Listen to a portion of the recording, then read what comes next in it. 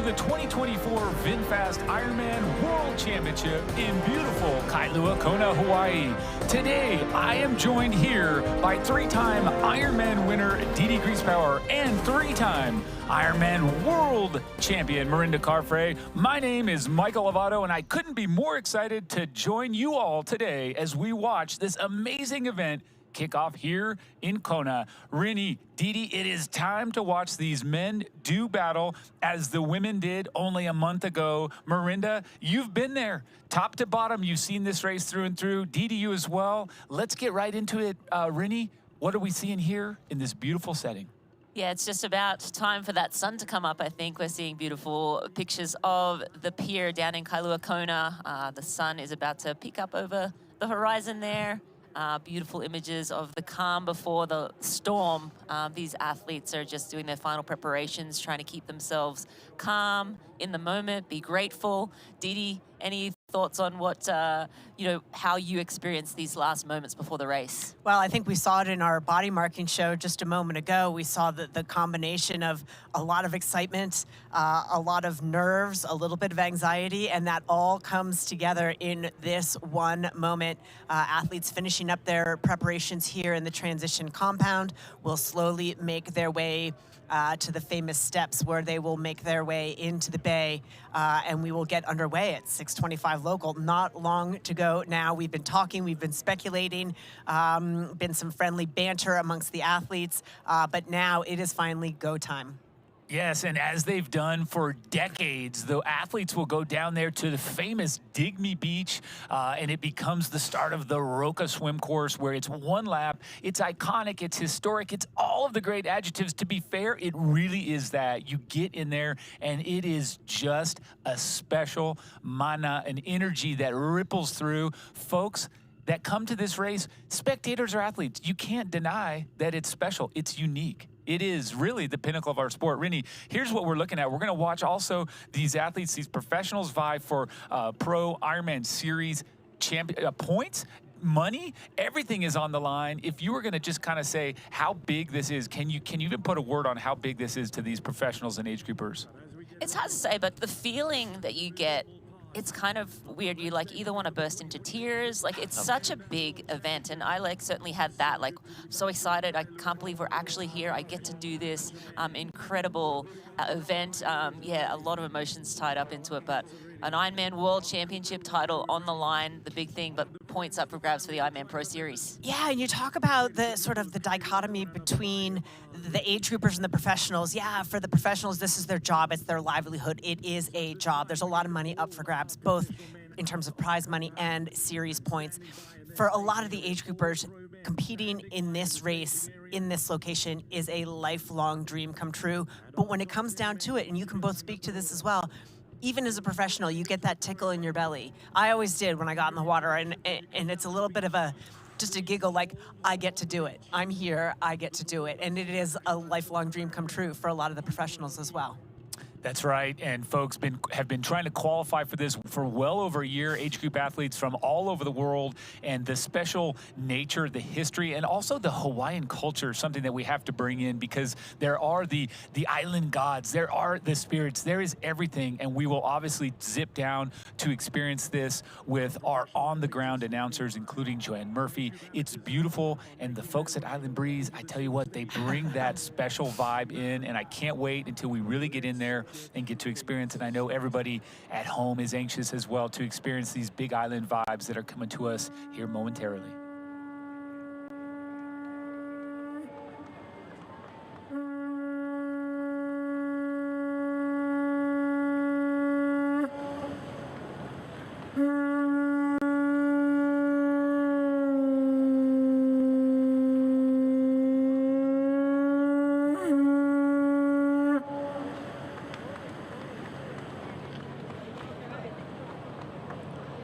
We have with us the featured MC and vocalist at Island Breeze Luau, Kahu Kealoa, to please do our blessing. I want all of you to join me, because the highest blessing we can give to every one of these athletes and their families is, of course, what embodies the islands of Hawaii. and what covers and shelters us day in and day out, and that is aloha. So I want you all to join me. This isn't a kitschy aloha. This is an aloha from your na'au. Go ahead and touch your belly right now, because that is where your aloha is going to come from. And on the count of 3, I want us all to send out this aloha to every one of these athletes. 1, 2, 3. Aloha. Akahaiena vailo kahia kulige. Oluga manao. Ha ko kulana. Aho nuia lanagila. Aloha. Aloha. Aloha. And I conclude with the word for life over every one of our athletes and their families. Keola, keola, keola mauloa. Amen. Thank you, Kahu, ke aloha. Mahalo, athletes.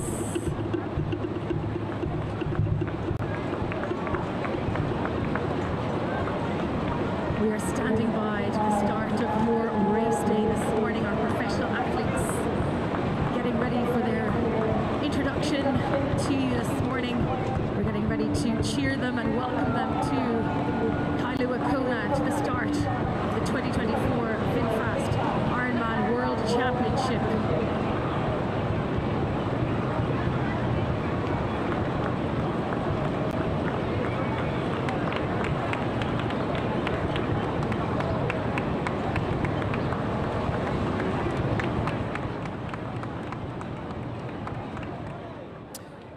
Once again, we are looking down on beautiful Kailua Bay here, and the sun just coming up over the mountains, Mount Hualalai. When you look at that and you can see the clouds are away, you know it's probably going to be a hot day. Here we have a little bit of a mixture, but nonetheless, the scene is beautiful as we get ready to introduce our professional athletes. That's our on-the-ground crew. They're incredible, the announcing team, international, and just very accomplished. Great to hear their tones. Of course, got a shout out to Mike Riley. We got to hear him for years, and he's at home watching, I'm sure enjoying his spot on the couch, but always a little nod to the voice of Ironman. And guys, as we get into these introductions, it's going to be one of those things where we'll go through the top seeds, and then we're going to have to come back. We're going to have to circle back, because I feel like there really are 20 folks that we really have to give full nod to. Didi? Yeah, whether it's contenders for the race. And here we go with bib number 1. He's from France. He is our defending 2023 Ironman World Champion from Nice. This is Sam Laidlow. Keep an eye on him in that gold swim cap. And wearing number 2 from Germany, this is Patrick Langer. He was 2nd place in 2023, and he is a 2-time Iron World Champion from 2017 and 2018. Wonderful stuff. He's got that light blue cap that you're going to look for here. And as we come to bib number 3, he's going to be putting on the purple cap, and he's in that white Roka swim skin, very identifiable, from Denmark, Magnus Ditlev. He was 8th in Kona last time he raced here, and 3rd last year at the Ironman World Championship in Nice. So look out for Magnus Ditlev. Wearing bib number 4. He comes from Norway. He's the 2022 Ironman World Champion. The last time the men raced here in Kona. This is Gustav Eden. He's also a 2-time Ironman 70.3 World Champion in 2019. And in 2021, he will be wearing that orange swim cap.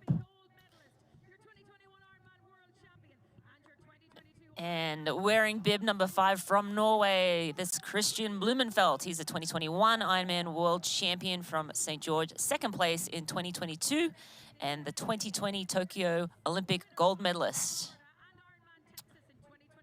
With bib number 6, Rudy Von Berg from USA, 4th in Nice last year at the World Championship, and a 5-time Ironman winner. Hands up there for Rudy in the green cap. And next up, wearing bib number 7, he comes from France. We don't expect to see much of him in the swim, but he was 5th place at 2023 at Ironman World Championship in Nice. He was 6th in 2021 in St. George. That's Leon Chevalier. And wearing bib number 8 from France. He was 6th place in Nice in 2023. He turned pro back in 2019. He has a background in mountain biking and short course triathlon. That's Arthur Hossiu. All the way from South Africa, 7th last year at the World Championship. This is Bradley Weiss, and he's 5th in the Ironman Pro Series standings. Go Bradley. And rounding out our top 10 in bib numbers, he comes from Italy. He was 8th at the 2023 Ironman World Championship in Nice. He currently sits 15th in the Ironman Pro Series point standings. This is Gregory Barnaby from Italy. He will be wearing a blue cap. And here we are watching those athletes, the ones we called in, the ones we didn't call in, everyone getting the chance to step into that 80-degree water at Kailua Bay. Beautiful temperature, obviously a non-wetsuit swim. They stand on that small beach that they call Digme Beach. Of course, Digme Beach, so that the athletes can stand around and take a look and gaze at each other's fine forms that they show up with at the World Championship. But these athletes are getting ready, and we're going to get ourselves prepared, of course, here for all of the pre-race festivities. This, to me, is the spot when, as soon as they say, hey, go for it, you can jump in and you can warm up. The Roca swim course is open for your pleasure. That's, I think, when the nerves can finally start to melt away a little bit, but not till that cannon fires is it really on. So, Didi, this was an area of specialty for you. Are these guys ready to rumble? Oh, 100%. Was so proudly we hail at the twilight last gleaming, whose broad stripes and bright stars through the perilous flight o'er the rampart we was, were so gallantly streaming, and the rocket red clear, the bomb bursting in air, gave proof to the night that a flag was still there. Oh, say the vast stars spangled banner yet wave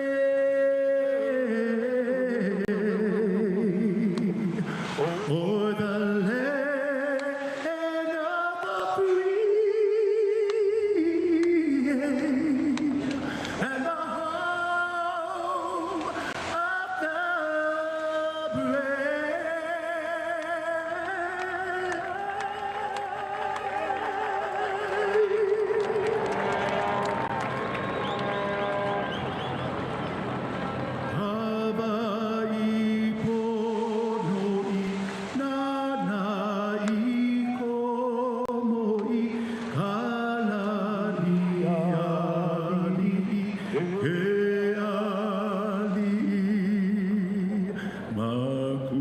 of the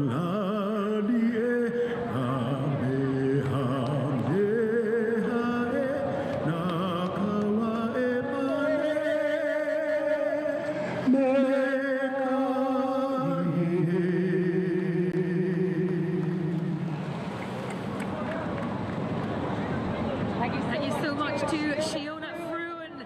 We are almost ready. And there it is. Once we've gotten some of our beautiful formalities out of the way, the dignitaries have spoken and sung. We have the athletes swimming, warming up, and it is a beautiful thing as they get ready to kick off this wonderful event, obviously with the first event. We're gonna kind of dive right into that, but look at those beautiful waters, guys. The warm up, they've got about 8 minutes that they let them go, 6-8 minutes before they bring them back, and they bring them back to line up, Didi, to those famous paddle boards that have to go perpendicular to the athletes, and they keep you lined up so nobody can jump the gun. But once again, I want to remind everyone that you are listening to me, Michael Lovato, Didi Griesbauer, and Marinda Carfrey. We've got this team in studio and an incredible team down on site. We've got analysts coming in all day. This is what we've been looking forward to, and this race has been going on since February 18th, 1978. That's right, when we saw Michael and Judy Collins kick this thing off. Ironman was born. You weren't quite yet born, but Didi and I, we were already teenagers by that point. But nonetheless, so much history here, and this is really what our sport is all about. Didi, it's such a pleasure to be here. I know you're excited to watch this race kick off. Oh, I'm thrilled and to see where we've come since 1978, and in this day, what we're expecting here today as we take a look at where we are and what's ahead of us. That's right. Zooming right down to Kailua Bay here, and this is the Roka Swim. This course, of course, is one loop. Of course it is. It goes straight out, in water start, and then you finish there at the pier all the way out there, 1.2 miles or 1.9 kilometers before you turn around and you head back. Notice how quickly we went out, same in the race itself, and you finish here at the storied Kailua Pier. And then, of course, on the full gas bike course, it's the single loop, 112-mile, 180-kilometer bike traveling from Kailua Kona to the Hawaii turnaround and back along the iconic Queen Ka'aumanu Highway. Brace yourself for this challenging course, not because of the topography, but because of the strong crosswinds. To and from Hawaii can be punishing. And, of course, the swirling winds mean that you may face a headwind in both directions. As spectators, we'll get to enjoy the breathtaking lava fields, coastline, and ocean vistas. And Didi, there they are. Look at that. As long as it takes to read the course, it takes even longer to ride it. What a day before you get to transition at 112 miles here in Kailua before everyone's favorite. The final leg, yes, one loop on the Hoka run course. That's 26.2 miles or 42.2 kilometers with an out and back jaunt past the spirited crowds on Ali'i Drive, and then up Palani Road, that steep incline to the Queen Ka'aumanu Highway, leading to the awaited host park at the National Energy Laboratory of Hawaii Authority. That's NELA. You'll navigate a rolling course with intermittent steep stretches, followed by a triumphant return. I don't know how triumphant that return is along the highway. Maybe when you get down. Your grand finale includes a victorious, this is a triumphant part, lap through Kona Town, culminating in an exhilarating finish line there down in Kona Town. Well, triumph for you, Rennie, 3 times. The rest of us ambling down, moseying down. But the fun thing is that today's race is massive, but there's also a race within the race. Of course, I'm talking about this awesome Ironman Pro Series. Take a look at this. At the top of the field, we've got Matt Hansen, who is racing today. He's got 5 races. He's up top. He can shuffle around his points. There may be movement, Didi. Yeah, there may be, but there's a lot of athletes that are getting the full bore of today's point totals. Bradley Weiss sitting in 5th with a great performance today. He could catapult himself to the top. Matthew Marquardt, another one sitting within the top 10, who, is going to get the full percentage of all of his points here today. And of course, as a reminder, 6,000 points up for grab, and every second matters. Renee, tell us about that. Yeah, absolutely. 6,000 points, as you mentioned, up for grabs today. Athletes like Matt Hansen looking to replace one of his lower scores. He's already maxed out with 3 Ironman finishes, trying to replace that and get a better score here today. Yeah, a lot of movement potentially going to happen in the overall point standings. So it's just a race within the race. Obviously, we're crowning an Ironman World Champion here today. That's the highlight of the day, but nice to have subplots to talk about. Just over 4 minutes till we fire the cannon here and get this race underway. Stay with us. Of course, we'll be back for that live cannon shot in just a minute.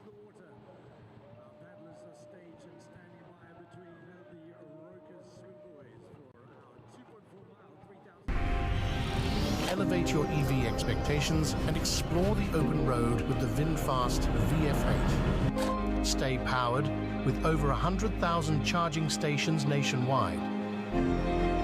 Experience peace of mind with 24/7 roadside assistance. Drive with confidence, backed by our 10-year unlimited miles battery warranty. All-electric VinFast VF8.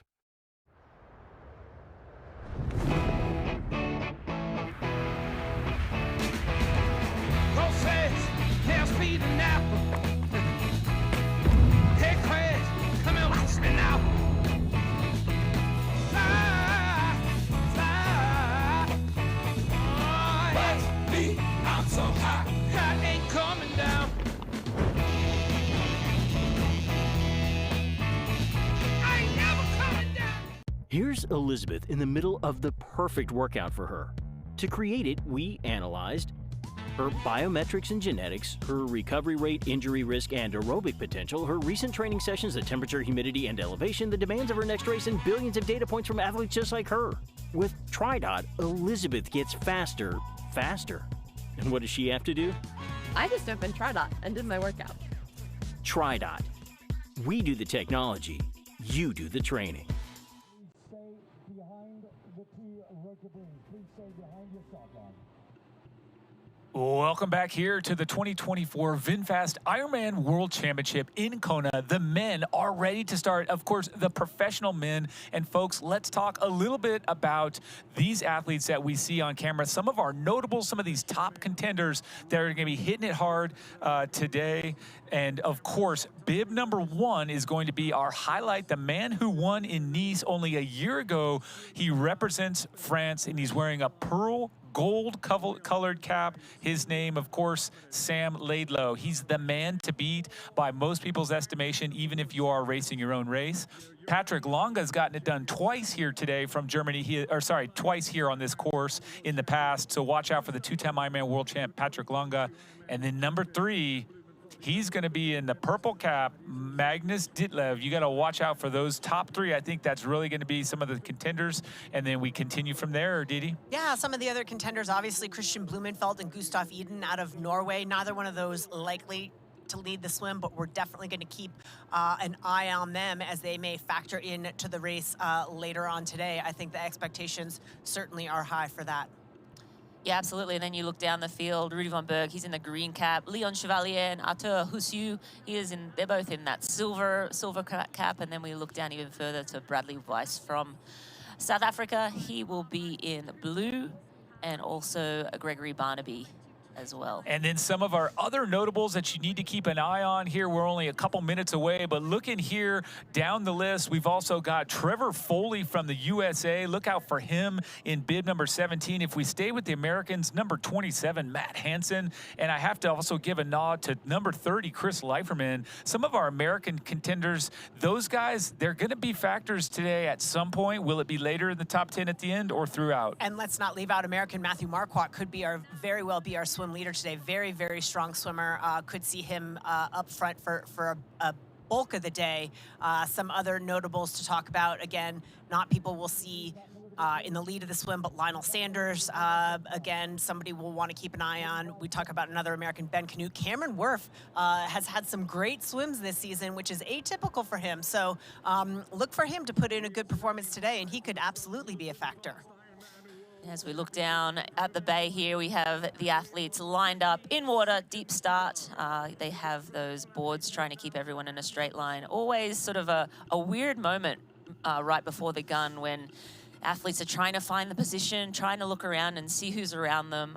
Very crucial part of the race, Michael, the start, but obviously a very long day ahead for these athletes. Well said, Rini. And we are looking here about just less than a minute to go here before we kick off the VinFast Ironman World Championship. The men strung out left to right across the bay. And here we go, the cannon poised to fire.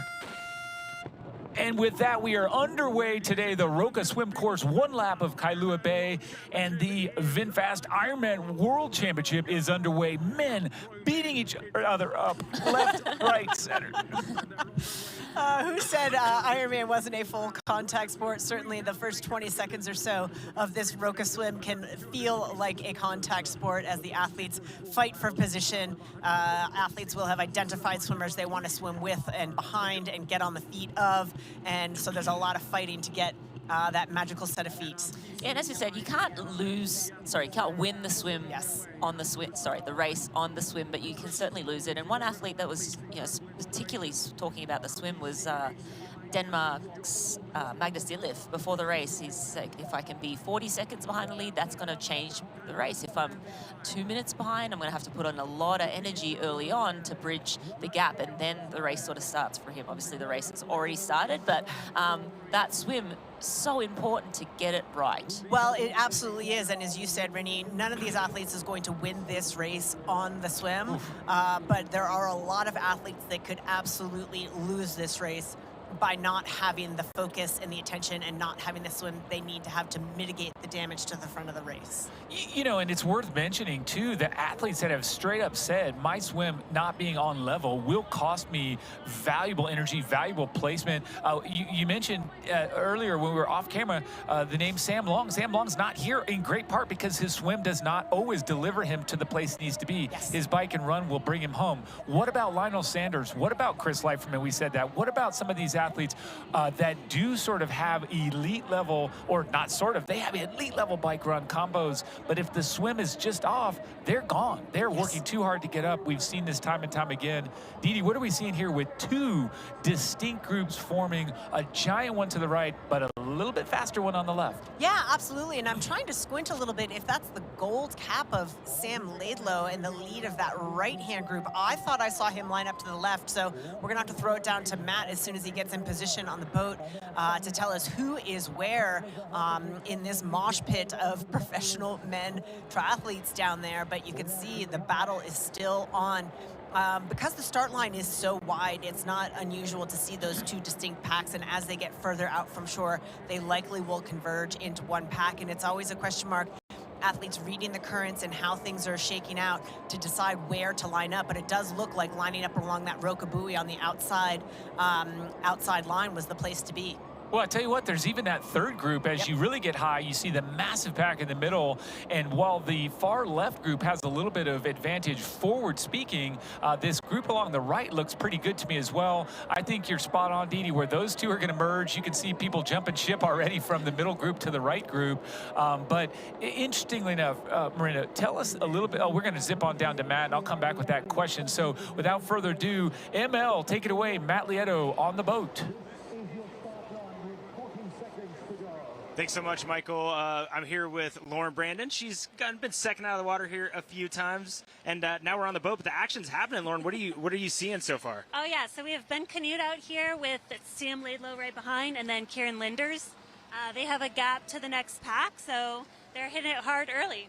Yeah, and it was very separate, as you guys saw in the studio. A small group way far right, and then a lot of people left, and this one kind of snuck out to the left. So right now, there's a group that has to try to bridge back up. We've got the silver cap. Can't exactly see that name yet, but we did have Arnaud Guillot was on their feet, and they got spit out. And right now, that light blue cap has really bridged that gap. So you could see him take 10 or 12 big strokes. And now, Lauren, it's pretty much one huge group. Yeah, so there's definitely a lot of guys. It's getting a little crazy in the middle here with some guys kind of falling off the back already. But yeah, it's going to be interesting to see kind of what happens in the next, few hundred meters to see who can bridge back up to those front pack. So we'll see what happens. Yeah, and we can see in the middle of that group is definitely chaos. We see Rudy von Berg on the outside of this group really swimming catch up. He's right next to Patrick Lange. Is right at the front of our shot here behind that green cap is that blue cap of Patrick Lange, a previous champion here, second place last year. So he's in really good position, about 8th position, I'd say. Lauren, you'd say that's a pretty good spot for Patrick Lange. Yeah, for sure. I mean, we know Patrick, his swim has been pretty good, and if he can stay in the front pack or second pack, we know he can have a great day out there. Yeah, and right now I'm still looking for, I know the key ones right now, it's trying to see who is exposed and might get dropped. So I'm looking for that white suit of Magnus Ditlev. I'm not seeing him quite yet. So he might be just in the, actually he is in the middle of the scrum. So right now Magnus Ditlev probably, I'd say in about 10th or 12th position. He's swimming 2 people to the right of Rudy von Berg. So that is a very good position for Magnus Ditlev. And if Magnus Ditlev gets out of the swim in the front group, him and Sam Laidlow are going to do some things. Oh, for sure. I mean, we know Magnus has had some good swims this year. And so I think if he can be out in front early on, then everybody else is in trouble. But again, guys, right now, there's one sole athlete that has dropped, a few stragglers getting broken out of the back of that group. But right now, it's still one huge group, like literally 50 athletes still swimming together, which is pretty crazy. So you're going to have to see someone like Canute is going to need help from someone like Laidlow or another fast swimmer like Koolhaas to get to the front and really start pushing that pace. And I think if you don't see this group break up, by the time we hit that turnaround, you're going to see someone else come to the front. And right now we see that number 29 right here in the middle is kind of where it's going to split up. So Jackson Laundrie right now is the man who needs to keep this group together. And that's, if it's going to go, it's going to go there. But you guys are seeing what we're seeing, and it is chaos in the middle of this group. But again, right now it's Patrick Lange and Magnus Ditlev having great swims.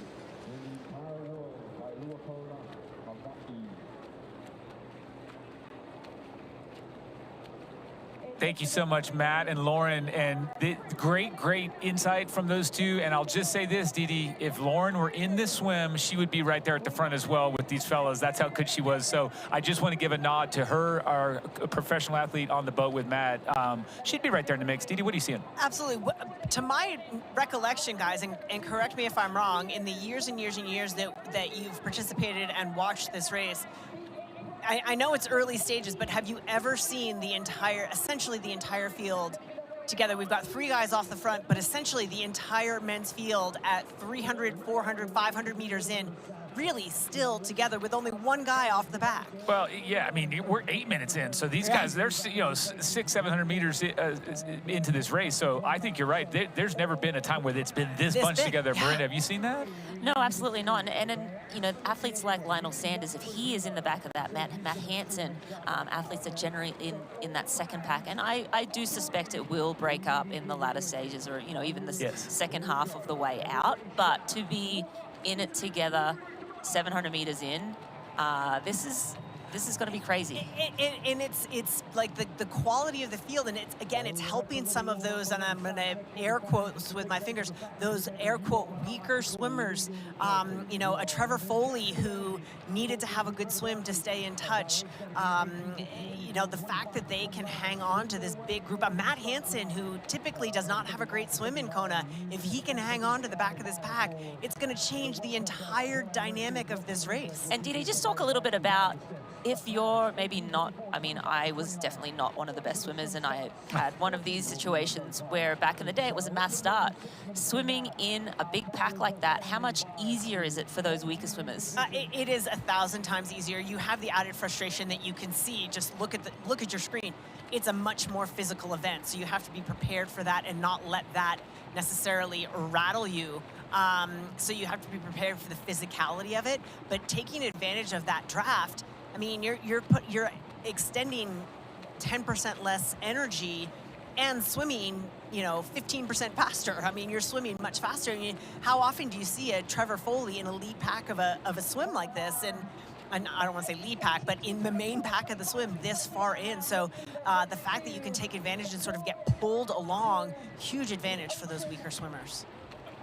With zero doubt, I think we're going to see 20% of that field popped off by the time we get to the turn buoy, and then another 10% dropped on the way back. This, while it is remarkable, you can see it happening actually already now. The reality is you are dragged along, and 6, 8, 10, 12 minutes, you're fine. We can all do that. Everyone in here can do that. But ultimately, what happens is when that draft starts to not help as much, these front-running swimmers that are going to usually break away, those guys are still spending a little bit less energy, and they're going to be the ones that capitalize and pull away on the second half. Well, and here's the other thing. Even if they can hold on for 1,000 meters, they're way better off than they are in some other races where there aren't quite as many bodies to help keep them in touch.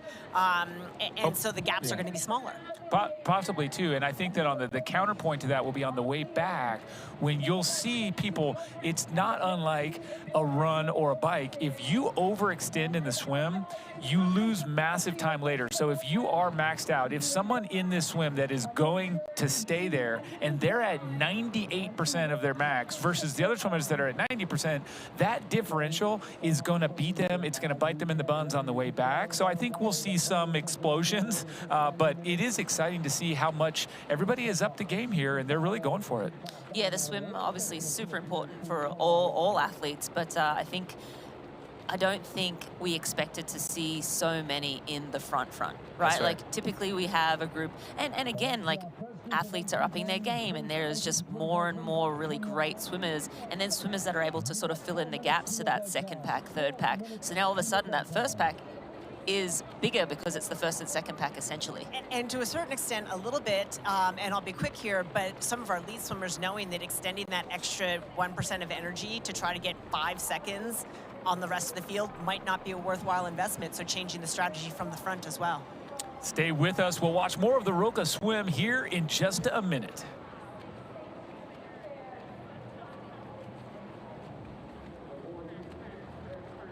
Introducing the Ironman Pro Series Virtual Edition on Full Gas. Join athletes from across the globe as they conquer bike courses from the Ironman Pro Series. Challenge yourself, travel the world, and earn your exclusive Finisher's Medal. Push your limits and make your mark. Exclusively on Full Gas. Unleash your inner champion. Register now at fullgas.com.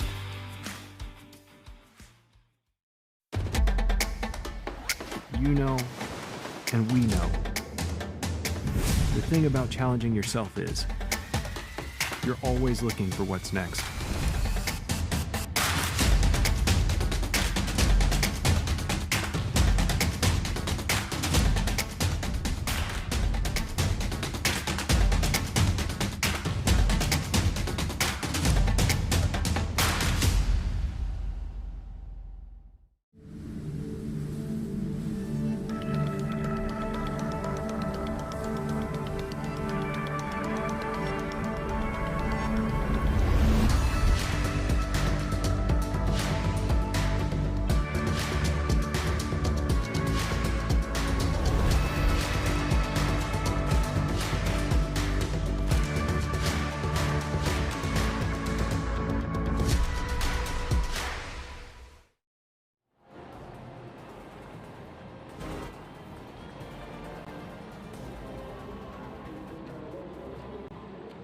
And we are back here watching this beautiful race get underway. A lot of battles within the battles. It is absolute pandemonium in there. These athletes don't even know exactly where they are. All they know is stay with the guy in front of me, watch the guy to my left, watch the guy to my right.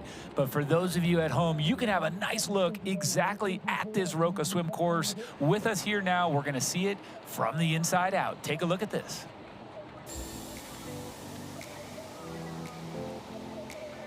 Welcome to the 2024 VinFast IRONMAN World Championship here in Kailua, Kona.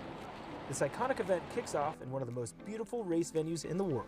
Let's take a look at the Roka swim course. With the majestic sunrise over Mount Hualalai as the backdrop, this 2.4 mile or 3.8 kilometer swim in Kailua Bay features an in-water start, which is signaled by a blast of a cannon. Racers swim out and back in a clockwise direction, sometimes facing minor swells and currents, but generally calm and toasty conditions. The resident spinner dolphins have been super active in the bay this week, so swimmers and spectators alike should keep their eyes out for them as well as the local hono, or turtles. The Roka swim course here in Kona is super unique. First of all, it's probably the most beautiful swim course I've ever done in a triathlon race. Crystal clear waters, but you can also be sure to experience, or you can have the probability of experience pretty big waves and large chops. Obviously no wetsuit, so probably favors a little bit more the stronger swimmers. The atmosphere is really crazy. Of course you have people cheering and loud noises and drums, but on the other hand it's also really quiet in a way, and everyone, both the pros and all the age groupers, are super focused and trying to, they want to perform. For the race day here in Kona, I'm going to be using a special swim skin made for this race only for me, which is based on the Roka Viper X3, the new swim skin. In surroundings like these, you can't really complain. It's absolutely amazing. And that's your Roka swim course. Head over to Ironman.com for all the race details, including how to tune in this Saturday. And we're back here live, and from the studio, I want to quickly throw on down to the boat with Lauren and Matt. Guys, what are you seeing there on the water? Thank you so much, guys. We're down here it's a little chaotic down here. We're trying to figure out who's where. Right now we're with the second group. Big names that are in the second group. Lauren, I think we said Gustav Eden is in there. We did just see Leon Chevalier is in there. Anybody else you're noticing that we're kind of surprised they're in the second group? Yeah, no, those were the two that I noticed as well, getting dropped a little bit from this front pack, so. That Sten Gosauers is in there as well, but then the big news was kind of that third group. The third Lauren, group, yeah, we have Jackson Laundry back there, along with Trevor Foley and Cam Worth. So they're going to have to try and bridge back up to this next pack. Yeah, and what we didn't see was still haven't seen Lionel Sanders' silver cap yet. So he wasn't in that third group. We don't see him here. He wasn't that last athlete that was out there on his own, so we're still not sure where Lionel's is. He must be in that third group, but we will get that as soon as we can. There's a few athletes that lost their caps. We saw Sam Appleton lose his cap earlier, so keep track of him. But what's the biggest thing you're noticing right now? We got these three groups. Are we surprised at a few in that front group, or surprised at some that didn't make the front group? Yeah, I think I'm a little surprised that Gustav Eden's back in the second pack. We actually have Matt Hansen here in the second pack, which that's a really strong swim for him. So hopefully they can kind of stay off this front pack, not too far. So yeah, a little surprised by that. But the front pack is still quite big.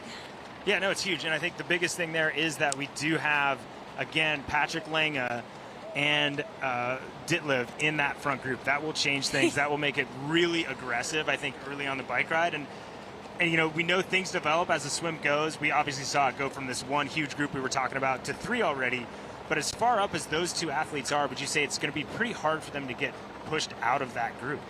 Yeah, I mean, for them to still be in that front pack, I think that's good news for those guys to still be up there. And because it's so big, you know, that makes it a lot easier for you to sit in on people's feet.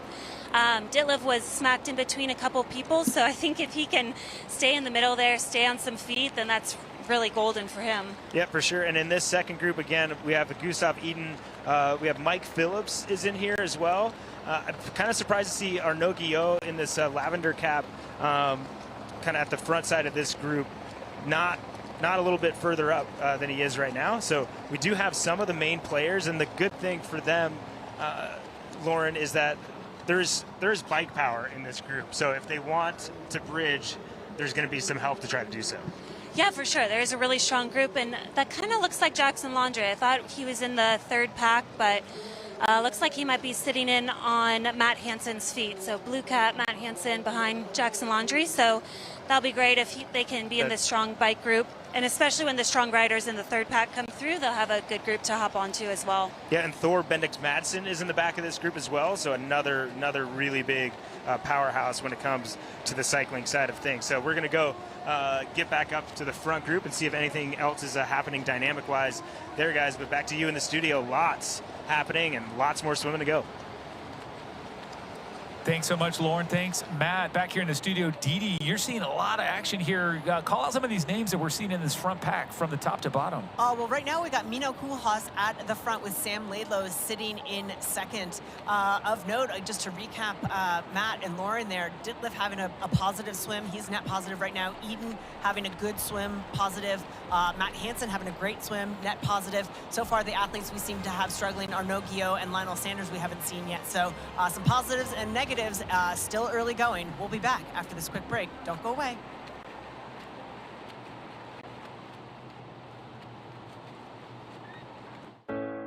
Shine bright like a diamond. Find light in the beautiful sea. I chose to be happy. You and I, we're like diamonds in the sky. Shine bright like a diamond. Shine bright like a diamond. Shine bright like a diamond. Beautiful like diamonds in the sky. Shine bright like a diamond.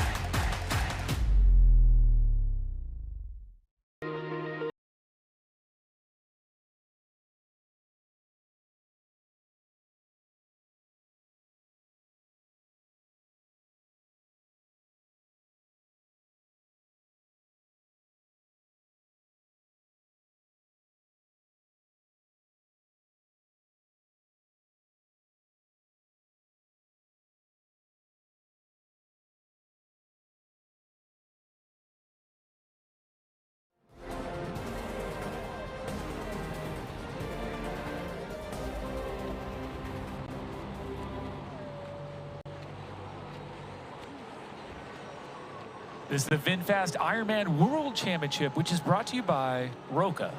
Find faster with Roka. And by TriDot. Better training results in less time with fewer injuries. And we are staring at live footage of these professional men barreling towards the turnaround point here in the Roka swim course. Kailua Bay looks to be, relatively speaking, fairly calm, not massive swells, not massive waves, but these men are starting to break up. Rinny, what are you seeing there with Laidlow on the left, Coolhouse on the right? What's going on? They're breaking away. That looks like it, yeah. It looks like Laidlow maybe has taken a little look around, but it does look like he had a little bit of urgency in that stroke, taking the lead now from Coolhouse. It looked like they had, like, you know, maybe half a body length on the next guys, so they'll have to pay attention to make sure that there doesn't, you know, a gap does not form. I don't think that will happen, but definitely seems like a little more urgency with the world champ. Let's see what Matt and Lauren see down on the boat. Guys at the turnaround almost. Matt, Lauren, what are you seeing? Oh, I'm seeing right now, we're going around the Body Glove boat. They got the Rocky music going because they know this is where it's going to go. It's the Eye of the Tiger. And the Eye of the Tiger right now is Sam Laidlow putting in an effort coming into this turn. He didn't even wait to see what the gaps were and if it was broken up. He's going to the straight, and he's actually got a little bit of gap. I love that they're playing Rocky right now. And Lauren, chaos. Like, this group is 4 or 5 wide in the middle. Yeah, it's super crazy. Magnus Ditlev was actually in between like 4 people, so he was getting tossed around a bit, but still kind of in that front pack. And we have David McNamee, which is in the yellow cap there, so he's still hanging on strong. We know he's been 3rd place here multiple years, so yeah, let's see. Oh, dude. I mean, Sam is absolutely stringing this group out. We asked for the shot because we wanted to show that it was 5, 6 wide and everybody was getting their butt kicked. It's now single file because Sam Laidlow is absolutely drilling it. And I will take back what I said earlier, Lauren, that that we had Magnus and our 2-time champion Patrick Lange in good position and safe. Patrick's still in a good spot, but they are definitely susceptible to getting dropped right now because Sam is absolutely destroying it. Tell us, why would Sam do that now? Yeah, I always feel like right around the halfway point when the currents switch a little bit and you're coming on the way home, you can kind of cause a gap there, and people are starting to get a little tired as well, right? Because you're halfway through, you can hold on for a while, but then, yeah, well, get tired. Whoa. We can see Ditlev right there, and he's trying. He's still got 5 athletes behind him, so he's in a good spot, but he knows that if he can stay with this front group, it's going to change his ability to possibly win this race. He's got 2 athletes in front of him, which is a pretty big advantage. You think maybe it's not that big a deal, 1 versus 2, but 2 is a big deal. But guys, literally 90 seconds ago, we wanted to talk about how wide and massive this group was. Single file. It's 100 meters stretches this front group, but they're all fighting, no real gaps yet, Lauren.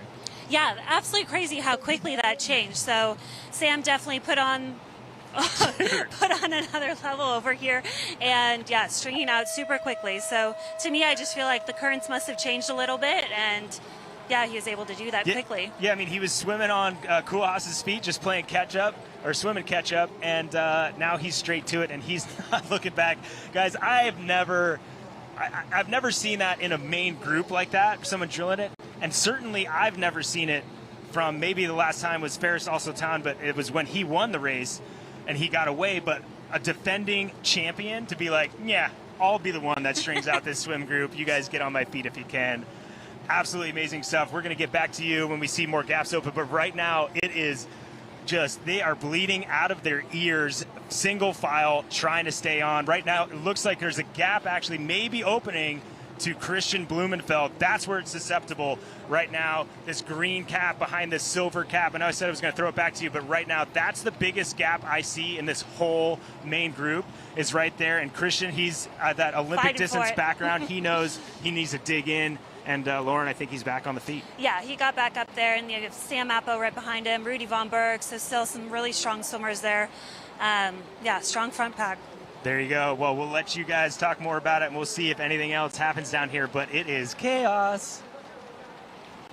Thanks, team. Great to hear what it looks like from the water. And we're seeing a lot of the same incredible effort as Sam Laidlow, our defending Ironman World Champ, decided to turn on the afterburners. He made the fellows work, and that gap formed on Coolhouse and company. So this is the return trip of the Roca swim. There's one segment left before they hit solid ground and the dynamics of the bike run begin in earnest. Folks, stay with us because we promise to bring you more exciting action, moves like Laidlow, when we come back. Please stay with us. After this break, we'll continue.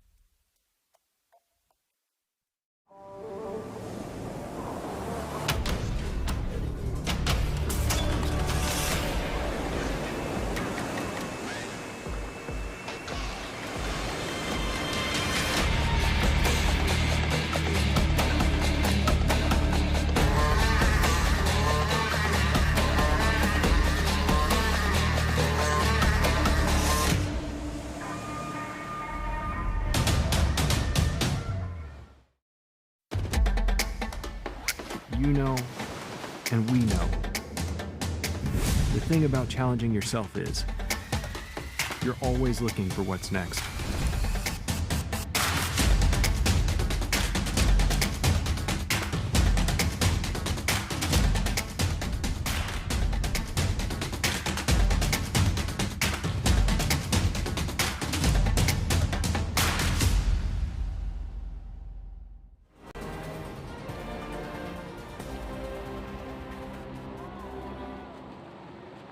We are only 30 minutes, not even 30 minutes into the VinFast Ironman World Championship, and we in the studio are mouths agape, and I hope viewers at home are as well with the effort here we're seeing. Didi, that's Sam Laidlow. What are you seeing on this swim?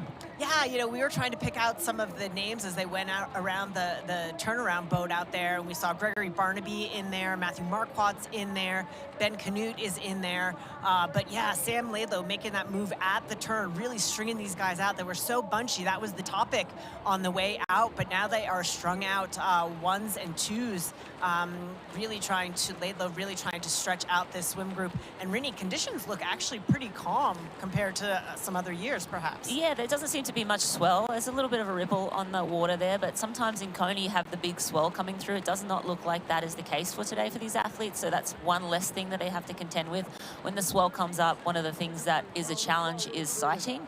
There are some really great landmarks in Kona that these athletes would have scouted out in advance, but the buoys are sometimes hard to see when there is that swell. But Laidlow seems, you know, he put on the afterburners there, but now it seems like he's settled down a little bit more. You saw Coolhouse coming sort of around to the side of his feet, which makes me think that, you know, he's possibly going to take a turn now, and Laidlow might be, you know, coming off the gas a little now to hop back in and enjoy. And you hear the horn of the age group start there in the background. So 2,400 age groupers racing here today. So those athletes getting underway as we speak. Amazing stuff. And folks, this is what we do know. Sam Laidlow's move actually worked. So good stuff there as they broke the group apart. But it's not just about the pros, as you know. The Ironman Foundation also is something here we got to talk about. It creates positive and tangible change in the race communities through grant funding and volunteerism. We would encourage you to go beyond the finish line and become a part of something more. Beyond the finish lines, the Ironman Foundation is dedicated to uplifting race communities around the globe. Through grants and volunteer efforts, we've provided over $55 million in givebacks since 2003. Join us by becoming part of Team IMF, a group of athletes committed to racing for more. Don't miss the chance to get your entry fee for a 2025 VinFast Ironman World Championship during our La Lima auction, open now until October 30th. Learn more at ironmanfoundation.org. And welcome back to the 2024 VinFast Ironman World Championship men's edition. We are well underway, a little more than 30 minutes in, and Rinny, we've had a change in the lead again. Yeah, it looked like Mino Koolhaas going back to the front, but we saw Laidlow in pictures right before that promo, rolling over onto his back, doing a couple of backstroke.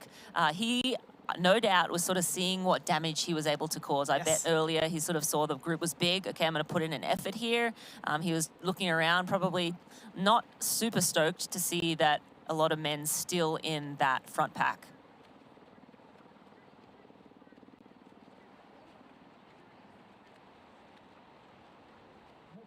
And of course, that first pack is still pretty significant, but it is nowhere near what we saw on the outbound leg of this Roka swim course.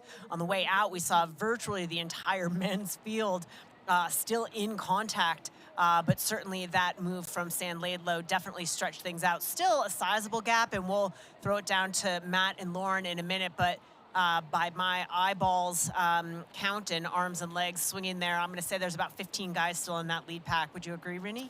Yeah, absolutely. Still a big lead pack, and it doesn't seem to be a massive gap to that second group. Yes, that group will start to lose time because they don't have, you know, the feet of Koolhaas leading the charge. And when you lose contact, you just ever so slightly keep, you know, losing more and more time. So it will still be a big blow up in transition, we like to say. The men will come through, blow up transition, and head out onto the course. And it's super tricky at the start of that bike course when there is a big pack, Didi. Yeah, let's throw it down to our good friend Matt Lieto. He is with superstar swimmer Lauren Brandon out on the boat. They are getting into position to give us the best update possible. Right now we are 33 and a half minutes in. Of note, our swim course record is 46:29 by Jan Sieversen back in 2018. Let's throw it down to Matt. Thank you so much, Didi. Yeah, we're back here. And Lauren, what are you seeing? A couple getting dropped out of that front group? Yeah, so we have Ditlev still there, but we have Brad Weiss, Christian Hogenhaug, and also Robert Callan. So strong little bike pack back here, which, I mean, they're not too far off. They're not even 25 meters, but yeah, getting dropped a little bit towards the end. So they can make it up quickly, I guess. Yeah, and you saw Bradley Weiss took a really hard turn to try to bridge that gap or to keep it from going, and then he's now had to settle back in that group. But yeah, Callan is an absolute hammer on the bike, so no doubt there'll be a ride to this front group, whether or not those guys can hang on.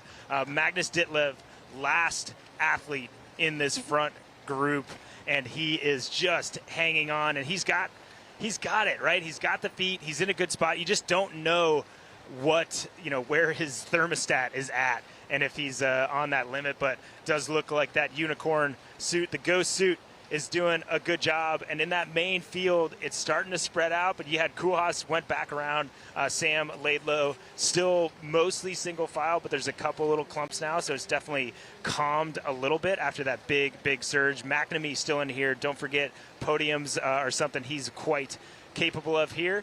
And again, we do think we see Patrick Lange in here, but honestly, we're not sure if it's Lange or Backegard, so one of those two might not be in this group. No, I think both of these athletes are in this group. Again, sorry, it's a little rough out here, and we haven't talked about conditions yet. We have some texture on the water. There were some rollers out there, but nothing too crazy. But it does look like, don't hold me to it, but we do have Patrick Lange and Backegard in this front group. But Lauren, what do you think? Last few hundred meters, anything going to change? I don't know. Yeah, like you said, it's kind of coming back together a little bit more. We see some guys swimming side by side, groups of 2 and 3. So maybe slow down a little bit here. But yeah, they definitely did a huge push, which really helped break up that group. But yeah, still a group of 25 guys out here. So more what will happen on the bike. Yeah, but a huge thing is that we have that big bike powerhouse. Actually, I was just going to stay still in the group, but just getting separated. The athlete in front of Magnus Ditlev has opened up a gap. So there is a gap to Magnus Ditlev. So this is going to be the question. You know, he's going to be within a minute.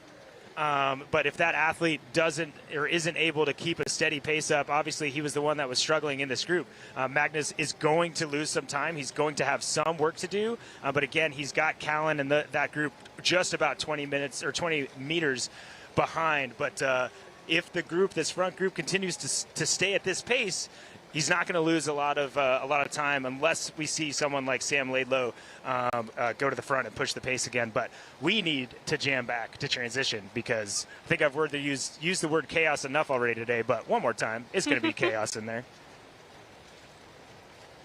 Thank you so much, Matt. Thank you, Lauren. And we can confirm, having seen that number 2 of Patrick Lange, that he is in fact in that group, that colored cap of our 2-time Ironman World Champion. So a great spot, a dangerous spot for Lange to be in there, come out of the water with the leaders and be able to sit in and ride well. And he also referenced in his pre-race interview that he's worked super hard on that element, right? That cycling, stay up with these guys, because we know the run course record holder himself can turn the wheels over once on Elite Drive and beyond. You know, if anything, there was going to be a challenge for Patrick Lange, again, against some of these bigger guys throwing down big watts. He's a smaller guy, obviously runs incredibly well, but to be in a large bike pack like this is really, really great news for Patrick Lange. Again, we're not even 40 minutes into this race, and there's so much racing left to go, but it's so great for an athlete like Patrick Lange to get off to such a great start, to come out of the water and be like, yes, number 1 down, versus if you didn't have the swim, you thought, you know, to face struggle right out of the gate is a tough way to get underway on the day. Would you say, Rennie? Yeah, absolutely. And we're looking at a great aerial there. You saw that gap to the Ditliff group. It was only a few body lengths, so it's not a substantial amount of time just yet, but definitely a little gap there forming. And it looks to be more like 20 to 25 men in this front group, so a lot bigger than we first anticipated. Again, you know, we have Clement Mignon in there. We have Mino Koolhaas leading. We have Laidlow sitting pretty in second, doing a little backstroke here and there, but a big group of men, a lot of our favorites here in the front. We will be able to see momentarily when they get out where everyone is, and that will be the telling factor. How many seconds, how many minutes to the second group? Where is Trevor Foley? Where is Blumenfeld? Blumenfeld, I think, was in that main group, but again, we'll be able to see for sure as soon as they get on dry land here momentarily. Well, Matt used the phrase chaos, and so it is somewhat organized chaos, madness. There's a frantic nature that you see in transition, but I think let's also remember, when you have a group of this caliber, this fitness, this level of taper as well, this readiness, when you hit those opening stages of the full gas bike course, you have to be super careful as well. You have to be vigilant where you can bunch up and draft the heck out of this swim. Clearly, once you're on the road, you have to keep that head up. You have to make sure you don't get that unfortunate position foul, the drafting call. You have to really be attentive. And particularly given the nature of this course, as the athletes, and we'll see it as they get onto 2 wheels to this full gas bike course, but the loop around town, you can get caught up not only in the rush of the crowds, but the out and back nature could be a spot where a lot of these athletes will absolutely have to be heads up riding to avoid that, because that can really ruin your day right then and there. Yes, as we look at that only really, well, it's the only section early on where they go up the Kuakini Highway and get to see the out and back section. That allows them to see where they sit with regard to their competition. They get to see how far back is so-and-so, how far up is this guy and that guy. You don't get that opportunity until mile 60 in Hawi, so it really is a key moment as well to get the eyes on the competition. There's so much going on there, and it can, I think, just contribute overall to the fatigue that settles in for these athletes racing. Rennie, you know, anything that surprised you just massively you have to share before we rush off to break? Yeah, just seeing Patrick Lange so far up in the front there, I think was notable for sure. KB in there where we thought he'd be. But yeah, I think as we see them hop up on land, I think there'll be some big mentions to see where everyone is at. We are going to run away to a break. We will be right back.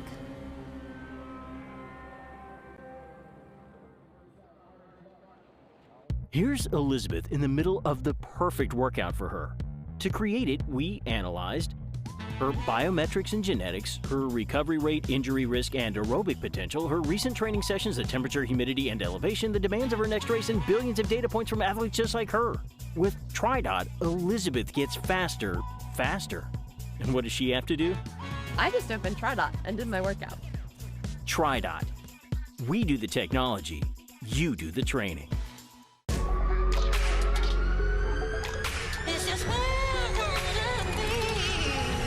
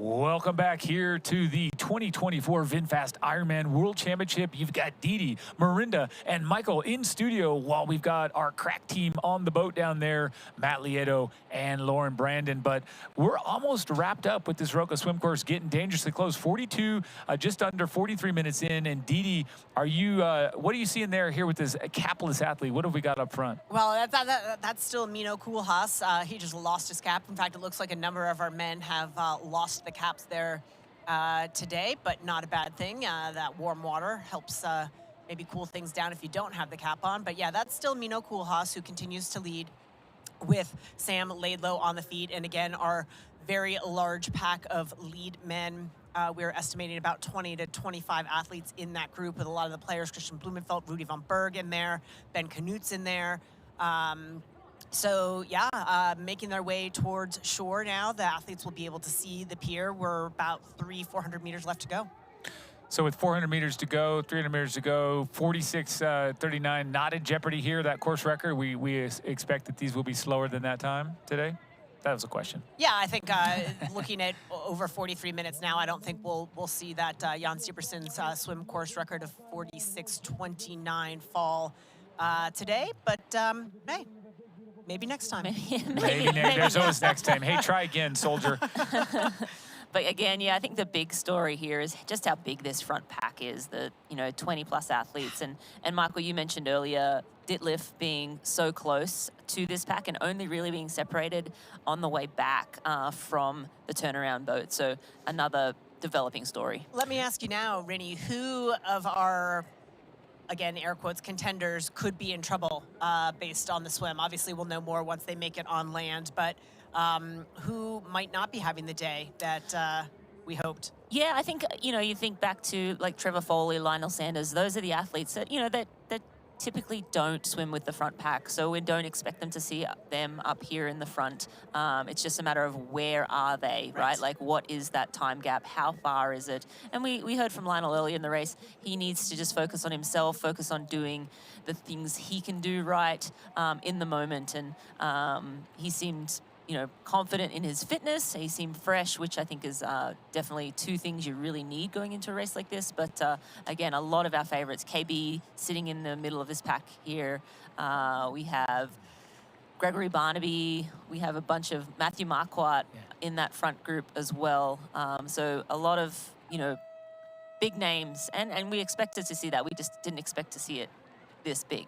Yeah, when you talk about, look at those three green caps there bunched together. Blumenfeld is the second one. Rudy von Berg is that other green cap, and then Matthew Marquardt is the neon or the lighter colored green that was on camera right as we were facing them. So he'll be on your left. But folks, they're coming to the very end, and if you've been in Kona, you know exactly where they are. They got this last stretch. Sitting on the pier there is a spectacular venue to look down upon these swimmers. It is obviously the VIP section, partners, sponsors, and other of our VIPs in there. There's Paul Kay looking down on the water. You got our announcing team also just front row seat. And gosh, the course record of 46:29, Jan Sieberson from Germany is just about to tick super close, which tells me, again, as if I needed validation, this swim has been on fire from the start.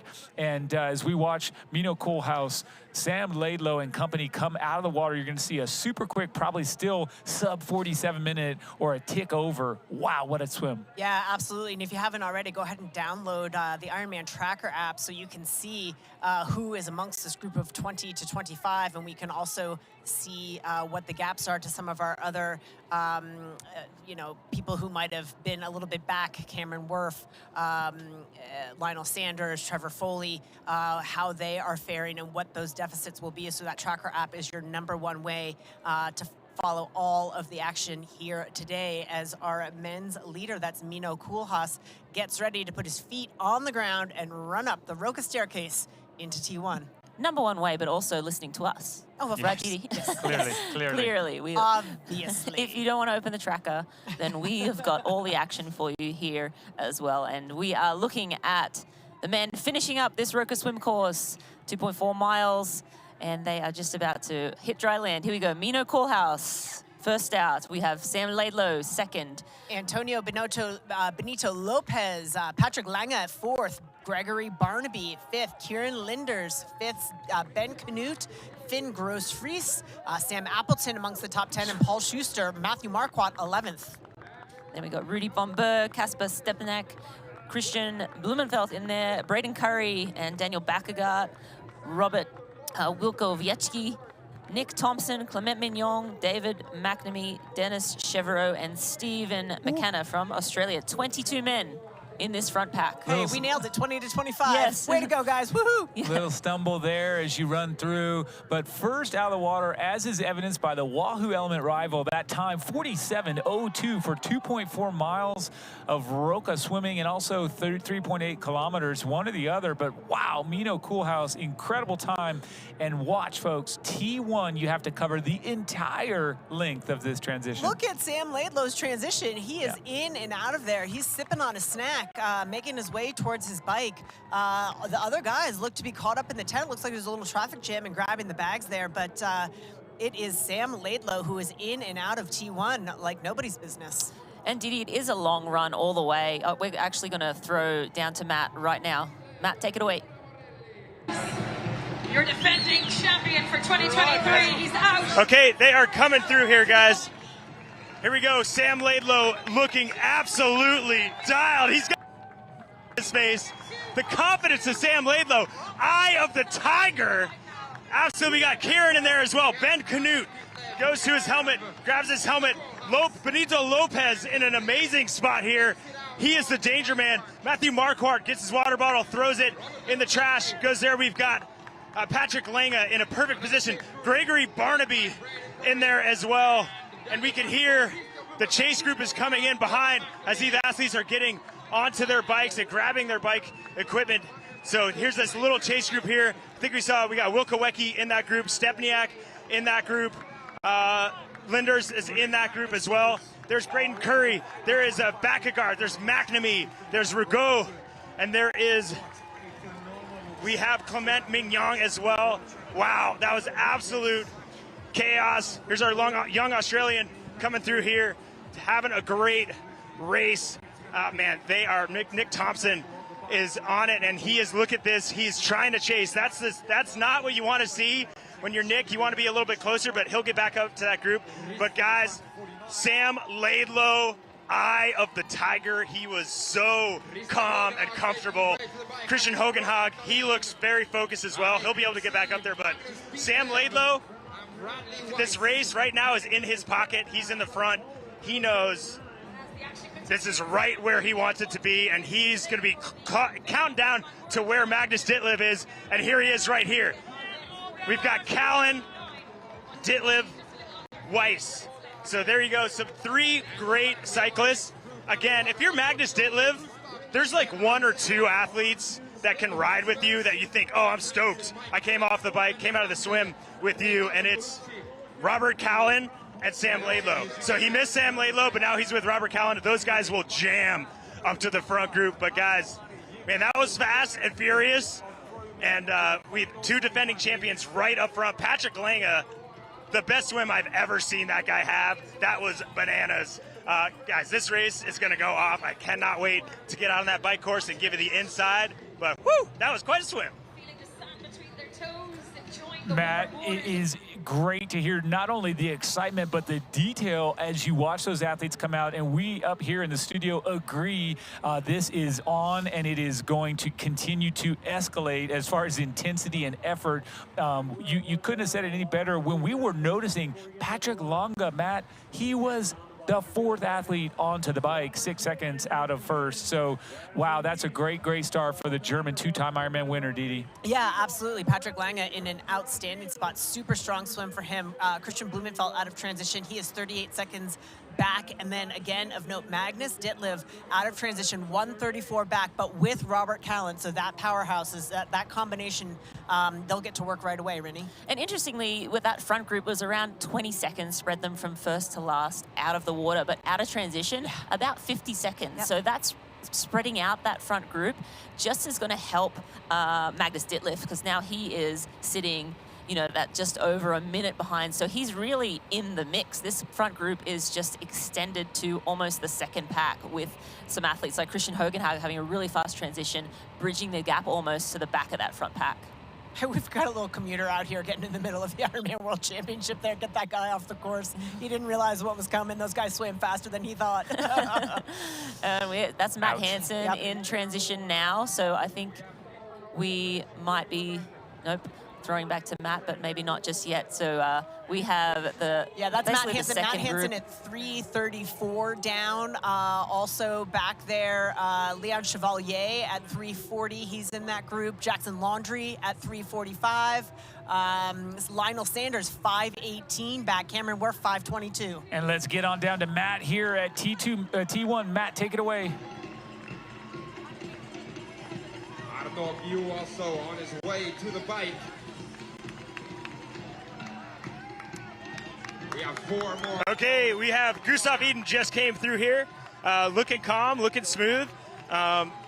He's making sure his suit is ready to go. Arnaud Guillot coming through. Honestly, I'm really surprised. That was not a good swim from Arnaud Guillot, but he's going to reset. He's got some good athletes to chase. We had Matt Hansen was just up the road in front of him. Jackson Laundry was up there as well. One thing I've noticed, which I haven't noticed a lot of the years, is more of these athletes, I think, as we have the ability to intake more nutrition and more carbs than we have in the past. We've seen a few athletes, so this athlete getting his stuff together, but drinking full water bottles while they're in transition and dumping their water bottles here. I've not really seen that in a long time. It's not that exciting, but it's part of the race. They need to refresh and carb load after they come out of the water. One of our American favorites, top 10 world champs a few times. The no-look throw into the trash. Didn't even look at it.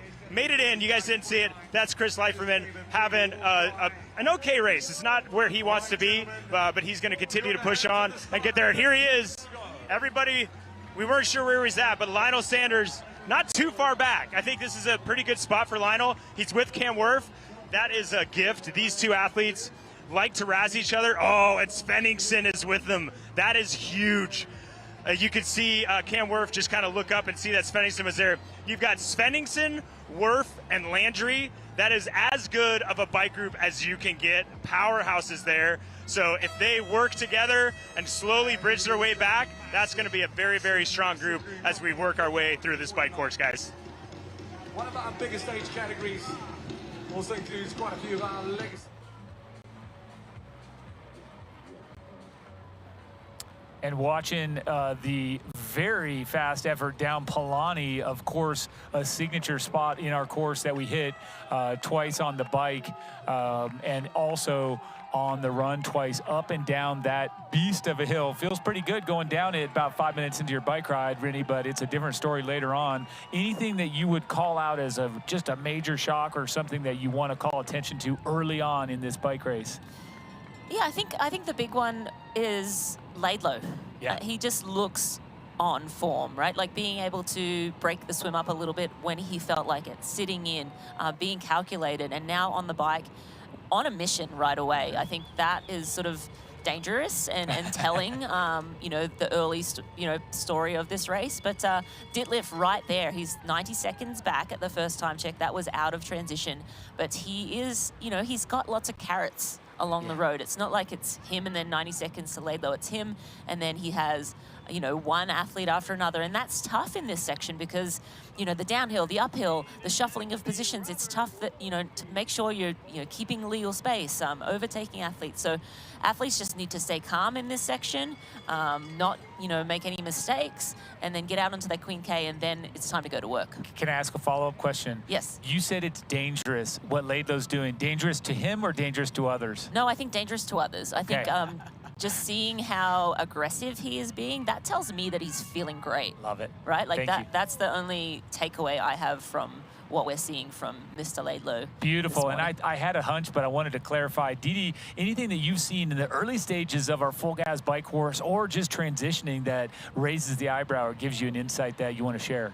Yeah, I don't think anything other than sort of what these guys are doing out on the course, which is sort of assessing the damage and seeking out allies.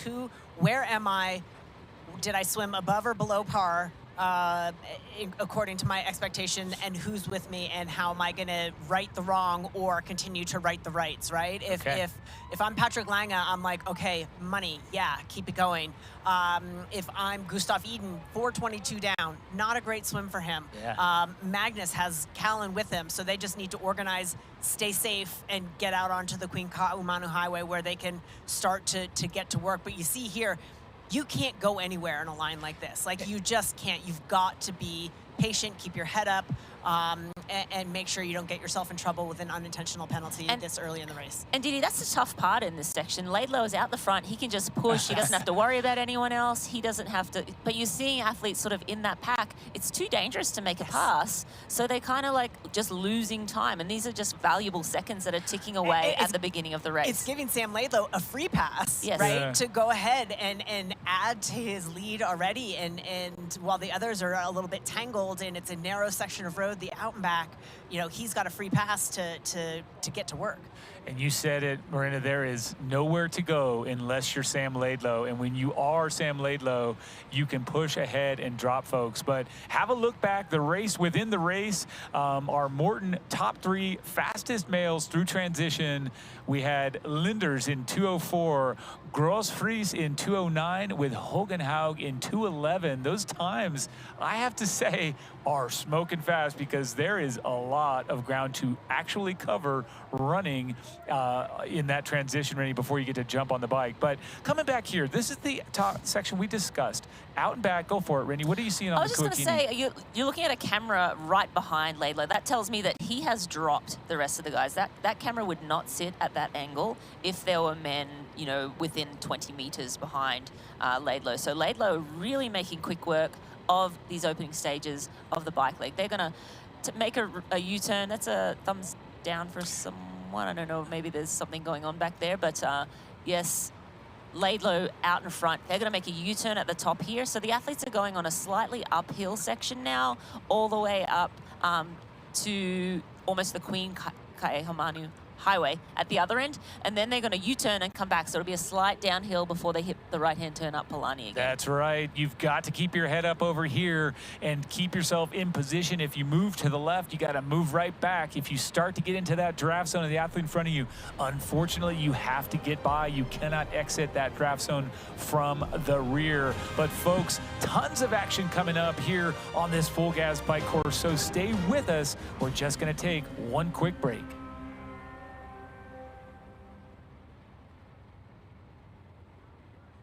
The feed is everything you need to fuel your workout.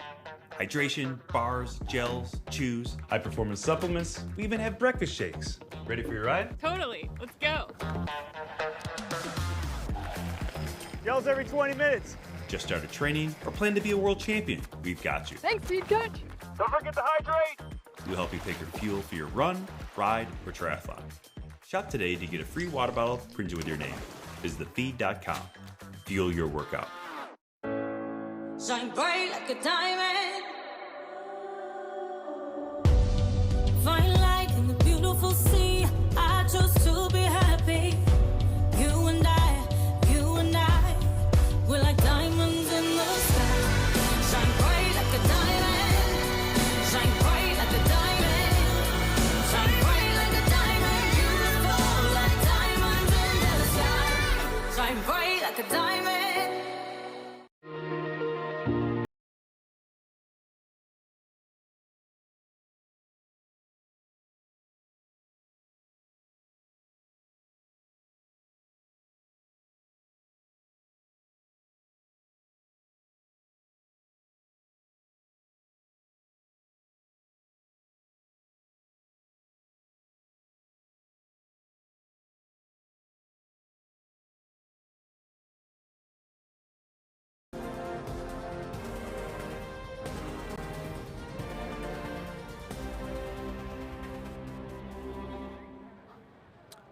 VinFast IRONMAN World Championship is brought to you by Full Gas, Real Roads, Real Results, and by VinFast, Boundless Together. And right now on the road here in first place, The man who won in Nice is Sam Laidlow from France. He is ripping it, and he has that clear road. He's now heading downhill. This is the section we all dream of, just getting out, getting away, getting after it, and putting time into the folks behind you. Looks newly paved, too. Smooth like butter. He looks so good. He looks really, really relaxed. Really, really smooth around the pedals. And everybody gets to see one another. You can see the outbound athletes on the left side of your screen. You can see Sam Laidlow here on the right. That's the massive group. Two things happen here, and from my perspective, the athletes on the outbound, they get to say, how far is he? Folks like Blumenfeld can look up and say, how far do I have to go? And then Laidlow, you can't help but think that in the part of his brain he's seeing, oh, all those guys together, they're right there, they got that easy. It gives him fuel to go harder. It's never easy, don't get me wrong, but that's the look. And here we are trailing Christian Blumenfeld now, who does appear to have a sense of urgency about him. And a new kit. And a new We kit. usually see the Norwegian in all white. He's decided to put a little blue in there, mixing it up. But for yes, blue. yes, A little blue A little blue on the bum. And you know what? I don't blame him. You know, a little color splash. But another thing that we talked about, Matt brought this up. He said, hey, maybe that's boring. I enjoy hearing him talk about the fueling, the carbs, the grams of carb per hour, the calories per hour, however you want to slice it. What we're doing now is we're seeing everyone realize that dialing in and pushing those boundaries, getting more fuel in, and not just throughout, but early. And so this is something I think that we didn't always see. Much was said, Rinny, during the last week or two as some of these images snuck out onto social media about Christian Blumenfeld's new position. Yeah, he has stretched his front end out, and he has seen the importance of being as aerodynamic as possible. Now, even he's mentioned, I need to make sure I can hold it for the whole ride. You know, this is 112 miles, long time sitting in that position. He is coming off the Olympics, so riding a road bike, and no doubt he's put a lot of time on his time trial bike of recent. But the danger is, can I hold it, and is it going to cause a cramping or some issue like that? And we have seen that from Blue in the past. For an athlete who we have seen cramp before, it is a risk. And also the other thing I think that they both, because Gustav Itten has done a similar thing with his position, the winds. It has been incredibly windy at this time, you know, this past race week leading up. And I think when those crosswinds hit you and you're that much further laid out, you lose a little bit of stability in that front end. So to be determined to see what Madame Pele has in store for the athletes as they make their way towards Javi. But something we'll be talking about is this new position for Christian Blumenfeld. As they come down, closing out this section on the Kuakini, they will have a hard right and climb up Palani. When they climb up Palani, that is the last stretch that we'll see them and they'll see us here in town before they take a left and are gone off onto the highway, the desolate lava-strewn highway. But here's another question as we come back to that position. And Rinny, you pointed this out. Blumenfeld went to the Olympics. He did well by my estimation, not by his. He was competing on a different set of equipment. When I talk about Sam Laidlow, this has been his bike, his position, his aerodynamics, his deal all year. Is there an advantage, disadvantage? What are we seeing there? I think for sure there's an advantage. You want that bike to just feel an extension of yourself. You want to be laying in that position and feel like you could sit in that position all day long. Obviously, Christian riding the road bike, completely different position, power coming out of the legs in a different, you know, hip angle position too. So having that, the advantage, though, is having done all of that VO2 max work, all of that speed work, and then it's much easier, in my opinion, to come down from Olympic distance racing distance to Ironman and settle into that Ironman pace. It feels easy, but you have to make sure you have the strength and endurance to be able to go the whole way. So positives and negatives, but I think overall I give Sam Laidlow the advantage for riding that bike all year long. Great perspective. Didi, what are you seeing here as we watch these clouds burn off over the mountains? Just a quick update and looking back at our swim exit, while we are putting our focus on the professionals, there is an age group athlete, Sam Askey-Doran, bib number 181 from Australia, reportedly gunning for that swim course record. He has done it, 45-43, unofficially new swim course record for age group athlete Sam Askey-Doran. So Just wanted to highlight that. From Aussie. 45, 43? 40, 45, 43 erases the pre-existing record of 46.29 by Jan Siebersen. So Well, I tell you what, quite a performance. let's get him to the finish line so yeah, he can exactly, validate that so record. He can hold it. Yes. Yeah, anyway, wanted to make that highlight. Back to the action of our professional men. That's great. Always worthy of interjecting. We've got Kristen Blumenfeld here coming onto that section of highway that we discussed earlier. You also saw, Rennie, as they were going up Palani, that line. Okay, so does it now become where it was dangerous before? Is it now an advantage to have that 6 or 8 or 10 people in a line? Hold that thought, Michael. We're going to go over and have a look at the bike course preview, and then when we come back, we'll talk about Okay, tactics. let's have a look at this beautiful full gas bike course in depth.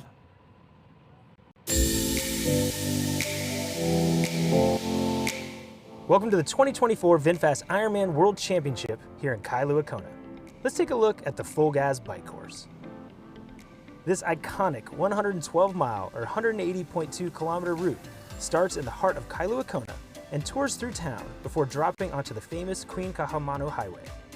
Once on the Queen K, it's a long, straight grind through the exposed and barren lava fields to the harbor town of Kauai. From there, athletes make a right turn for the 6-mile climb up to the town of Hawi, where they will make the turnaround and glimpse their chasers for the first time. It's a screaming descent back to Kauai and onto the Queen K, with the notorious Kona trade winds likely adding to the mounting physical and mental fatigue. It's a challenging and pivotal push back to town where athletes will be jockeying for position as they prepare to hit T2. The bike course, everybody knows it's going to be hot, it's going to be windy, and there's constant rolling hills, and of course everybody knows the climb up to Hawi. Personally, I think the key moment of the bike course is when you get to the base of Hawi. There's a stretch that's very similar to the energy lap. You're going uphill, it's just a grind, you've got a tailwind, and so you're just kind of sitting in that same pocket of air, and that is the hottest point of the course from there until you turn back onto the Queen K. So my tip to people is always, there's an aid station right before you make that left-hand turn. Make sure you get as much water as you can on yourself to try to stay as cool as you can during that little stretch. It's just a short stretch, but you definitely roast during it. Definitely make sure that you're staying on top of the nutrition plan and just being aware of what's going on so you can make sure that you're pacing appropriately, whether you're at the tailwind or the headwind, because it'll change numerous times throughout the day. And that's your full gas bike course. Head over to Ironman.com for all the race details, including how to tune in this Saturday. And we're back with live action here of Christian Blumenfeld. He looks very good to me in that new bike position, the aero position that he has. He looks tight. He looks quite good, I think. And so I think it's a good move. Let's see. Time will tell how he fares across 180 kilometers. But folks, stay with us because there's so much action coming in front of us. We're an hour 10 into what everyone's estimating is going to be a record-setting or 7.5, 7:40 total time. Stay with us. We'll be back after just a quick break.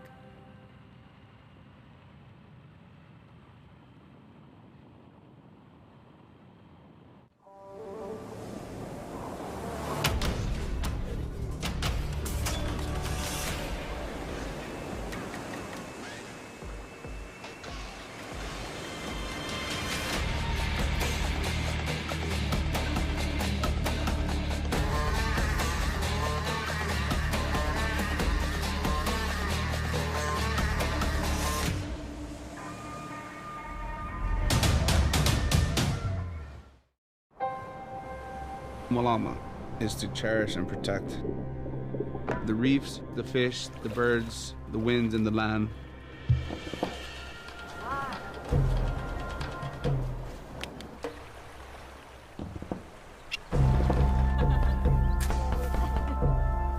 Giving back, that's something that lasts generations. Learn how you can Malama Hawaii at gohawaii.com/malama. Elevate your EV expectations and explore the open road with the VinFast VF8. Stay powered with over 100,000 charging stations nationwide. Experience peace of mind with 24/7 roadside assistance. Drive with confidence, backed by our 10-year unlimited miles battery warranty. All-electric VinFast VF8. We are back on the Queen, Kay, and this is Magnus Ditlev. We've been waiting to see him, and now you finally got a great shot. Yes, the time gap has extended, has grown. He was at a point where he was 134 starting the bike, and he has lost some time as he tackles the outset of this bike course, but I feel like that's fine. I feel like he's doing okay. Yeah, the last time check, he was around 2:10. We're only 20 minutes into this bike, and Laidlow, as we mentioned, making quick work. He's around a minute ahead of that main chase with Christian Blumenfeld, among many others in there. So his in and out of town, very quick, very effective. Yeah, we're seeing pictures of Christian Blumenfeld here. He is in that main group. Again, these are small gaps right now. We will see how this sort of pans out in the next many miles, but it is something to note. Yeah, I mean, we were saying off camera during the break there that not necessarily surprising, and don't read too much into the fact that Magnus has lost a little bit more time in that section through town. You get caught up, as we had been discussing, behind a couple of athletes wanting to ride clean, keep it safe, not get yourself a penalty in the early stages there, not get yourself a penalty at all. But and so the fact that he gave up a few seconds there. Now that they're out onto open road, I think we'll see some of these time gaps more indicative of what's actually going on in the race rather than sort of the logistics of where we're at on the course. Yeah, and that gap ever so slightly going out. Marquardt group with Patrick Lange sitting in there as well, around 120 back from Sam Laidlow. And Laidlow and Ditlev both chatting before the race about how they're kind of looking forward to racing against each other and forming a partnership on the bike. So Ditlev, a little bit of work to do to get up to Sam to be able to have that partnership and put time into athletes like Christian Blumenfeld, Patrick Lange. They're not going to want to have those men right next to them. Well, and maybe a little bit of gamesmanship from Sam Laidlow playing along in the pre-race, saying, yeah, it'd be great to work together. We did so well, in previous races, forming this partnership, and sort of trying to get into Magnus's head a little bit by going extra hard here in the beginning, saying, "You're not going to catch me, bro. Like we're not in no stinking partnership." This is not a thing. Watch me from behind. It's very early to sort of figure out what people's tactics are, but also I think it's very early to start to worry. I think when you're in this race, either as an athlete or we're watching it from our side, it is so early that you could feel horrible or great now and have a completely opposite or contrary result. So let's remember that as we're an hour and 14 minutes into this race. And then I want to kind of come back to what athletes have these days. And there have been so many equipment changes and advancements with regard to what they're using. But how good is it that they now have those straps, seems minor, but those elastic straps on their bottles to keep from launching? Because this is the thing, how many people have lost fuel, I think, yes, on the bike and had it compromise our race? Now you have those straps to keep those bottles in. Just think, rubber bands. What thought? But you know what? The advancements in technology. High-tech rubber bands with pull tabs and fixed. You're right. And I will continue to tout their amazing nature of those rubber bands. But before I do that, I'm going to zip over to an incredible duo down in the race course here, talking about what they see. And it is, of course, none other than our three-time Ironman World Champ, Jan Frodeno, with the one-time winner, sorry, Greggy, one time, Greg Welch. Guys, take it away. Can't wait to hear from you. All right, Michael, thanks for making me smaller than what I already was with that comment, but I'll get back to you. Don't you worry about that. Gives me great pleasure to welcome Jan Frodeno, the three-time Ironman World Champion, Olympic Champion. He's done everything, 70.3 World Champion. And Jan, what a great way to start the day. We got cloud cover, which is amazing. We started out a little bit of sunny conditions early on, but cloud cover, great conditions in the water outside of the race record, but an age group had just broke it. We just heard over the PA. Really? Yeah, in the 45, so Jan Severson's going to be a little bit upset. Yeah. But Jan, big story in the swim, for me at least, was Patrick Lange coming out in 4th place. Yeah, absolutely. I have to say, I mean, Patrick does tend to have his days. He is one with his island, and he's had good swims here before, which we've seen in the past. It's kind of set himself up well for the race, and it was a huge group. That was probably the biggest surprise for me. It felt like everyone was in there. Probably missing, Gustav Iden, Magnus Ditlev at the end of that group, but nonetheless, this is a great situation for the two-time Ironman World Champion. Yeah, it was about 131 down for Magnus Ditlev. However, it was about 22 athletes that I noticed in that group when they turned around at the second right-hand turn. And then, did you see what happened at that first right-hand turn?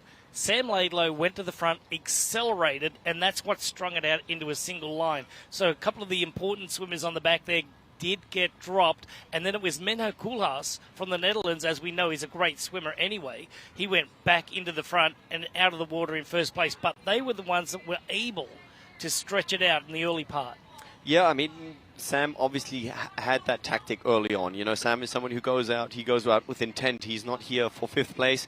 He wants to make this race, and he knows he has to drive the swim really hard and then create as much of a gap on the bike as possible. And of course, if he has a gap coming out of the water, it's much easier to break the group that way, right? If somebody's sitting 10, 12 meters behind, or even can see you, that's a severe advantage. Whereas he's trying to make sure that from the get-go, he is off the front, able to play to his strength, and he's not afraid to be out here all day by himself. Yeah, exactly. And Sam Laidlow being out in front right now, just pushing it hard up on Kuakini Highway. You've done that many, many times, and I always say that first 12 miles is so important to stay on your pace, because when you get to 80 miles, that may catch up with you, that first part, because it's so hard. Everybody wants to be in the game. They don't want to let the game go away from them.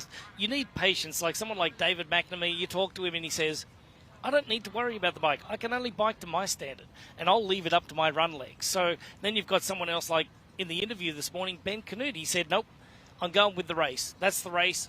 World Championships is all about laying it all on the line. I'm going to take those risks. Are they worth it? Well, you know what? It's a very, very different approach. Someone like David McNamee needs the race to come to him. He was third here, and he held tight all day, but he moved his way up bit by bit. He was chipping away at that rock. And, you know, someone like Sam Laidlow, someone like Ben Canute, all these guys, they're here because they want to be a factor in the race. They want to be seen. They want to be taking the race by the horn. As we see Patrick Lange getting past one by one here. On these images out on the Queen K, they are nearing the airport already. So the pace being set is absolutely ferocious. And if you look at the times, I don't think it is that way anymore, that athletes pay for their early powering efforts. You know, everybody's got their numbers, and if you compare the numbers on Palani back to the day to what you and I did, I think they're pushing very, very impressive numbers. Well, thanks for throwing me into your conversation, but not necessary. But Matthew Marquardt from the USA, Jan, it's been a long time since an American has won this race. Mark Allen, 1995, and in the early 2000s was two-time winner Tim DeBoom. What's it going to take for an American, and who's it going to be? Is it going to be Rudy Von Berg? Will it be Ben Canute? Will it be someone like Matthew Marquardt? Can it be done? Yeah, absolutely. It can always be done. That's the beauty of the sport. And especially today, we've got a very different kind of, at least so far, we've got different conditions with the cloud cover. Still, it hasn't heated up the way it has. I mean, it's never cool here. Let's be very sure. We saw that actually in transition one. Sam Laidlow used his helmet as a bucket of ice. I've never seen it before, but he literally, it looked like a bartender where people put their drinks into. So and funny. He just poured it over his head, and that would still be in there. Athletes trying to keep cool. But today, it looks like an extremely fast day from what we've seen. Yes. We haven't seen much of the wind yet. And that plays into the depth of field because, you know, American or any other athlete, you know, this is probably a better chance for a surprise athlete. But right now, look at Sam Laidlow and the gap he has put between himself and the field. Yeah, absolutely incredible. He's really putting it down right now. So Sam Laidlow here leading the race here at the 2024 VinFast Ironman World Championship.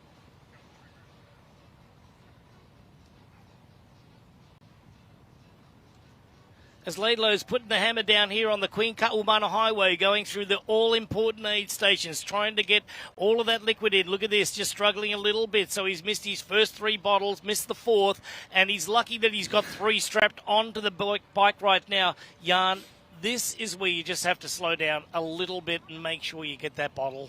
Yeah, I mean, ironically, probably the best thing he got from that is a micro rest. You could see he was just quickly stretching out his legs, and I don't think you can really afford to lose the pace. You can see he's got enough nutrition on the bike, probably to last him, you know, a long way, despite nutrition having changed so much, you know, athletes taking on so much more carbohydrates than they ever used to. He's got enough there to keep him going at least for the first half of the bike. So what he was trying to do there is just pick up some water, pour over his head, keep cool. We know that the effect of those suits, the race suits that they have, works so much better when they're wet because the evaporation basically cools them down, same way sweating works.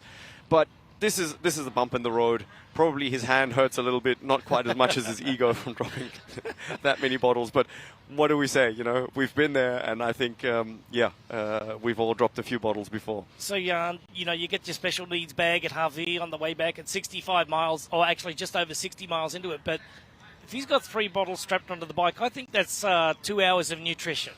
Is that right? I don't know. They look like big bottles, so they look like they would have at least 800 milliliters.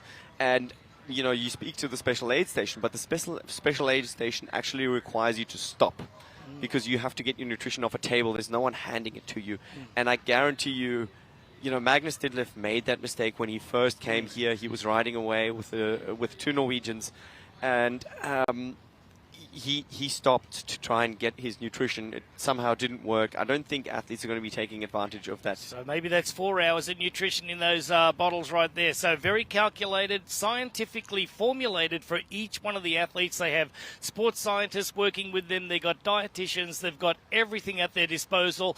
Now we've got Patrick Langer, the 2-time world champion, showing a little bit of frustration going through the aid station there.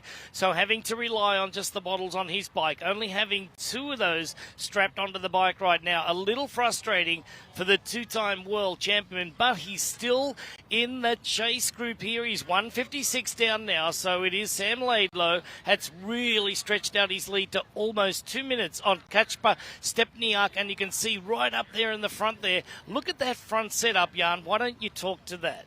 Well, you said he's got 2 bottles. What you see right there where his knees come up, that is the traditional gel bottle that most athletes would have between in the frame, and he's mounted it there for aerodynamic benefit. So he's basically creating a bit of a longer surface for like the wind to attach to. Like a fairing type thing?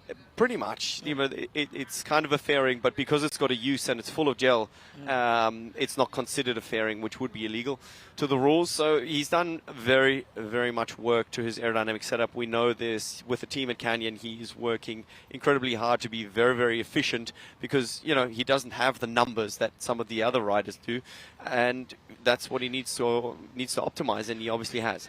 Yeah, and there's less than 20 corners on this course, which is amazing. So, you know, aerodynamics is going to be very, very important. And when you look at gyroscopic force and everything, like if there was a race that had lots of turns, do you think the setup would be a little bit different? Because right here, aerodynamic setup in a straight line is going to be very important, especially today with less than 15 miles an hour wind in Harvey Town. It's not really a lot. Well, Greg, remember last year we had our World Championships in Nice, or well, this year as well for the women's race, obviously. And the bike setups we saw were not significantly different. Yeah. People had their lower bars, maybe a little bit of a riser position. But in general, it seems that aerodynamics still trump depending on any kind of course, really. And I mean, Nice could not be more opposite from this. If we have 20 turns here, we have 220 there. There's lots of elevation gain, but indeed these are almost velodrome kind of conditions that we're finding out here, and we're going to be seeing some extremely fast times going, at least for the first half of this bike. What's going through Sam Laidlow's mind right now, and as you can see this group here, talk to what's going through Sam's mind, but also talk to the line out here and talk about Race Ranger, how it's going to help the athletes know exactly where they are in the group. They've got 25 seconds to pass, make that pass. Orange light, stationary, no problem. Blue light, stationary, no problem. Red flashing light, what does that mean? That means you're within the draft zone, and that means you need to make a pass. That means you are within 10 meters from... Yeah, 12 meters, that's right. 12 meters from the front wheel, 10 meters from the back wheel. And the thing is that we have these perfect images, and we have a timing split. Sam Laidlow does not. He has no idea where he is. He has no idea where everyone else is. But wow, that is one impressive line of athletes. As you just pointed out, Magnus Didlef has made his way into this group already.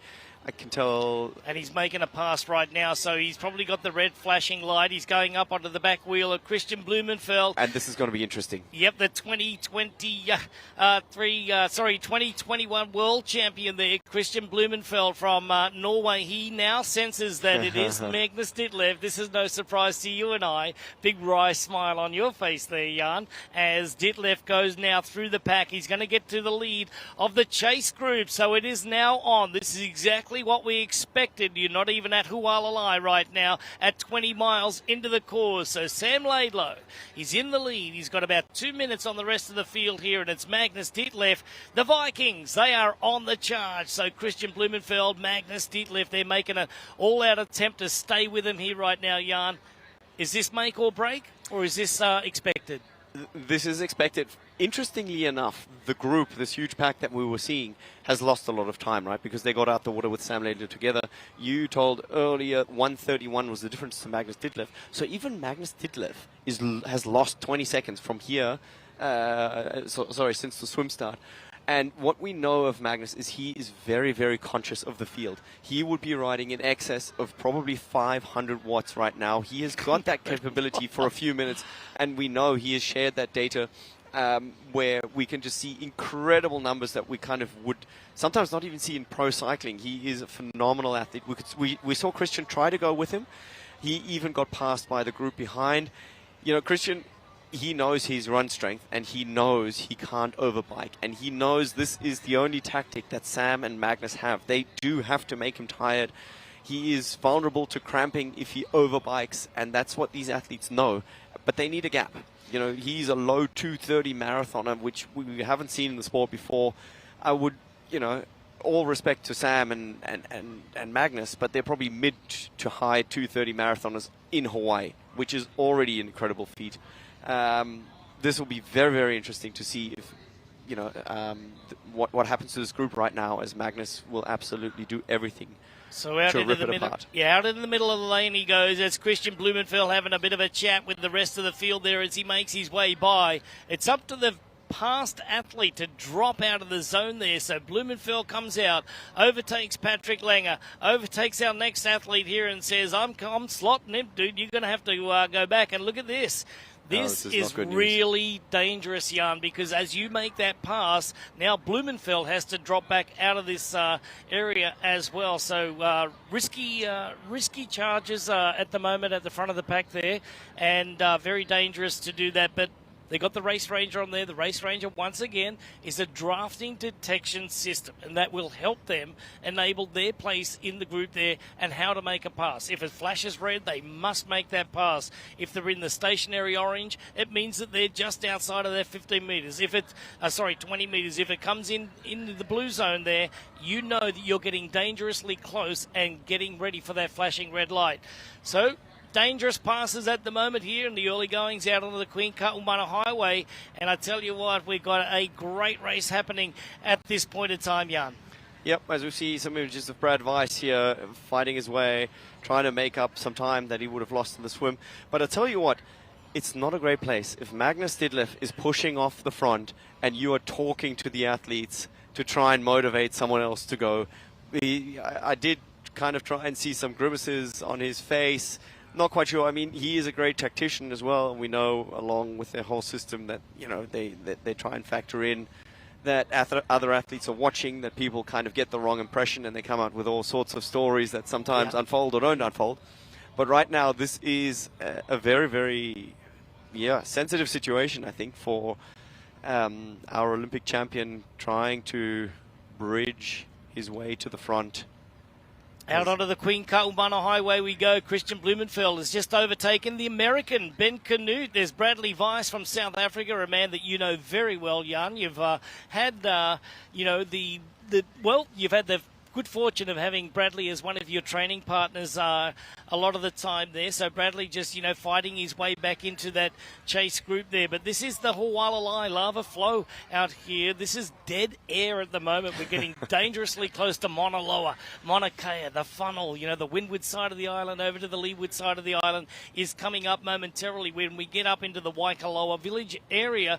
But right now, Bradley Weiss just going along nicely. He only stands about 5'7", 5'8" tall, but he packs a mean punch. He does, absolutely. I mean, trying to follow him on a climb is no mean feat, as he will surely try to make his mark up Harvey. What's interesting to me as well, you can see the general climate for those of you that have watched Hawaii over the years. It's not often that we get to see the side of the road this green. Kind of speaking to the conditions, obviously we know that the race is 2 weeks later than normal, which normally would think that it would make it a little bit cooler, a little bit windier. Well, we're seeing none of that. What we're also not seeing is Magnus Ditlev getting away from the group, as we see Matthew Marquardt, I think, would still be the one on his back wheel there, and they are trying to go together. Again, I mean, both these guys together also definitely force to be reckoned with on the bike. Yeah, the 26-year-old American, he is, still in college doing his medical degree at the moment in med school, and which is really, really impressive, juggling, professional triathlete as well. So it's amazing for him. Now, he's really, kept his years solidly focused around this race. Now, Matthew in his last couple of Ironman races had a fair share of cramping out there. So today it's going to have to be, nutrition's going to have to be spot on. And I think that his pace regulation as well. We've got a very, very tight line of athletes here, as we normally do inside of the first 30 miles here. Ditlev takes a sneaky look around there, and he knows exactly where he is. Well, we're going to wrap it up here, Jan. Thanks for joining us in our first little segment. We're going to see you another couple of times today. Thanks for joining us. Having a good morning so far? Absolutely loving it. It's definitely a goosebump moment being here the first time as a non-athlete, and a pleasure to check out some of the insights with you, Greg. All right, thank you very much to the three-time Ironman World Champion. We're going to go back to our studio right now. Thank you very much. We'll catch up with you soon. That's great. Jan Frodeno with Greg Welch. Incredible analysis from those two with just a ton of experience racing and watching this race. So great stuff. I want to come back to that later. Of course, we're going to continue to follow the VinFast Ironman World Championship throughout the rest of the full gas bike course, throughout the rest of the day. But we will take a quick break. And as we say, hasta luego, or we'll see you in a minute, we'll remind you to stay with us. After this quick break, we'll be back.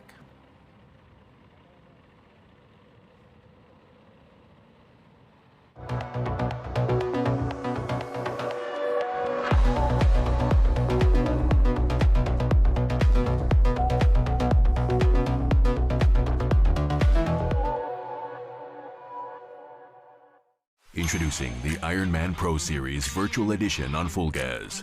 Join athletes from across the globe as they conquer bike courses from the Ironman Pro Series.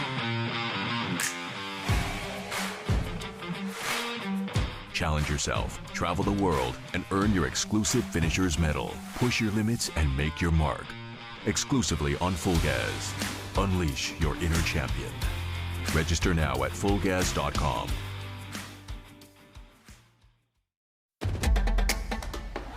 You know, and we know. The thing about challenging yourself is, you're always looking for what's next.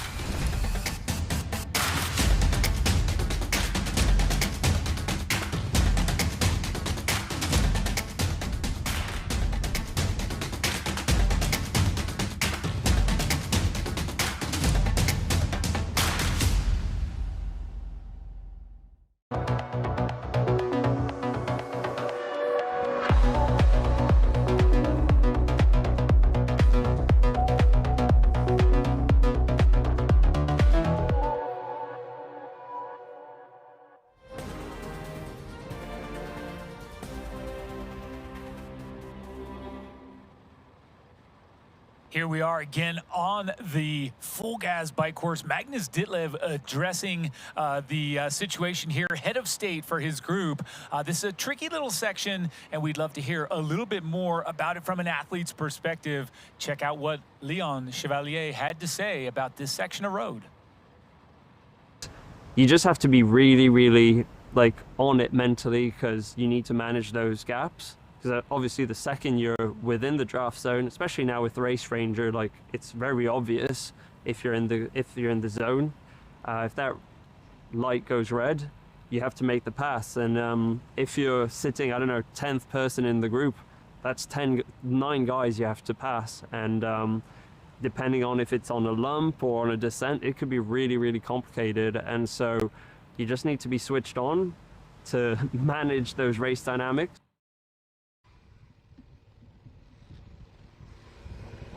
Okay, guys, I am here with Leon Chevalier. He knows, he talked about this section of the bike course. It is challenging. He's now heading into a little cross headwind, and he's in between groups. So we talk about this a lot. Those rumble strips get everybody. They talk about us a lot. This is the no man's land. That's where Leon Chevalier is. He doesn't really want to be there, but that's where he's at. He had some stresses early this morning. His bike computer needed a hard reset. He didn't know it, but they took care of it for him when he was in the swim. But right now he's riding away from a group that had about 6 athletes in it. We had Jackson Laundry in there. We had Arnaud Guillot in there chasing. We did see Svenningsson was dropped from that group. Lionel Sanders was up there with just a bit ahead of Svenningsson. So right now, and I can look on this section of road, there is nobody in sight. That's not really what you want to see if you're Leon Chevalier. But what he doesn't know is there's a group of, like, now it looks like it's continuing to gain athletes. You might be able to see it way in the background there. But there's about 7 or 8 athletes that are bridging up or trying to bridge up to Leon, but he looks very, very aero and smooth. The guys, report from the course, there are sections where we have been getting a little bit of rain. Though not enough yet where, like, the road conditions are challenging at all, or that it's like overly muggy. Actually almost a little bit cool right now, but there is rain on the course, no doubt. And right now Leon Chevalier trying to find himself in that next group ahead, but he's got work cut out for him as we see him look over his shoulder at that group behind, guys. Did you get a shake? And we are back here watching the dynamic action here of this bike ride. So much at play here. And look at that, a gap for Magnus Ditlev. And we're just seeing updates come through now at 40 kilometers. It's 25 miles. Ditlev now sitting at 2:08 behind. And it looks like Blumenfeld's sitting in that second place position, but a long string of men all in that second. And what we saw with Magnus, he, yes, got out of the water, you know, a little over a minute behind, lost a little time, and then we saw him gain. So he sort of was out to 2:20. Then he sort of brought it back and he was around just under 2 minutes. And that's when he bridged up to the back of that pack. Yep. And then we saw him sit. The next time check, he'd lost another 20 seconds. So you saw him sit, collect himself before he had to make that charge past that big, long group of men. And as Leon Chevalier was saying earlier in that great little sound piece, it's a tricky situation when you have to then, you know, and as Jan said, push 500 watts, which Magnus Ditlev has the capacity to do, which is phenomenal in itself, and get past that whole group. That's the problem there. You get to the front of the group. Do you still have enough steam to finish off the job?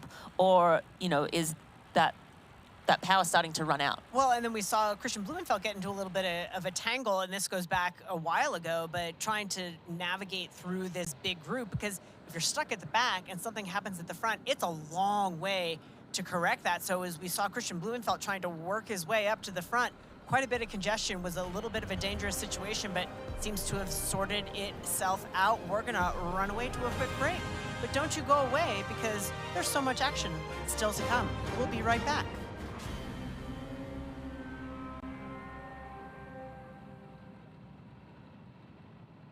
Here's Elizabeth in the middle of the perfect workout for her. To create it, we analyzed her biometrics and genetics, her recovery rate, injury risk, and aerobic potential, her recent training sessions, the temperature, humidity, and elevation, the demands of her next race, and billions of data points from athletes just like her. With TriDot, Elizabeth gets faster. And what does she have to do? I just opened TriDot and did my workout. TriDot. We do the technology, you do the training.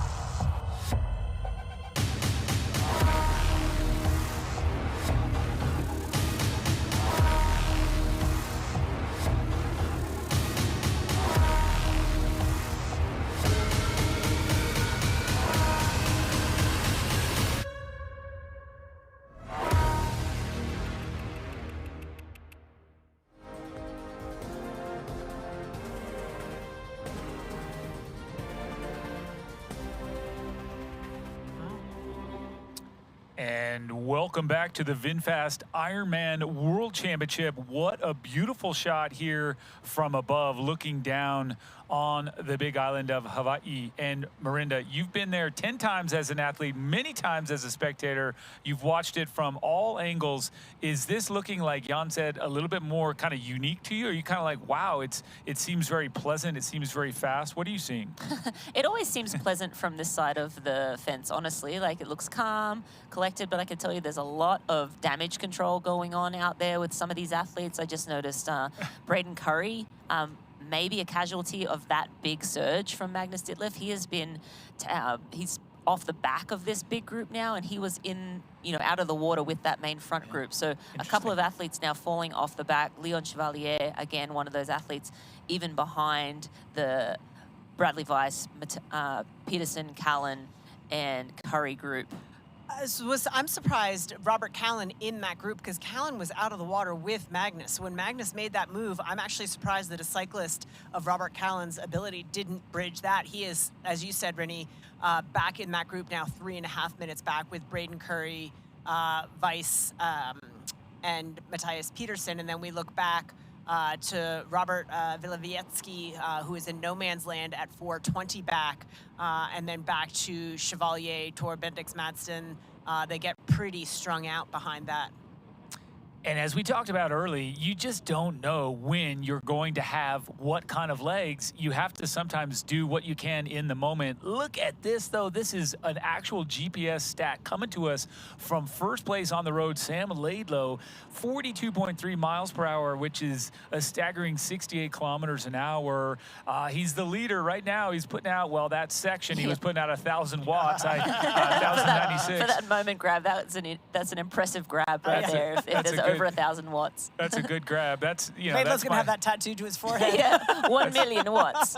That's my max 5 minutes. But I mean, hey, who's counting here from commentary desk? But I know a lot of you guys are looking at this race thinking, how can I get involved? Where can I test myself in a condition or a course that's not too far off of what you're seeing here in Kona? And I'll tell you what, for over 10 years, the Athlete's Choice for best run course experience in North America has offered an epic season-starting moment that will test your limits and push you to new heights in a destination filled with distinctive charm, natural beauty, and epic finish line moments. Athletes will start their journey in the woodlands with a 2.4-mile spectator-lined lake swim, cruise at their own volition for a 112-mile bike ride on mostly closed roads, and embrace the Texas faithful on one of the most spirited 26.2-mile runs in North America. Come see what you're made of at the North American Championship. Come and take it. Register today on Ironman.com/IM-Texas. Check it out. Memorial Hermann, Ironman Texas. Didi, you've been there. Rennie, I'm sure you know what it's all about down there. You've been there as well. What an event. So take a look at that. Get some inspiration. Race that course. Back here to the lava fields, guys. Yeah, and just looking View for back. Sam Laidlow. I got to Great be honest view with for you. Sam. Nothing but open road, and he will very shortly, as he gets towards the end of the Queen Ka Umanu Highway, be getting some of that positive feedback of the damage that he has done behind him. He is in a great position right now. Our good friend Matt Lieto is with our chase pack. Let's throw it down to you, Matt. What are you seeing? Thanks so much, Didi. I see Robert Callan absolutely putting the watts down right now. I didn't see that graphic, but I don't think it's as many watts as Sam's graphic was showing there earlier. But it's a lot. He just went through a few athletes. Braden Curry tried to get onto the back of Callan and the group he is pulling along, and he did not last very long. We have Bradley Weiss has been able to stay in this group. One other athlete, I apologize, wasn't able to get his number, but sitting just a little bit behind. But Robert Callan moving through. Big casualty that we just saw him moving through on the downside of this scenic point descent as we get into Waikoloa. Clement Mignon was sitting up. That does not look like an athlete that's going to be moving forward anymore. I think that's going to be it for Clement Mignon, because he's a fighter and he doesn't have it in him. There was word on course. I don't know if you guys had heard, but there was some jellyfish early in the swim that got some of the athletes. Matt Burton was in last place, and he said he was badly stung on his face. We've seen athletes come back from that. Obviously, Danielle Reef won from a large gap out of the water years ago, but we do see some casualties coming from that earlier here today. But Robert Callan, he's bridging up. There's a large group in front, open road, but you can see at the top of this climb, and the way that this man is riding is out of control. And he was been fixing some things this week, had some technical issues. I was able to point him some directions to get some help before race day, making sure his bike stayed together. But the way this gentleman is riding, I think is the smart way. He's taken his time, but it's still, he is absolute powerhouse. And these gaps that usually are like, oh, that's going to take 15, 20 minutes, Robert Callan's going to get in no time. But I know you guys got a lot more action, but this is the race within the race. We might see this guy back near the end of the bike ride. I bet once kind of all these attacks and this mayhem settles, we're going to see Robert Callan rising towards the top. Thanks, Matt. It is important, I think, to always get around and about, back and forth, and see all elements of the race. It's certainly good for Robert Callan fans. It's certainly good for his family, but it's also just good to see what's going on. Some of these athletes we expected to be way up as we rush right back to the front here, and we were seeing Sam Laidlow grab aid. So he got the aid that time, right? He got the aid that time. But Matt was talking about the race within the race, and if we go down, thinking about the Ironman Pro Series, we have Arnaud Guillot and Matt Hansen riding together, and that's Matt Hansen is first in the Pro Series rankings right now, and Arnaud Guillot is second. So those two men certainly keeping an eye on each other at this stage of the race. Yes, they're 6 minutes back, but again, we do have another race within this race. We have a little slow motion of Cam Worth that we're going to throw to right now. There we go. And this is a nice little shot of a man that looks incredibly smooth on a bicycle, at home on the bike, Cam Worth. And what a great shot. So kudos to our cameraman and our tech crew here for grabbing that, getting us a nice close-up look of this man here. He just looks like poetry on that bike, and we've seen him come off in first. We've seen him do it all, so anxious to see where he lands today. Yeah, he's got a little bit of work to do. He's sitting 7 minutes, 7 seconds back in 45th place, but yeah, he's in and around some athletes, and I think he's got some carrots up the road that will help him keep engaged. And we've seen sort of his evolution of someone who always thought he had to smash the bike. He's had some more patient rides, and it's really paid dividends, and he's turned in some really impressive eye-opening marathons. So we'll see how Cameron Worth fares as we make our way throughout the day. Oh, that's no fun, just being reasonable. I don't know, but yeah, you're right. It's a well. Let's smash it and explode. It's a well thought out point. Here we are again, folks, in the middle of our full gas bike course. Take a look at the graphic below. You'll see where we are coloring in with gray there to fill in this whole graphic as we are approaching. What we love about this race is that midway point, that climb to Javi. But stay with us. We're going to take one quick break, but we promise, be right back.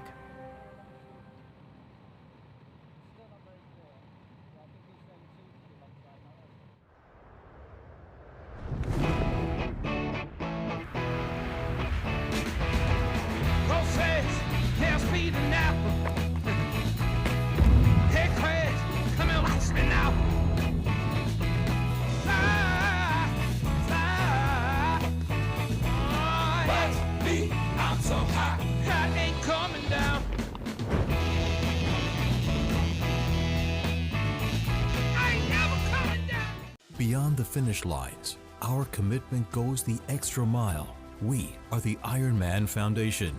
We've given back more than $55 million to support our mission of leaving a positive impact throughout race communities. Without our amazing athletes, volunteers, and givers, we wouldn't be where we are today. Together, let's continue this journey of impact. Join the Ironman Foundation and be a part of something extraordinary.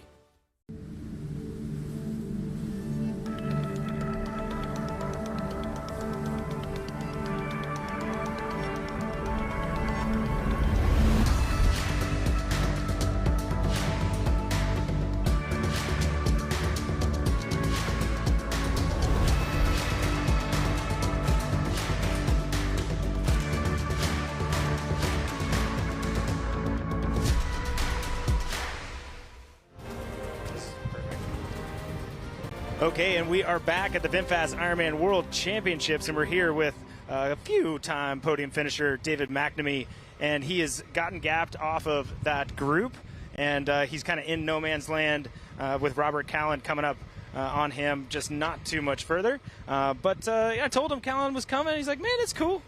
McNamee's chill. He knows where he's at. He knows the way he got on the podium was running into the podium. He's not worried about it. He said, I got 6 hours to go. 6 hours to go, no big deal. So David McNamee, do not doubt this guy. He can run as fast as the fastest runners out here. And again, Callan group not too far behind, and he can still see that group in front. So when you know a group like Callan's is coming, you're going to reset, get calm, and get ready to try to jump on. And what we're going to try to do is jump on with two legends in the sport, Greg Welch and Daniela Reef, down at the hot corner. Hey guys, what do you got going on? Yeah, thank you very much, Matt. Well said. You called it right. David McNamee, he is as cool as a cucumber. He always just goes out there and races his own strategy, and he never gets caught up and involved in any of the chase group and, putting himself in drafting, in the detection area. Race Ranger's going to help out with that. But joined by 10-time world champion, 5-time Ironman world champion, 5-time Ironman 70.3 champion, Olympian. She's done everything in the sport. This is an absolute legend. Danny, it's so good to have you on our side and loving it. You got up nice and early today, went for your run, came down, looked at the swim, and here you are again. How's retirement? Yeah, it's good. It's exciting to watch the men. Definitely a new perspective for me, but I'm kind of suffering to watch it with them. It's a brutal race. We're early in the day now, and it's good to see good spirits out there. There's still, Sam is really hammering it, and having some smiles is good to see because, it's important to keep the spirit up. I think it will be painful going up the hill, and I'm sure they're already pushing really hard. I mean, how Sam and Magnus is really pushing it. It's great to see. Yeah, we did this a month ago in Nice, and it was great coverage, and we really enjoyed having you in commentary and giving us all your prospects and just your information on how you're seeing the race going. So right now, let's just get right to it. Sam Laidlow, he was early swim leader at the halfway point, accelerated. Menno Koolhaas from the Netherlands comes around him, gets out of the water in first place by a few seconds. Sam, however, gets out onto Kuakini Highway and just drops the hammer. Absolutely. I saw that he actually put ice in his helmet. Very smart move, because I think cooling is really important, and if you can have a cool head, even on the bike, because these helmets, they make you really heat up, and keeping cool is important, and he definitely is not holding back. But it'll be interesting how Magnus is going, like if he's going to catch him or not. At the moment it doesn't really look like it, but I'm sure time will tell. It's still very early in the stage. Yeah, you're right, and Jan Frodeno said exactly what you said as well about the ice bucket, right? Keeping your head cool. It's all about core temperature regulation today, especially in the run, last part of the bike when it does get very warm. Magnus Ditlev went to the front. There's Menno Koolhaas right now from the Netherlands, but Magnus is now in the chase group leading that, and he's 154 down on Sam Laidlow. So that's a good thing. They've just started to take out a little bit of time on Sam Laidlow. So Sam in the lead right now, very, very comfortable position. He looks great, doesn't he? Absolutely. I mean, his position on the bike is so smooth, and in one way, you don't want to be out there all alone all day, but then also it's a good thing. Like, I used to race on my own, and that means you can really go your pace. You don't get distracted by all the tactics from the others. It seems like Magnus is doing his race, and then having the big pack, Blumenfeld is really holding on strong, but we don't know how hard he's going. So I'm sure he doesn't just want to let Magnus go, but we don't know how much effort he has to put to stay with Magnus. Yeah, that was Ben Canute from the United States there. I agree with you with Christian Blumenfeld. Christian's a very strong athlete. He doesn't really have any weaknesses, but today I think that he's very keen to not let Magnus Ditlev get too far up the road, because he does think that Magnus can run a good race, and he can. Magnus is 6'5", and he gets out there. And today I have no No problem saying that he can break 2 hours and 40 minutes, no doubt about it. But I do know that Patrick Langer can run faster than 2:36. I do know that Sam Laidlow is going to run faster than his 2:44 when he was second place in the competition 2 years ago. Yeah, absolutely. I think it will be... People want to try to stay together. I think Magnus showed this year in Roth that he's very, very strong. And he can run really well. He really proved it that he's a good runner. But, I mean, yeah, Christian, if he has a good day, you don't really want to run with him.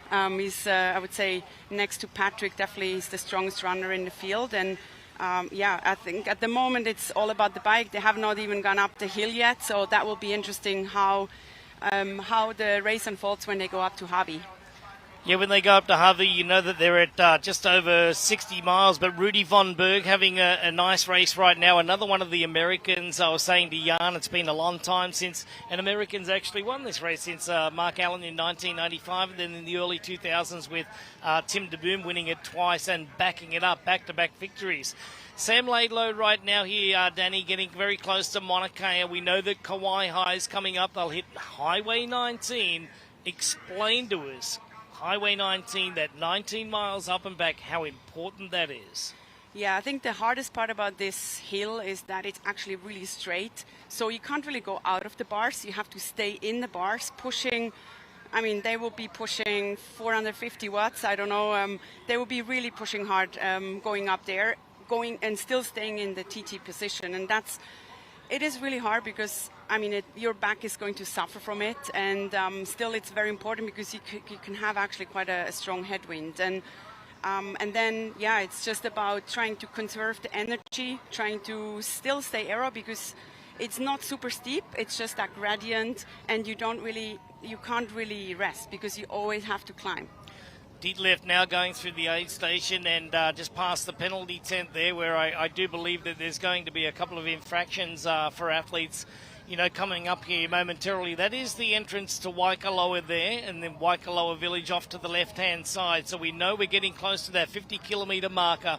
Now, Danny, when I look back at it, it's just my, opinion here, but when you do get to Kauai High, up to Harvey and back, that seems to me that point of the race, it's where the strong cyclists separate themselves from the weaker cyclists, or the person who has gone out sensibly as opposed to the person that's gone out a little bit above their, level.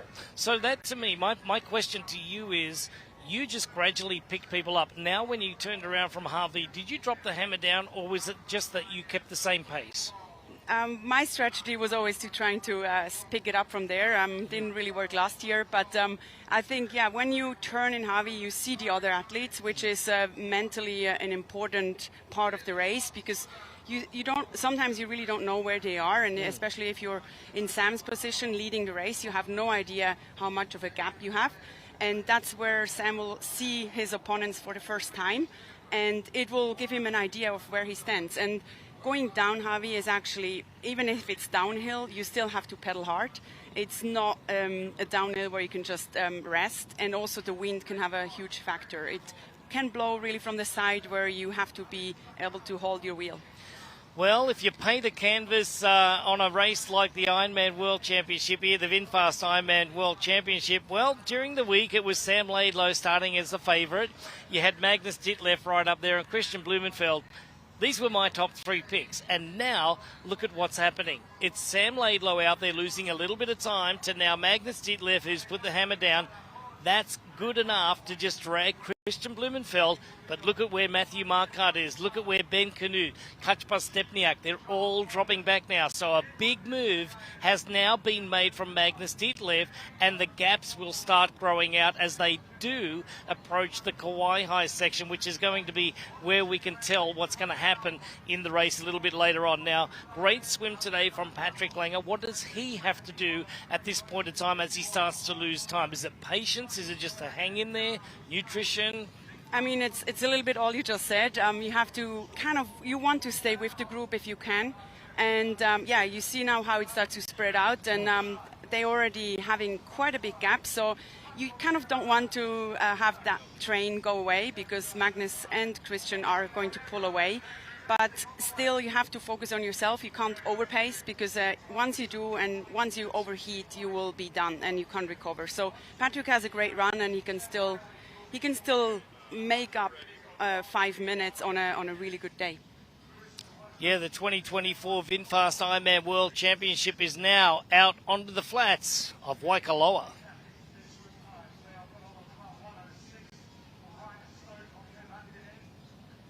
Just past the Hualalai lava flow we go. This is Waikoloa as we make our way out to the first turn of the course up here off the Queen Kaumana Highway. We make a left onto Highway 19 and then the grind.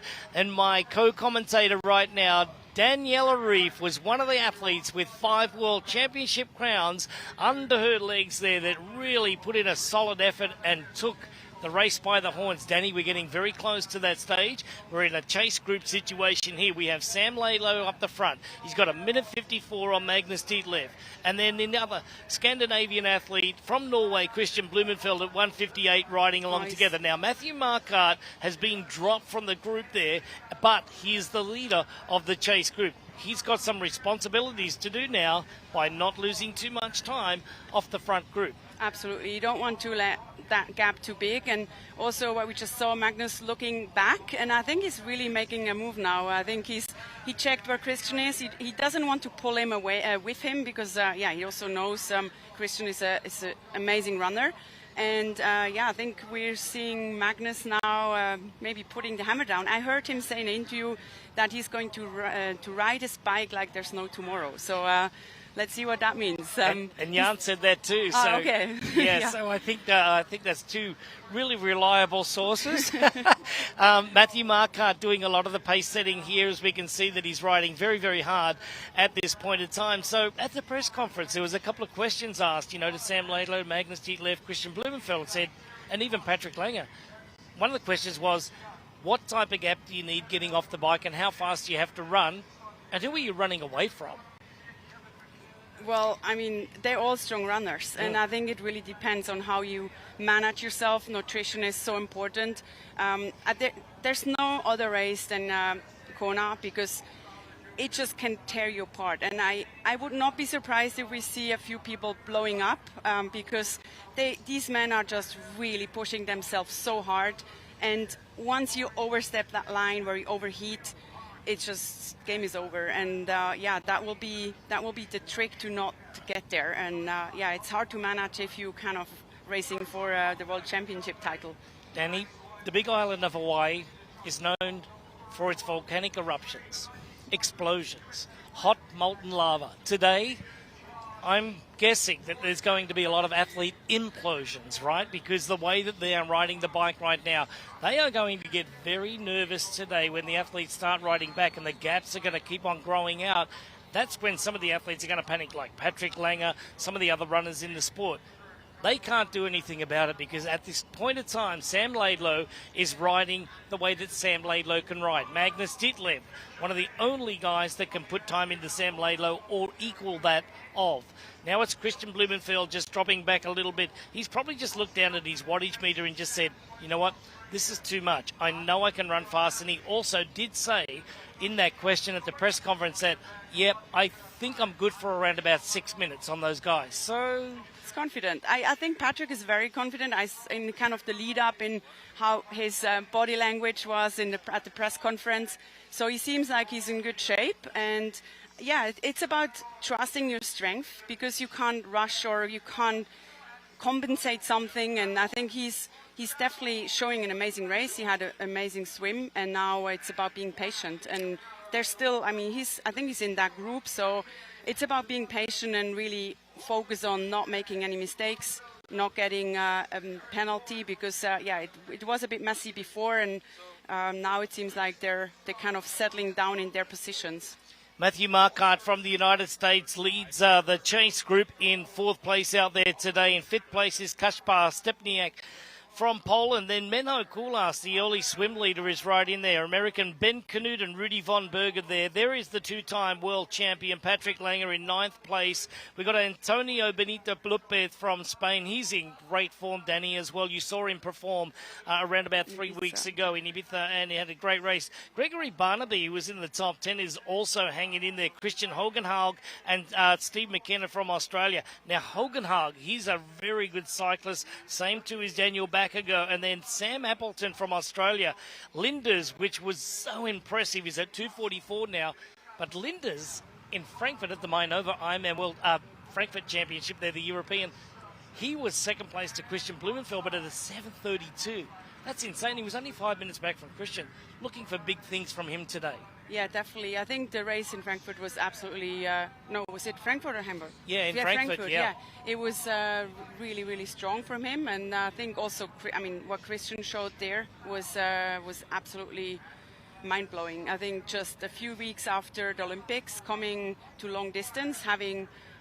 like a lot of adjustments also on the gears.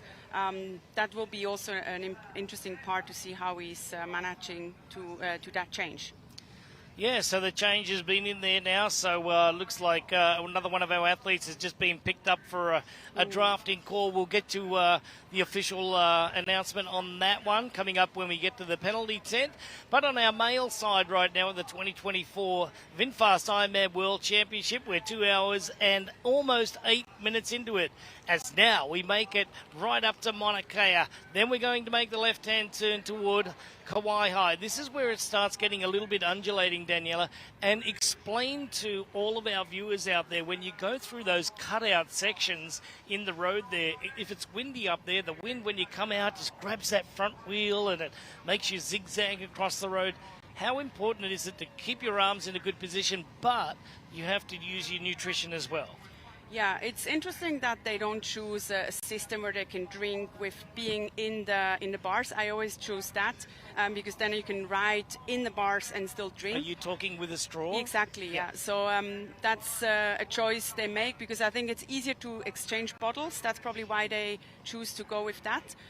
But yeah, they have to make sure they're hydrated on the top because you can't really get out. Yeah, you should not get out of the bars when you're going 70k an hour because you want to take that advantage on the aerodynamics. And also talking about aerodynamics, it's a good segue now. How hard did you work in the wind tunnel with your aerodynamic setup? How hard was that, and savings of how many watts? Yeah, I mean, I worked every year twice, 2 tests with Swiss side, and it's so important, especially on a course like this. You're just basically in the bars all the time, and we could improve over the 7 years. We could actually save 50 watts, which is about 22, 25 minutes on that course, which is absolutely huge. And we can also see like a lot of athletes choose to have these bottles picked or placed in the whole of their body, which helps with the aerodynamics as well because the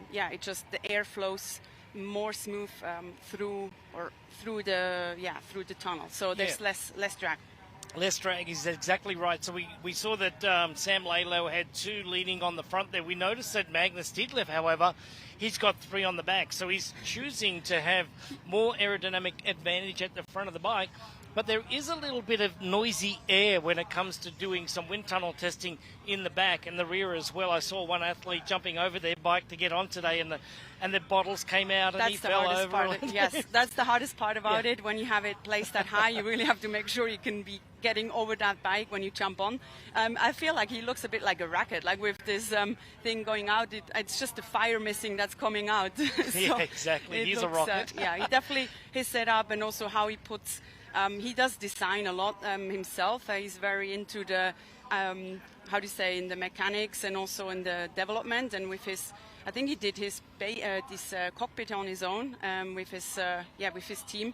And it's really impressive how I think he's really pushing the aerodynamics to a new standard. And also, did you see a chain ring? Oh, yeah. Yeah, do you know what it is? I couldn't see, but it must be like a 66 or... Yeah, probably 64, 65, somewhere around there, but they're riding the big chain ring. All right, Daniela, we're going to see you a little bit later on in our show as well. Well, the high rise on the front of Magnus Ditlev is giving him a high position right now, second place as he makes his way toward Kauai High. They're going to make the turn up toward Harvey in just a few minutes. We're going to throw it back to you. From Daniela Reef, I am Greg Welch. We'll talk to you a little bit later. Great stuff. Thank you so much, Greg. Thank you to Daniela Reef as well. Great analysis again from our team out there. And in studio, we are loving this, watching these moves happen, watching this break, and seeing these two front runners in first and second place. Zero surprise from the commentary desk here, but still many questions to be answered. Guys, we are going to take a quick break, but we encourage you to stay with us for more action of the VinFast Ironman World Championship in Kona.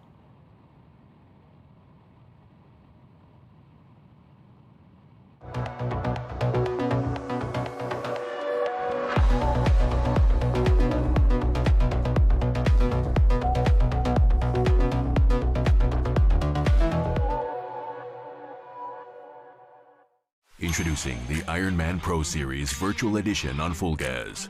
Join athletes from across the globe as they conquer bike courses from the Ironman Pro Series. Challenge yourself, travel the world, and earn your exclusive finisher's medal. Push your limits and make your mark. Exclusively on Full Gas. Unleash your inner champion. Register now at fullgas.com.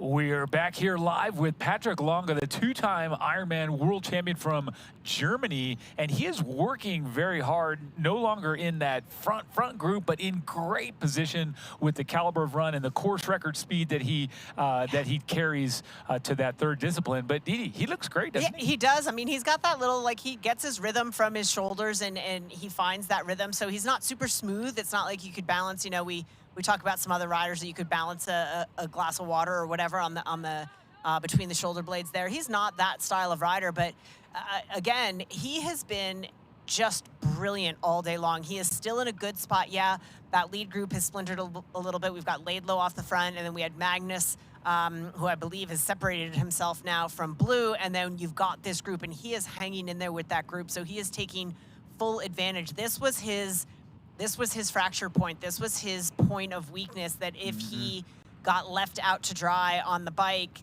sometimes he can bleed some time. But right now he is sitting in strong, and given his ability to run, he is in a very, very good position right now. A really good position, but he has some urgency. He needs to stay with this pack, knowing that Christian Blumenfeld is up the road from him.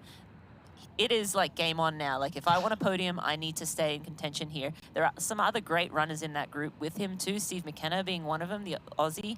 A couple other guys that can run, but obviously Patrick Langer, the cream of the crop there. Through 41.8 miles, Sam Laidlow, who looking still smooth like butter. I mean, we know he's working hard, but man, does he look smooth and in control. But Magnus Ditlev, again, it continues to chip away, down just now inside of 1 minute 40 seconds. So Magnus, after a very patient start, lost a little bit of time. Again, bring out the fishing pole. He's reeling them back in. And Didi, you had a little insight from Chris Lieto on conditions today in Kona. Yeah, we're hearing out from the course that it is a little bit windy, but it will be a headwind, at least as of about an hour ago, into Hawi. But given predictions, it's dead calm out by Waikoloa now, so where the athletes just came through at Kauai High. But as they make their way towards Hawi, reports are that it is a headwind, but that the direction is predicted to change. We could have a head cross back into Kona town once the athletes make the turn back onto the Queen Umanu Highway. But we'll check in with our friend Matt Lieta, who's out on the course. Let's see what Matt's seen. Matt, what are you seeing? Who are you with? Thanks, Didi. I'll give you the condition report from out here. We're on the way up to Hawi. We went through Kauai. It is very cool, and we're right here with Christian Blumenfeld. And yes, a slight little headwind. Oh, it looks like he is not feeling good. It looks like, there we go. Blumenfeld just getting rid of some of his nutrition early.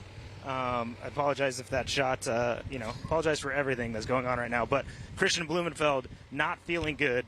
He lost a lot of time from Magnus Ditlev. This explains a little bit as to why, but this is something, it's not uncommon for us to see with Christian Blumenfeld, but he is losing all of his nutrition, guys. Like, that was 4 huge heaves from Christian Blumenfeld. Don't mean to laugh, but it's, didn't expect to see that when I came up to Christian Blumenfeld. But Magnus Ditlev, nowhere in sight at this point from Christian Blumenfeld, but he's right back to it. But right now, things are opening up.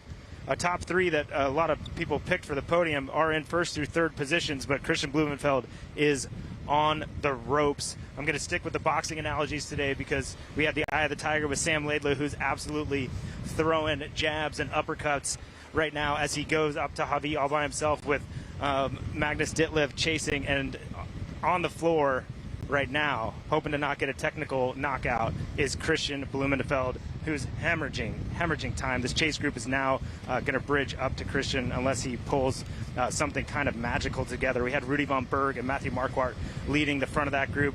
I think you guys reported there were a few penalties we saw in that group as well. Oh, now he's dry heaving. So it is not good for Christian Blumenfeld, guys. Not good for our previous Ironman world champion, Christian Blumenfeld. We've seen this before, but this is too much. This is not going to be Christian Blumenfeld's day.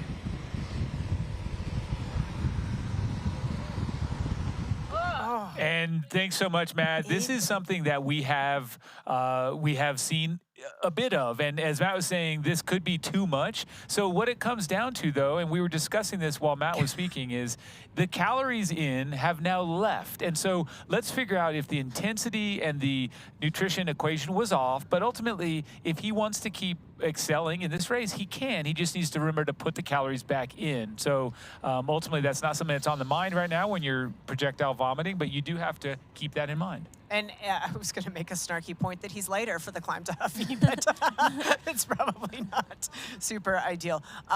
Yeah, that's definitely things going sideways there for Christian Blumenfeld.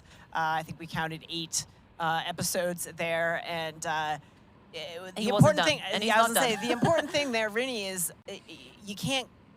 Yeah, you got to get the calories back on board, but you can't do it right away until the stomach is settled. You maybe start with a little water. If you can hold that down, then you start to move to some of the calories. But you were speculating a little bit, Rin.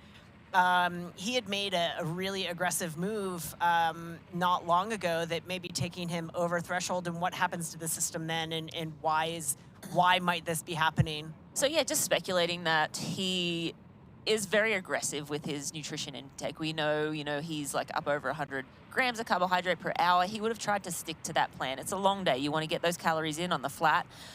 However, if you are going to go above threshold, which is what we saw when he put in that effort to go around, to go with Magnus, pushing with Magnus, that at that point, the calories just can't cross the gut. Like, it's survival mode.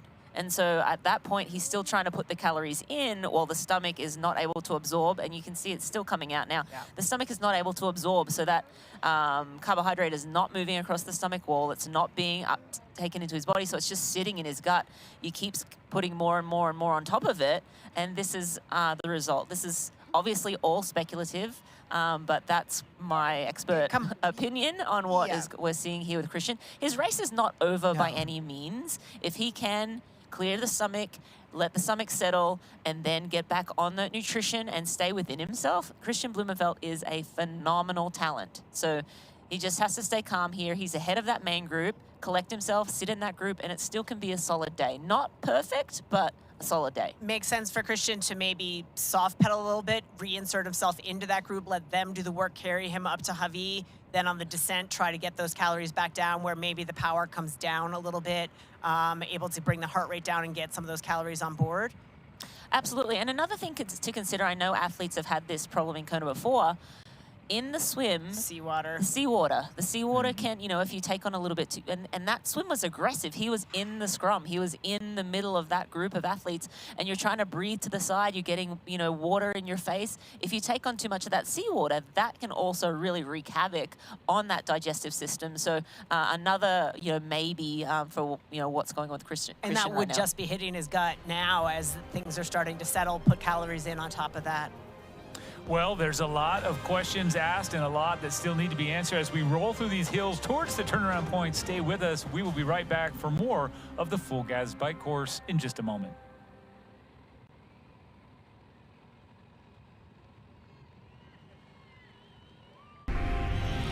Elevate your EV expectations and explore the open road with the VinFast VF8. Stay powered with over 100,000 charging stations nationwide. Experience peace of mind with 24/7 roadside assistance.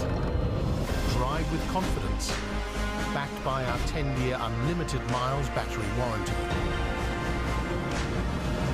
All-electric VinFast VF8. It's just where I wanna be.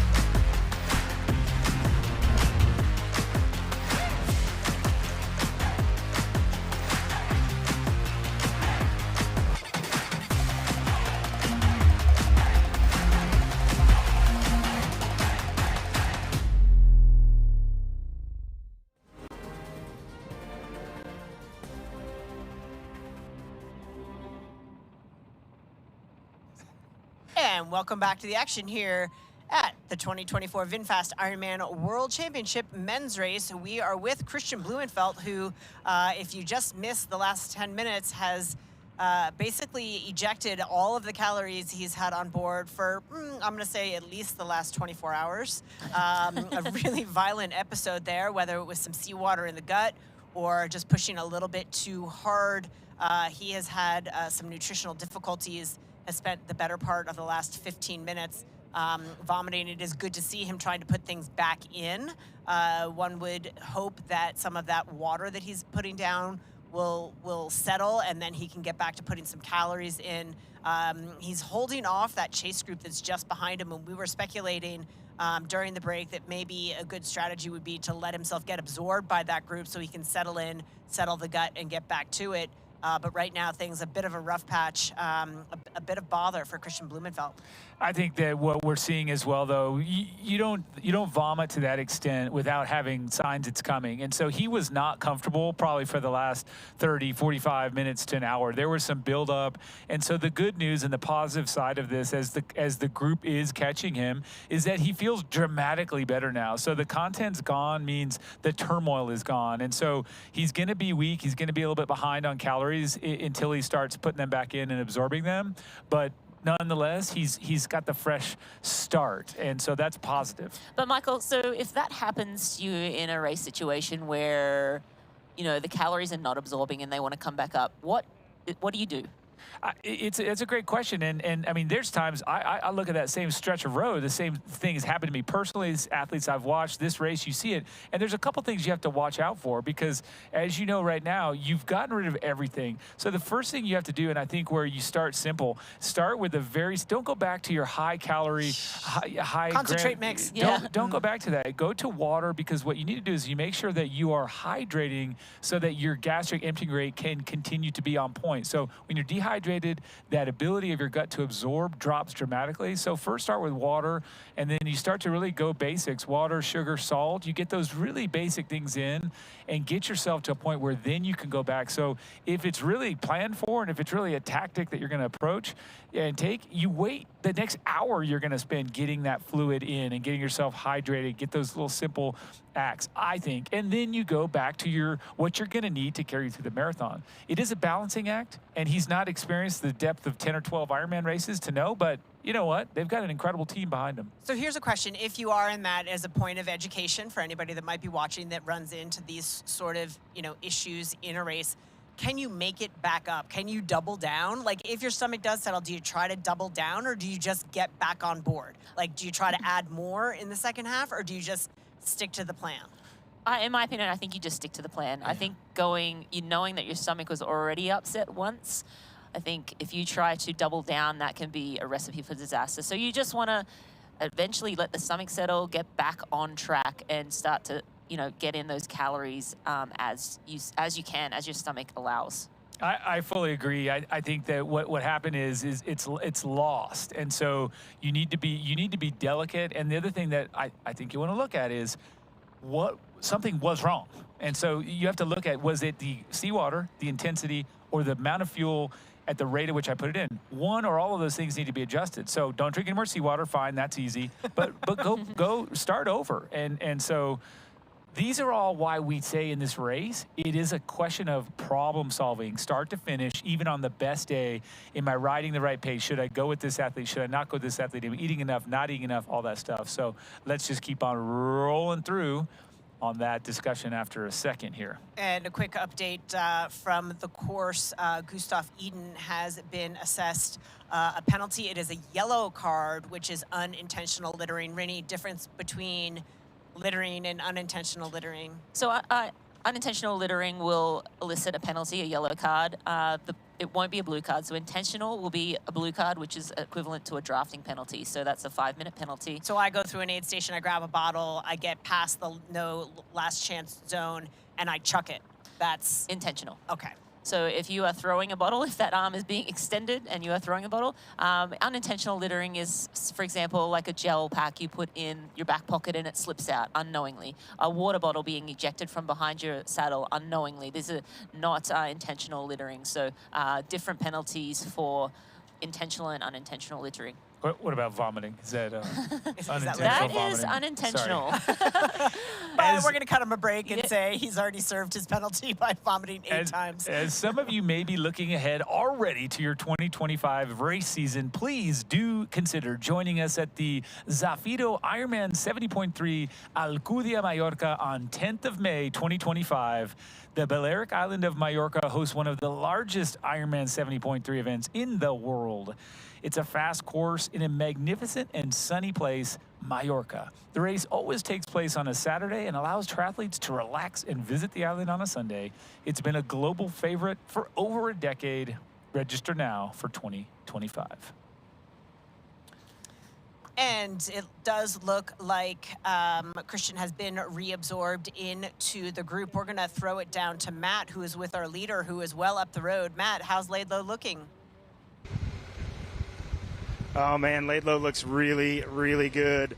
He's gathering some information from folks around, so he now knows the gaps that he has behind to Magnus Ditlev. He was very concerned as to whether or not Magnus was by himself. But if we can, we'll get a shot of the face of Sam Laidlow. He looks really good, really calm. Right now we can see him going into that nutrition box, making to get some calories on board, squeezing that out, getting in there. A very important part, obviously, as we talk about frequently. It's the 4th discipline, nutrition, and he is not screwing around. That scientific part of racing we talk about so much, you still have to execute on the race day. So he's making sure he's doing all the little things, making sure to hydrate as well as he can. But this gentleman, he's out on those on the section of Hawi, kind of the rollers before we turn right. And guys, yeah, there is a little bit of wind coming off the left shoulder, but if we look to the sea, we're not seeing any of those white caps quite yet. And Sam is not really showing any proof that the wind is bothering him at all. But man, again, eye of the tiger on this kid. he is absolutely hammering this bike course. And 3 minutes now to the group behind, that last check that we had. And that tells something. But I'll tell you guys, I was with that group, and the back half of that group is that they already have what I call a horsey mouth, where they are just absolutely suffering, trying to hang on, doing every absolute thing that they can to hang on to that group. So the back half of that group is on the ropes, as they say, and it's going to be a challenge for them to hold on as Sam Laidlow continues to extend his lead on that group. And we're right back here where we love to be in the meat of the race here, watching these things play out. There's Christian Blumenfeld, that overhead shot. Remember, this is an athlete that has seen the highest of highs, reached the pinnacle of the sport in multiple disciplines. And so I have no doubt that when he hits a stumble, he's going to be able to come in here and come back from it. I think that all the speculation we're doing is how should he do this? What should he do? Hopefully, and my hope is that his team, his coaching team, has given him those scenarios, because the same way we need to visualize success, I believe it's essential to visualize those shortcomings or those failures so you have a plan when they do happen, if they do happen. I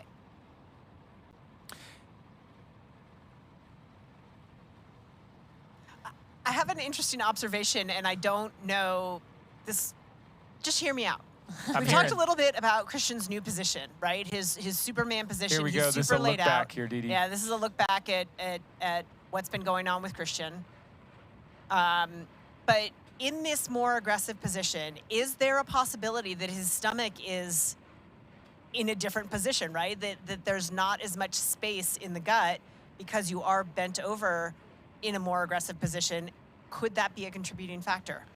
I don't know. I don't know. Possibly, yeah. A good thought there, Didi. A number of factors, and he, I think, will be able to share with us exactly what he thinks went wrong in the moment, but maybe a combination too. We're seeing Matthew Marquardt back to the action right now. Matthew Marquardt riding past, so that's chase pack. Christian Blumenfeld now sitting in that chase, and we believe we're going to get splits here momentarily, but that group was around 3 minutes back at the last check. So Ditlev sitting in second at last check. He was 139 down. We're going to get another split here shortly, and Blumenfeld had dropped off that pack, but now back into the main pack of men, and that group is sitting at probably around 3+ minutes behind the lead now. And one of the things that is also that continues to be a factor in Ironman racing and the assessment after which we race, you don't know often. No. And so this is, does that position change matter? Maybe. Does the seawater matter? Maybe thought that? Maybe. Does the intensity, the intake? We don't always know. Yep. And so in the end, also what's fascinating is the athletes that are all rolling past Christian, they don't know. They were further back. Most of them, if not all of them, didn't see him vomiting. They just think, hey, he's blown. This is the thing that I think is frustrating and awesome about Ironman is you go in, even when you think you've got it, you can turn around the next day or the next race and not have it and not understand. So we may never know. Yeah, and the point is clear that even in the moment to Christian, it doesn't necessarily, you've got to try to triage, but it's not like he's going to sit there and be like, wow, I wonder if this new position is a contributing factor. That is not what is going through Christian's mind. But here up in the booth, these are the things that we think about. What's different? Like for an athlete who literally there is no uncertainty, right? They go in with a plan that is so supremely dialed. Yeah. Everything tested, everything tried. And so when things do go wrong, it's cause for speculation, right? Like it's cause for speculation. So right now at forefront of Christian's mind is, what do I need to do to stop this from happening so I can try to get back on? And then, the diagnosis happens after the race where what might have caused that? Was it this? Was it that? Was it the other thing? Right now, the focus is on just make it stop. But up here in the booth, absolutely. It's our job to share what may or may not be going on in the athlete, in their body, in that moment. And for the athlete, it's just important to stay in the moment and troubleshoot and, okay, what's my best? You can only control your attitude from that moment forward. Sure. Say, this has happened, okay, put it behind me. What can I do to get back on track? Moving forward, we're looking at Magnus Ditlev now. He's still kind of not making time. So he was Yeah. 139. Now he's lost about 11, 12 seconds. He's sitting at 151. And now we're waiting for a split on this next group, which I believe is going to be... It's right now, Yep. 344, 345 back. So that is, what, a little bit higher than it was, yes? Correct? It was 3.5? Yeah, Patrick Lang is still sitting sort of towards the back of that group. Still a very big group of men in this pack. Robert Callan in there, Sam Appleton, Linda's. As you watch here, guys, and we look at Matthew Marquardt up here, it makes me think a little bit to some of our early conversations about some of the athletes that we were expecting to see and wondering how they were going to do. We mentioned Trevor Foley, and I just got just a quick note as well, just to kind of check the splits through the last segment. His cycling was faster through the last segment than everyone but 2 other athletes in the field. And so if you check that stat, it's interesting enough. He definitely lost some time, but with the wheels that he has and the running form that he has, definitely keep an eye on the American Trevor Foley. Don't count him out yet, bib number 17. And that shot right there is so good, hey? Yeah, amazing to me that, and again, it just speaks to the caliber of the sport and the level of the sport rising universally. But this group is still, I think, 20 guys, 19 guys. And I believe when we started, it was 22 guys. So, yeah, this group absolutely sticking together. I anticipate we will see some moves both in terms of the climb and particularly on the descent. We'll see things maybe start to break apart a little bit, but the fact that this group is still this large and this intact is incredible. It's always been interesting in Kona in particular. You see the athletes are all together, that everyone looks zipped up, everyone looks put together, going up to Harvey. You see them coming back on the Queen K. Things are generally blown apart. People look way rougher. It's now it's now 2+ hours into the race. Yeah. Athletes are now feeling the heat, feeling the the effort of the day. Some athletes at the back of this pack now just trying to stay out of trouble. And yes, they look bunched up, but again, Race Ranger is in effect, and they will be sitting at that 12+ meters behind.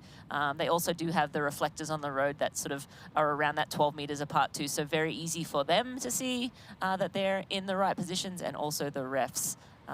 And we are just starting the climb. So this Laidlow just at the bottom of the climb to Harvey. Yeah, so I've got my eyes not on Laidlow, but on the trees in the background to see if we get any kind of hint as to if there's wind. We had reports earlier that it was a bit of a headwind into Harvey. So hopefully as they get a little bit higher, of course, that vegetation changes. Those grasses get a little bigger. They turn a little greener.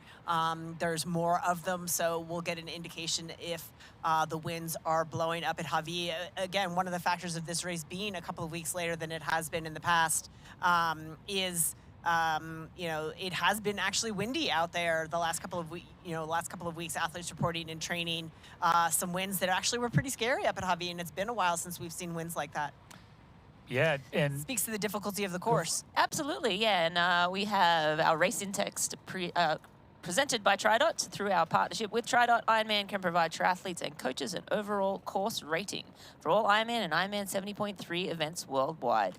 TriDot uses data intelligence assets and a 100-point index to provide the data for today's race index powered by TriDot.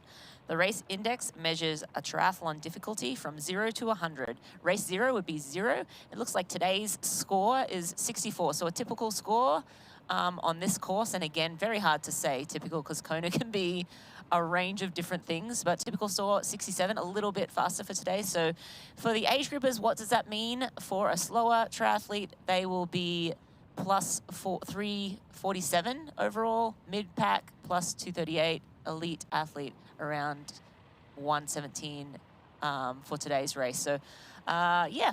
So just a little slower, a little slower, Yeah. pretty mid-range, and that's Kona, and you said it, the conditions dictate, but those are such cool comparison metrics that we can use. As we come back to this climb, the final portion here, folks, and those that have ridden this know it, those that have visited and spectated understand this, but viewers at home may not get the extent to which that climb changes flavor pretty quick. It's a 6-mile climb. You've been rolling for the extent of the last 11 miles, or just under under 20 kilometers. You take a bend in the road, and you start to head directly into that headwind, a 6-mile climb or just under 10 kilometers. As you do that, you typically will hit a headwind, and they're predicting it today. And as you mentioned, Didi, it's a little bit more lush. That's the side where you have more rain, more precipitation, and so more colorful vegetation. You will go up, up, and up, and then finally turn around after a slight downhill into the town of Hawi, where you will turn around, have a timing mat. You can collect your special needs on the way out of town, and then it is bombing back down. So to the extent which you are suffering in the headwind, you are benefiting from a massive tailwind on the other side. But folks, we're approaching what to many is the favorite part of the course as far as dynamics play out. Let's watch and see, but for now, we are stepping off for a quick break. Don't go away.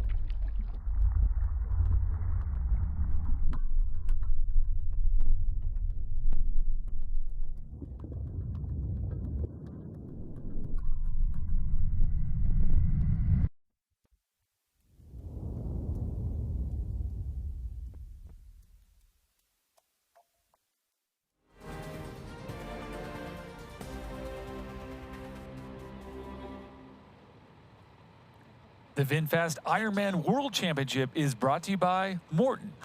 Get used to it. And by AG1. Better finishes start with AG1. Now, as we're back here on the road with our leader, has been up front for a long time, alone, Sam Laidlow from France. Yes, he is our defending Ironman World Champion, and he is pushing a great pace in front of this man, the Dane, Magnus Ditlev, second place, out of the saddle, looking back, and what a great camera shot there to get low and show us, yes, this is, in fact, an uphill. This is a climb, and it is legitimately quite a bit of elevation gain in this final 6 miles. You can see it on the graphic below, but what a great shot. I sure love what they've done there. Yeah, it is. It's a significant climb by other course standards. It's certainly not a monstrous climb. It's not something you're going to change your training venue to prepare for the hills of, like you might for Nice when the athletes are competing in Nice. But it is the most significant climb on the course, and it's an awful long way. And I think what makes this climb unique, as we mentioned, are that sometimes the winds can play a role through this section. In particular, you get the crosswinds before you make that final right bend towards Hawi where it turns headwind. But right now we're going to throw it down to our good friend Matt, who is with Robert Callan. Here we go. Yes, Didi, I am with Robert Callan. He's moved through this group. He actually just made his way all the way to the front of this group. Now we got Ben Canute making a pass on Robert. And this is the part, you know, see an athlete like Robert being in a field of this size. He's experiencing this for the first time. He's not showing any frustration, but he just went through the entire group in like a minute and a half. And then when he got to the group, there were some athletes, I think, that were caught out and moved back up. And so he's basically had 4 guys go in front of him. Actually, Ben didn't brake check him, but go in front of him and hit their brakes as soon as they went past him because they were gassed. And he's now had to like settle back into 4th place. But this is our fastest mover on course outside of those top 2 athletes. And again, very, very calm, very collected. He's looking over his shoulder to see what's going on. I bet he's going to make a move, but he's not going to want to do it multiple times. And but he's just cruising through here, doing his thing, and getting to the front of this group. We see we had Ben Canute actually all the way to the front. Matthew Marquardt was one of those athletes that went with him and went to the front of this group. But again, we see pacemaker in this group, and this group, guys, I will excuse the messiness of the shot, but it is a very large group. Again, all, as far as I can see, legal distance. We do have the refs keeping a really close eye, but the reason that group is this big is this gentleman right here just brought these groups together, and I'd expect to see him probably when it's a little faster pace. Right now they're on one of these little rollers, so you see Ben Canute at the front of this group really pushing that pace in his drops. It's not an aerodynamic section. Robert Callan really pushes the pace, so we're going to move through the front of this group. As we see here, this athlete's been trying to stay in, but he's pushing that pace as hard as he can to hold on. Koolhaas has been doing his share of work as well. You see him put the tongue out to us. He's getting a little bit tired as Koolhaas. And Matthew Marquardt is just always right at the front. He wants to be there if anything happens in this race, but Matthew Marquardt is definitely doing his business. And Ben Canute has made his move to the front of this chase group, now riding in third position. Last I saw, Patrick Lange was still in this group. He had to actually make up a gap that Christian Blumenfeld had opened up. As we said, Christian not having too much energy left after that vomit. I know we don't want to talk about that too much, but definitely it feels like it was a lot. And as my Uncle Tony used to say, that's a too much. That's a too much. I don't think he's going to be back. You can see the way the group rode by him. Not one for Christian Blumenfeld, but Ben Canute putting his nose in the wind when it matters. We all talk about Javi. We got two Americans at the front of this chase group. Rudy von Berg, the third American, not too far behind. But Ben Canute right now drilling it, but in a very comfortable way, a calm way. He's going to be excited to see Robert Callan at some point go around these other gentlemen in the front, about three athletes he needs to pass, and help Ben Canute out. Ben gives a little shaka, and he's showing off that beautiful mustache. Ben Canute, he's complaining about what we had heard, but he's settling back in. He said he got stung twice by a jellyfish in the face, but Ben Canute brushed off his shoulder and straight to the front of this race, and opening up a pretty good gap is Ben Canute. So we'll see if this gap holds. You're going to see, I almost guarantee it, Robert Callan is going to be the athlete that does his best to bridge up and get up to Ben Canute, and then those two will have a chance to get away. But this is something that is actually sticking here in one of these headwindy sections. So guys, I will report again a little bit of moisture out here on Javi on this, the early sections of the climb still, but it is now a headwind. And if this wind switches, which it often does, you will see these athletes get a crosswind as well on the way down, and that will really break things up. But right now, we're getting, I wouldn't say like classic Javi winds, but there is wind. And I will tell you, the last time these gentlemen raced this course, there was absolutely 0% wind on this section and all the way up into Javi. Right now, Ben Canute is going around this slight bend, and this is one of the first straightaways in a long time where you can see very, very far in front of him, and he will see Magnus Ditlev very, very far in front of him, barely so. But right now, Ben Canute driving the pace in that chase group, and we're going to get up to Javi to make sure we don't miss any of that action. Back to you guys in the studio. Great commentary as always, Matt. Thank you so much. I will disagree with you because it's what I like to do. I am not a fan of the mustache. Everything else was on point. But coming from an overhead shot here, Matthew Marquardt, super impressive as a Kona rookie. Well, I'm sorry, he raced as an age grouper, won the age group overall title, so not a rookie, but a rookie to the pro field, and it is different. It is very different, but nonetheless, he's doing great. I look throughout the field. We've referenced Trevor Foley moving well through that part of the field, and then here's what we always see. At this section, when you're doing these rolling climb segments, 17 miles from Kauai High up, you're in the final 6 of those. This is when it really comes down to, have you done the right thing with your fueling? Are you riding outside of yourself? Are you in this pack because you know you have to be, but you're really not comfortable there? That is where those folks coming down, where Matt said, is when you get that crosswind, that is when you're going to find out what you're made of. You're going to have to go through that roughly 3 hour to 3.5 hour part of this race. Super tough. If it sounds like I'm speaking from personal experience, I might be. Coming back here, this is as we come into Javi, and you can see the roads are a bit damp. The roads are damp, but what I'm not seeing much of is Well, now, yeah, I was gonna say there it is. I'm not seeing much movement in the vegetation, but there is some good movement there. Some good wind is what you're talking about. That If we sound like we're salivating. Yes, we do. Well, it's been too long since we really saw those winds blow. Not too long, but we sort of enjoy, I'd say, generally speaking, the analysts and commentary folk, we love to see this race be giving us everything we know it can. And that's from the competition to the dynamics, the tactics, and also the elements. And so here is a tricky section, folks. He wasn't where I thought. He's not quite going down. There's still a couple segments of uphill here for Sam Laidlow. He still looks so smooth. He looks so good on the bike. Yeah, I think Didi was mentioning earlier you could put a glass of water on his shoulders and it would just sit there all day long. But yeah, it looks super smooth.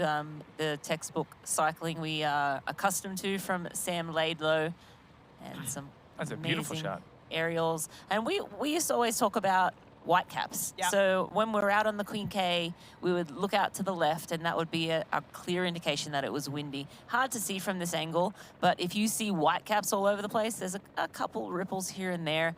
You know it's blowing a gale up in Harvey. A little bit of wind up there, but we are still early in this race, 2:50 into the race, and the athletes are almost at that turnaround pretty quick. It's going to be exciting. And this is, again, it's been a while since we talked about this. Early on the Kuakini Highway, you can see the athletes in front. You can see the athletes behind. These people are going to see one another soon. Everyone can see just how far up the road Sam Laidlow is. Where is Ditlev? Where have they gotten? And athletes like Ben Canute can start to figure out, when do I break away? This is such a race from the front kind of guy. He's going to probably want to take advantage of this downhill. But these moments and these questions, they're coming up here after this quick break, so please do stay with us.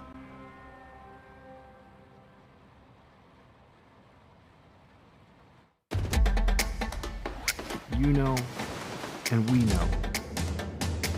The thing about challenging yourself is you're always looking for what's next.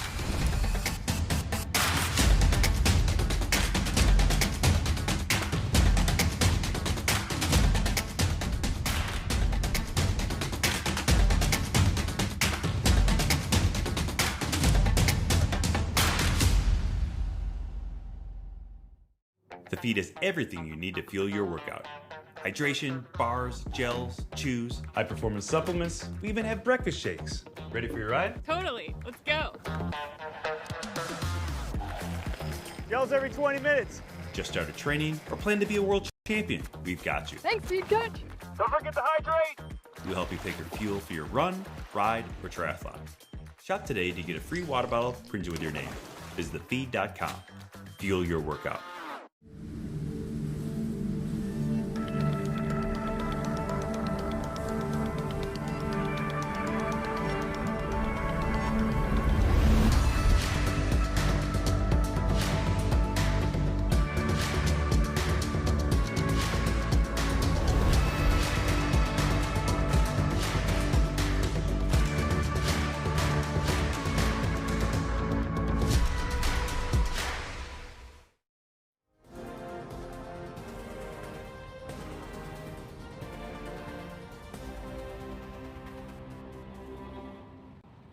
And now the Danish athlete, Magnus Ditlev, coming through that same segment we saw moments ago with Sam Laidlow. And you can see all three bottles that he started with still there. You're going to see him most likely drop some of those and put something new in. It could be from his special needs, but everybody has a different preference. Miranda, when you were racing, what was your style? Did you grab? Did you skip it? What was the story there? Yeah, I think it always depends. You want a plan B with special needs. It's nice to have something there that if you do lose a bottle on the course, you have a plan B, and if you need that bottle, then you can stop and grab it.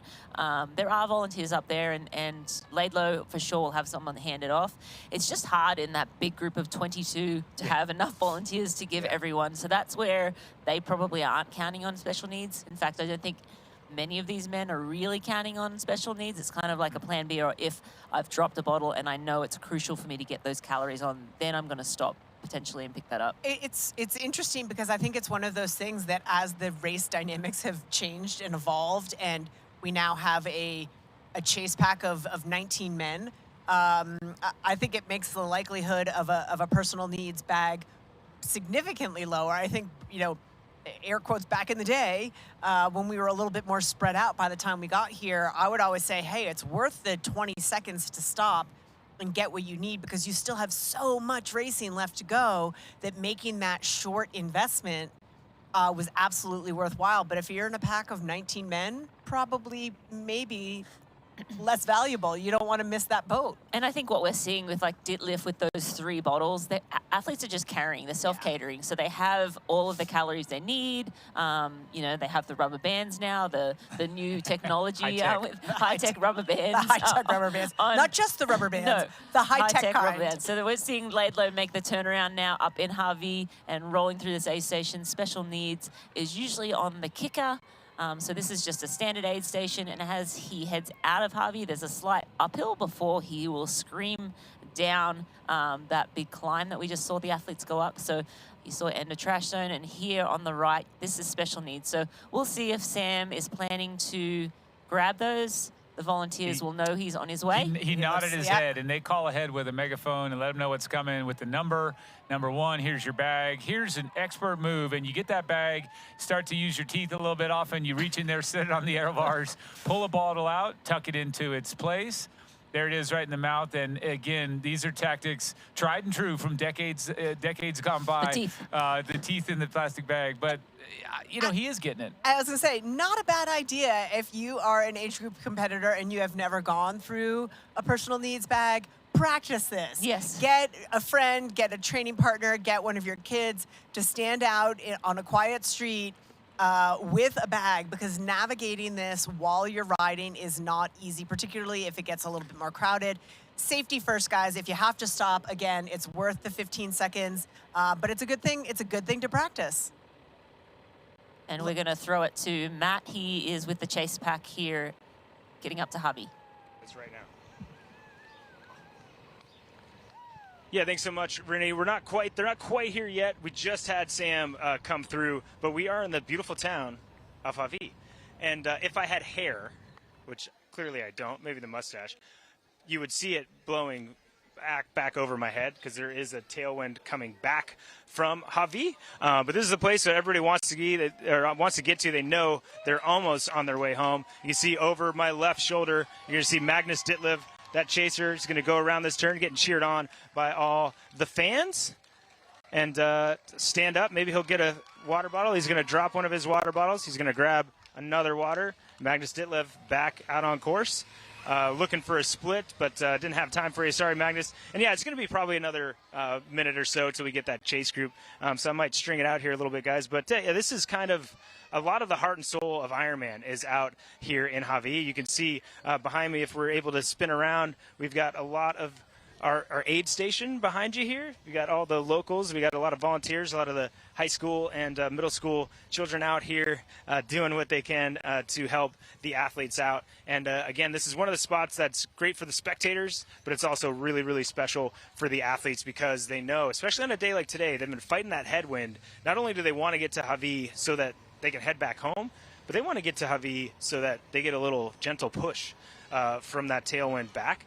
So this is definitely a spot that these athletes want to be able to get to. And Sam Laidlow went through this pretty quickly and efficiently. He didn't look stressed out at all.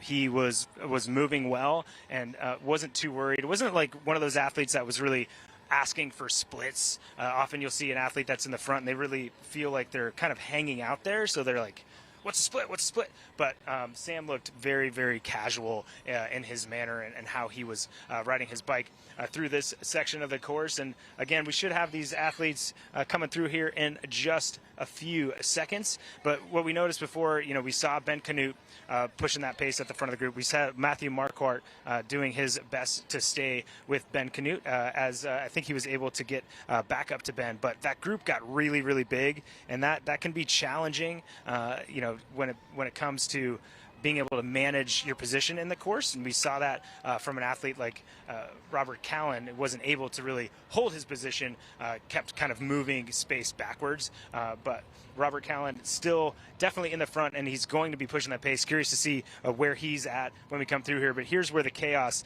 kind of ensues. We're going to have all these athletes coming through here. I think we've got Menno Koolhaas is our first athlete coming through here, and we'll do this angle here. We see these athletes turn behind us, coming over my shoulder. Ben Canute in second position. Matthew Marquardt riding in third. Stefnak riding in fourth position. We can see Ben Canute getting that water bottle straight to it. Matthew Marquardt trying to get a water bottle, gets it. Stefnak right there. There is Robert Callan. Again, very focused, very calm. Gregory Barnaby in a really good position. Hogan Hogg in a good spot. We've got Lopez really, really riding well. Dangerous runner. Rudy Von Berg is in there. Patrick Lange is in there. Mitch Thompson's in there. And we had Christian Blumenfeld still there, still fighting really hard. Everybody, like really, really, really, really riding well. Still trying to do his best to give himself a chance at the win here. Sorry, missed that athlete. And Bradley Weiss. Bradley Weiss at the back of this group, but he's been really hanging in there. He looked confident. He was chill. He was throwing a shaka, even though he had been dropped by that group when I saw him. So really good work from him. We see other athletes coming through here. Let's see who that is. That is Daniel Backegard. Rumor is that he's got a penalty, so he's going to drop. We got Sam Appleton. So Backegard is going to go around this corner, and there's a penalty tent not too much further back. But here's the end of that group. Backegard trying to compose himself. Sam Appleton in a good spot, drops a water bottle, gets another water bottle, and that is our chase group, everybody. Man, they're heading back very quickly to you with this tailwind, and again, very, very cool conditions here at Hawi. Thanks, Matt, and let's put some numbers on that, Rinny. Of course, we had Laidlow go through. That gap to Magnus Ditlev has now expanded out to 2.5 minutes, so another 48-ish seconds through that last segment. And then that massive group of chasers starts at 5 minutes back.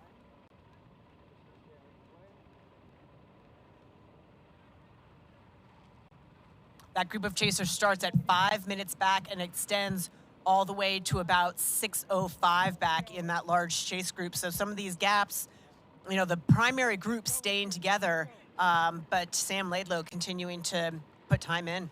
Yeah, Sam Laidlow clearly riding very well to be putting time, obviously, into Magnus Ditlev ever so slightly at every time check, but still time. Those two men almost expected to be coming off the bike together, so that's a developing story. Magnus Ditlev is going to go down this hill so fast, though, with his, 60 front tooth chainring. I mean, that dinner plate that he has put on his bike to help him hammer down the climb, that's going to be interesting to see if that makes a difference coming down with the higher velocity tailwind. If you have access to gears, that's going to really make a difference in that section. If you're spinning out, you don't have the gears, you're going to lose a bit of time there. And that's obviously Christian Blumenfeld opting to stop at special needs there and grab a bottle. So a decision he made, maybe realizing he needed to make sure he had those calories or extra calories on board, knowing he did lose those calories earlier on the climb to Hawi. The thing that I will look at here when I see Sam Laidlow putting time in and recognizing that despite being off the front and being gone by himself for this long, that doesn't mean, despite that, he's still executing a back half race. He's still probably able to put down some good power, which all of the great, not only Ironman athletes, but cyclist-specific kind of strong athletes, they always work the section from Hawi a little bit stronger. It's sort of the players that fall off because they've gone too hard in the beginning. So Sam, I do believe, will still be extending and pushing into this lead on the pack. Ditlev, we'll see. Has he been riding strong enough, knowing that he wants to crush this back half? Probably. And I think, again, now that we have made the turn in Hawi, this is another sort of critical point. We still have Patrick Lange sitting in that group. Again, we're starting to focus in on the guys who can run, right? Like, who is still in contention for a podium at just past halfway through the bike. And again, I have my eyes on Patrick Lange, but this section of the course, again, given Patrick's size, on the descent is going to be a little bit harder to match the power that Magnus Ditlev is putting out right now, and some of the other bigger guys who are going to throw down some bigger watts on that descent. can he hang in there? So this is another sort of critical moment as we keep our eyes on Patrick Lange, one of our contenders. Antonio Benito Lopez, also a really, really good runner in that pack, has not had his nose out in the wind at all. So some of these guys getting the job done and hanging in there, can they continue to do it through this now downhill section with a tailwind? Yeah, I think this is the point in the race where things are going to get interesting. This is where, that we've gone through the turnaround, all of these men can kind of hang in for, the first hour and a half. Now it starts to get interesting where anyone who was hanging in or on the edge of being able to hang and not hang are going to start to be, for lack of a better word, exposed in that exposed. The race is moving on in duration. And now the athletes that have been sort of sitting within their comfort zone are going to be like, okay, now it's time to push. And we've saw, greats of the past like Daniela Riff get to that turnaround and just hammer all the way home.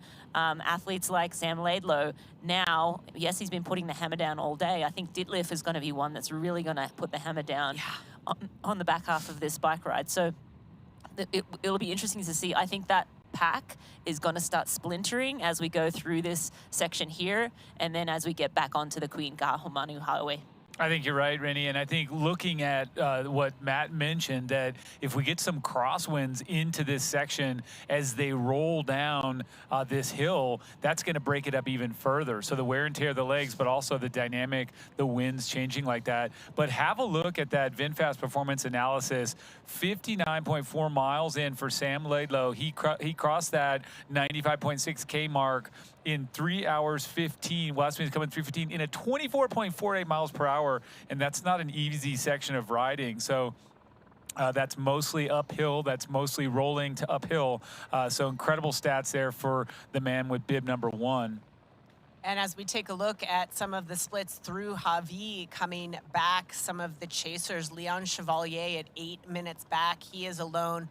And then we have Paul Schuster at 9:52 back, Jackson Laundrie with Cameron Worf, Gustav Eden, Mike Phillips, Tor Bendix Madsen, Chris Leiferman, David McNamee. So another pretty big group at about that sort of 10.5 to 11.5 minutes back. Trevor Foley now amongst that group with Matt Hansen.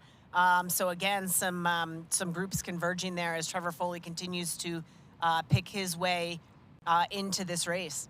Well, and look at the splits, Dee. Trevor Foley for that segment, 23.24.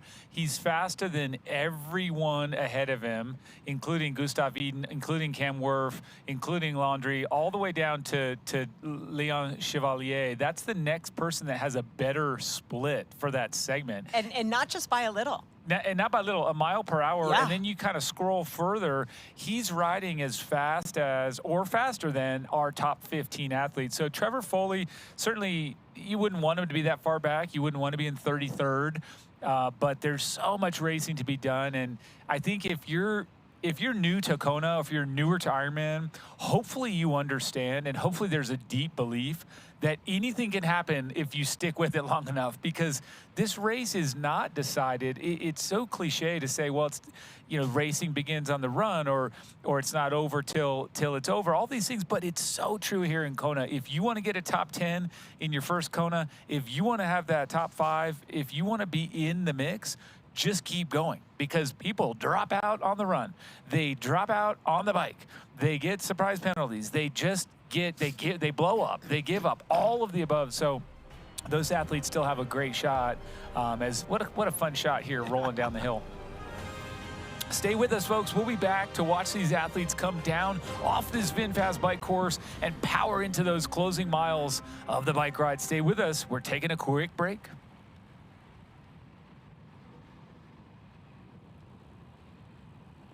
Here's Elizabeth in the middle of the perfect workout for her. To create it, we analyzed her biometrics and genetics, her recovery rate, injury risk, and aerobic potential, her recent training sessions, the temperature, humidity, and elevation, the demands of her next race, and billions of data points from athletes just like her. With TriDot, Elizabeth gets faster. And what does she have to do? I just opened TriDot and did my workout. TriDot. We do the technology, you do the training. You know, and we know. The thing about challenging yourself is you're always looking for what's next.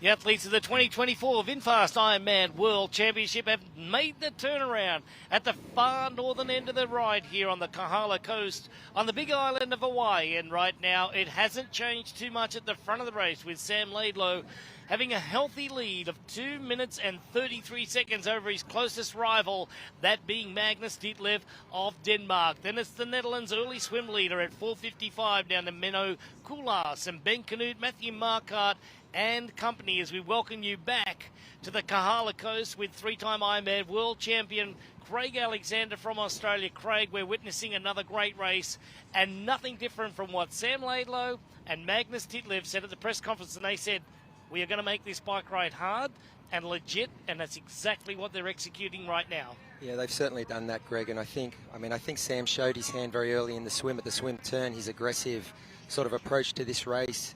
He went for the throttle at the swim turn and tried to create some separation coming out of that far turn, and he's continued that sort of mindset onto the bike and seems to be extending his lead temporarily over Ditlev here. Over our leaders, going through Harvey there, we did a little calculation there, and with our field producer as well, and he came up with the this nice little fact that we are 2 minutes underneath bike course record right now. Bike course record, by the way, is held at 4:04 with Sam Laidlow just 2 years ago. So Sammy's right up there leading at the moment, but the only dynamic that's going to change things there is the wind. So the wind right now is about 15 miles an hour out of the east-northeast, which means a side tailwind, Craig, coming down there. Now, as last pictures that we got, we did see a little bit of leaning on the bike. The bike's coming out into the center lane. What can you tell us? Yeah, I think that's typical for this part of the course. You usually get a tail crosswind up there. I think it was very calm early in the swim and the first part of the bike. The bike course record is certainly in play, as is the total course record. So Sam, I think, has been vocal all week about his intentions here to really set the table for the race for himself on the bike. I think he expected Magnus at some point to chase. And at this stage, though, I don't think it's unusual to see the lead sort of yo-yo a little bit. It's been a minute 50, it's up to 2 minutes 30 now, but there's still quite a way to go, and I don't think we're going to see Magnus slow down. But certainly looking at the gearing these guys are riding, the size of some of the chain rings, they're really taking advantage of not only the great conditions, but just really powering up on the downhills. And this is the fastest section of the course. They're sitting at 75, 80 kilometres an hour here, plus particularly with that cross tailwind. Sprockets on the rear wheel there. They are small. The sprocket on the front, it's only one. It's a single chain ring at around about 64 to 66 teeth on that, so you know that the gearing is going to be high, especially on this downhill section. Now, we got to look at the motorbike speed reading just a moment ago, and it was reading at around about 44 miles an hour, so approaching speeds of 70 kilometres an hour. They can almost spin out, can't they? Yeah, I think that at the start of the descent there, at speeds greater than that. So they're starting to hit some of the rollers now on the way back down to Kauai High.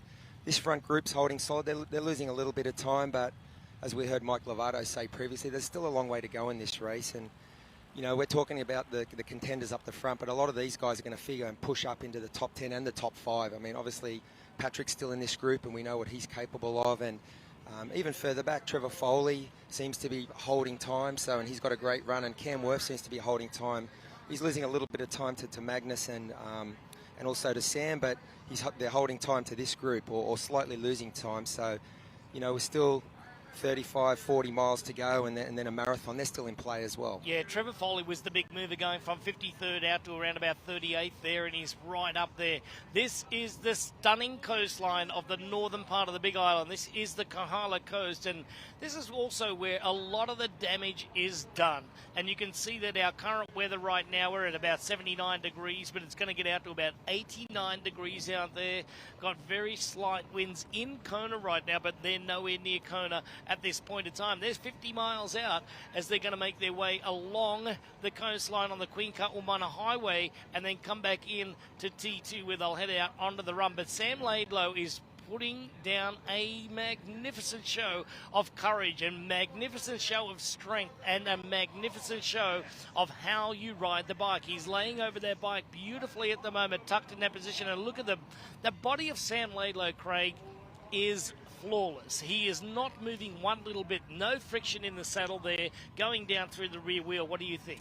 Yeah, he looks like he's at one with the bike. His position's amazing. His upper body's very quiet, no movement, head tucked, pushing a big gear and just taking the race to the rest of the field. That's his MO. That's the way he's racing, and it's amazing to see. I think that's what he did in Nice last year when he won the title. You know, Magnus, I think, is just riding solid and strong. I would consider Magnus to be the best biker in this field, even though he's losing a little bit of time here. It's certainly interesting to see the aerodynamic setups. These boys are all pushing the envelope. We know they do a lot of testing. Something different this year, they seem to be carrying more bottles and the drink bottle placement behind the saddle. So, you know, they're testing everything. Their aerodynamics are right on point, and they're just maximising these great conditions. But as you mentioned, it feels like there's a bit of breeze getting up in town here, and the forecast temperature is to get up, so it's going to make for a hot marathon. So, you know, it's one thing to be aerodynamic, but you've also got to manage your core body temperature and your pacing, because you do have 26 miles to run, and there's a little bit of cloud cover in town, but I expect it to get hot like it always does here right in Kailua Kona. And you know what, Craig? Coming up this afternoon, humid conditions, and we got 45% chance of rain. So the steam, with the water coming off the road and back up, is going to be exponentially hotter. So they're going to have to, you know, be very aware with their core temperature regulation today.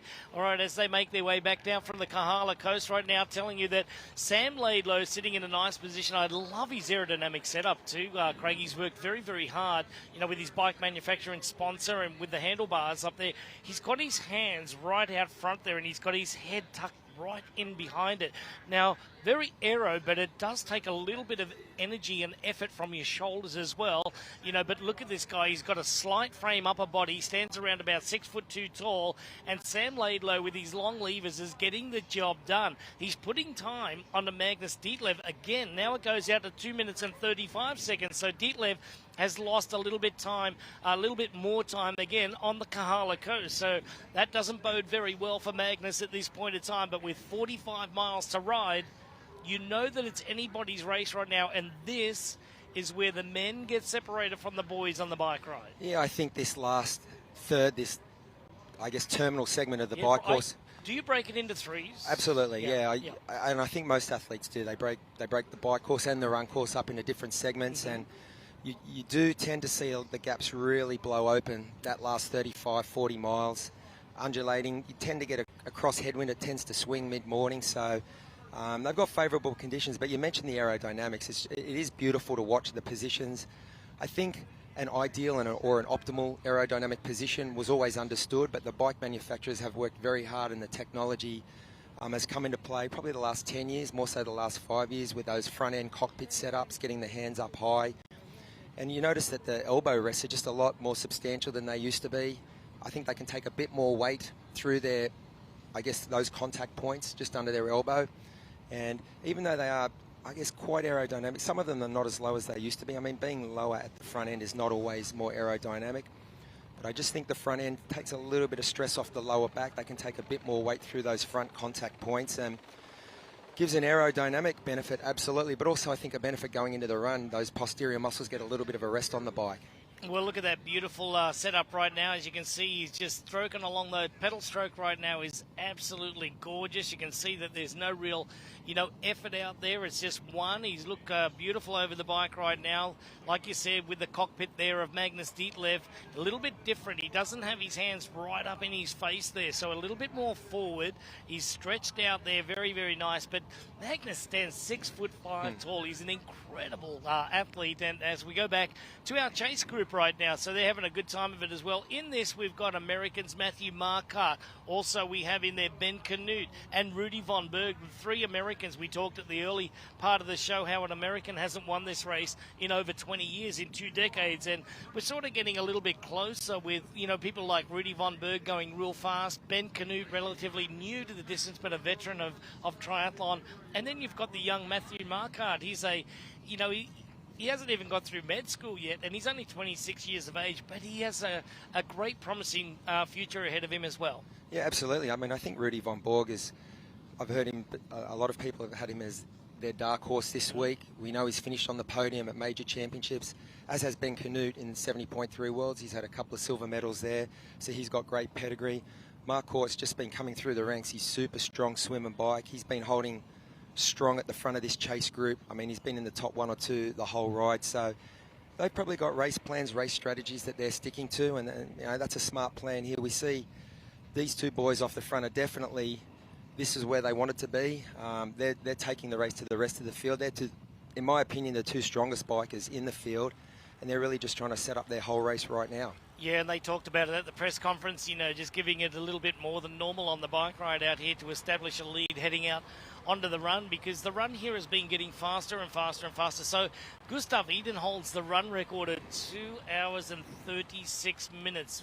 Craig, you were one of the fastest runners here in your time, but does that just sort of blow your mind, knowing that they can run 2:36, but on a day like today, maybe faster? It's an amazing time to run on this course. It's not a flat course out here by any stretch. It's an undulating course with a couple of little climbs. It's just so exposed, though, to the heat and humidity. And, you always hear people talk about the conditions. You always get heat and humidity here. So, though that's a 2:36 is a blistering fast run. It's like a 3:42 per kilometre average. And, we know Patrick's got the pedigree to run that, as have a few of the athletes in this field. And I think Sam Laidlow, I mean, he's one of the better runners in the field. I think last year watching in Nice, when he had such a lead off the bike, there was a question mark over would he be able to hold strong in the run. And not only did he hold strong, he just looked amazing. He looked like he had an extra gear if he needed it. So he's certainly sitting in the box seat right now. But we still have a ways to go. And, I'm interested to see, like from positions 3rd to 10th, there's a lot of racing left in this race and a lot of guys who would be executing their plan to the letter right now. I love the way that Sam's riding here. Completely different setup than one of Magnus Ditlev just a moment ago we saw, and he's got a very flat back. Sam sits a little bit lower on the seat there. You can see that he's got, maybe a few more centimetres in the bend of the leg at the knee, position there when the foot stroke is all the way at the bottom. And whereas Magnus Ditlev, a taller athlete, sitting right up there and flat. So Sam being a little bit more exposed in the front, but look how he's covering up the exposure there with his hands, the cockpit. It's, just diverting the air around his body and his chest area there. So a very good setup here, and we know that his biomechanics on the run are actually pretty good too. He has more of a shuffling type of stride over that of Patrick Langer, who just bounds along the ground there and, just bounces his way through the runs. So going back here, you've got Sam Laidlow. He's getting very, very close to getting off the bike at T2, coming up here pretty soon. So Sam Laidlow just coming down into Kauai High here pretty soon. Just looks like maybe having a break here at this point in time as we look on the Kahala coast here. The 2024 VinFast Ironman continues.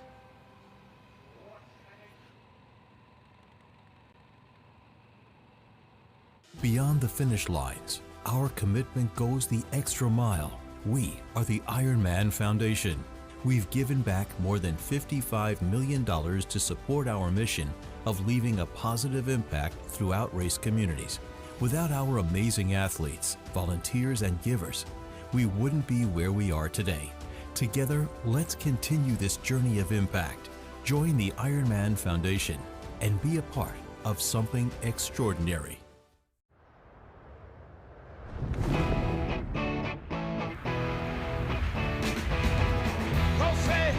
Now speeding now. Hey, Crash, come on, kiss me now. Fly, fly. Oh, watch me, I'm so high. I ain't coming down. I ain't never coming down.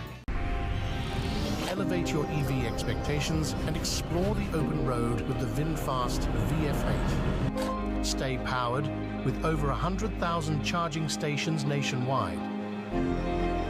Experience peace of mind with 24/7 roadside assistance. Drive with confidence, backed by our 10-year unlimited miles battery warranty. All-electric VinFast VF8.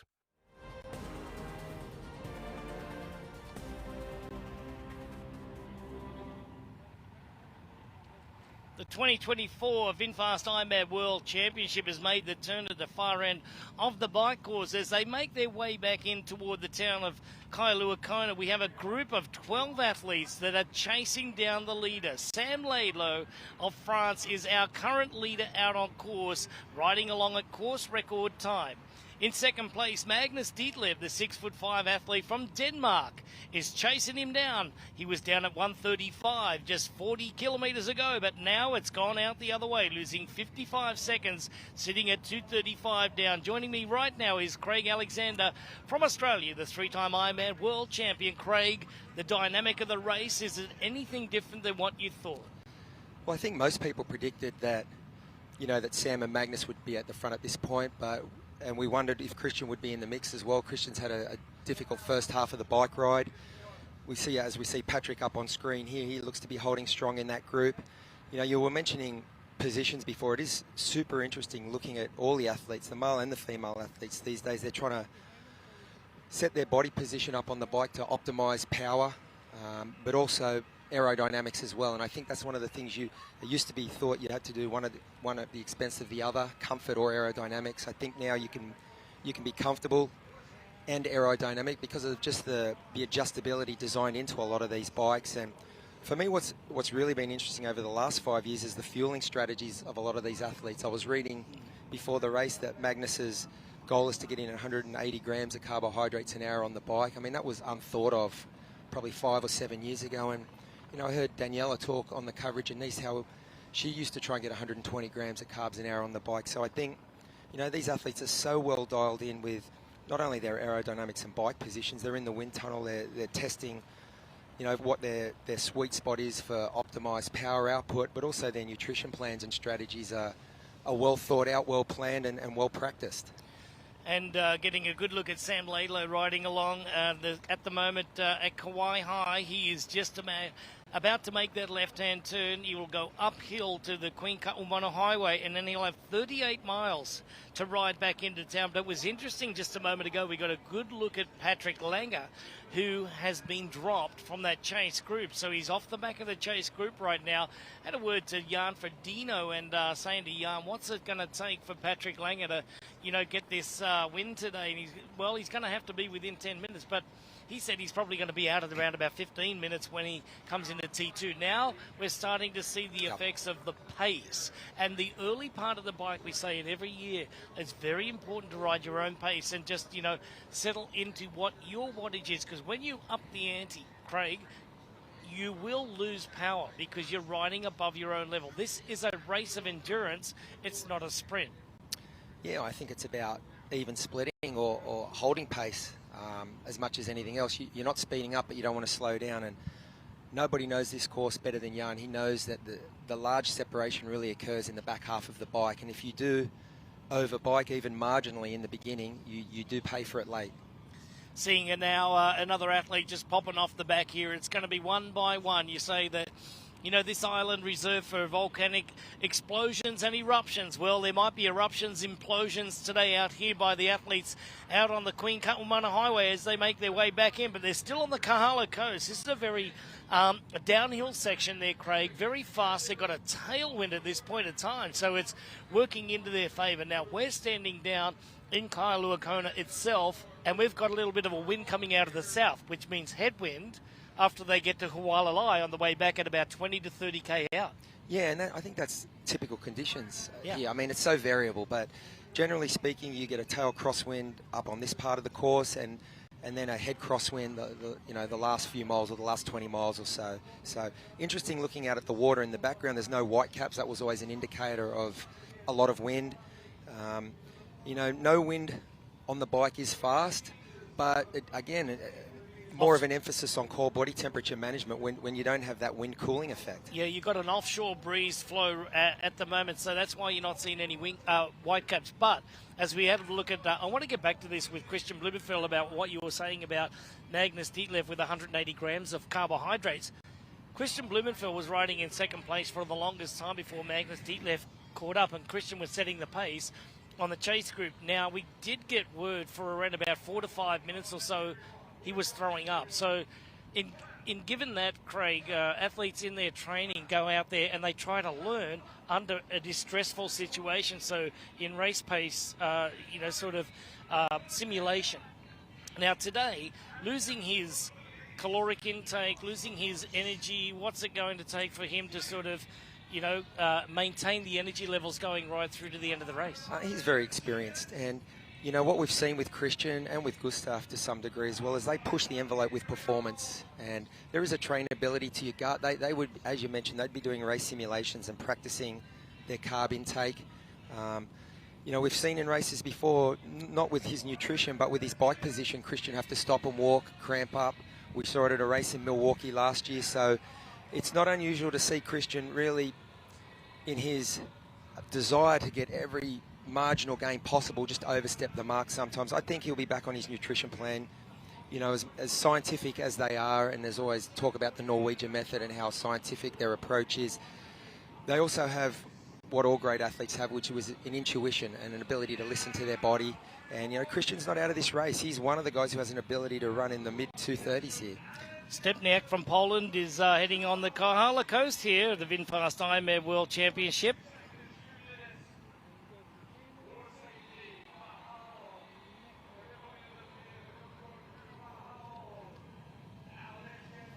Chase group losing a little bit of time to our leaders out here. That is Sam Laidlow and Magnus Ditlev now losing another 6 seconds. He's 2:41 down to Sam Laidlow at the moment. And it's bad news for our chase group. And Matthew Marquardt, he's out there trying to keep the pace up with Rudy von Berg. And we got Robert Callan in there as well from Sweden. So we know we've got a strong group out there. It's currently 83 degrees right now in Kailua Kona. That's 29 degrees Celsius. It's a little bit overcast, but the sun's poking its nose out as well. Feels like 90 degrees or 32. The humidity's way up there at 72%.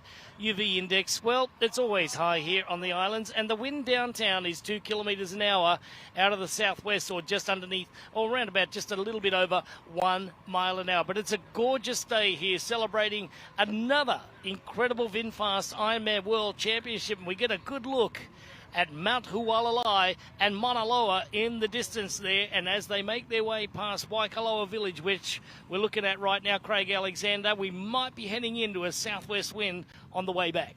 Yeah, well, that's the conditions that you mentioned before. That's what's being forecast, and it looks like that's what they're going to get. So, they're still pushing the pace. I think it speaks to the level of Sam and Magnus that some of the riders we see in the front group or the front chasing group, Matthew Marquardt and Robert Callan, in other races globally, those guys just destroy fields. They go right off the front and build huge leads. So I think it speaks to what we're seeing here with Sam. He's been true to his word. He wanted to take this race by the scruff of the neck, as they say, and really blow it apart. And that's what he's doing. It looks like he's on the climb out of Kauai now, back up to the Queen K. We can see the pictures now. He's going to take a right turn, and then he's got about 35 miles back into town, and it's about 5 or 6 miles down the road from here that generally the wind switches and you do get that headwind. Yeah, you're right, Craig. When you make the turn at Kauai High. This is the last-ditch effort. This is the last 38 miles here as they make their way back into town. Like you said, a little bit undulating on the first part, across the flats of Waikoloa Village, up Scenic Hill, and the final push into T2, which is going to be the breaking point for people like Sam Laidlow and Magnus Ditlev over the rest of the field. Yeah, I don't think there's a breaking point. I think they're just going to keep just feathering the throttle here. They're just going to keep squeezing it. They've got a way they want to execute their pacing strategy. That climb, interestingly, it's nicknamed the dead zone. It's the hottest part of the bike course. When you get down to Kauai Harbour and then you climb up, it's like a 1.5 kilometre or a 1 mile climb. There's generally a light tailwind there, but it can send your core body temperature right up. And the athletes who have raced here know you've got to be very careful just really dosing your effort up that hill, because if you spike your effort up there and the core body temperature goes up, this last 30 miles, it can take 20 minutes to get your core body temperature down. It can make for a miserable ride back into town. Yeah, they're a little bit protected right now. On the left-hand side, they have Mauna Kea. What you're looking at there was Mauna Loa on the left-hand side, as well as we get Magnus Ditlev. We get the rest of our chase group. Here's the chase group now. They're about to make that left-hand turn, and then it will be uphill for a mile and a half. After the mile and a half, the final push as they make that right-hand turn, trying to chase this guy. That's Sam Laidlow. He's already on the Queen Kaumana Highway. He's going past the fire station, and then he will hit Mauna Kea Resort area onto the flats of the Waikoloa Village, and that is sometimes where it blows from the windward side of the island over to the leeward side of the island. You've got Mauna Loa on the right, you've got Mauna Kea on the left, and you have this whopping big funnel that comes down through the centre there, Craig. I've seen some nasty winds there previously, but today the wind has been a little bit lower. Yeah, that saddle between the volcanoes, as you mentioned, that's really where the wind rips up and rips through. So Sam still looks beautiful. His position, I mean, he tends to sweat a lot in the races. You see him sweat a lot. We've seen it in some of his races this year, but he just looks great. He looks good to me. He looks like he's just executing his plan the way he wants.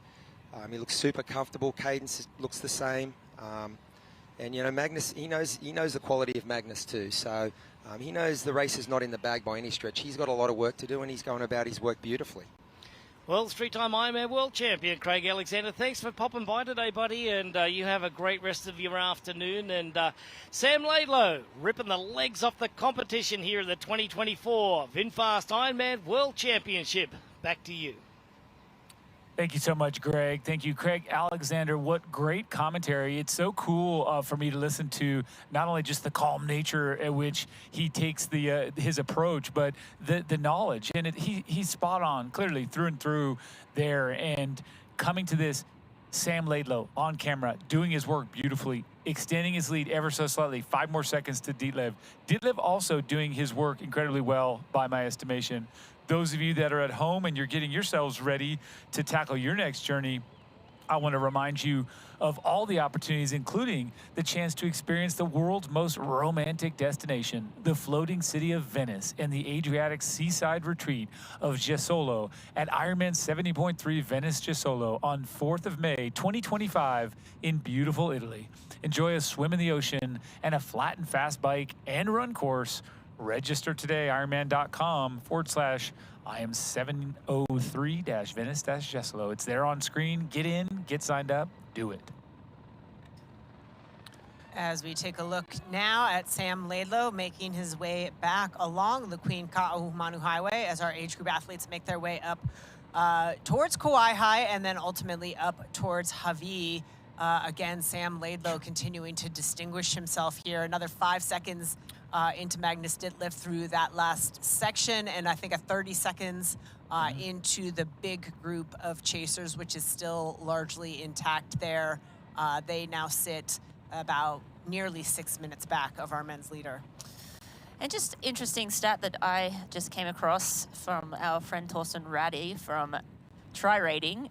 So in 2022, Sam Laidlow went through 59.5 miles, that's 95.8 kilometers, in 3:05:54. Today, 2:55:13, 9 minutes quicker today. So we were thinking maybe it'll be a slower day. Not the case so far. Well, that could definitely indicate to us a little bit of the why behind this lead that he's putting on Ditlev, and again, extending to the pack. So not just because it looks the same or it looks understated to us, it's clearly not. Now, The question always becomes, you know, Craig Alexander mentioned this. If you overcook it at all, or if you get in this section, you're pushing back, and you've got to start to attend to the details that are approaching, i.e., fueling and hydration for the run. Is it too much? Does he have a 2:44 like he ran when he took second place, or is he going to have slightly slower? When we're talking about these, we're talking about times in the low 230s, mid 230s, upper 230s. He did 2:44 to get second. What's that going to give us today off of this bike ride? That's something I'd like to know. Before we answer that question, we're going to spend a little bit more time on the bike. And before we do that, we're going to have a quick break. So please stay with us, because we're coming right back with more action.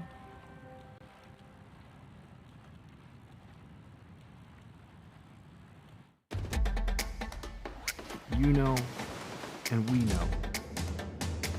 The thing about challenging yourself is, you're always looking for what's next.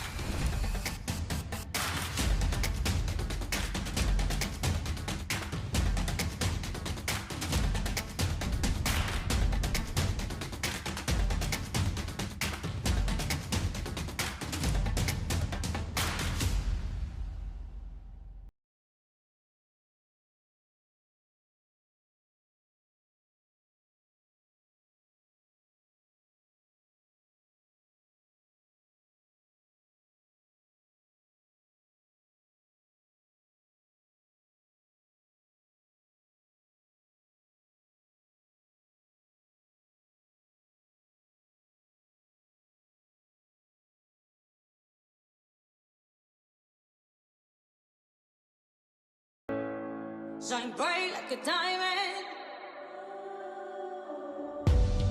Find light in the beautiful sea. I chose to be happy. You and I, we're like diamonds in the sky. Shine bright like a diamond. Shine bright like a diamond.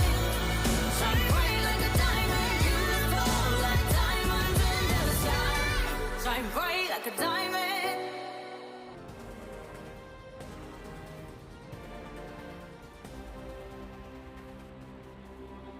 The VinFast Ironman World Championship is brought to you by Mortal Hydration, Thirst Quenchiest Hydration, and by Shimano, the world's leading manufacturer of bicycle components and accessories.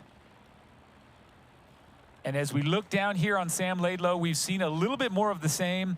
Devastating speed, although it looks subtle, smooth, and calculated. This man is crushing the bike. He's getting away from everyone. Seconds gained on Ditlev. 30 seconds, almost half a minute, more than half a minute on the chase pack. This man is just absolutely riding the legs off of people today. It's quite a show. And making it look so super easy. I mean, there's been a look of focus on his face, but not a look of strain at all. Obviously, we don't have a fixed camera on his facial expressions. However, every time we have checked in with him, he just looks focused. He does not look strained at all. Super relaxed, super easy. We all commented here in the booth, the climb up to, you know, as Craig Alexander referred to it, the dead zone, the climb up, back up to Kauai High, how he just looked like he was spinning easy. Like he's made it look so easy. Yeah. And Rennie, those stats you shared, I mean, does that tell you that he's just better prepared, better trained? Maybe, but we are going to run down to Matt Lieto, who's down on course. Matt, what are you seeing? Well, what I'm seeing is we got Koolhaas now at the front of this chase group. He's pushing the pace on the way down from Javi. The group's starting to break up a little bit. We can see behind, we still got Matthew Marquardt. It seems like if he's not in front of this group, he's always in second. Very attentive. We had Ben Canute in there as well. But a lot of the fast runners still in here. Christian Blumenfeld's still in this group. We had Benito Lopez in this group. Patrick Lenga is still in this group. Mitch Thompson is in this group. And so he's holding a good pace. Looks like he can see Callan up ahead of him, I believe. I've been kind of out of the mix, but I believe that's Callan up ahead. But guys, just as far as race conditions go, it is very, very cool out here and overcast. Actually, as I say overcast, you can see a shadow probably come up from behind me. The sun just came out for the first time for the day, honestly. And coming down from Javi, we had this crosswind from the left shoulder of these athletes. Now it's coming more from the right shoulder of the athletes, but definitely Wynn played a game, and you can see Koolhaas holding this really, really fast pace and this good aero position at the front of this group, slowly getting away from this group. But we can see that the group is still quite large and hanging together for the most part. But now is the time it's going to split up, if it's going to split up as we go into that Waikoloa zone. Very, very fast pace for these athletes. But again, Robert Callan cruising up ahead. We're going to go jam up and see how he looked, guys. Great, thanks, Matt. Wonderful to hear that commentary from right there in the action. And now we're back here watching a little bit of the same. Sam Laidlow, very smooth, very composed. And I think as we look at the total time, 3 hours, 44 minutes, Rennie, we were starting to talk about this. I'd love to kind of just revisit. Are they different tactics? Would you speculate, hey, he wanted to get away based on all the talent behind? Is it maybe just, look, I was second last time I did this race. I have to really make some dramatic change to get first. What are you seeing? Well, I think conditions is a big part of any time you race in Kona. I think that's the biggest factor in not having that heat maybe coming up on the bike, and cool temperatures up in Hawaii certainly helps these athletes, that cooling effect. Obviously, the run is the big time where athletes generally are more worried about heating up, but the bike can get hot. And if it gets hot early, that can slow things down a little. So conditions a big thing. Just knowing this course, having another shot at it, right? Like doing it in 2022. He's 2 years more experienced now. Yes, last year they raced in Nice and he had that phenomenal performance, winning that world title. But having like another couple of years of racing Ironman distance, of performing well over this distance, and then knowing this course more intimately, having had that great performance in a couple of years ago, I think that just builds upon each other, and now you push the envelope a little bit further. But to your point earlier, what does this mean for the run? Yeah. Right? Like, that's the big question. Like, is he just having one of those days where everything's going to go perfectly? Right now, it looks like it, but it's hard to, it's hard to know until we see him running, until we see him sort of halfway through the marathon and see if, that bike was too much or if it was just right. There you go. Great points for sure. As we come over here and have a really wonderful shot here of Magnus Ditlev, nice and close, getting a good look at the equipment and the position and just the power that this 26-year-old Danish athlete is pounding out there on the pedals. Just what a superstar, a 3-time winner of Roth, as well as winner Ironman Cozumel, as well as just his incredible performances here.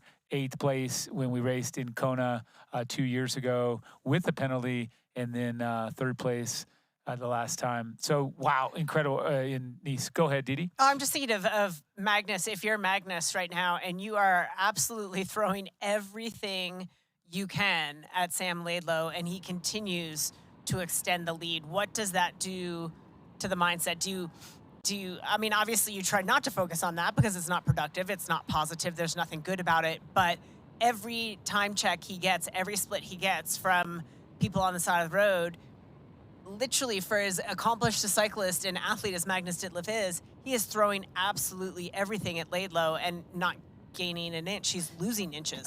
I think part of that, yes, like I think he's not surprised, but maybe like taking that into account.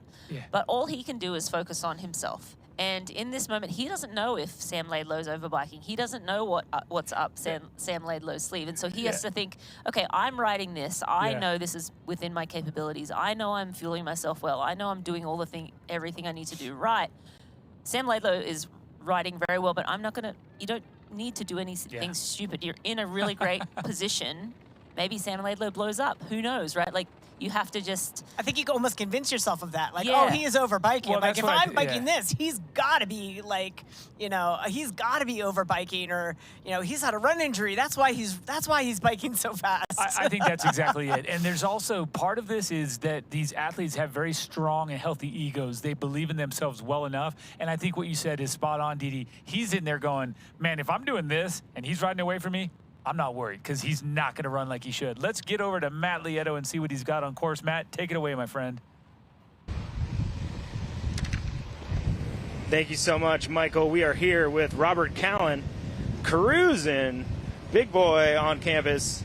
Robert Callan rolling through. You can see the helicopters up in front of him. No athletes that he can really see at this point. He's getting cheers from, it looks like, friends on the other side of the course as he's coming down here. But he's got to go over this little bump and then into the Waikoloa. But, man, this guy is so cool and calm. And you got it, collected. He is rolling fast. Again, rolled away from that group. That headwind, cross headwind coming down from Javi, definitely going to be an advantage for an athlete like this with a massive engine and a massive gear. Robert Callan, though, I said earlier, he was working through some technical issues on his bike this week. You tell this is a guy who's he's a journeyman. He's doing this on his own. He's got some support, but maybe not as much as some of the best in the business. When you have someone that you have to fix their bike the day out by soldering wires together, that's, you don't want that to be one of the fastest guys on the course, but he's like calm. That dude did not stress. Soldered some stuff together, got some people to help him out, and he is good to go, and he's rolling, and he's putting himself in a position. Guys, I mean, it's hard. We look at splits, but on this moto, we were back with the back of the group. It's a long way. When you move all the way back to the front, it's a long way. So he's put a lot of energy between him and the athletes behind him. Athletes like Trevor Foley's a great rider, still well back, even though he's riding very, very well. You got a lot of athletes that are spit out of the back. Sorry for the camera work there, but Robert Callan cruising up some of these little pre-climbs before Waikoloa, and then he's going to head down and have that donkey crossings and scenic point climb. But Robert Callan moving. This is a guy who I know was searching for a 4-hour bike split. He's done it sub that before, and we'll see how close he gets today, guys. Thanks, Matt. All great points and fun to watch. Again, this action up close and personal. We are looking at a nice overhead shot as these athletes start to roll back into town and leaving we were up in that North Kohala Coast, the South Kohala Coast, and then we come into the Kona Coast here as we roll back towards the conclusion. Those points that Matt mentioned, scenic point, that's the big kind of testy climb about 90 miles in where you're really wanting often to get off the bike and you have to go up pretty hard climb. So we'll see that and much, much more after we come back from this quick break. Stay with us.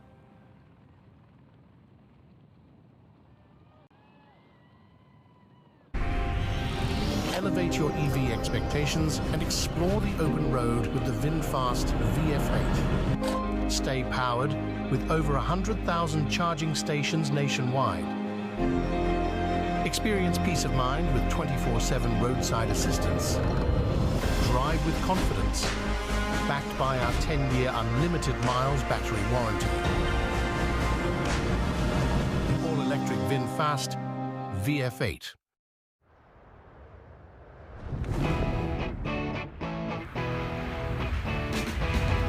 Process, now speed and now. Hey, Crash, come here, watch me now. Fly, fly. Watch me, I'm so high. I ain't coming down. I ain't never coming down.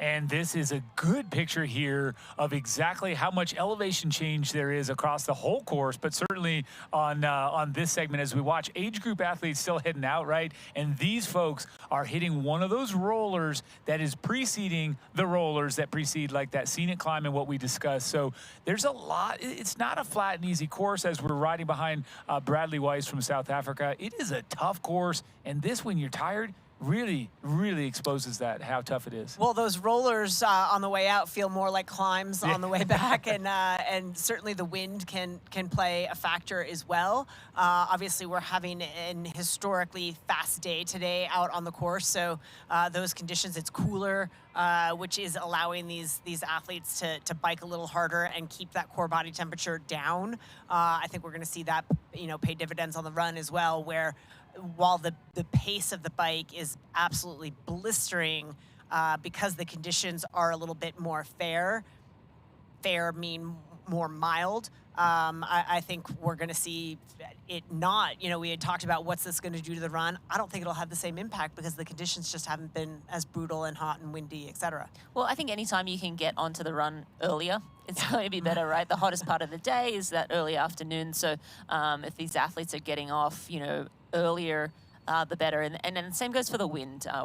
Remember way back in the day, it was, okay, you need to get to Harvey as quickly as possible before the winds change, because then you're getting a brutal headwind on the way up, or a headwind on the way back. And it's the athletes, by virtue of evolution of the sport, evolution of nutrition, evolution of the cycling and aerodynamics, they're just getting quicker and quicker.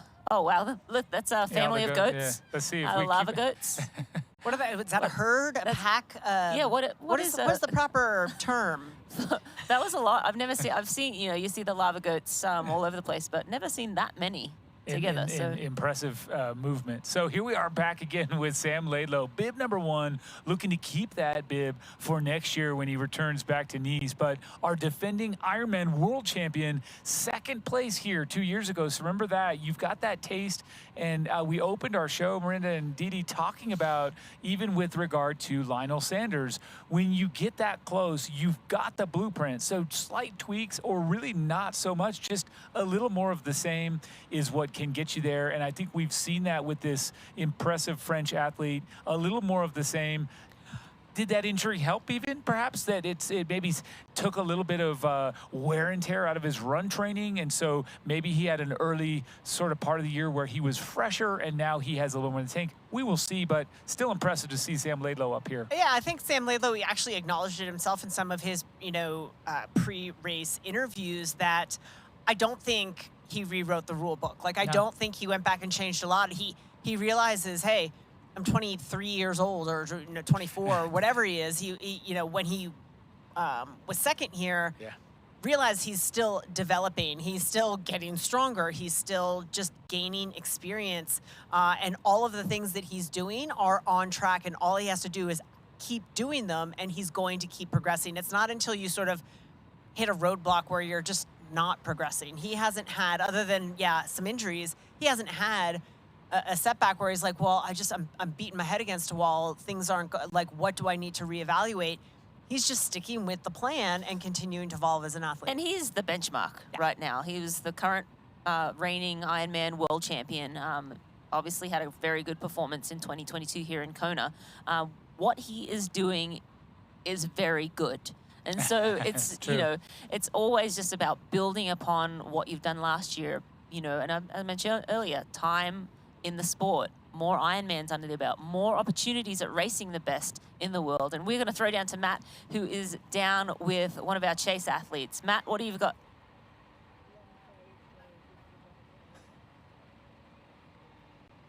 He is one of the fastest movers out on course, moving through the most people, that is for sure. Just went through Cam Worth. When you're an up-and-comer in the sport and you ride past one of the guys who set the bike course record and is top 5 and riding well, you're pretty stoked. Trevor Foley looks pretty stoked. But looking over, looks like he wants to say something. He wants to make sure he's live. Wave to the camera. There you go. He's tired. He's hurting. He's pushing a lot of power. You'd have to be, Trevor. Don't forget to stay aero, buddy. There's a lot of wind coming at you. But Trevor looks good, having really good energy right now. Didn't have a great swim, but he is in a good position right now, and we know anything can happen out on these lava fields, and he's putting it into his own hands by trying to ride his bike faster than everybody else. And like I said, the way he's catching people and putting them out the rear view, Trevor's doing a pretty good job. Great, thank you so much, Matt. And the reason, folks, that we wanted to get back to Trevor Foley was just on that last split. He is actually out-biking Sam Laidlow at the front of the race. So the split differential ever so slightly faster. Trevor Foley, 31.91 kilometers per hour for that last segment, whereas Laidlow in that segment was 31.35. So really impressive to see. When he says the power, it's hurting. Yeah, he's like, I'm pushing a lot of watts. He's pushing. Yeah, you are. You're pushing probably more. I mean, again, relative to body size, etc. But again, it's one of those things. We wanted to go back and get a hit on Trevor because I've been keeping an eye on him. Right? We do some swim training together here in Boulder, which, you know, look at his swim split. I don't know. But he has been one of the fastest movers, one of the two fastest movers. If you look at his pace through the last probably 5 or 6 bike splits, he is moving up and he is passing athletes right and left, and the kid can run. So the kid can run. Worth, and I think worth making a note of him. Absolutely worth making a note. But I wish we could just get a message across to him, like, yes, you're a long way back, and you are pushing big. You're pushing world-class watts. Yeah. You are pushing on par with Sam Laidlow, Magnus Ditlev. These guys are household names in Denmark and France. These are like the greats of our sport. These guys are redefining what's possible on the bike, and he is on par with that as a young athlete in his first ever World Championship event. Like, yes, there's a bit of work to be done on the swim, but he's going to learn so much from this, and he is going to be able to take that away. So, you know, while he might not factor in the overall, maybe he will, because, again, very, very good runner, Trevor Foley. I think he's going to be somebody we're talking about in the future. Well, that's right. And guess what? Top 10 in your first Kona, because that's still well within reach with his run. And so coming back here with our Dane on camera, Magnus Ditlev, he also has maintained what I would say is the same integrity, the same form, the same pedal stroke and cadence. He looks great. So if we go back to a few minutes ago, he looks strong and reserved.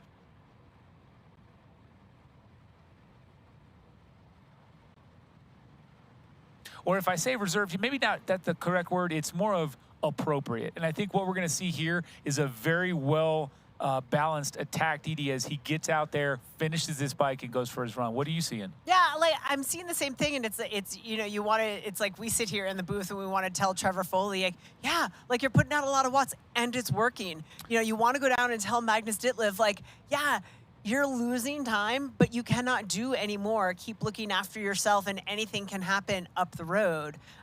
It's this stage of the bike, and you guys will recall, fatigue is starting to set in. You know, you're out there by yourself now, back on the Queen K. You've gone through the resorts, and it's a big, long, sort of desolate stretch before you get back towards Kona town. And your mind starts playing tricks with you that, like, well, I'm putting out all these watts, but I'm not making, you know, it's where those thoughts start to turn a little bit darker, and you need that little pep talk. I want to get in all these guys' ears, except for Sam, who doesn't seem to need a pep talk at the moment. You never know. I mean, I think you're so correct there, Didi. I just think that it's worth kind of staying there for a second. The mental, people say, oh, it's physical, and then there's some people say it's all mental. Well, the reason that they can do what they do with the physical side of it is because they're winning those little micro battles. They're winning the small hurdles in the race by themselves. It's huge, and that will carry on. I mean, you can tell me you won 3 times. Was it pretty easy, all 3 of them? You just cruised, right? Was the brain just happy and you know, I don't know, maybe. No, I think, yeah. I mean, this man here we're seeing on screen is putting on just a clinic today. That's the first time I've seen a grimace. Yeah. And there's a funny sound bite. I don't know if we'll get to hear it at all, but a sound bite from Daniel Bakagom before the race. He said, I don't care if you're the last age grouper or the first pro, at some point in this race, you're going to get punched in the face. Yeah, because it is a long, long day, and it's riding that roller coaster, weathering the storm when you're not feeling good, riding the wave when you are feeling good, and keeping that mind quiet, keeping present in the moment that you're in at that point, and just like trying to win all those mental battles. Because I mean, when you're in the front, I never got to get to the front until maybe the very end, a couple of times. Which hey, great, you still got there. We're not going to feel bad for you, man. You still got there. No complaints. But I never was in a position that he's in. Everything he's getting now is positive. Yes. Like, okay, the time split's going out. It's growing. It's growing to Kristen Blumenfeld, this man here on screen. It's growing to Magnus Ditlev, the big names that we've been talking about all week. And I think that can only help his momentum. I mean, just there, we got a quick snippet there. Blue's talking to himself. Like, his mouth is moving. He is absolutely talking to himself. And Resilience Award goes to Christian Blumenfeld, who 2 hours ago we're like, oh, is he going to pull off on the side of the road along with the rest of his nutrition? Like, things were not going well, but he is absolutely self-talking his way through this, and he is still leading the charge of that chase group. So not the day he had intended and not the place he thought he would be. I think he thought he would be several minutes up the road. But my goodness, you know, the fact that he is staying with it and is still engaged in talking himself through these dark moments and saying, hey, this is still relevant.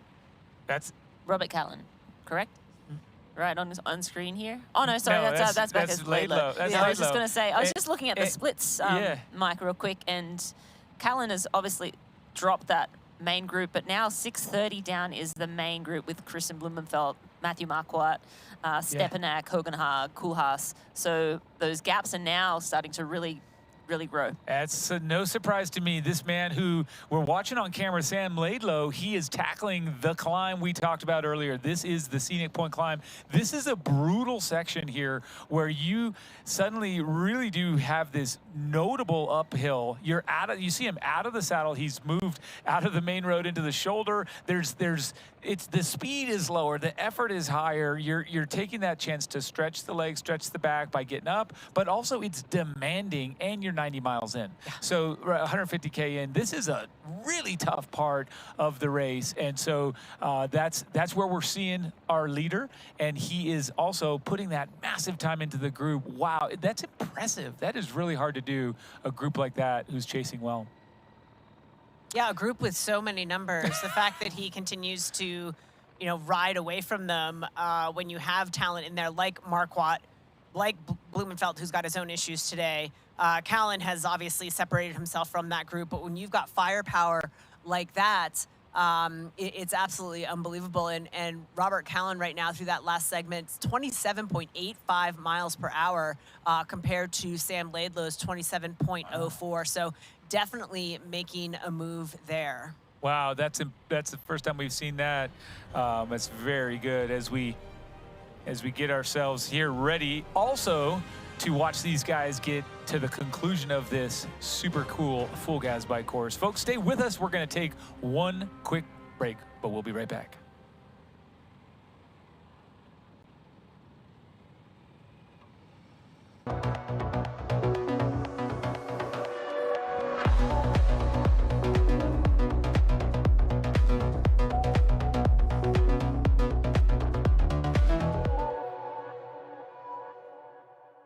Introducing the Ironman Pro Series Virtual Edition on Full Gas.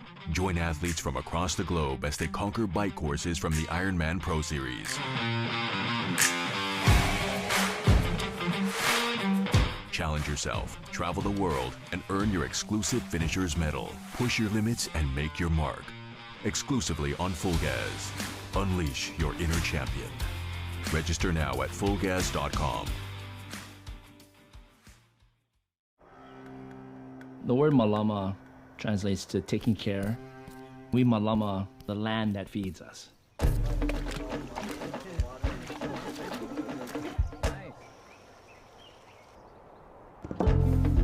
All of that energy that's being put in the ground gets transferred into food. It allows us as a people to thrive as well. Learn how you can Malama Hawaii at gohawaii.com/Malama.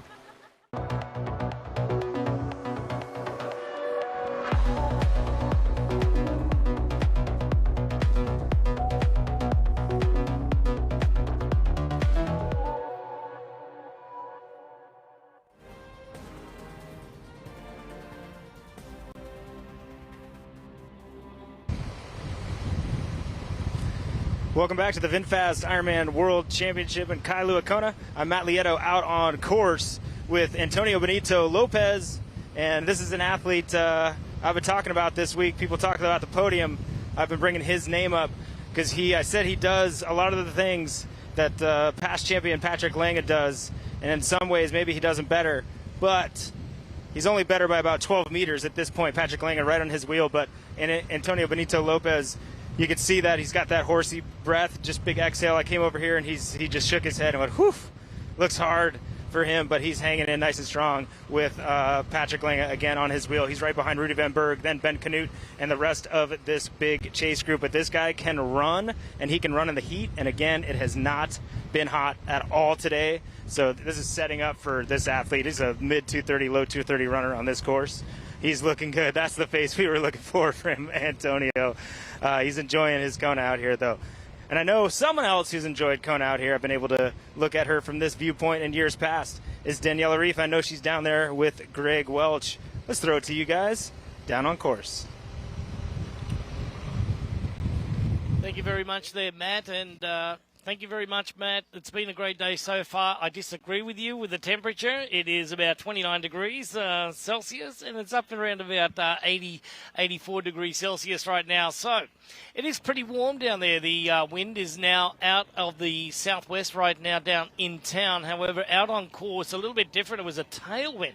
Really nice east-northeast wind that brought them down to Kauai High. Once they turned from Kauai High with that last 38 miles to ride, the gears have been switched. That's right. Sam Laidlow riding along in first place, but he's not the fastest rider on course at the moment. That is Trevor Foley from the USA, but Robert Callan has been throwing the hammer down as well, and this is where the race is going to be set up for the run. Joining me back in commentary, three-time Ironman World Champion, Olympic Champion, 70.3 World Champion, the GOAT. I actually saw you running over the rocks before out there. There's a bunch of... No, it's a bad joke. The goats. I heard. Yeah, exactly. Out on the field. You and Not Danny. quite Daniela either. I haven't found her yet, actually. She's I think she's there. also buzzing around. She sure is. Yeah, so far we've got a great race. I know you've been running in between our coverage here and also ZDF back in Germany with Sebi Kinley, which the German fans are really lucky to hear your voices and your expertise. But what can you loan us right here, mate? It's absolutely fascinating what's happening. I mean, Christian Blumenfeld, you can't discard that guy's fighting spirit. I mean, he came down to what looked almost like a stop earlier on and not able to keep down any nutrition. Then he pops a Coke and he's back in that pack. Sam Laidlow doing Sam Laidlow things. I mean, if this turns out to be a victory, it would almost be a start-finish victory, and that is what dreams are made of. Magnus Ditlev losing a little bit of time. I mean, imagine riding strong enough to put time into Magnus Ditlev. Doesn't happen too often, and that's why we need to talk about Trevor Foley right now, because he's really throwing down a great bike ride and coming from around about 53rd or so out of the water, then out onto the early part of the ride. He's just been picking them off one by one. He's doing a magnificent job, and in no time you find himself up into the top 12 or so. Cameron Worth, one of the strongest bikers out on course as well, is hanging in there just over 11 minutes down and dragging through a lot of the good runners such as Leon Chevalier and others. So it's been a good ride, a steady ride for Cameron Worth, and we normally see him toward the pointy end of the race, but not today. But he's riding a steady race. So as we go back to live action out there on the Queen Kaumana Highway, just outside of the Waikoloa Village area right now, Jan, we see that the athletes are heading towards Scenic Hill. Once they get to the top of Scenic Hill there, they're going to have flat to undulating all the way back into town. A very fast finish coming up soon, and this is where they need to start thinking about the nutrition, how much they need to put in, as we take a good look at Bradley Weiss. Yeah, Bradley would obviously be loving the slight incline. Sam's already over it, and it looks like the sun has finally come out here. I mean, it was touch and go, right? Apparently over in Maui we had flash flooding this morning, so the athletes have been blessed with absolutely perfect conditions. But now that heat is coming in, and we can see it, really starting to heat up, not in terms of the pace only, but also in terms of temperature. And look at the cadence, going up Scenic Hill. It's no joke, on the way out. It's really nice. It's a decline there, but this gear that they're pushing right now, bouncing his way through, trying to get to the top of Scenic Hill here before making that final push. So leading that chase group right now, but the chase group is now losing considerable time. They were down at like just 2 minutes at Kauai High going up there. The turnaround, just over 3 minutes, and now it's 5 moved minutes out at to the turnaround. Yeah, 6:27 now, and that contains the likes of Matthew Marquardt, Christian Blumenfeld, Stepniak and Hogenhout. Coulas is still in there, Barnaby, and also Ben Canute, Rudy von Berg. Lopez, one of the Spanish riders out there who can really run. There's your early swim leader. Yeah, let's not forget Patrick Lang is also in that group, and between him and Antonio, that could be a real run battle where these guys are actually able to push each other on the pace. It's interesting for sure. I mean, Sam has got a nice gap out the front. Let's not forget Magnus has also worked on his running extremely well. He's running well in excess of 120, 130 Ks a week sometimes. He's preparing at 3,000 meters altitude, which is absolutely mind-boggling for me. And I think we've got a real race on our hands and probably one of the more exciting marathons to look forward to. Yes, and I wanted to talk to you a little bit about that because, you having won this race 3 times, starting out the race, people generally go out a little bit quicker than you normally want to, but that's just getting caught up with the adrenaline and everything, Jan. This course is 5 miles out to the turnaround, 5 miles back before you get the hardest hill of the whole thing at around about 11 miles up into the race. So, looking back at it, I mean, do you think that it's best to go out hard and try and establish your pace in your lead, or is it, just best to go out on an even pace and try and hold it? Well, scientifically looking at it, it's always best to have an even pace, right? If that's what you can do. And I think more and more athletes realize that and go more with a measured approach and, with all the GPS watches. We can see even this kind of effort by Sam that we see him absolutely flying along the Queen K here is a concerted effort. I don't think he went much harder in the first hour of the bike than he is going right now. Able to hold more power because they're able to take on more nutrition, and it becomes a little bit less than in our day when you used to kind of survive and it was a little bit of a last man standing kind of scenario, whereas nowadays athletes are taking on so much more energy and therefore able to put out that much more energy for a much longer time. And I think that's why we're seeing these times tumble, and we are going to see most likely another record being absolutely obliterated today. Yeah, it looks like it. We were at Harvita in there, Jan. They were 2 minutes under that bike course record time from a few years back. So, which Sam Laidlow did at a 4:04. As we look at Magnus Ditlev now, just on the top of Scenic Hill here, just trying to crest the hill and bring it on home today. When Sam Laidlow has already gone through this part, he's through the aid station at the moment, trying to fuel up for what's to come. Nice day here. It's overcast conditions, and a few people, including yourself, have been noticing it's a lot cooler. The wind's only around about 3 kilometres an hour right now, and it's pretty steady down here, but it's going to be a bit of a cooker out there on the course. We've got a 45% chance of rain at around about 1 o'clock in the afternoon, and that's around about, just before they actually finish the race. So things could cool down a little bit for the age groupers later on. The steam will come out of the road and provide a very, very sauna-like conditions. Well, that's exactly what I was about to say, because if it rains, then the sun comes out afterwards, and then the humidity coming off the road is something else. It is just absolutely mind-boggling. And the thing is, it's not particularly warm outside. There is a bit of a breeze, but I tell you what is still hot is the road. The actual road and the reflective heat that you're getting off it is just one of the things that makes Hawaii so special. And, we talk about conditions being more pleasant than ever, but I'm not quite sure if I'd agree with Matt out on course that these athletes are having a wonderful time here and enjoying their Kona. This is definitely type 2 fun. On a cool day.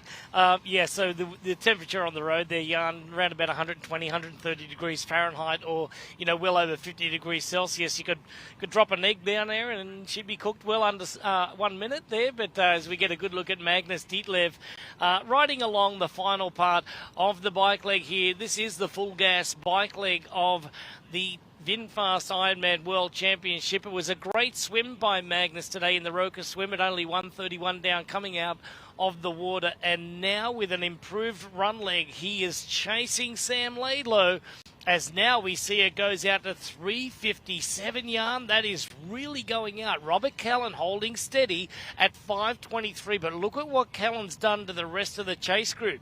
then now at 7:40. Now, we predicted at the beginning of the show it was going to be around about 9 or 10 minutes or so for that chase group to come into transition, and it looks like that may happen. Absolutely. I think you were spot on. You think your call was 8 minutes. I thought it would actually be more, going off a few of these races where we last sort of saw Magnus and Sam go together. That would have been like 12 to 15 minutes even to the next athlete. So we can see that this is something that happens when athletes change the game. And Sam had such a strong performance in Nice last year, where athletes just realize you need to be there on the bike. Magnus has never quite cracked the code here in Kona, but he's had some absolutely phenomenal performances all over the world. And people just know if your bike split these days is not a low 4-hour bike split, don't even bother packing your bags. And same goes for the marathon, where we're going to see some blistering times that a decade ago would have been unheard of and absolutely unimaginable. But I'll be surprised if there won't be maybe even 10 athletes going under 8 hours today. Yeah, at the press conference the other day, Matt Hansen predicted 15 under 8 hours today. So I thought that was a lot. I don't think that's going to happen, but it's going to be a lot anyway. Jan, I love to do statistics and love to do research. And over the last 20 to 30 years of this incredible race here on the island, nothing has changed as far as what happens after Hawi all the way back into town. It's always a big group, and then they just implode one by one by one.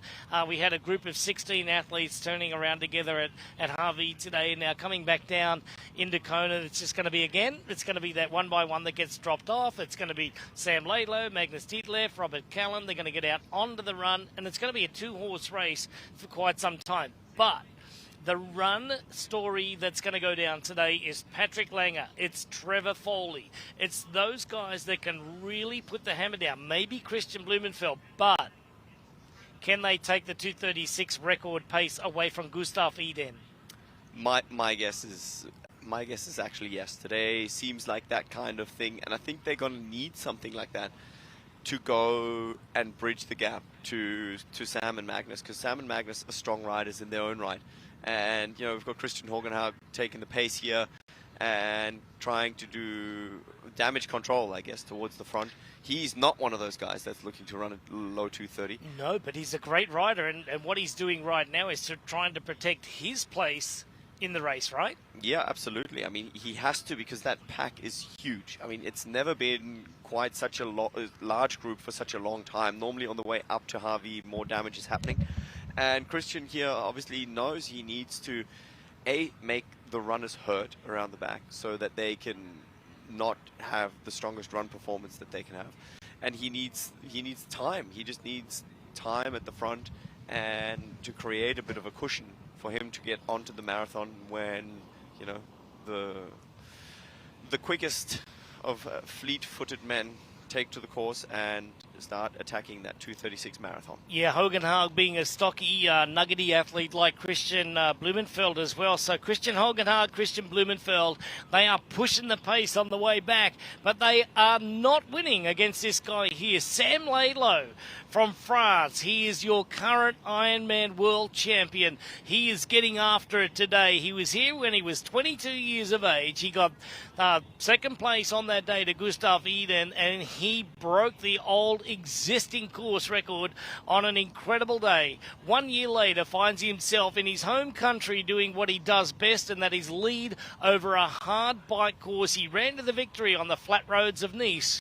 But this is a different challenge in itself. Sam Laidlow today, second out of the water. He's doing a Lucy Charles Barclay impression by trying to lead from the front from the swim. He's out on the bike, and nobody has been able to match the pace of Laidlow other than Trevor Foley over the last part. Sam Laidlow now at the ripe young age of around about 24 to 25. I'd have to go back and check on that one, but he's having it all of his own way and just showing us that pedal stroke. That absolutely beautiful pedal stroke is falling his way today. His cadence is strong. That of Magnus Ditlev as well from Denmark is having a great ride out there for himself. Sitting in second place, but probably thinking to himself, what do I have to do to catch up to Sam Laidlow?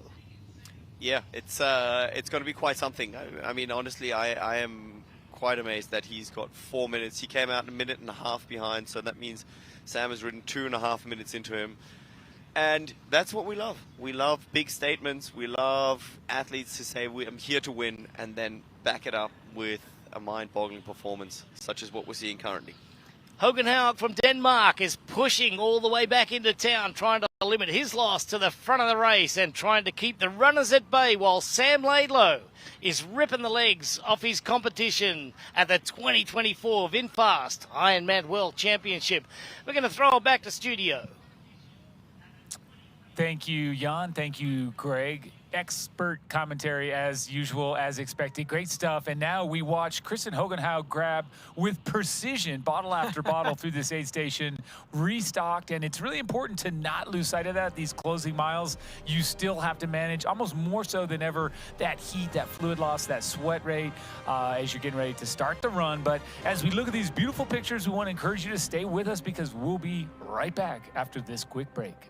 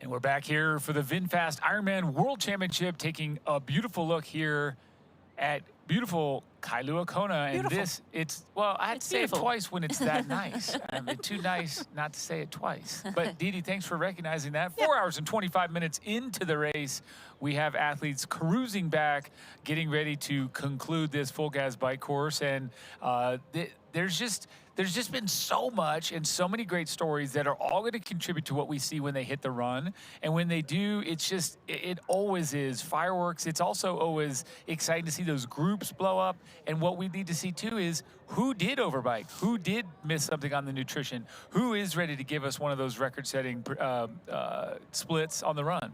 Time will tell.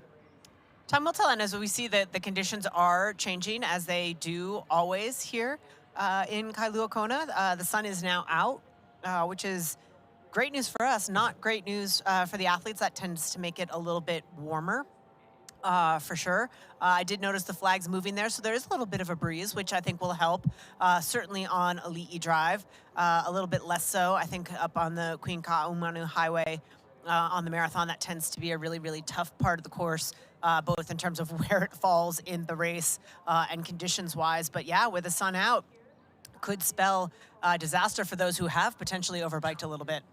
It's really cool to see that transition area, right? Completely empty and waiting for everyone. And this is, oh, wow, even better. Yeah, the dolphins have been out all week, so the athletes are, I can tell you it's a treat to be out there swimming and then see a pack of dolphins swim by. They always have the little babies in there.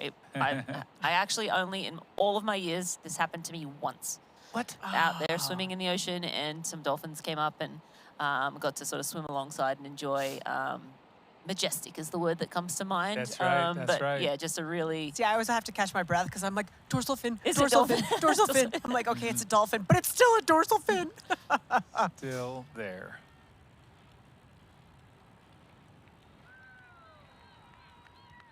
And as we now come back to Sam Laidlow, rolling through an aid station here, collecting what he needs for these closing miles, and obviously much lower rate of speed as he passes through here and approaches, as you can tell, the airport 1 mile away. And you saw that Mike, he tried to grab a Coke. Yeah. So you saw that one explode. Talk to us about, like, you know, why would athletes choose Coke out on the course? You know, that's a great question. And as we talked about earlier when we were discussing Christian Blumenfeld and his need to come back, when you get to the point, of course, Coke does a lot of things for you. First of all, it's just a very basic, simple sugar. It's got caffeine. Both of those two things are going to help you as you're in these later stages, kind of stave off that central fatigue that your brain's feeling. So the caffeine helps with that. But also, the magic of a little bubbly drink like that can also help if the belly is at all unsettled. So it really can serve multiple purposes. Just simple sugar, a little caffeine, the bubbles. And I think that's where people also wait to this end point. So that'd be my perspective there.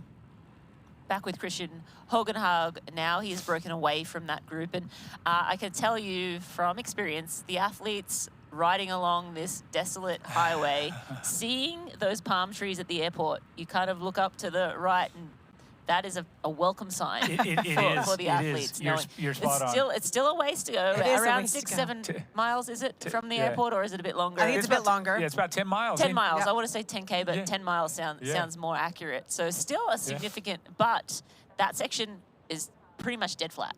So you've gotten through all the rollers, you've gotten through all of the scenic climb, donkey crossing, one of the climbs there too.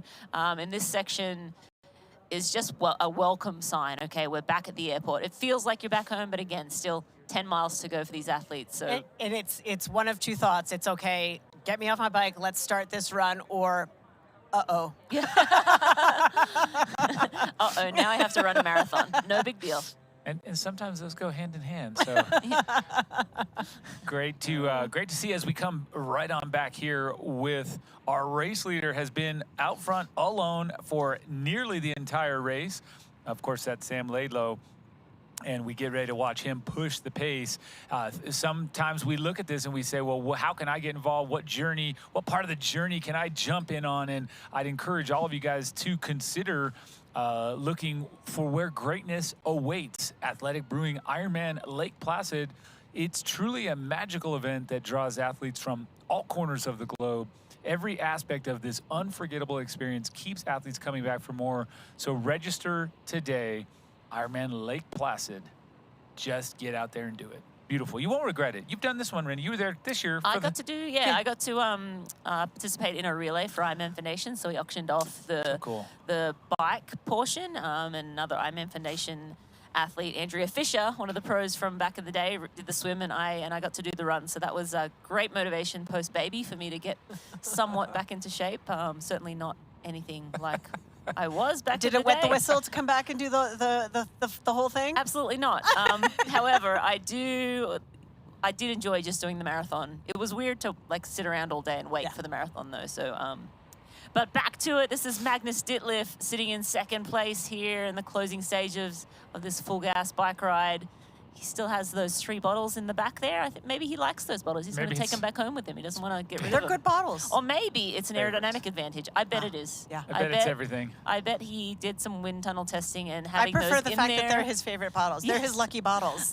Like Gustav Iden used to have his lucky hat. Maybe Magnus has his lucky bottles. Yes, maybe, true. And you see the plane there coming in for a landing, so he is right by the airport. I feel like he should have passed the airport, so maybe that plane's taking off. It looks like it's coming down, though. I think it sure does. And I wonder if the folks who get off that plane are going to make their way right over to watch the finish today on Elite Drive with the rest of us. But pretty great timing there. A great shot from our cameramen and women. Here is Magnus Ditlev. He is approaching. There you can see the airport off to the right. You can see that section you're talking about. You start to feel a little bit of hope. Hey, I'm coming back to civilization. I'd say this, no matter where you are, first place, last place, we heard it being called punched in the face. Well, maybe that's one thing. It's definitely time to get off the bike when you finish this. If you're 404, 401, or 6-7 hours, it's time to get off the bike, and that's the welcome sight when you see civilization coming back in. So here he is, and that shows you there's still these uphills. It's deceptive. It looks pretty flat, but you're up out of the out of the aero bars, getting a little bit of a break from that position. Man, this course just relentless. I tell you, Sam Laidlow has extended that gap again. We'll get a split when Magnus does get to the airport, but he just continues to pull away and pull away and pull away. Wow, that is really does surprise me. And just kind of looking at that last split, just under 4 minutes, 3:57. We'll see where it is now. But the pace as well for Sam Laidlow, 52.9 kilometers an hour. It's over 30 miles an hour for that segment of road. That's how you ended up with these times. And I think kind of echoing what Craig Alexander said, these times really are kind of staggering, and Jan Frodeno said it as well. That's 6 Ironman wins between those two on this island, and those guys, some of the best we've ever seen and will ever see, record-setting, record-breaking in their times, and they're looking here going, I can't believe what we're seeing now. Yeah, it just routinely keeps getting under 4:10. being reset. We have Mino Koolhaas on screen, one of the early race leaders in the swim. He was sort of swapping turns with Laidlow in the swim, and has been sitting around that the chase pack most of the day, but also sitting out of the saddle. So he tells me he's going up that last little climb before the flat drag into town, which is what Laidlow is on right now. That last push into town, you see him grimacing a little bit. He's definitely ready to get off the bike. And as we look at the AG1 supplemental stats, at 104.4 miles, 168 kilometers, Sam Laidlow was sitting at around 32.87 miles per hour. So that was just for that last split, and that was, so we're estimating around, at the next split it'll be 4:34.28. That's overall time. So that'll be the next time we get a split on Sam Laidlow.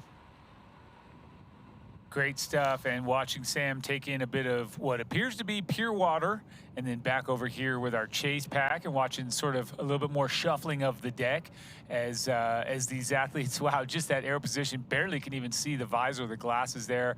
Marquardt on second wheel following along here, and just really, I'm impressed as well. We talked about Marquardt coming here as an age grouper, but that's a whole different race that he was in a couple years ago. Now, right here at 26 years old, the front of this pack, this chase pack, just really putting a good chase in. For a guy who came in, won the age group rank, I think he won his age group by about 15 minutes.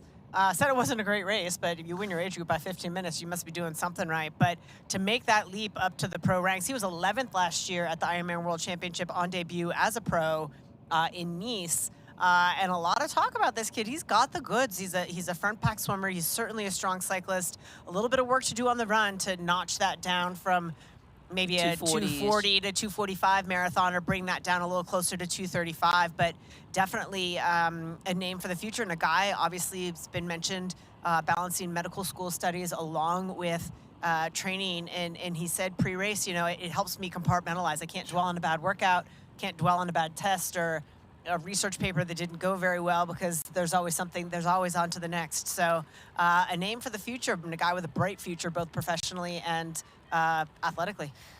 And we have a split come in now at 168 kilometers. Ditlev is now at 5:38. Robert Callan is only 5:55. So Callan riding up to Magnus Ditlev now at this late stage in the bike. So what does that tell us? That does not go to script here for Ditlev. Yes. He does not want to be getting caught. And so now the question is, when we've been looking at this, I think Laidlow is held. Laidlow is not extending the gap massively on Ditlev so much as Ditlev is falling apart.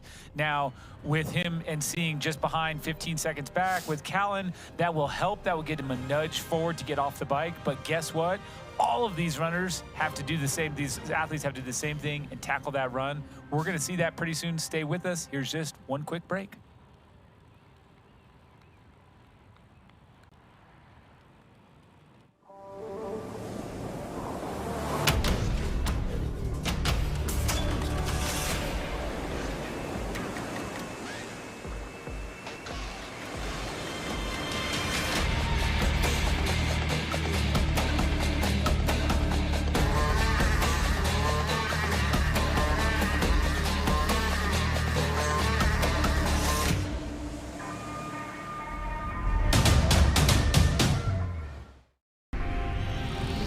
elevate your EV expectations and explore the open road with the VinFast VF8. Stay powered with over 100,000 charging stations nationwide. Experience peace of mind with 24/7 roadside assistance. Drive with confidence, backed by our 10-year unlimited miles battery warranty. All-electric VinFast VF8. Malama is to cherish and protect the reefs, the fish, the birds, the winds, and the land.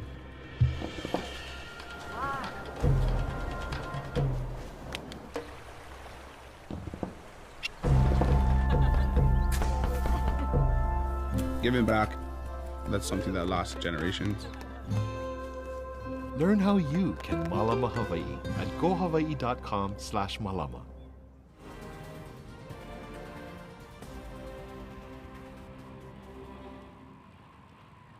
VinFast Ironman World Championship is brought to you by AG1. Better finishes start with AG1. And by the Hawaiian Islands. Discover how you Malama care for Hawaii. Learn more at gohawaii.com/malama. And what a great time to just kind of come back in here with our race leader as he gets to have that perspective. This is, of course, terrain that we're going to cover on the run, but for now, it is really your home stretch, the finish straight. It is almost time to say, hey, I'm done with segment 3, done with segment 2, on to segment 3, the Hoka run course. And there it is, our first indicator that it's almost time to run. So, hey, surprises we talked about, Didi, but what are you seeing here with Sam? Pretty good stuff? Oh, great stuff with Sam, but what we saw in the background there during the break with the camera still on, we saw the pass happen from Robert Callan going past Magnus Ditlev. So that's tough, and of course all of those chasers only about 15 seconds back, so Magnus getting swallowed by that, definitely not to script for Magnus at this stage of the race. Yeah, super surprising to see that happening to Magnus, and speculating whether he just pushed too hard to try and bridge that gap to Sam Laidlow. The mental toll of that, just pushing massive watts and the time gap continuing to go out. I was hoping he was riding within himself, but it sure seems that he maybe was pushing a little bit too hard. To see him going backwards now at a quicker rate than he was earlier in the day, and to see Callan, Hogenhaag, Marquardt, and Chevalier, a big name, in 6th there, sitting with Marquardt and Koolhaas, that's dangerous. Yes. Blumenfeld now sitting in that group or thereabouts, not too far behind as well, still in the mix somewhat. So some things going on in the background, and the big story, I think, is Magnus just not being his normal self on the bike. Yeah. Well, let's talk about this for a second as well, because sometimes we say, hey, so-and-so let so-and-so ride away. This guy did that. One thing we have to give 100% credit to is that Sam Laidlow is on track right now to break 4 hours for this bike course. 4 hours, sub-4 in Hawaii, I mean, with some wind. Racing 4.5 minutes off of what he did 2 years ago on what was a really fast day. 4.5 minutes. Which was already an impressive mark. But so if we look at that, to go through 109 miles, 176 kilometers in 3:49. So folks, if you want to get their stopwatch out here, we're going to also hit that when he breaks that course record. When he comes off the bike and starts to run, we're going to hit that stopwatch and see how far back the chasers are. But realistically, how much does that cost Sam Laidlow? Is he just on that level where he's going to then still run 2:44 like 2 years ago or below? I mean, all signs are pointing that way. Like, that's the Why not, feeling. right? But that being said, we have seen Sam Laidlow have cramping issues. We've seen him, be reduced to a walk at times. So this race is still far from over, but Sam Laidlow right now looking like there are no chinks in the armor. Yeah, and I think that my first exposure to Sam Laidlow, watching him race Ironman Texas, it was a little bit of this off the front, 22, 23 years old. It was prior to his first go out here, but he did drop out of the race because he had overcommitted and had overextended. Now, he's an experienced, mature, stronger athlete, obviously a defending world champion. That gives you massive tailwind, but you're spot on. We have so much to go. Either way, if I focus on what we have seen, this bike ride is 100% one for the ages. He's going to go under a barrier that I never thought we'd see in Kona. It's one of those performances that is jaw-dropping, that when you look at it on paper, you're like, is that a typo? That can't. It's that unbelievable. Actually cannot. It absolutely is unbelievable. So as we watch, and here he comes, well, I believe it, I'm seeing it right now, but nonetheless, this is quite a show from the man from France. He's coming in here at the young age of 25, so much ahead of him still. His whole family does triathlon, one of the coolest stories around when you think about his folks coaching athletes and him growing up with the sport, and now here he's just 2.5 decades into his life and crushing out this staggering performance here. And then we come back the road here and look at Robert Callan and back to who we were watching earlier. Guys, this is going to be well under 4 hours. Yeah. Well, he went through 178 kilometers in 3:52:40. Yeah, he's got 2K to go. 2K to go. 1.5K. 3:55. Yeah, I know. 3:56. I think so. Just unbelievable. Yeah. That's 8 minutes. Is he 8 minutes faster than he was And 2 years all ago? by himself for 99.4% of it. What was the halfway split? Yeah, so 9 minutes ahead of where he was. So probably the same. We are witnessing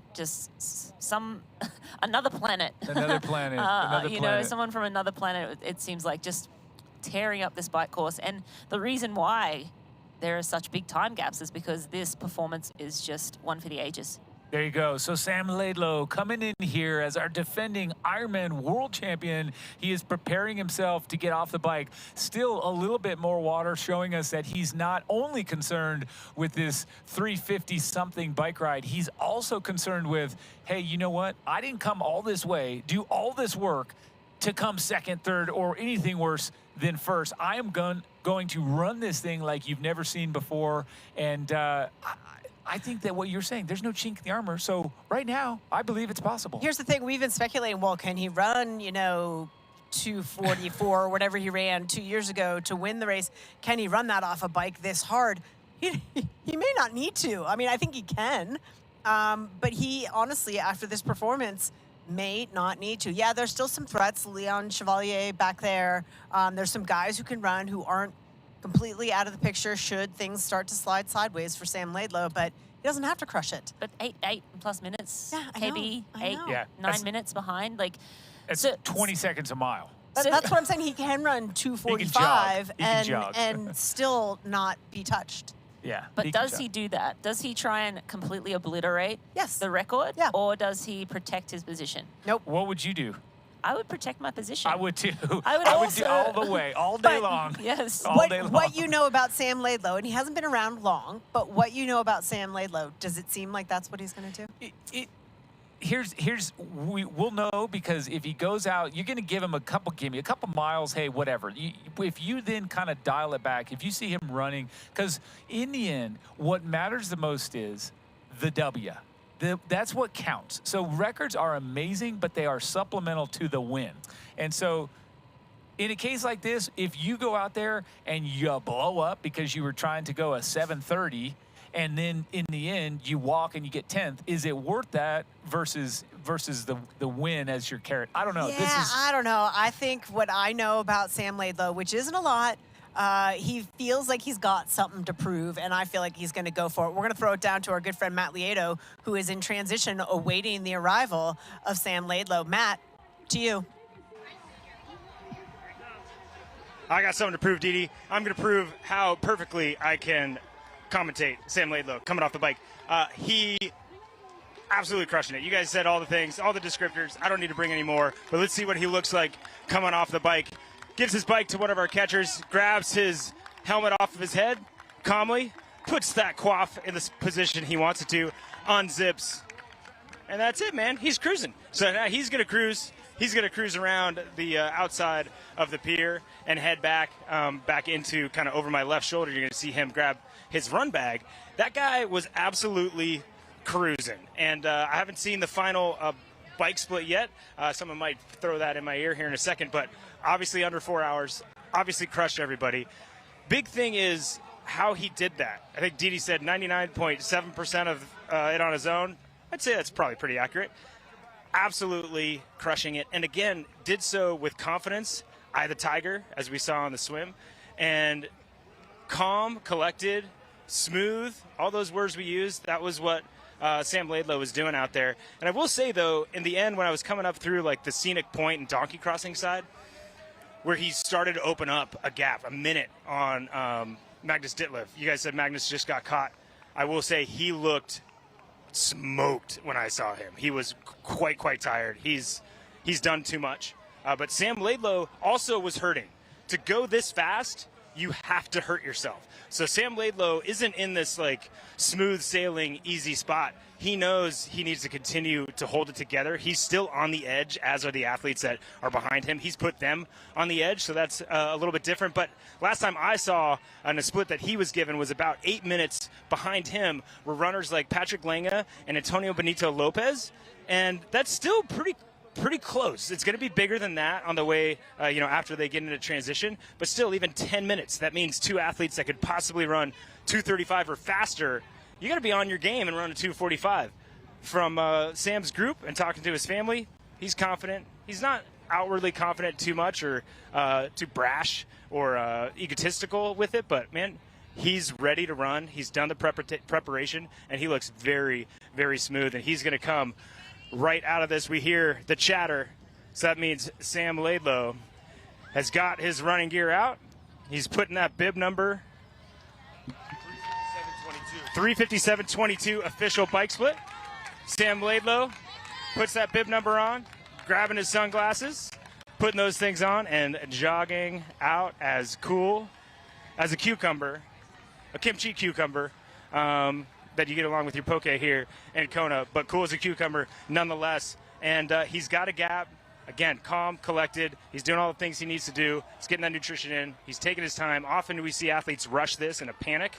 He's got a huge cushion. He knows that he has about 8 minutes at least on his biggest competitors. He respects them, but he's got an 8-minute head start on this marathon, starting out on a Lee Drive. We know where it goes. And he's going to go down in the history books if he continues this pace today, guys. It's hard. He did almost make it look easy, but what he's doing today is bananas. 357, out of control. I've never seen an athlete get that aggressive in a swim that's defending champ and trying to win the race. Usually see a swim specialist do that. This guy wanted to be by himself, and he is. And I am too. So I'm going to throw it back to you guys in the studio. And there you have it. If he finishes the race, or when he finishes the race, we'll have a brand new course record, 357. We're going to get to see that stat thrown up on screen here soon enough. But Sam Laidlow is making history, the 25-year-old Frenchman, running up this tiny segment of Polani before he hangs right on the Kuakini and gets right into the mix of this Hoka run split. But run course, there it is. Wahoo Element Bowl tells us 357.22 for a total of 112 miles or 180 kilometers. That is the first off the bike. And Sam Laidlow, you have done something impressive today. You have put all of the talent behind you by 8 minutes plus. And in your press conference, you said you wanted 6 in order to win. Well, you've got it. So let's back that up with something fun to watch on the run. Didi, what are you thinking? It's mind-boggling. It is absolutely mind-boggling as he settles into pace here. Again, he doesn't have to push the pace. He can afford to settle into his rhythm, but he's gonna enjoy this moment, and he's earned that right. I mean, that is. It's mind-boggling. It's a long moment to enjoy, though. Yeah, that's a marathon. So yeah. That's a marathon moment. But you're right. Like, yeah, he's having so far. It looks like just a day. Like everything, you saw him in the swim, super relaxed, rolling in his back, breaking the pack up halfway. If you're on form and you're feeling great, that's when you can make moves like that. Getting on the bike, blowing up that first group and saying see you later in the first few miles, like having that strength right away just shows that he is on a day. And so we'll see how this marathon plays out, but it's still a long way to go. It's still 26.2 miles, full marathon in the Kona heat. I don't want to. Here's the thing: it's hard not to call it now. Yeah. Right? Well, that's the funny thing. that anything is possible. That is our motto. Anything is possible. It is so true here in Kona. For as historic as that bike performance was, if he manages to lose this, that meltdown would be of equally magnificent proportions to the performance he just put in on the bike. And we've seen those types of meltdowns here in the lava field. So, folks, keep interested, because nothing is done until we get to that magic red carpet on Elite Drive. In the meantime, we are finally, I say, finally watching the likes of Robert Callan come off the bike. We can hit that Ironman tracker if you haven't already, and you can start to check these stats and see exactly how far back it is. 5 minutes and 53 seconds is how I'm seeing that. That is the deficit, but good news for the speed. He's here in Kona in second place. Matt, what do you see down there in T2?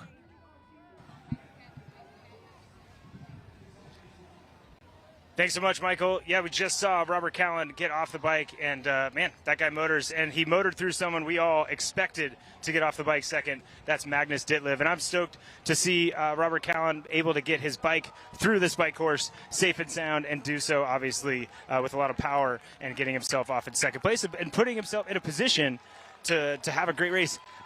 We're talking about all these good runners behind, but guys, when you ride this fast, running is so much harder. We can see Magnus Ditlev holding his left hip. Looks like his hip's sore. That's, you know, definitely a real thing. He's touching that, but he's also trying to kind of maybe letting us know that all isn't right in the world with Magnus Ditlev. So a little tight upper maybe glute insertion or hamstring insertion up there for Magnus Ditlev. We're going to have this chase group coming off here. I believe this is Christian Hogenhag. This is an athlete we expected to have a great bike ride. And again, he can run really well off of a hard bike ride. And again, that's the difference. This is a very, very hard bike ride today. The pace that they put out, and to have an expectation you're going to run what you normally run off of a bike ride that hard, especially in these conditions, you're going to disappoint yourself most likely. So it's going to be the very hardened athletes that are able to have a good run. We see Matthew Marquardt, up-and-coming American, top 10 last year.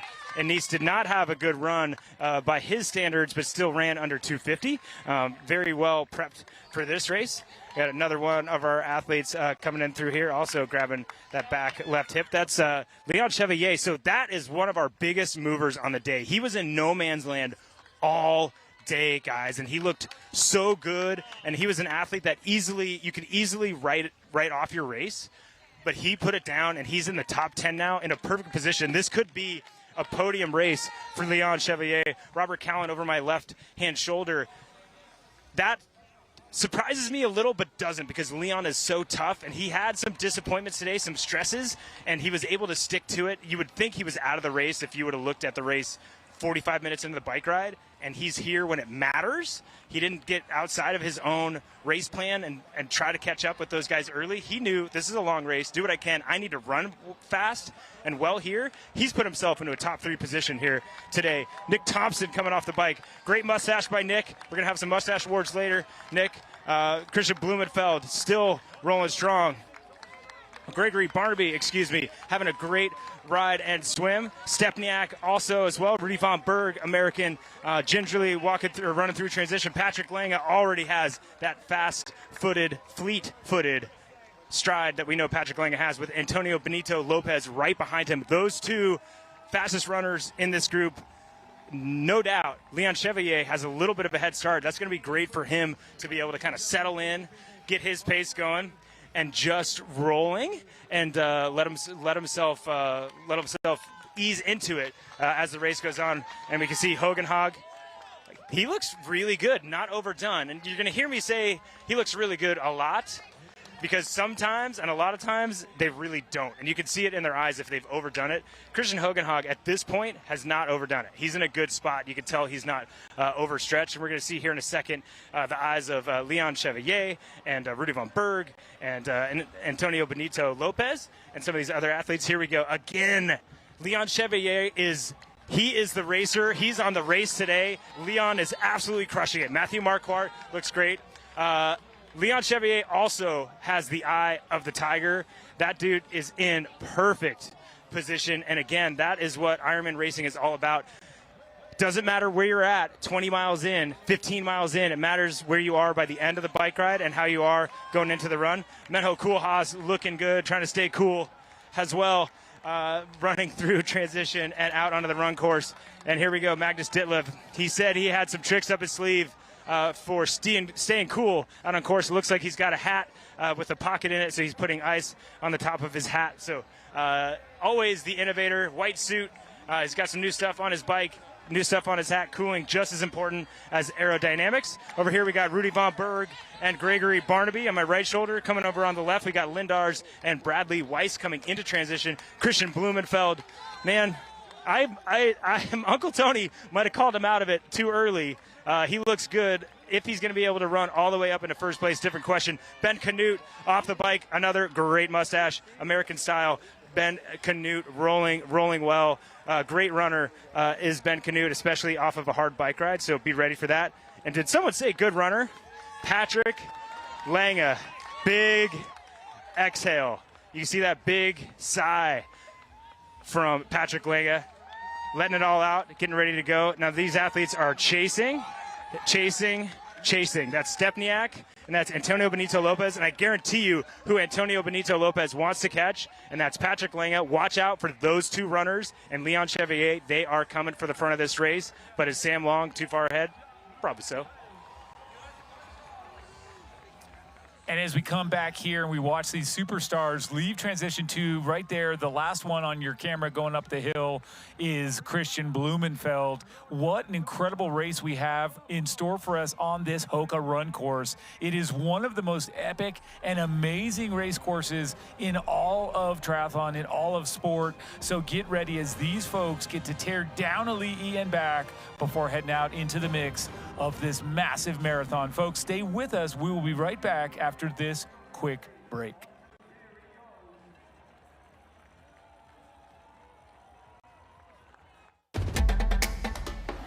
You know, and we know. The thing about challenging yourself is you're always looking for what's next.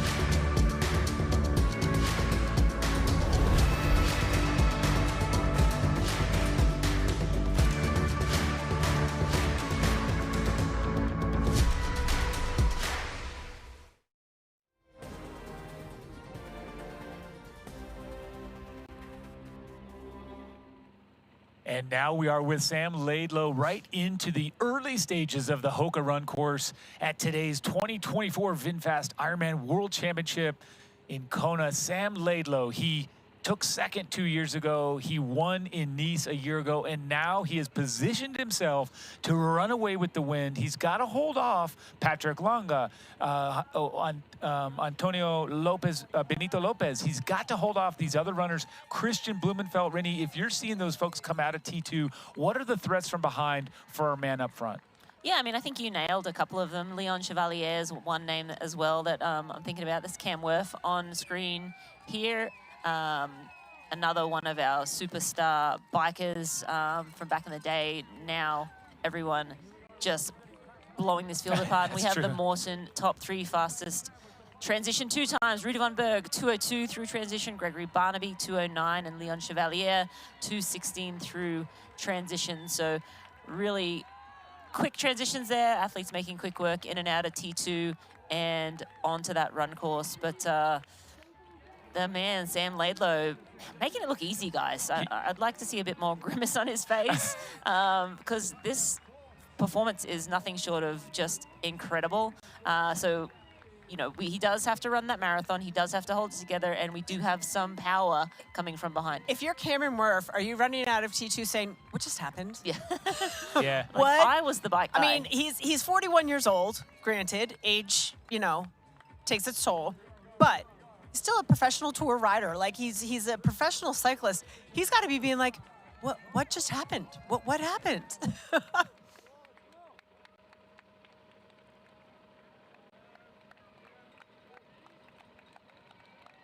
Well, I think to the point there of what just happened, but also running along here with what Rennie just said, he just looks so controlled. It doesn't even, and early in the marathon, we're all trained to do this, but he is having one of those days where it is just clicking, and you can see that there's a little bit of a, you know, a little bit of tightness in the jaw and in the lips. He doesn't look completely relaxed, but it just looks so good for a 3:57 bike split. So I'll tie this in real quick and then hand off. We talked about this. Do you crush it or protect the lead? 6:12 pace for the last split, 6:20 for the first place pace. Those are, and I hate saying this, but those are appropriate. That's not too fast. Those are miles that are appropriate. Here was one of our fastest movers on the bike. He was working his way into the race. We're hearing Trevor Foley had a crash in the closing miles of the bike. Oh, you can see it. Yeah, he's got some road rash on that arm. He's got a little bit of a limp. He's grabbing that left hip and back, and things do not look good for Trevor Foley. Hopefully he can take a minute and regroup and get out there, but it does not look like Trevor Foley is intending to get out there on the run at this particular point. That's heartbreaking. Heartbreaking. I think if I could get out in his ear, I'd say go and just run the course if you can. If he's injured, that's obviously a different story. But, you know, it's tough when you are that far down and you've just had a crash. It's easy to call it quits. This is a possible future star in our sport, and just to go out there and feel what it feels like to run along Elite Drive, feel what it feels like to be in that heat, feel what it feels like to be out in the energy lab by yourself and just exposed to that heat. I'd love to see him regroup and go out and just go and run a hard marathon and see what it feels like. So hard to do, though, when he's been, like, he was so far back at the swim and just really picked his way forward, and you allow yourself that bit of hope that, like, okay, like, maybe a top 10 is possible, here I am, and then all of a sudden that happens, and it's really hard to find that. Yes, but in the long run, wouldn't it be wouldn't it be beneficial too? I take even a third perspective and say I think that could be very if he's hurt the hip to where he can't walk through transition properly, there's a definite could do some damage for a couple months here if you go run a marathon on a hip that's out of whack. And again, if it sounds like I'm speaking from personal experience, no, but it's the poor guy, right? He can walk away and say, I just broke the course record also in a 4:03. I crashed, and if he's not able to run, that's just it's gonna hurt no matter what. Yeah. Drop out, walk, run, all of it. That is a horrible way to end it. However, the promise is still there. So to me, I would just really kind of try and step back. Let's come back here now with the man up front, Sam Laidlow. This outbound section, while not as long as it used to be, still a pretty tasty little section here where it's humid on Elite Drive. There's no breeze through here. I feel like you really have to mind your P's and Q's, get the fluid going. He's fully unzipped. It's hot. I do see a little bit more wear and tear. Rennie, are we looking pretty good though still? Is he Yeah, I think he's looking great. I think he's, you know, running within himself, just doing what he has to do right at this moment. And as to your point, Elite Drive's hot and humid, and so right now athletes are wanting to just check themselves, make sure that internal thermometer isn't going into that red zone. You want to keep that in check in this stage of the race. You get out on the Queen K, yes, it's still hot, but there's usually a bit more of a breeze. Down here, the air is more stagnant, generally just warmer environment that you're having to run in, which obviously that brings that core body temperature up in itself. So this section of the race, we see another athlete coming through transition. Is that Chris Leiferman? Gingerly, probably the BMC kit. That might be Chris Leiferman. Leiferman coming off. But just real quick, I was having a little peek, early stages on the run, down at sort of how hot people were coming out of transition. Patrick Lange coming out in 5:48 minute per mile pace. Antonio Benito Lopez, 5:54 minute per mile pace. That is a dangerous duo we've mentioned earlier. But Sam Laidlow, in contrast, around 6:20 in the opening section. Obviously very, very, very early, but yeah, just the difference in the paces and urgency for the athletes. Well, we're going to see a whole lot of this action unfold across the course of this Hoka run course. The heat only just beginning to play its role. I saw athletes putting cooling headbands on, cooling bandanas around the neck, water down the chest, ice down the shorts, all the tricks already in play. And while I do think that certainly the early miles on Elite Drive are the most stagnant, hardest sort of segment of running, it's also very early. So you don't have any fatigue yet. Nice little shot here of Christian Blumenfeld getting overtaken by Coolhouse. A little, yeah, no, sorry, Patrick Lange. My fault, my It's fault. the only way Patrick Lange runs slow. It's slow him down. But he did manage to have a few words, champion to champion there as he comes through. But I think that folks that are at home trying to make some bets and take some late plays here, go with Patrick Lange.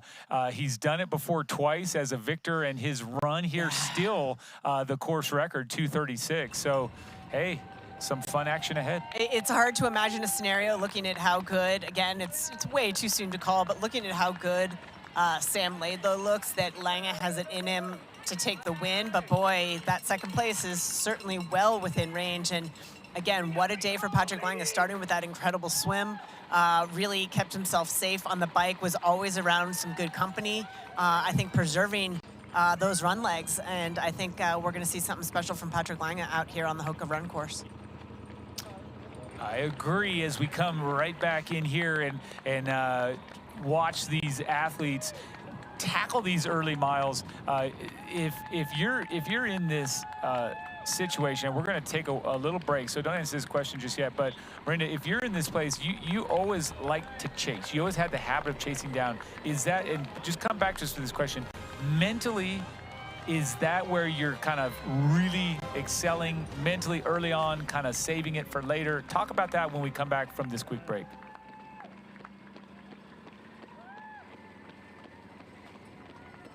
The feed is everything you need to fuel your workout.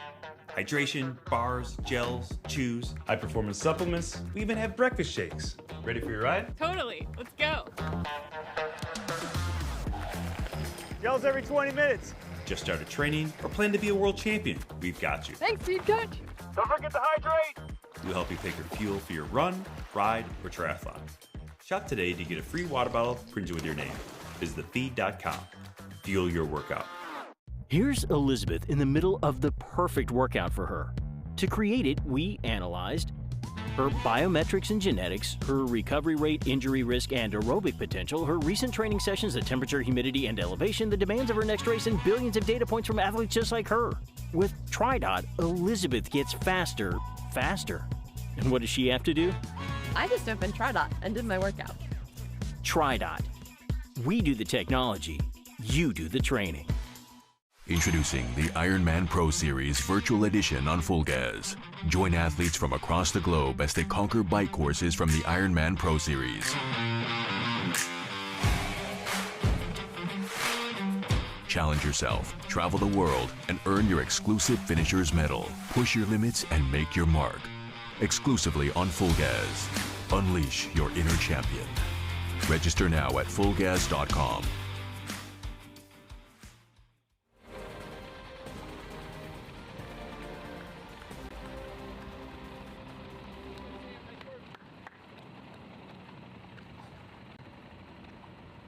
And we're back here on Elite Drive, right into the mix of the Hoka run course. And Rinny, I just wanted to get a little bit of a glimpse. We talked about the mental side. Sam Laidlow up front. Does he hold some back? Does he go for it? Versus Patrick Lange chasing from behind. Just a little bit of the inside from a three-time champ. Well, I think Patrick Lange is not in unfamiliar territory. You know, like he is used to chasing down, and that chase mentality, obviously I'm very familiar with how that feels. It feels pretty great to, you know, run past those guys. And Patrick Lange, not out of contention for a podium by any means. And the man up front, I mean, who knows? Like, does he crack? Maybe he does, maybe he doesn't. But Patrick Lange well and truly in this race. And yeah, that chase mentality, it's a positive position to be in, knowing that, okay, now this is my game. This is where it's time for me to shine. And to have those carrots to pick off along the way, even better. So yeah, I like what I'm seeing from Patrick Lange, and the fact that he had the presence of mind and to, you know, check in on Christian Blumenfeld as he ran past. How's it going? Subtle nice flex. to see you. See you later. Yeah. Subtle flex. Basically, that's how, you know, you roll along there. You want to look good, you want to feel good, and just to have those carrots to pick off along the way, also really positive. I mean, I'm a big fan of the runners, so I'm always going to cheer those guys on. There you go. Great answer. Thank you so much. Beautiful stuff here as we watch a lot of these great close-up shots here, folks plugging along and moving through these early miles. And as I watch, I also like to look at these splits and see if people appear to be overextending themselves, and it really just doesn't feel that way. And I really just have to wonder when I see, okay, this isn't a knock, but when I see a 6:39 pace for Sam Laidlow on the mile, minutes per mile, and I think to what we've seen in the past, almost a minute faster than that, is that because we've gone 3:57 for the bike ride? Or we've just got a wonky timing, Matt. He's the first one through, so I think we need to see some other splits by comparison. I don't know that I trust that to be correct, because I believe out of the gate he was around 5:20s, but time will tell. Okay.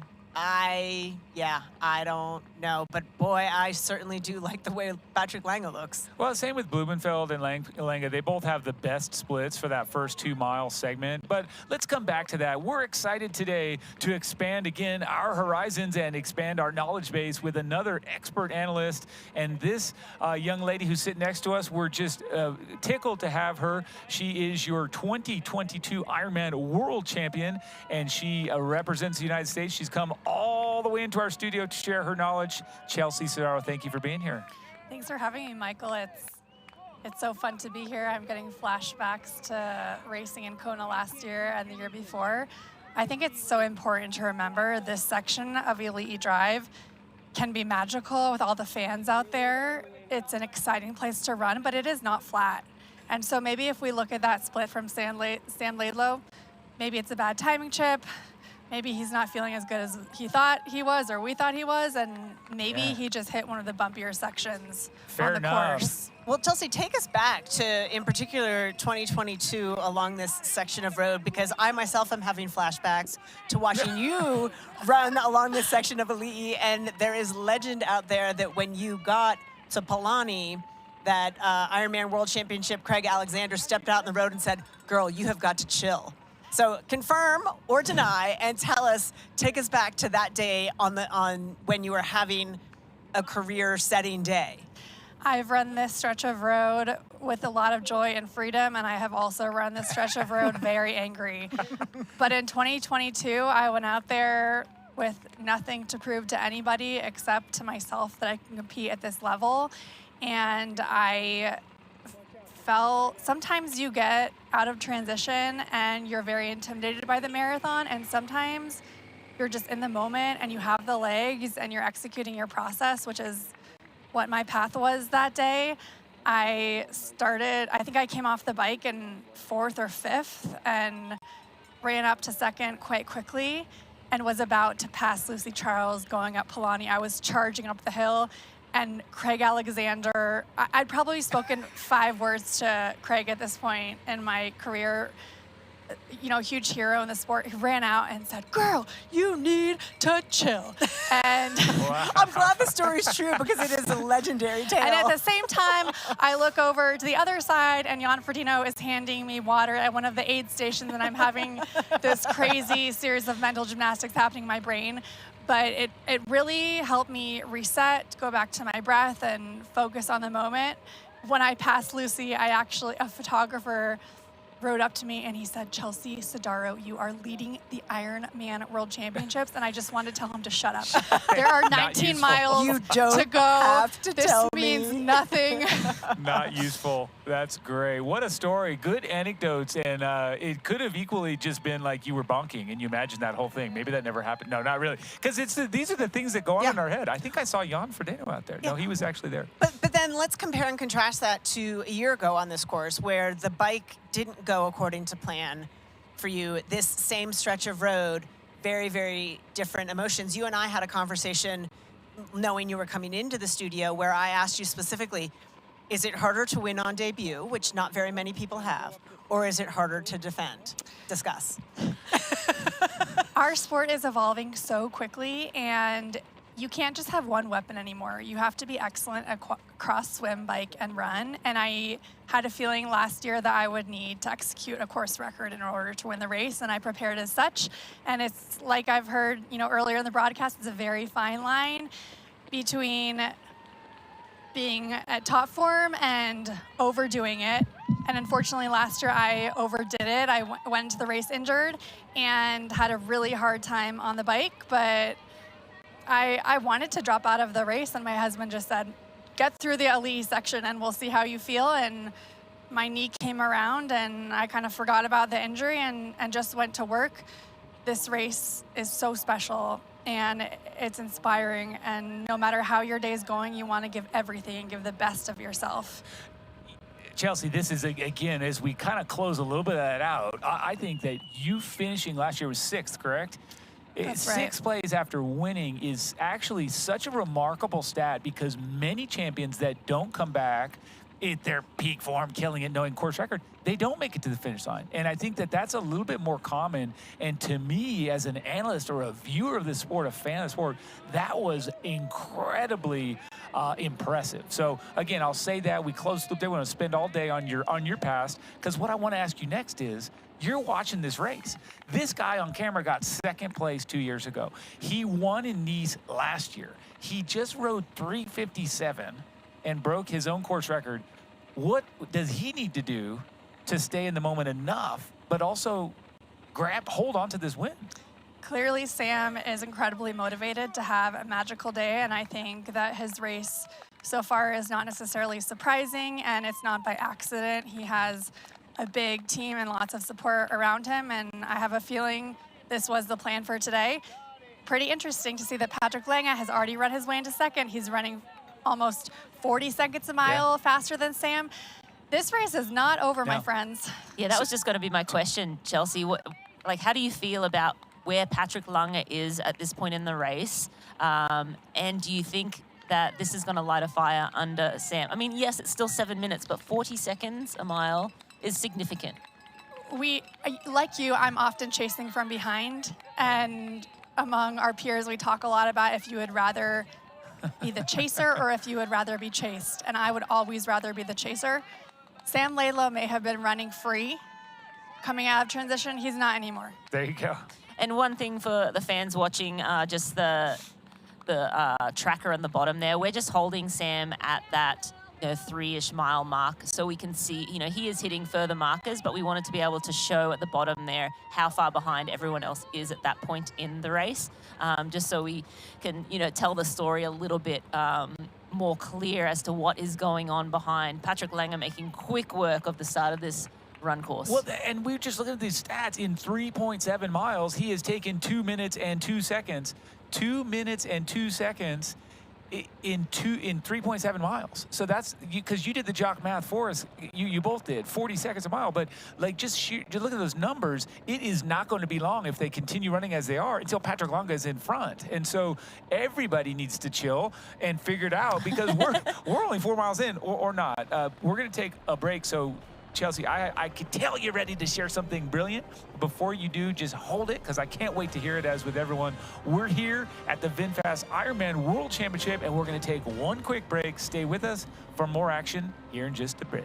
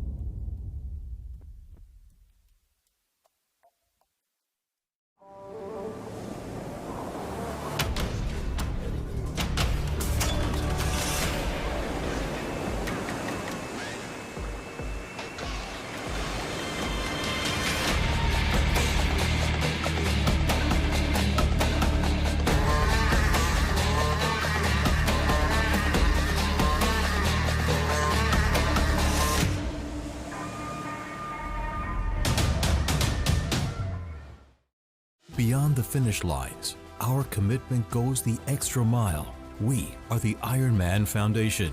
We've given back more than $55 million to support our mission of leaving a positive impact throughout race communities.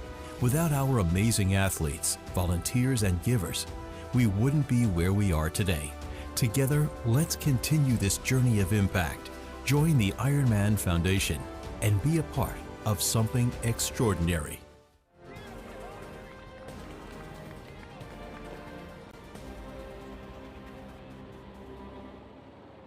And we are back again here on the Hoka Run Course, right into the throes of Elite Drive. You're watching the two-time Ironman World Champion, Patrick Lange, representing Germany in fine form. He is tearing into the lead that Sam Laidlow had at T2.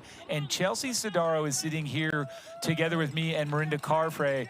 So much talent to my right on this desk. And I want to dip into your mind here, Chelsea. You are seeing something. You're watching this. What's your take on what's going on with Sam Laidlow in this race right now? Yeah, thanks, Michael. Obviously, Sam's bike was spectacular, but in Ironman, it's all about making decisions for the last hour of your race, and that's what you need to be asking yourself during the swim. Are you going to go with the surge? On the bike, are you going to make that hard push? Are you taking care of yourself? And I know Sam recently signed a new helmet partnership. Sometimes in triathlon, we use equipment from, pure road cycling, and Sam's helmet, it doesn't have vents in the top. He looked really hot to me on the bike. Okay. And I'm curious if he'll be paying for that here out on the run with 2.5 hours of running left to go. Yeah, it is a question you have to ask yourself when you're making those equipment decisions. Do you go with the fastest possible option, or do you take into account heat? And in this race, heat is a big factor. We remember back to Craig Alexander, the Ironman 3-time world champ. He used to race in a road helmet because he liked the vented factor of that. And he was 100% adamant that that was the reason why he could get off the bike and run so well. So you're seeing athletes now making choices time and time again. The faster tires, like sometimes those faster tires are more puncture, more chances of a puncture. Is that worth it or not? And this race is far from over by any means, but if you overheat and that internal body temperature gauge is in the red in the bike segment, it's just going to set you up for a long, hot, hard run. It doesn't generally leave the red zone, right? If you get in there, you can kind of bring it back a little bit towards the good side of the red zone. But you're spot on, both of you, and you know this race so well. If that decision's already been made, so what we're seeing also with Patrick Lange. So let's just not make it about one athlete got hot or is getting hot, maybe slowing, and he doesn't look so good here coming up this riser. But Patrick Lange, he also was in the same race on the same bike in the same conditions, had the same choices. Doesn't he look phenomenal from your view, Chelsea? Absolutely. Patrick Lange has so much experience on this course. He knows every single section of the run. He's won here. He knows how to win here. Of course, that is really hard to come back and do it again, as you know, Rennie, but he also knows what it takes, and I think that can be incredibly powerful. He knows that it's not over, even though he came off the bike, 9 minutes behind Sam? 9:06, you got it. I don't think that this is not the worst position that he's ever been in. He's already closing the gap. Yeah. If he makes some time up going up Palani, I think he'll be getting really excited. So Chelsea, does somebody need to run out and say, boy, chill out? I don't think so. I think he's a pro and he knows what he's doing. He's executing this race flawlessly. He's not skipping the aid station. He's staying cool, taking on his nutrition. You can see him pouring water on his back there. He just looks so fluid to me. I agree 100%. And the cool thing is this guy won the race in 2017. That feels like yesterday, but it was a while ago. Then he did defend the title. So he showed when he came back and won back-to-back, he then dropped out the next year. So it was tough. He's had ups and downs, highs and lows, but he has that experience where you said he has the composure, and I think he's playing his cards pretty well right now. He's got a fan trying to keep up. Never an easy task. We have so many young athletes coming up in full distance Ironman racing now, choosing to totally forego short course racing. And so we're seeing these uber talented cyclists in particular take on the sport, and I think they're changing the game. But I really love seeing athletes like Patrick Lange in his late 30s showing that he's still at the top of his game. We just had Laura Phillip win the women's race at, I believe, age 37. Experience matters. All of those miles that he's put into his body over the last 2 decades matter on big stages like this. So true, and he's 39 years old now. I think Craig Alexander won at 38 or 39. He was the then oldest to win, but great points, Chelsea. And just when I see him, I don't see a single problem. Like he looks composed, his face is relaxed, his form is relaxed, his arm carriage is great, everything looks great. Really, don't you see that? Yeah, I 100% agree. He looks relaxed. He looks like he's just getting in his zone. He's just settling in for the marathon here. It doesn't look like he's overextending himself. Yes, there's a big gap. We see the Tri-Dot unicorns there on the side of the race course. As you guys know, I left the fuel in Tri-Dot unicorns. If you get 100 on a training score on Tri-Dot, you get a unicorn. Oh, I didn't know that. So it's a little bit gamified there. So that's why you see those unicorns on the side Clearly. of the Should have known side that. of the course. I don't know if Laidlow's going to get a unicorn. We'll see if he gets a unicorn at the end of the race. Not sure. But so far, Patrick Lange, the way he's looking certainly right now, it does look like he has executed beautifully. And sometimes in races like this, yes, we mentioned Patrick Lange early. He had a great swim. He was there or thereabouts. He was working super hard. He looked to be working super hard to hang in there on the bike, but he stayed. He stayed with that main group the whole bike ride. And now, you know, it's sometimes those athletes that maybe aren't out the front and showy on the bike that can close the deal on the run, and that's what he looks like he's doing right now. I'm eagerly awaiting the next time split. I keep updating my app. He looks so good. There we go. We just rolled through 5.4. I've got him at 6:21 down, so 6 minutes and 21 seconds behind first place at 5.4, 8.6 kilometers. So that's another 43 seconds that he's taken out in a section of 1.8 miles. So again, not quite as dramatic a drop, but he is plugging away. 6 minutes, 21 seconds down. If you just run that out, 18 miles rather to go, your jock mass is telling you still 20 seconds a mile is what it's going to take to catch the lead.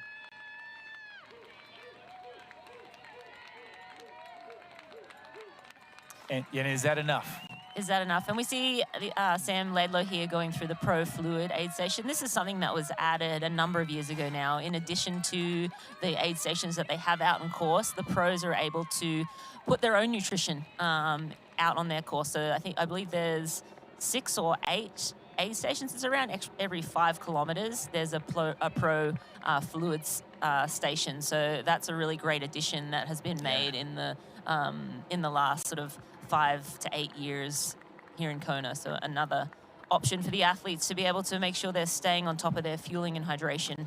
Chelsea, you know this road well. What have we got here as we were looking at Patrick Lange on Elite Drive? Yeah, like I said before, it's not pancake flat. I love this stretch of the course, though, because it's filled with fans. People are coming out of their condos to cheer on the athletes. Sometimes you get a nice little breeze off the ocean, and it helps you get into the run mindset. It's undulating, and that gives you something to focus on. I think all of the athletes will know that section of road very well. I totally agree. And now we're back with with our leader, Sam Laidlow. And he does look nice and light on his feet. Very little contact time with his foot on the ground. He's still, I don't see anything problematic. You know, he's labored. He should be. He's doing the Ironman here in Kona. But he's also got his bottle from the pro station. He's carrying it. He's addressing the needs. I still feel very good about what I'm seeing. That doesn't mean I don't love what I see with Lange behind. Yeah, I think as he turns and goes up Palani, that might be a little bit telling. You know, up the hill, if you're not feeling super great, that's when, you know, weaknesses can be exposed. And you see Patrick Lange, he looks great whether he's going uphill, downhill, on the flat. Nothing really changes.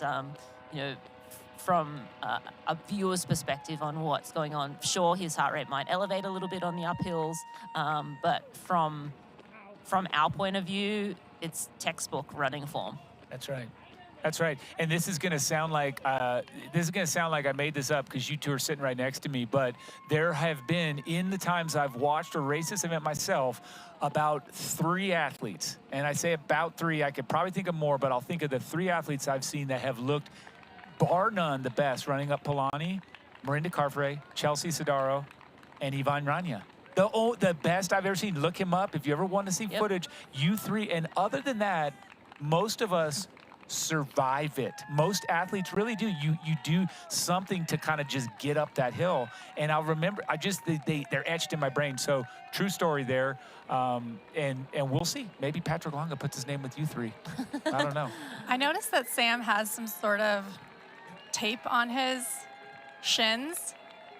I had a coach once call this injury tape. Okay, the KT, the injury tape, yeah. It's a telltale sign that there's something maybe not 100%. We were wondering earlier, is that an aerodynamic thing, like for the bike? Because we saw some tape also on Magnus's. Interesting. It's different though. I think when I see it now running, I'm seeing what Chelsea sees with it's now, because it's medial and lateral on both legs. I think it's posterior, anterior tape. It's KT tape, I think, or whatever the brand. I think you're right, Chelsea.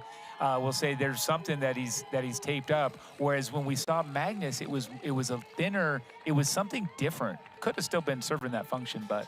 Chelsea, making this turn, on a good day, on a bad day, what does it feel like coming up Polani, knowing that you've got a long way still to go? On a good day, this is what I imagine it feels like to be a Tour de France cyclist. Yes. This is the triathlon version of that, where the course is lined, your friends and family are out, all your sponsors are there, all of the fans are there, and you just feel buoyed to the top. I come from a pure cross-country running background, and this is something that I love to attack. I've also experienced this on a tough day. And like you said, Michael, it's just about surviving and getting back into the rhythm once you get onto the Queen K.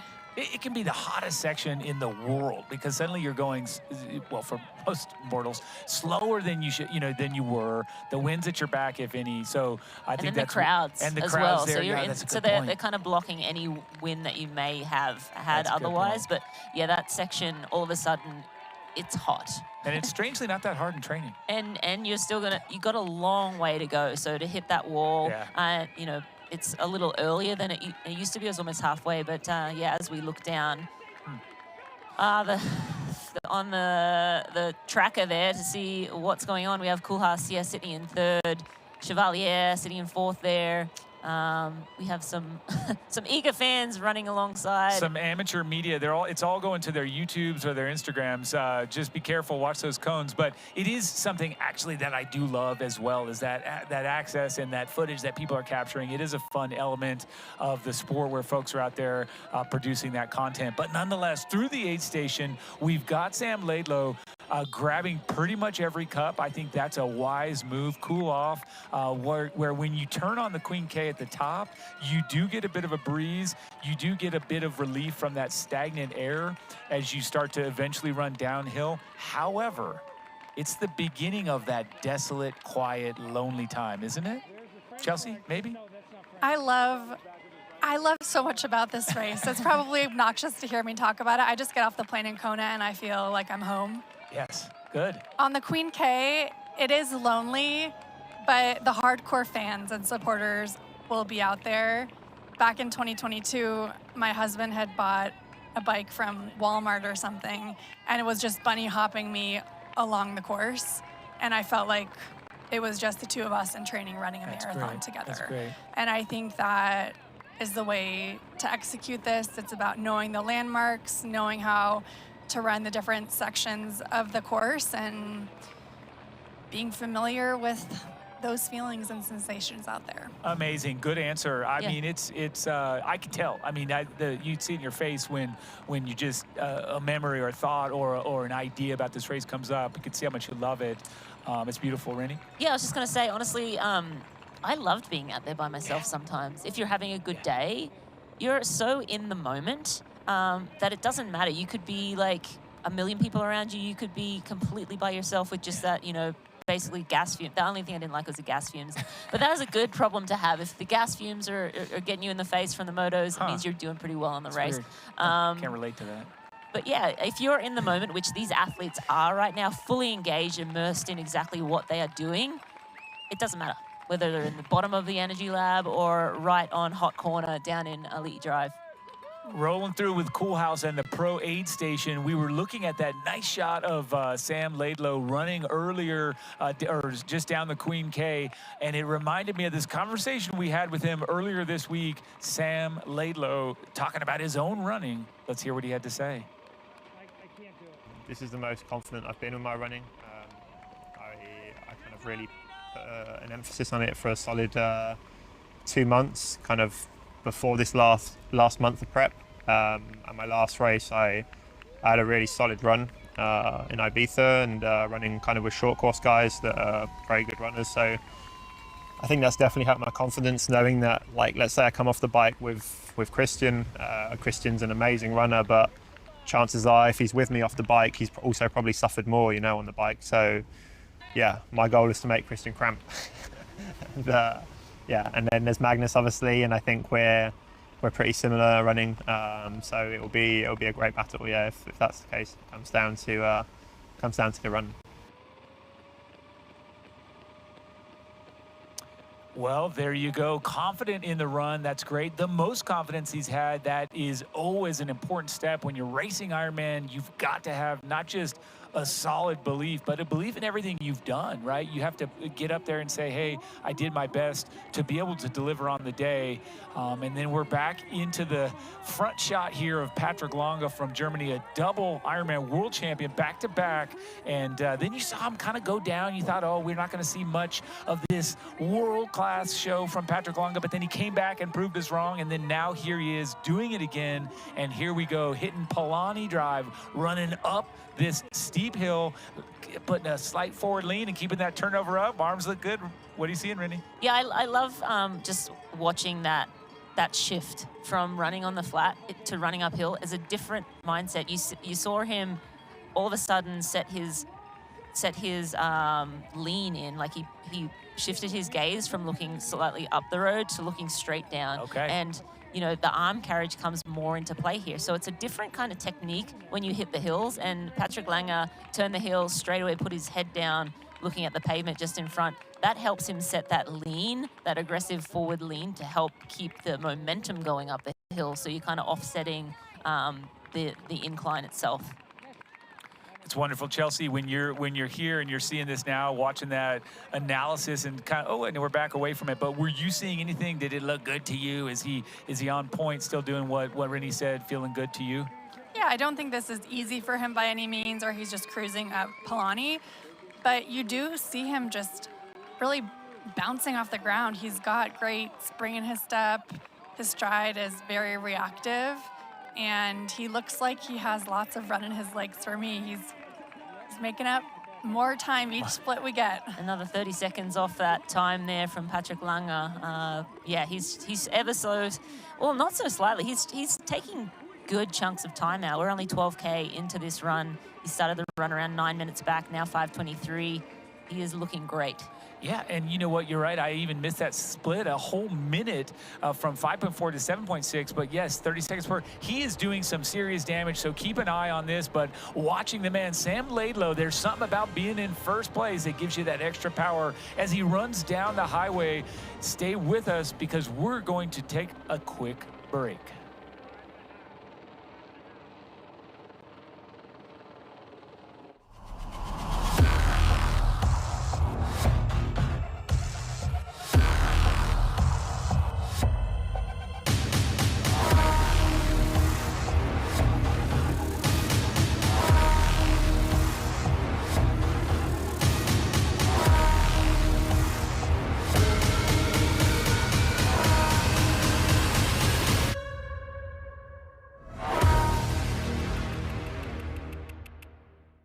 Here's Elizabeth in the middle of the perfect workout for her.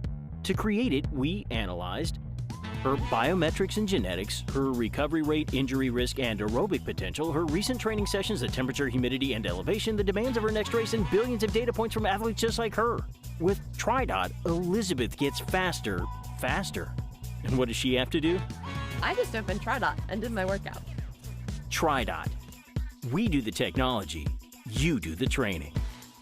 Introducing the Ironman Pro Series Virtual Edition on Full Gas. Join athletes from across the globe as they conquer bike courses from the Ironman Pro Series. Challenge yourself, travel the world, and earn your exclusive finisher's medal. Push your limits and make your mark. Exclusively on Full Gas. Unleash your inner champion. Register now at fullgas.com.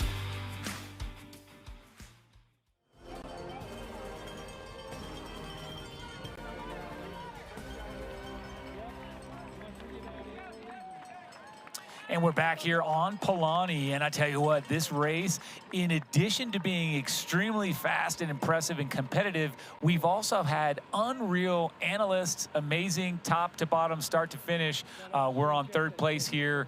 Thank you so much as we watch everyone kind of crest this hill. Miranda, I'm going to do this. I'm going to say we have to put our honored guest, Chelsea Sodaro, into the hot seat and say, if you were going to part company with us, leaving us with a prediction, what would you have to put down money on for your top three and maybe even your top American finisher today in today's race? And I'm trying to keep talking so you can keep thinking, give you a little time. Thanks, Michael. I'm a runner.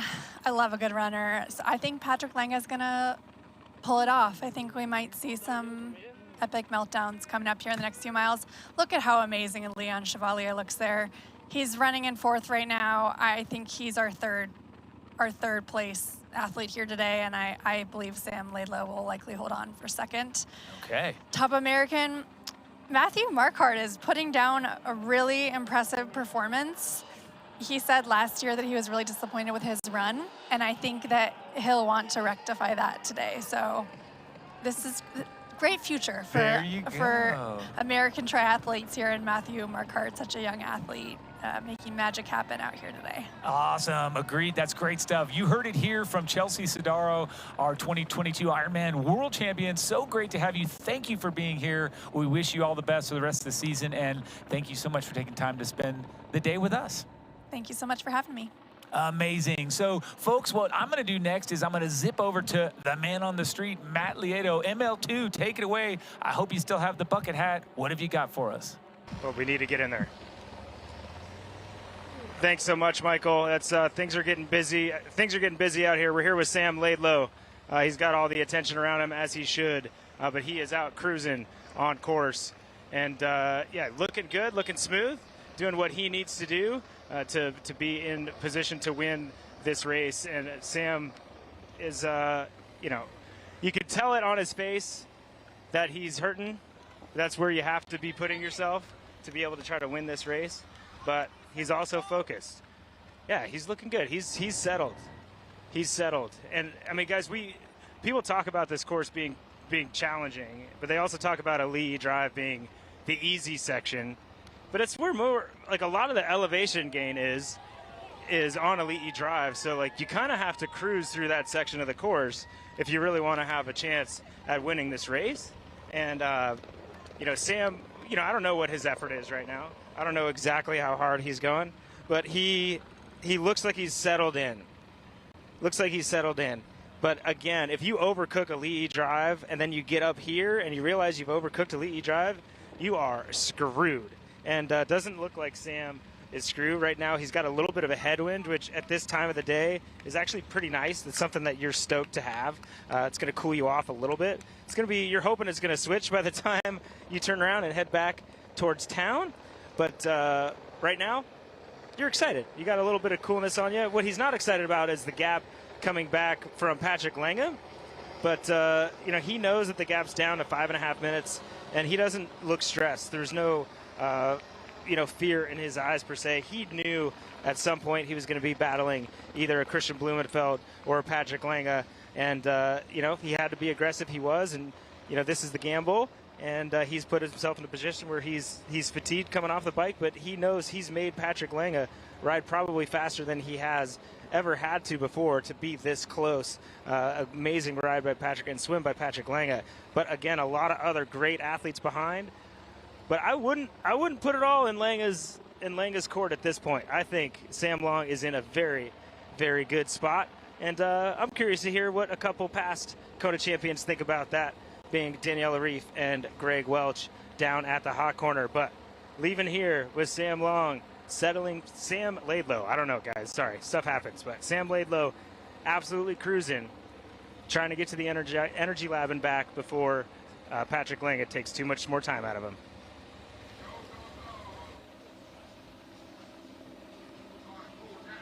All right, thank you very much down there, Matt Lieto, joined by Daniela Reef. I feel really grateful today to have Marinda Carfrae, three-time Ironman champion. We had Chelsea Sodaro and also Daniela Reef 5 times. So we've got 9 Ironmans between those. And then we have the Three Stooges, Michael Lovato, Matt Lieto, and Greg Welch. What have we done? Anyway, back to the show.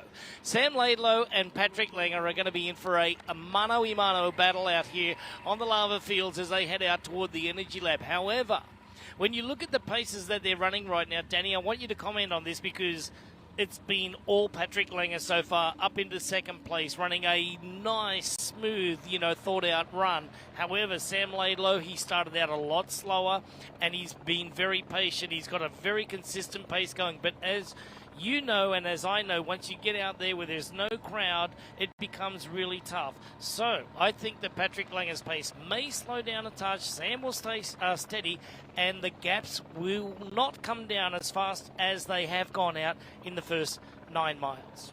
Yeah, exactly. I mean, we've been seeing that Patrick Lange was running 20 to 30 seconds faster than Sam per mile, which is absolutely incredible because Sam is not running slow. He's showing a great race, and let's not forget that he rode the whole race on his own and rode a 3:57. So I think how he's approaching that run is really building into it. And yeah, it doesn't look like of course he's suffering at the moment, but he might have still that extra gear left, and I hope it for him, of course, that he can really build through the second section because, yeah, Patrick absolutely looks amazing, and if I see him running, I just want to go and have a run. But let's be honest, it's not easy as easy as it looks. Patrick just, I'm sure he's also hurting. He went early quite fast, so it will be interesting if he can keep up that pace. Yeah, he's a very inspiring runner, is Patrick Lange, but Sam Laidlow out there right now with a 3:57.22. Let's get you caught up to speed. 7 athletes today went under the course record on the bike today. The course record was held by Sam Laidlow. He took quite a few minutes off Cam Wirth's record, but now 7 people, including Sam Laidlow, took the record down, with one gentleman by the name of Sam Laidlow going under 4 hours and 4:01.38 being the fastest, second fastest time out there today, Leon Chevalier. They're just going past Honokahau Harbour right now. That's 5 k's outside of Kona town. Here at the moment, you can see the grey to black ominous clouds looking overhead here. The water level, the rain level is coming down to 1,500 feet at the moment, and we have a 45% chance of rain, Danny. And that will create a lot of humidity, a lot of steam. Yes, the humidity is the hard part here. And as you can see now, Sam does look like he's really putting in the effort. And I think coming up to Queen K, it's really about suddenly being alone. And that's where you really start to realize, okay, how much do I want this? How much can I actually suffer through this race? And it's still a very long way because he's just going out there, and he also knows it's a hard way to go back coming out of the energy lab. And I think, it's about taking it step by step, trying to get in the energy. And it looks like even they have a bit of a headwind at the moment. His cap is fluttering around, or it's because he's running fast. He might have a rocket on the back of his thing there. All right, he's taking the time. See, he's really focusing on the nutrition. I think he needs to cool down. It's interesting that he chose to have not a hat. With the hat, you have the opportunity to put in ice in the hat and then really cool your head. Where with the band, you don't really have that opportunity. Sam Laidlow walking through the aid station and just making sure that he gets all of his nutrition in today. A 3:57 on the bike may have been too much for the young French athlete here. Sam Laidlow being reduced to the walk there, but just making sure that all the nutrition goes into the body right now. This is going to be a very, very tough race to be won here today. Patrick Langer is running lights out at the moment. He's running a 5:19 average pace, whereas Sam Laidlow over 5:40 at this point in time. Now, when you do that quick calculation, just before 15 miles into the race should be a change. But if Sam walks any more aid stations like that, it may come down quicker. Yeah, it looks like it could come down at like 25K.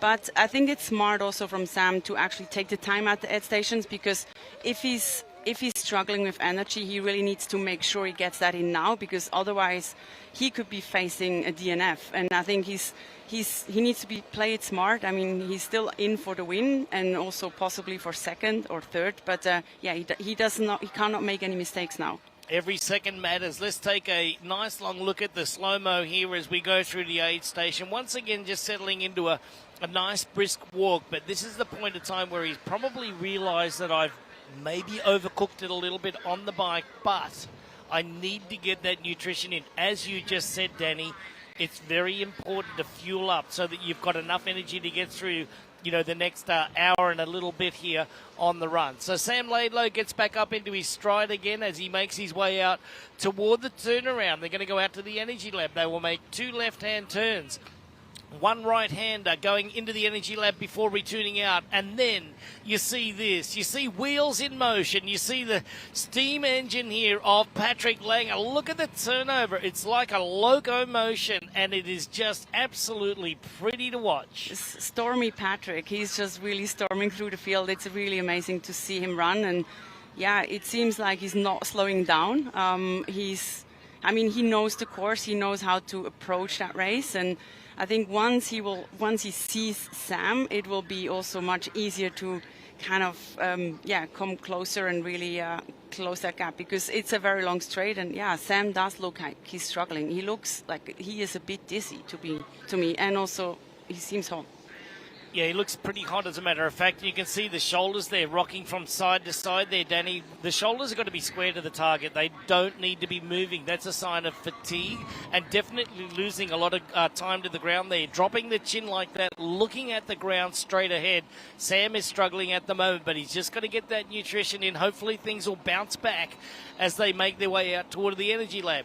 Now, the pace of Patrick Langer right now is one that is not going to be matched by anybody else out there on the run course at the moment. His stride length is absolutely huge for his body type. He's only 5'9", whereas Sam Laidlow standing at 6'2", and he has a longer stride. Now, as we do a long shot there, taking a good long look back, it's not going to be too long before seeing that of the German superstar. He's a 2-time Ironman World Champion. Only one German athlete has won 3 Ironman World Championships. We spoke to him on the show before. That is Jan Frodeno. Will Patrick Langer have it in him today? It certainly looks like it. Who would have thought? Like he was not picked many times, and it's absolutely amazing to me that he manages to go under the radar, and actually he has won twice here already, and he's getting close to be able to have that 3 titles in Hawaii, which is huge. Germany is a big country Powerhouse in triathlon, and yeah, it looks good for Germany at the moment. Peter Reid has won 3 titles. Craig Alexander's won 3 titles. Jan Frodeno's won 3 titles. Who is going to be the next to do that? It may be this year. Patrick Langer's having a great run right now, and you've got to go back and talk about the others in the field at the moment. Leon Chevalier's having a good run as well. He's making up a little bit of time on the rest of the competition, but Koolhaas is sitting right in there with Leon Chevalier at the moment. But Sam Laidlow just struggling a little bit has been the storyline all day long. Second fastest in the swim with just over 47 minutes.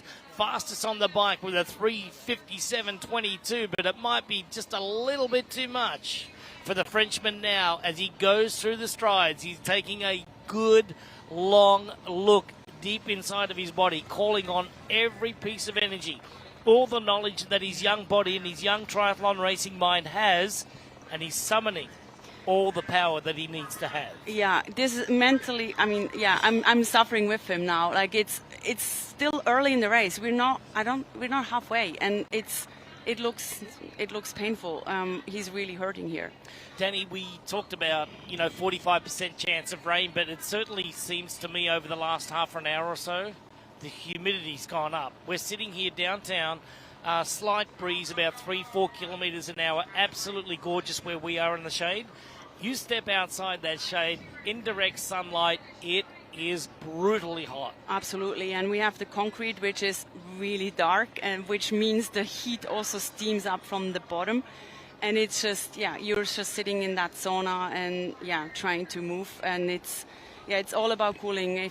If you overheat, it's really hard to recover from it. And I think that's what we see now. Like you can get really in dark places, and I've been there as well. And I think that's, it's now mentally really, really hard. You have to dig really deep and just kind of trying to get out of this. But it's hard to get out of a hole where you can't really have the energy. Daniela, when it comes to heat management and core temperature management and regulation, what is it that you do? Because you wore a peak cap, and so does, Sam's just wearing, much more of a bandana style hat out there today, but icing. Is it important to get ice through the aid station? Where do you put it? Do you put it down your top where the big glands are, down the shorts, and making sure, So we'll get back to that. We're going to run off here to a short break in just a little minute. We are watching the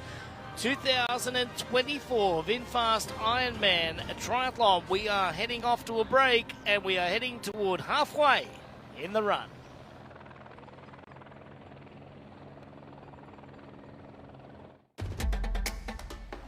You know, and we know. The thing about challenging yourself is, you're always looking for what's next.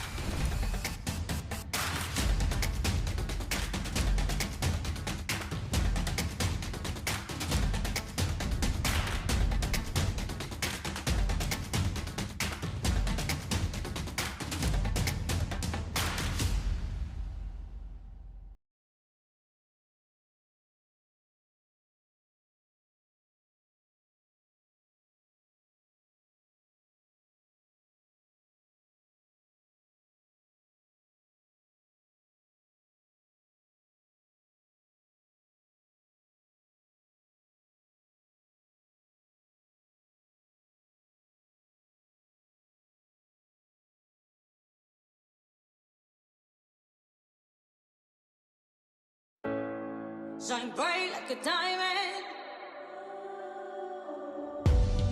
Find light in the beautiful sea. I chose to be happy. You and I, we're like diamonds in the sky. Shine bright like a diamond. Shine bright like a diamond. Shine bright like a diamond. Beautiful like diamonds in the sky. Shine bright like a diamond.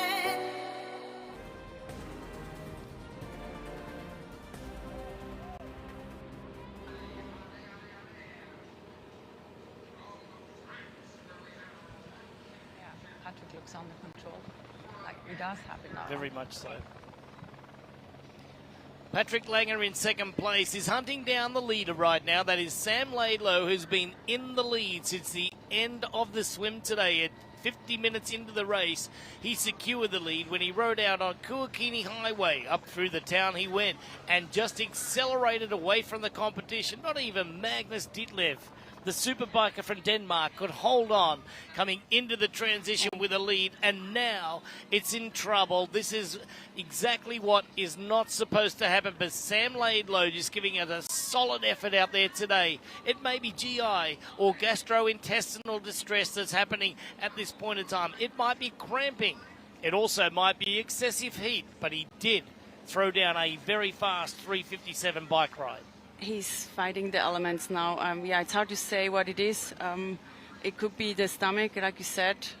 It looks like he's really having something. Yeah, he does not feel comfortable. You want him to keep going, but he's really struggling. you just have to go really dig deep now, and it's hard to know that it's still a long way. And now Patrick, yeah, that's a good moment for him. He definitely feels under control now, and he's going to take the pass. A great swim by Patrick Lange today in just over 47 minutes. Saw him in 4th place. He lost quite a considerable amount of time on the bike ride today, but rewarded with patience as he went out onto a Leahy drive. He was almost 10 minutes down, but now erasing all of that time to go into the lead of the VinFast Ironman World Championship. And now the German, he is on the hunt for 3 Ironman World Championships, and Daniela, just like that, we have a new leader. Absolutely. I mean, I want to give also credit to Sam. I think how he raced, it's very brave, going out there and really smashing it. I think because of him, we saw a lot of bike records today. And yeah, he was not afraid to try. And I think he had to try because Patrick is an amazing runner, and he gave everything on the bike. And now, yeah, the plan didn't go accordingly how he wanted it, but it's the sport. The elements are hard, and now it's about fighting for 2nd and 3rd. Let's see if Sam's stomach can settle down, maybe take in some carbonation in some sort of liquid, and make sure that, you know, his body can return to the form that it needs to be. Patrick Lange goes back, a nice little tap on the shoulder, tap on the backside there, and just say, come on, mate, hang in there. You'll be all good. And just running, look at this. He's got like a gallon of water there, Danny, just putting it over the head like that, trying to keep that core temperature down at the moment. It is hot out there. It's like a sauna. Somebody opening the door and it just goes, whoa, right in front of you. Yeah, you want to cool yourself down, and what we just saw with like Patrick, he just took the whole gallon and put the cold water over his body. That's one way to do it, because you have the suit with the water actually evaporating, and then the water, and then you have the cooling effect. But also you can use the ice, put it in your suit. Under the hat was always something I did a lot, because having a cool head helps to cool down as well, but also feel more awake and under control, because it's not just the body that needs to be awake, it needs to be also the mind having clear thoughts. And I mean, I feel sorry now, like I hope he can kind of resettle. It's all about just, I think he's really fighting to realize, okay, he lost that first spot, and now it's about really resettling and trying to just finish that race, I think. He's just gone for the carbonation right now. He went for the sponges over the head. I mean, the day for Sam Laidlow, not exactly what he wanted there, but he's going to learn. He's so young. I mean, he's been 2nd place in Kona before the VinFast Ironman World Championship. He is your defending world champion, but on a different course, over a different set of elements. They were hilly. It was fast descents and a very, very flat run with nowhere near the humidity, nowhere near the heat.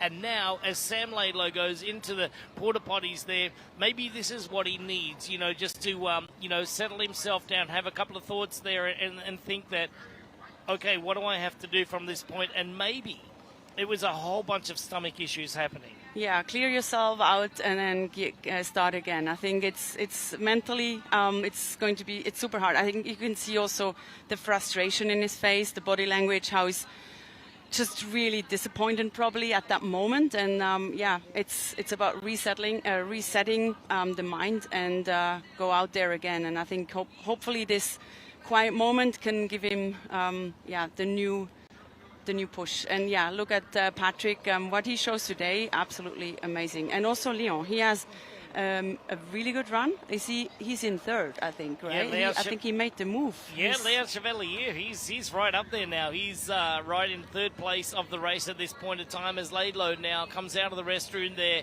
and looking as though he's back up and running again. But today, you've got to talk about like human endurance, how hard these athletes are pushing their bodies. It's not as if they're just, surviving, Daniela. They are actually racing over 8 hours, over 7.5 hours, and giving it everything. But they're risking it, right? They're risking it. It's risk-reward. And today, for Patrick Lange, all I can say is that he was patient on the bike. He can't go any faster than that. He's not at that Sam Laidlow level. He's not at that Magnus Tielet level on the bike. But his level of patience, is better than others. He paced it very well today.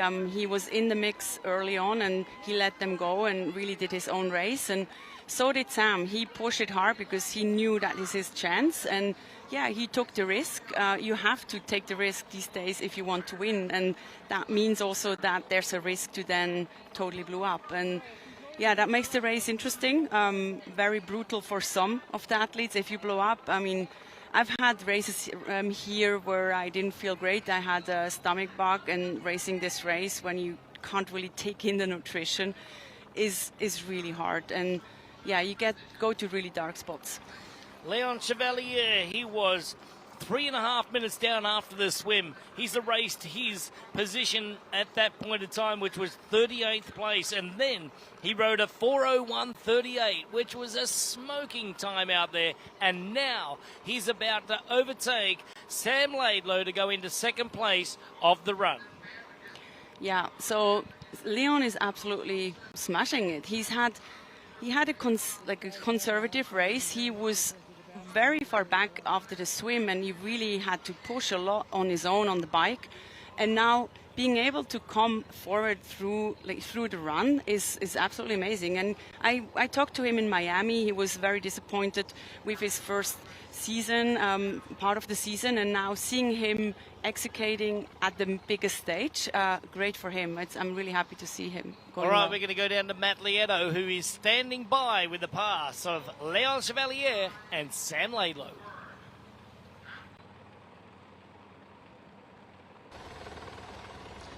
We are here with Leon Chevalier, and he is shaking it off, and he's shaking off the fact that he just ran past Sam Laidlow and moved himself into second place at the VinFast Ironman World Championship. And he is absolutely moving. And he was the rider that was by himself all day long. If you took a picture of the race at mile 20 and went up and looked at Leon riding at mile 20, you'd be like, he's out of it.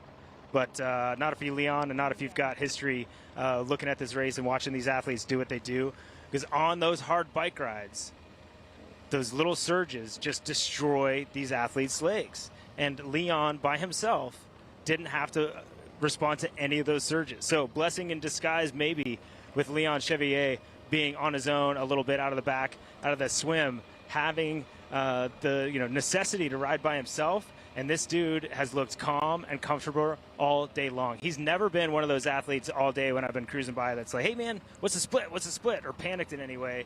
He's been that athlete that is just cruising. And you can see he's kind of doing the old school Cam Woodhoff, shaking off the arms, loosening himself up, trying to get the effort out of his arms, his shoulders, his neck, making sure he's as relaxed as he can be. This dude is running in second place at the VinFast Ironman World Championships, and this is a dream for this kid. He is stoked. He's been watching this race. He wants to be up front. And there's no athlete behind that I see right now has the ability to catch him. We got Patrick Lange in front of him. Him catching him is going to be a challenge. But right now he's in a very, very comfortable spot, and I don't think that Leon is. I don't think it's one necessarily he expected, but I think he's good. He's good to go, and he's in a great spot. And I'm going to go back to you guys, who are also in a great spot in that nice and cool studio as it gets hot out here on the Queen K. Oh, Matty, quit your whining. It's always hot for Matt Lieto. Good stuff, and nice reference to the old school, old school. Cam Whiteoff, multiple top 10 finisher at Ironman from Colorado, there, guys. So here we are with Patrick Lange, but here's what we were just talking about. Some great stats, Didi. The difference here between Chevalier and Lange, not a whole lot. They're running pretty comparable, very close, a 3-minute plus gap there. And then coming back, Ditlev is also running exceptionally well, looking to move himself forward, has to kind of overcome still Coolhouse, as well as perhaps overcoming the likes of Sam Laidlow. But we could see our podium sort of shaken up here within the matter of 2 or 3 miles, where we are just a totally different story. Ditlev, it now appears, played his cards a little bit smarter than we thought. He did not go with the 357 approach, which has resulted in walking for Sam Laidlow. He went with a more conservative and staggeringly fast approach and is now managing to move himself up potentially into that podium spot, that top 3, currently running in 5th. So, gosh, this is what it's all about here on the Hoka Run Course. Into the throws on the Queen Ka'ahumanu Highway, rolling out. Didi, what have you got? Well, I really appreciate the insights from Daniela Reef. Let's go back down really quick to Greg and wrap that up. Greg? Yeah, thank you very much, Didi. Danny, just finally, your final thoughts on the race as it's happening right now. What is going to happen in the last part of this race? Commentate just a little bit about what Magnus Dietlev looks like, and then also Sam Laidlow looks like he's looking good again. He might, I mean, who knows? He might come back. He cleared himself, and now he's, if he can keep putting in the energy, the race is not over. Leon is cooling himself down. Really important, and Lange, yeah, he just looks phenomenal. I think, yeah, it's not finished for him yet. He still has to go through Energy Lab and a long time on the way back, but he's looking phenomenal. And great to see Magnus pacing himself, and who knows, he might come back to 3rd. Yeah, keeping a cool head, no pun intended, is very important today. And water over the head, ice, and everything else. There's Sam Laidlow now just running again along the Queen Ka'ahumanu Highway here in Kailua, Kona. We're going to say goodbye to you, Daniela Reef. Thank you so much today for joining us in commentary. It's been absolutely wonderful, and boy, I hope you don't take my job. Don't worry, you're pretty good at it. I'm glad to be here. Thanks. It was fun talking to you. Okay, Didi and Michael and Marinda, we're going back to you in the studio. Thank you so much, Greg. Thank you, Daniela. We agree with you, Daniela. He's pretty good at it. So, but we love having you. What a great day here of racing. Everybody is reaching into the bin and grabbing massive, bags of ice, chunks of ice, liters of Coke, liters of water, the works. But Didi, hold on. Call this out. This is something I'm 100% sure Magnus probably thought he would never see in the closing 5 miles of that full gas bike course, and that is the backside of Sam Laidlow again. So Magnus Ditlev, resurrected from the near dead, really looked like he was worked at the end of the bike, but had a patient start to the run, and he has just moved back in to a podium spot past Sam Laidlow. So Magnus Ditlev now in 3rd place and moving really well. That's right. The 26-year-old grabbed an actual iceberg out of the bin there and then realized iceberg, dead ahead! It was too much, and he tried to break it up. There it is on the side of the road because he couldn't get enough of the small pieces. But, you know, interestingly, I'm not sure, though. There was obviously those moments in the past where we've seen people grab liters of Coke and sit on the side of the road. Sure. But today, everyone in the top 3 is grabbing either a jug of Coke, a jug of water, a jug of a block of ice. It's phenomenally hot out there. It is phenomenally hot, but some athletes still moving really well. If we move back, Rudy von Berg has now inserted himself as the top American. He's gone past Marquardt.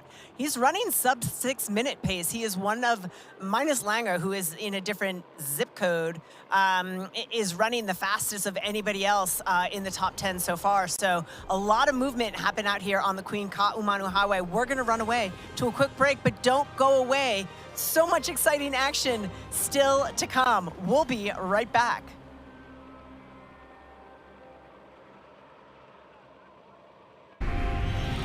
Elevate your EV expectations and explore the open road with the VinFast VF8. Stay powered with over 100,000 charging stations nationwide. Experience peace of mind with 24/7 roadside assistance. Drive with confidence, backed by our 10-year unlimited miles battery warranty. All-electric VinFast VF8.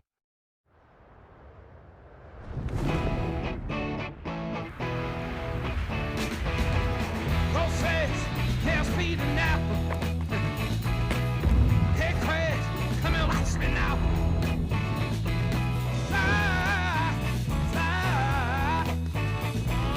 Watch me, I'm so hot. I ain't coming down. I ain't never coming The feed has everything you need to fuel your workout. Hydration, bars, gels, chews. High-performance supplements. We even have breakfast shakes. Ready for your ride? Totally. Let's go. Gels every 20 minutes. Just started training or plan to be a world champion? We've got you. Thanks, Feed Coach. Don't forget to hydrate. We'll help you pick your fuel for your run, ride, or triathlon. Shop today to get a free water bottle printed with your name. Visit thefeed.com. Fuel your workout.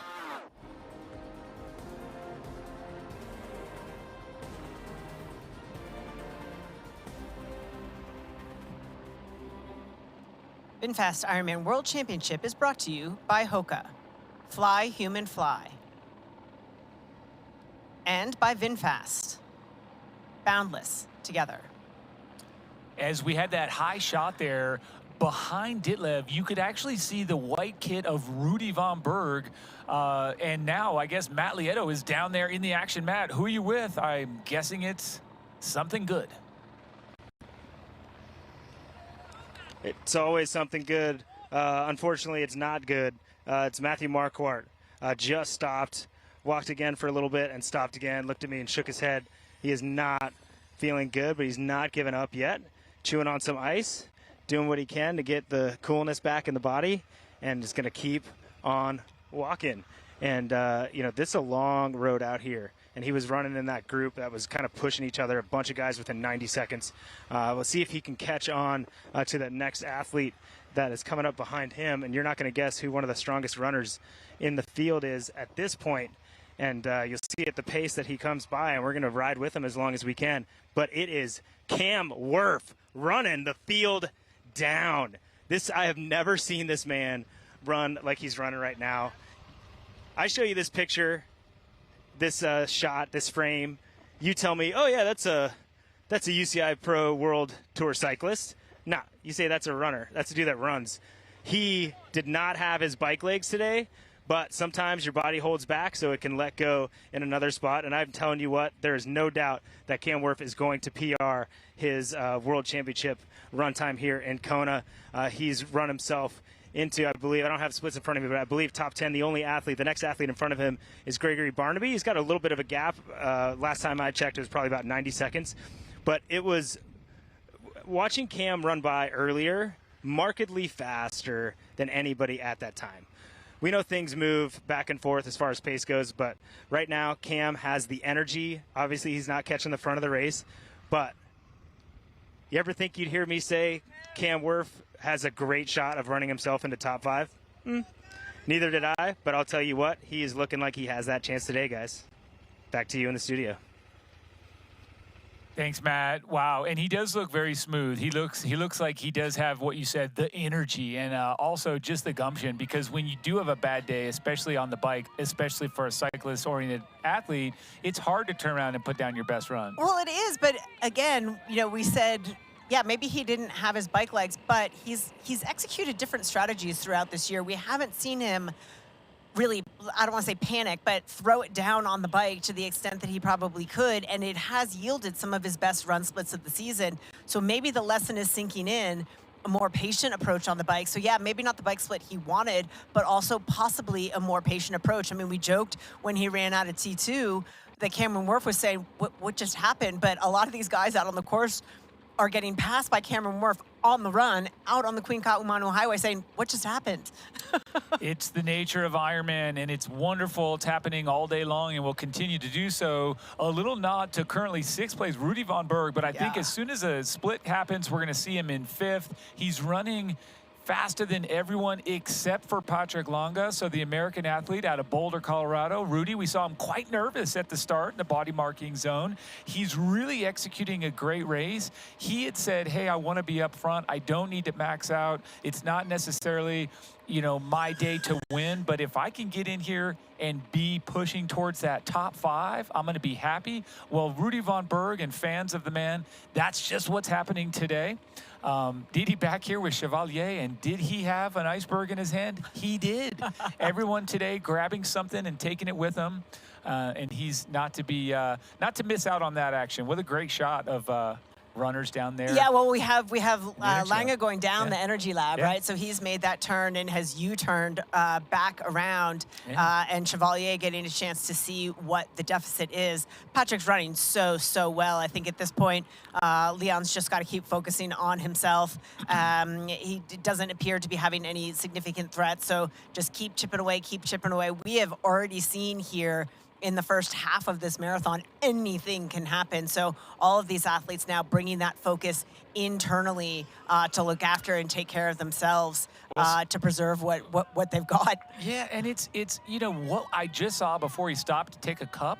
Sam Laidlow has found his way back from the dead. He's running a little bit more properly. There was some hip extension involved in that last frame before he started to walk. And all that to say, he's still grabbing for the 2-liter. I might advise maybe just grab 4 or 5 cups next time instead of the entire 2-liter bottle. But he, you know what? It kind of gives you a glimpse into his emotional state. But nonetheless, Sam Laidlow back in a little bit better running form as he pushes forward. You can see they've passed the old entrance to the Energy Lab. I guess it's still an entrance, but the old course. Yes. Now they have this longer section on the highway before they wrap around and do that section where you saw Patrick Lange. So here we go. Chevalier about to turn into that Energy Lab. Let's throw it down to Matt, who's out on course. Matt, who are you with? What are you seeing?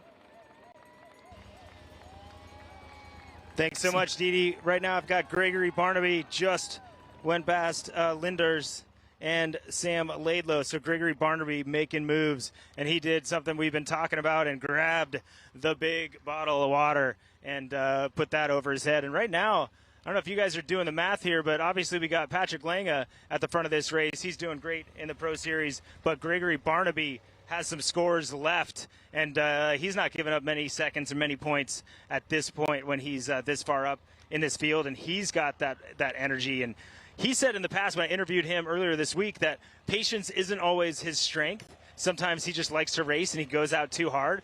But when you're he was the back of this group, he was patient. He didn't really back himself for being patient, and he has been, and now he's got this positive energy, and he's running through the group. He's got Hogenhaug not too far up the road. He's got Rudy von Berg not too far up the road, and a lot of other athletes he has the ability to catch, but more so that he's putting in the rearview mirror, again, just past Laidlow and Lindar. So Gregory Barnaby, a lot of points up for grabs and putting himself in a great spot for a top 5 at Ironman World Championship.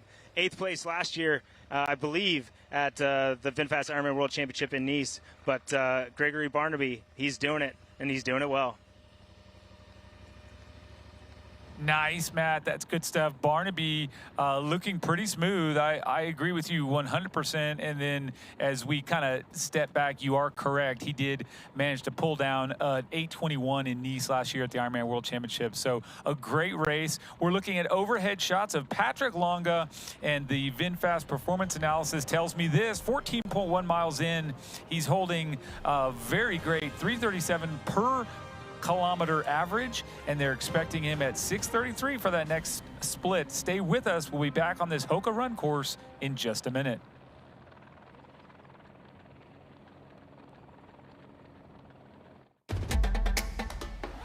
You know, and we know. The thing about challenging yourself is you're always looking for what's next.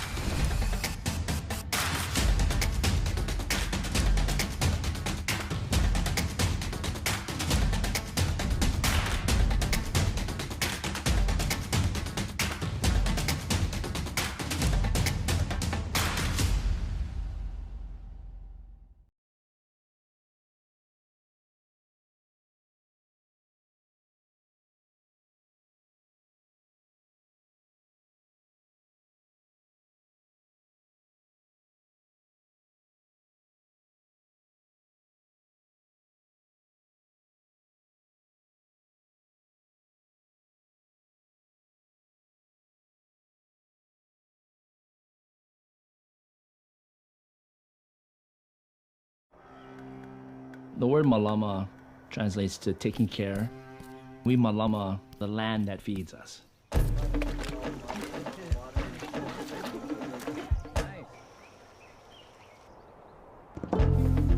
All of that energy that's being put in the ground gets transferred into food.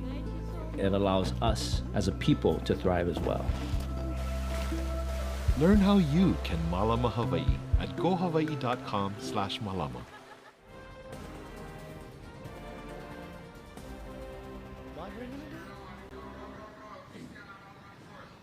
Welcome back to the 2024 VinFast Ironman World Championship, and this is Patrick Langer. Now, if he keeps this pace going, he will become a 3-time Ironman World Champion. So too is the person that sits next to me right now is Mr. Craig Alexander from Australia, 3-time champ as well. There's been a few of those, Peter Reid, there's been Jan Frodeno, and maybe this guy as well. Patrick Langer has had a great race so far, his best ever swim at the Ironman World Championship, coming out in 4th place.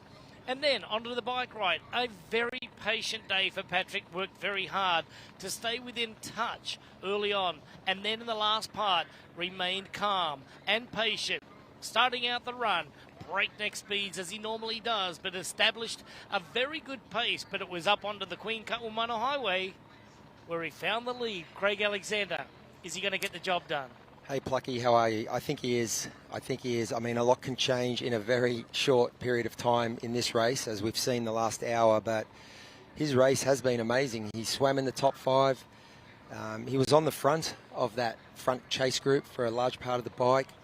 It looked like on the ride, the run back in from Harvey, that he got distance, but that was obviously part of his pacing strategy, and he has absolutely hit this marathon course at warp speed, and I think this is the best so far marathon performance we've ever seen here. I mean, he's on pace to break the course record. There is still a little way to go, but his technique looks amazing. He runs with great cadence, great turnover, very upright run style, but he looks like he did in the first few miles. And you know, he's looking over there at the camera, giving us a little wave and a shout out, so he looks great as he dips down into the lab. Dipping down into the lab right now, he's got one elbow to make, and that's going to be off to the right-hand turn. He'll go out to the far-end turnaround, and then that's about as far north as you're ever going to get onto the run course here at the VinFast Ironman World Championship. It'll be flat, but it is hot. It's like a sauna down there. It's oppressive. There is no wind to speak of down there, but it's all about core temperature and keeping it down so that you allow yourself to get back into town without any hiccups whatsoever. Patrick Langer now stands only one thing between the finish line and himself, and that is his mind, his spirit, and his way to fight for his 3rd World Championship. Patrick Langer, Greg, is in full flight and full control. He just looks amazing, Greg, and he's been so consistent. I mean, he finished 2nd in Nice last year. He's shown he can do it on different courses. He's an extremely versatile athlete, and this may just be his best career performance. I mean, the times today actually have been mind-blowing. I know it's been relatively good conditions in Kona. I mean, you always get heat and humidity here, and it's always a tough race, but the cover, the ground, the way they have today has just been amazing. It's been an awesome race to watch, and he's just putting the cherry on top. There's still a little way to go. We're not going to we won't try and put the mocker on him, but he just looks like he always does. I mean, I'm just going to go out and say it. I think he's the best runner over the Ironman distance that I've seen in my time in the sport and watching the sport. He looks great, and I mean, the way we were watching when he ran out, I mean, off air, you, Danny, and I were watching him take off along a lead drive. He obviously had a pacing strategy. He wanted to take some time back early and then set into his rhythm. And he's done that, and he just looks fantastic. Clearly the best Ironman runner I've ever seen. I agree with you correctly there, Craig. And that is Patrick Langer getting the job done. Just about to hit the aid station here, and the last aid station at the bottom of the Energy Lab, where he will return up onto the Queen Kaumana Highway, and then it's only 10.5 kilometres to go between him and the finish line. Patrick Langer now has a very consistent pace happening at this point of time as well. Now, Craig, I have something to pose to you, and that is today there was 7 men that broke the bike course record, and I do not think that anybody is going to get close to that run record other than Patrick Langer, because of the effort they put out. Yeah, I think that's a pretty good analysis. I mean, often when the conditions are relatively good, there is a tendency to overbike. It's relatively benign today. Yeah, and the athletes want to make use of those conditions. And You see it quite often. Athletes overbike, and it doesn't really come back to bite you in the tail until halfway into the run. So, and you only need to get it 1 or 2% wrong in these conditions. So, as we look through the top 10, we've got Rudy von Berg still moving quite well. Magnus Ditlev, the big diesel engine. I mean, he's a phenomenon. Look, 6'5" in these conditions. I think his frame certainly suits the bike course, but break it down for us, Craig. Look at this beautiful run stride. The knees are just like going so far out in front of the body there. His hips, he's got the feet, landing right underneath the hips there and then just pushing it back. Like you said, 6'5". His stride length is about 750 feet long, and it's that of about 6 to 8 inches longer than anybody else's out there at the moment. Patrick Langer, on the other hand, for a 5'9", 5'10" guy, has a long stride, a flowing stride, and an efficient stride, but so too does Magnus Ditlev. Yeah, Magnus looks great. I mean, I think we have in our mind what a perfect run technique or what perfect run form looks like, and it's probably pretty close to Patrick, but different styles work. It's more about effectiveness for your body type, your leg length, those types of things. And I think for a tall man, Magnus has a really efficient run technique. As we see him hitting 19 kilometres an hour, his speed, it's a slight downhill section into the lab there, and usually you get a little bit of breeze off the ocean, so it's nice. They'll really feel the heat, though, on the run out when you get that little bit of a tailwind moving pretty much the same speed as you're moving. So you've really got to watch your core body temperature on the climb back up to the Queen K. Sure do. They're going to head down right to sea level at the moment. They've been up onto the highway there, which is a little bit higher with a little bit of wind out there. But when you get down to this oppressive section of the course, it's the last time that you will actually see your competition as well, Craig. So you'll be able to gauge on what you have to do and what not to do out there. But what to do right now is to get those calories in, to keep on feeding yourself nice, cool water, keeping the shoulders, keeping the head full of ice there. Put some ice down the front of your racing outfit, making sure that you're crossing all the T's and dotting the I's here today, because it is coming down to the last part. Magnus Ditlev just hitting the 17-mile marker with 9 miles to go. Patrick Langer, well, he's in a zip code of his own at the moment, as you can see that he's making his way back out of the energy lab. And Craig, wow, all I can say is that this guy is executing the plan. The strategy is unfolding in front of his very eyes, and he very well may be looking at a third world title. Yeah, I think this is an interesting part of the course because they'll all get a visual on each other, how they're looking. Patrick will absolutely get an accurate split on where he is, so he'll adjust his pace accordingly. We haven't seen too much of Leon Chevalier recently, but on the last splits, he was the second fastest man on course and looking great. So Rudy von Berg was moving well, and Cam Worth seemed to be moving quite well. He'd moved up in a 12th or maybe even 11th spot. So there's a few guys out there moving well. Patrick definitely the fastest man on course, just I think 5 or 6 seconds a kilometre quicker than Leon. But yeah, this top three looks quite solidified at this time. I can still see Rudy moving through the field. I think he might pick off a couple of more scalps as we've got him on screen now. So yeah, this is a great part of the course because you're 2/3 of the way through the marathon. You get a visual, and mentally I think it's a very important part of the course because you're heading to home now. There's light at the end of the tunnel, and there's an emotional uplift, particularly for these boys on the front of the race. They know they're heading home, and they'll get a really good sort of visual on where the competition is.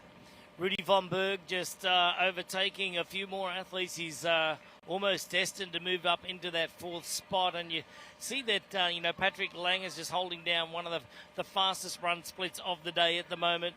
Leon Chevalier running well. Ditlev, von Berg, they're the 4 fastest guys out there at this point in time as well. But Matt Hansen, our Ironman Pro Series leader at this point in time, he is now in 19th position and taking one by one. He's plucking them off on the highway at the moment here. So every second matters here in the Ironman Pro Series. 6,000 points are up for grabs today. 3,000 points will be up for grabs in Ironman 70.3 World Championships in Lake Taupo coming up December 14 and 15. And that will end the Ironman Pro Series in its inaugural year. The winners are going to be walking away with a share of $1.7 million worth of bonus money out there, with $250,000 going to our overall champion. So right now, Patrick Langer, he's going to shoot right up the rankings there in the Ironman Pro Series if he keeps it going like this. A beautiful day here in Kailua Kona. 45% chance of rain in the afternoon. What's that going to do to him, Craig?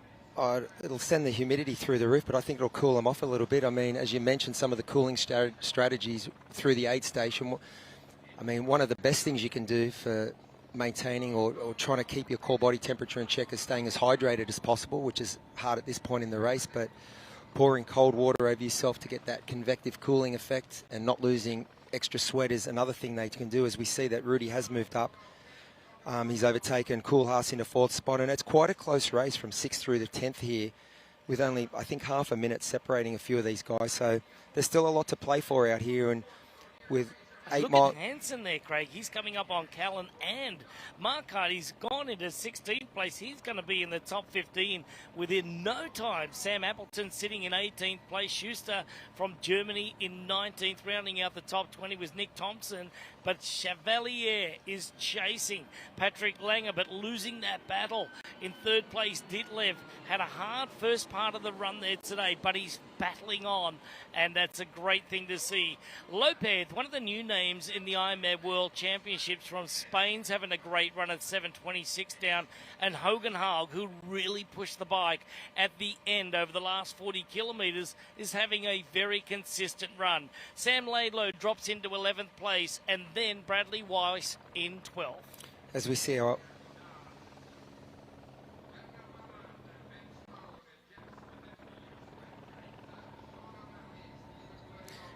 our good mate Cam Wirfs moved up into the top 10, so he's having a good back end to his race.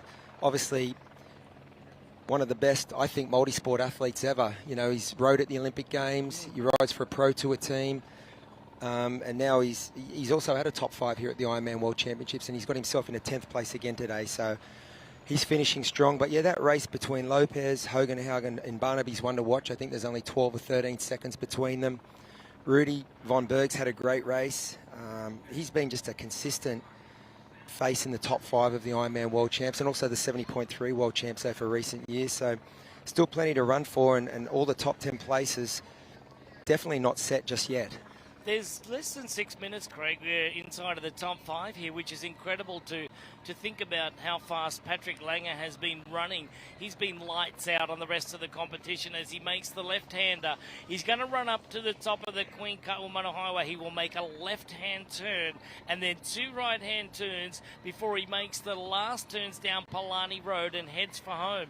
Patrick Langer of Germany, running lights out on the road right now. Leon Chevalier from France, he is really pushing hard after a sleepless night. He told me in our interview in our pre-race show today, not much sleep. He said, Greg, I was just battling all night, just thinking about the race. I've had great training this time. My training block was huge. It was fast. I recovered well from my last races, and he was ready to go. Well, now he says all those things, and now we have to believe him. And just think about Leon, you know, being in the top 6 last time out in Kona and in Nice. He is having the race of his life right now. On sleep or no sleep? Yeah, again, what a versatile athlete. I want to say he was top 10 in Utah a couple of years ago, top 10 in Nice, and now he's got himself up in the second here, and he looks good. He looks great. So I think Patrick was passing the 17-mile marker as Leon was coming past the 16-mile marker. So there's roughly about a mile between them on the road. Certainly still a way to go, but looking at Patrick, he's not giving any indications that sort of, as we see him right on cue, that just... Clearly a different pace, and last time Leon was in the 340, so it's really gone out the other way. So 50 seconds the gap again over the last time split. So now it's Leon Chevalier at 4:34 down. Magnus is at 5:15. So Magnus is really putting the pressure on Leon Chevalier. So as we talked about it, Craig, as they saw each other at that turnaround, they're going to gauge each other and know exactly what they have to do. Rudy's not too far back as well, so we have a 3-person race. Actually, Koolhaas in 5th at 7:01, so we've got 4 athletes chasing down the podium in 2nd and 3rd. they are not going to catch Patrick Langer today. Patrick has been on form. He's been brilliant. Swim, brilliant. Bike, patient. Run, looking at the best runner in the sport. It's just been an amazing performance, and I'm sure he's going to want to finish the deal and get to the finish line. But you're right, the race from second through to fifth is worth watching. Rudy von Berg is just chipping away at these time splits ahead, and all of these athletes will go through sort of still some bad patches. So the key is to just keep your momentum on the downhills. Particularly, it's an undulating run back into town once they make this right hand turn up the top here. And I always love getting back up on the highway. You feel a bit more breeze up there. It's exposed, but it's a little higher, and it didn't feel as hot as just that concentrated heat that you get down in the energy lab. I want to thank Craig Alexander, the three-time Ironman World Champion, for joining us here at the VinFast Ironman World Championship. We're headed back home. We're headed toward the most famous road in all of Ironman, the Queen Kaumana Highway, and then the finish line awaits our winners. Thank you so much to Craig and Greg. Great to hear from these champions and wonderful analysis of what we're seeing. Just very thoughtful. Alexander was spot on. We have seen Chevalier. He was 7th in Kona. He was 8th in St. George. He was 5th in Nice. A lot of history here. And now we're seeing him dump the whole head in and cool off. So you do know it's hot out there. Stay with us because we're going to conclude the Hoka Run Course in this great race after this break. Stay with us. We'll be back.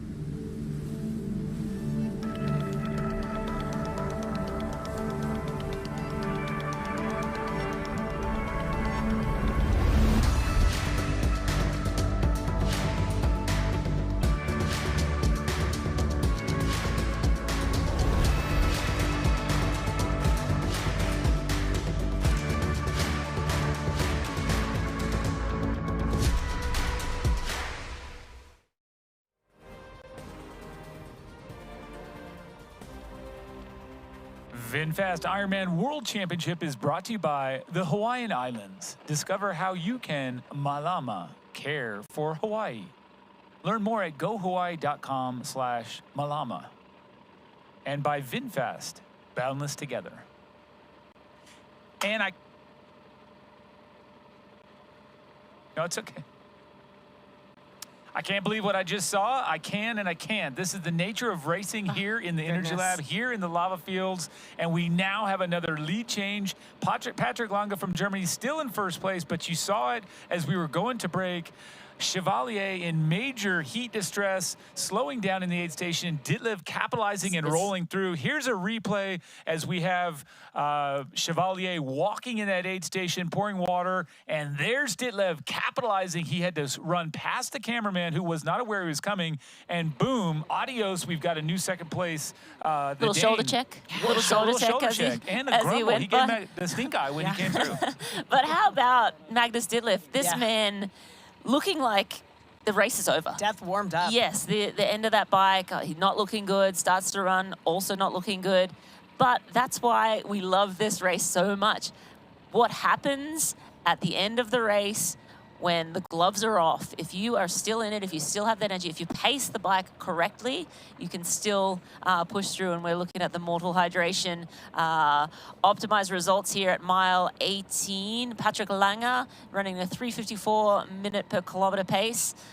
just poetry in motion still. And is this Rudy von Berg coming up on Chevalier as well? It is. Rudy von Berg just patiently playing his own game for the most part all day, ever present but never in the front. Now about to take the step onto the podium, third place if he gets around the Frenchman, which it does appear he will based on Chevalier's struggles. We have to come up out of the energy lab. This is an upgrade with the tailwind. Feels very hot. You hang a left, and then you have that long section that takes you back and wraps around to the highway. Still so much running to be done. Well, that's the thing, guys. Like that section from the end of the energy lab back along the Queen Ka'umanu Highway, I think it was Chelsea who said when she was in here, that is the most brutal stretch, of course, anywhere out there. There's still so much further to go. And, you know, Patrick Lange now, he looks great. He looks like he's, you know, everything's in check. He's in first place. Maybe he's not in survival mode, but I feel like everyone else on that stretch on the way back into town is in survival mode. At that point, it's just like, it's just struggle, struggle, struggle, trying to get home. We're going to throw down to Matt. Matt, what do you have for us? Oh, I'm at the corner. You guys all know it. We're at the corner here where they come down into the energy lab to begin, and then where they finish out of the energy lab. This is that hot tailwind section. I'm sitting in the wind. I can feel it right now. Kind of always a who's who, except for this guy right here, who's who of triathlon. Managers, sponsors, all the big fans are here waiting. We can't go any further, so they're all hanging out here. It's a great spot because you can see the athletes come by. We just saw Ben Canute come by. Got a big round of applause. We saw Christian Blumenfeld. He's still going. Everybody was giving him a big round of applause. Bradley Weiss just came by here. And Lange went by this direction as well, so he just went through just a few minutes ago, looking good, looking strong. Definitely a harder effort than when I saw him before. First time I saw him at about mile 12, he gave me a super calm shaka. He likes the open shaka like I do, and Patrick was cruising. But right now, we're going to shift behind and kind of show the highlight here of our aid station situation here of these athletes as they come through. They're athletes will generally come on this right side here, and he does. So Magnus Ditlev, we're going to see him coming through that aid station slow and grabs the big bottle, as we've seen. Patrick Lange did the same thing. It is so hot. This is where the world comes on your shoulders here at the VinFast Ironman World Championship. It feels so hot, but this guy has had a huge focus on pacing and a huge focus on cooling, and that's Magnus Ditlev. He's got the little ice pack in his hat, trying to get some mortal if he can, trying to get some more water. Magnus Ditlev absolutely crushing it, looking smooth.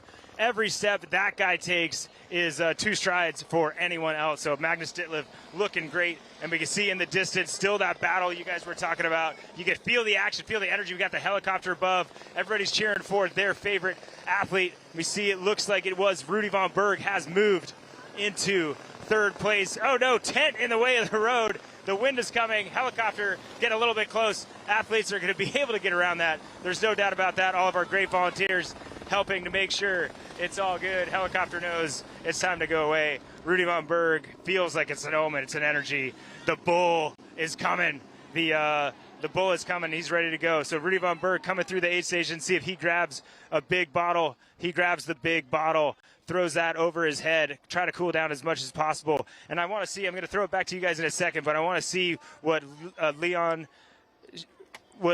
Chevalier looks like when he comes through here. It's going to be very, very telling. So we can see now Rudy von Berg. Wow, guys. Rudy von Berg looks fantastic. That athlete does not look stressed at all. He does not look stressed at all. Looks super comfortable, is not hot. Leon Chevalier grabs a huge bottle of water, goes back, grabs another huge bottle of water.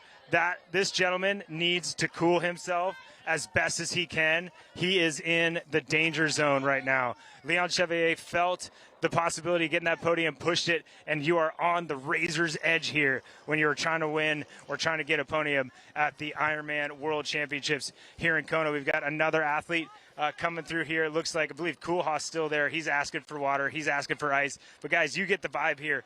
Ton of energy in this section here, and they know they're trying to give all that energy to these athletes because it doesn't get any easier. Yes, You know the island is calling your name to that finish line. You can see it. You can almost see it when you get to the top, but you can see how far it is, and it is so far. But guys, so much more action coming. Cam Werf is still running through here. Again, Koolhaas, he said he was messed up in polite words earlier.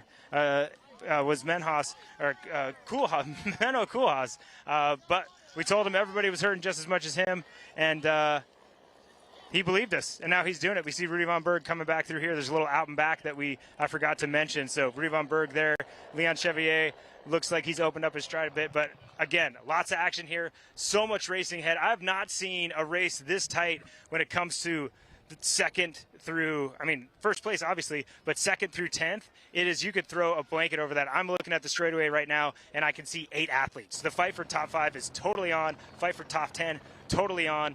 Matt Hansen running himself into the top 10 again. I'm going to throw it back to you guys in the studio. Great stuff, Matt. Thank you so much. Wonderful commentary from the entrance exit of the Energy Lab. And wow, you can really see, as Daniel Bakkegaard referenced, the souls leaving the body. I tell you what, it does hurt. It can really pinch you out. But anything that you guys saw that you want to bring up before we rush off to break?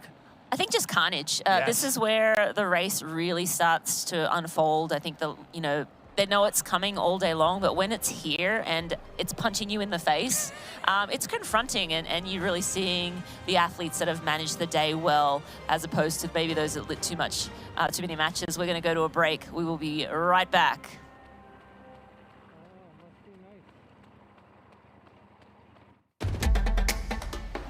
You know, and we know. The thing about challenging yourself is you're always looking for what's next.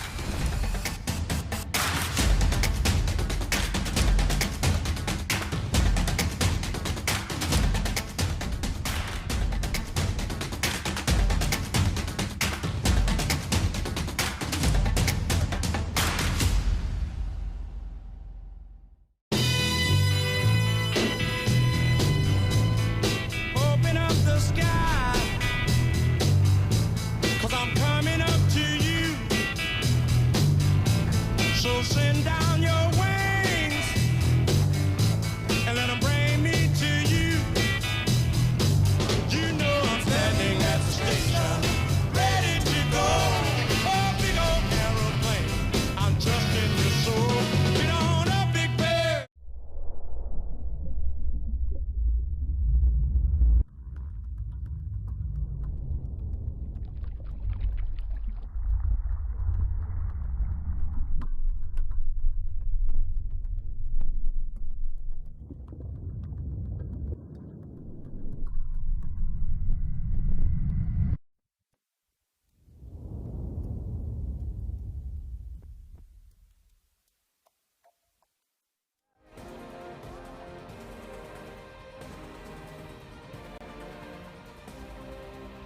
As Patrick Longa is back on the Queen K, he is grabbing aid and rolling through these segments, these miles with ease, but that's not the case for everyone.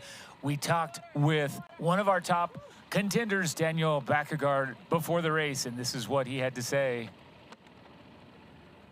Through the screen, it's near impossible to actually understand how tough it actually is.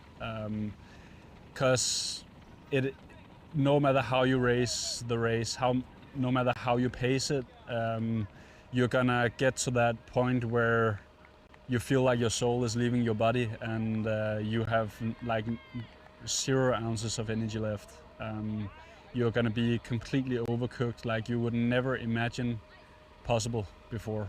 And that doesn't matter if it's the professionals or if it's the last age grouper. Everybody will have that same feeling, and I think that's really beautiful in a sport like this, where I can testament I'm 100% sure all the pros are thinking like they are the baddest out there, and that stuff will not touch you.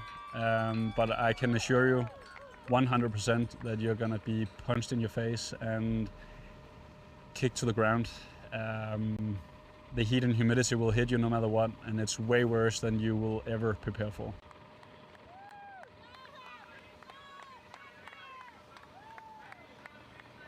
Well, I've heard punched in the face, thrown to the ground lots of times today. Jan Frodeno joining us here, the Ironman, three-time world champion, world 70.3 world champion, gold medalist in the Olympics, and you've been through everything, mate. You've been through the ringer, but this is going to be an out-of-body experience for a lot of people, everyone but one at the moment, because everybody that I've seen, Jan, has had a struggle of their own, like either a slow start on the run and then come back, or a good start on the run, then go through something, then come back. Patrick Langer, he's been smooth the whole way. Your thoughts? Yep. Throwing punches, it seems like Patrick is the only one throwing the punches here. It definitely seems to be his day. I mean, he's got a very strong record here, of course, that without a doubt. And we know this race means the world to him. But this is something special. He's definitely having one of those days that you dream of as a professional athlete. And, I'm not sure he's feeling that. I think right now he is probably floating, and maybe he's even realizing at this stage in his career, everything's just coming together, and this is probably as good as it gets. Floating like a butterfly, stinging like a bee. Do you think he's thrown the knockout punch? I struggle to see anyone closing 5 minutes on this man. I mean, look at him. He looks absolutely smooth. His impeccable style, and he is known to close the second half of the marathon. I mean, he hasn't been challenged. I don't think he's gone out of his way to try and catch Sam Laidlow early on. He keeps looking at his watch, make sure his pace is consistent, and he seems to be having one of those days. I mean, he said earlier that he was stung by a jellyfish in the water. We remember Daniela Reef, 2018. She was stung by a jellyfish as well, and she really struggled on the first half of the bike, and then she outrode everyone, bar I think Cam Worth, on the way home from Harvey, and had one of those runs that just sealed the deal. It seems Patrick is having one of those things, and the only thing I fear really is that athletes are going to be looking for jellyfish from now on in the swim. Yeah, it's hard to clear the jellyfish out. This is where they live, ladies and gentlemen. But, it looks like, Patrick Langer right now running back in with just 6 miles to go, just 10 kilometres to go in this 2024 VinFast Ironman World Championship. Seems to me that he, on the bike ride today, patience was the name of the game. Now, this man on screen was one of those who tried to attack. He got up to the chase group. He got to the front of the chase group. He dropped the chase group, but he couldn't get up to Sam Laidlow. Sam Laidlow ripped the absolute legs off the competition today, but that of Patrick Langer, a patient game, is working out to be in his favour. Magnus Ditlev had an average first, 5 miles onto the run, but then after getting in some good nutrition, after his legs came back, he looks like he's in perfect stride again, Jan. Yeah, I saw him coming off the bike, and he was holding onto his glute.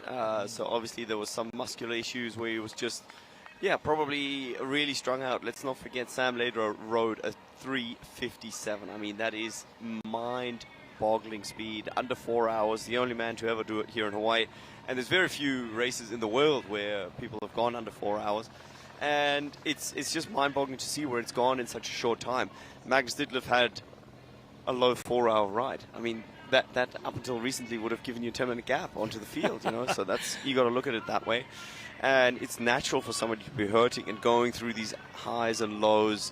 That's what Kona is about, is who can manage those best, who cannot be distracted by having a bad moment, and who can thrive on the fact that, they have to go through adversity, and they made it through yet again. Now, this to me is poetry in motion. You always watch Patrick, how efficient this man is at taking on nutrition. He almost doesn't miss anybody, but he also doesn't seem to slow down at all. It really is quite something how this man has aced the game of aid stations, taking on as much as he can and slowly smelling the finish line. Yeah, and you were right. He took just about everything from every aid station there, and as he went through there, and look at that, a nice cold, freezing cold towel that goes down the back of the shirt here, and that is really going to help, regulate that core temperature. We've talked about it all day long, but it is an extremely warm day out there. Ditlev now, he's got the cooling system in place, and he is running well. He was out there in the first 5 miles, just struggling struggling a little bit, but now that he's found the legs, he's on his way to a podium finish here at the VinFast Ironman World Championship. Will he have enough in the tank to secure that second place, or will Rudy von Berg, who's really throwing down a solid run right now, consistently catch up? Well, that's the thing. I mean, the top 8, sort of, other than Patrick off the front, is so hotly contested. And let's not forget, this is crunch time. It used to be kilometer 35 where things really could get ugly. And this is the way back where you can, really, unless you're having one of those days that Patrick seems to be having, you cannot wait for it to be over. Like, at this stage, it really is something where you're just longing to be back. Everything's starting to hurt. And he's making sure to not implode. That is something that Magnus does to perfection. He's got his cooling techniques. He's measured every single detail. He's a very calculated athlete. And he is definitely defending second place here rather than attacking for first. Jan, this is a deceptive look at the race course right now. It's slightly uphill all the way to Palani Road.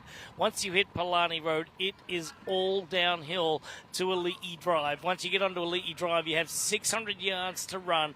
Dead flat, seawall, water crashing over, absolutely gorgeous. It's one of the most famous 600 yards in all of endurance sports. It will be electric. It will be absolutely fantastic down there for our champions today. But this is an uphill run over the last 5 miles. And then the 1 mile to go, well, that's going to be heaven for them downhill. But in your days, your 3 Ironman World Championships, did you ever feel that pinch on the last 5 miles? Well, of course you notice it. I mean, there is a tiny bit of a roller, and you like to race to the course so that you kind of adapt your stride length a little bit on the way up. And it is enough of a rolling course that even on the slightest downhill you can roll your legs. But the problem is you're doing all this elevation gain, right? And then you're going down Palani, and I don't know the exact percentage, but it's somewhere around 10%. Yeah, 12%. At 12%, there you go. If you try and run down 12%, it is anything but pleasant, and especially on 41-kilometer marathon legs, after having a full Ironman basically in your legs, and you have to go down there, it's taxing, and it's not a kind of gradient that you can actually enjoy, that you can actually let it run. You have to control it so that you don't trip. And everybody's there cheering you on, and you're just like, oh geez, let's just please let this be over. And then I agree, you come down to the finishing straight here, which is one of the most beautiful in the world. I mean, honestly, that is probably the one moment that I would try and put in a capsule and just have a little sip from when I'm having one of those days where you're missing the world of sports. And as you know, of course, as well, it's really, it is a special place in not just the endurance community. I think in the world community, people know, if they know triathlon, they know about Hawaii, and that's why I think this race is so very important. If you know the sport, it's tradition. 1978 was the first year where 15 brave souls braved the beach of Sans Souci down there just outside of Honolulu and Waikiki, and then it was around the island bike race. The Honolulu Marathon finished it all off for them. But now we're in Kona, we're doing the VinFast Ironman World Championship. It is a tradition.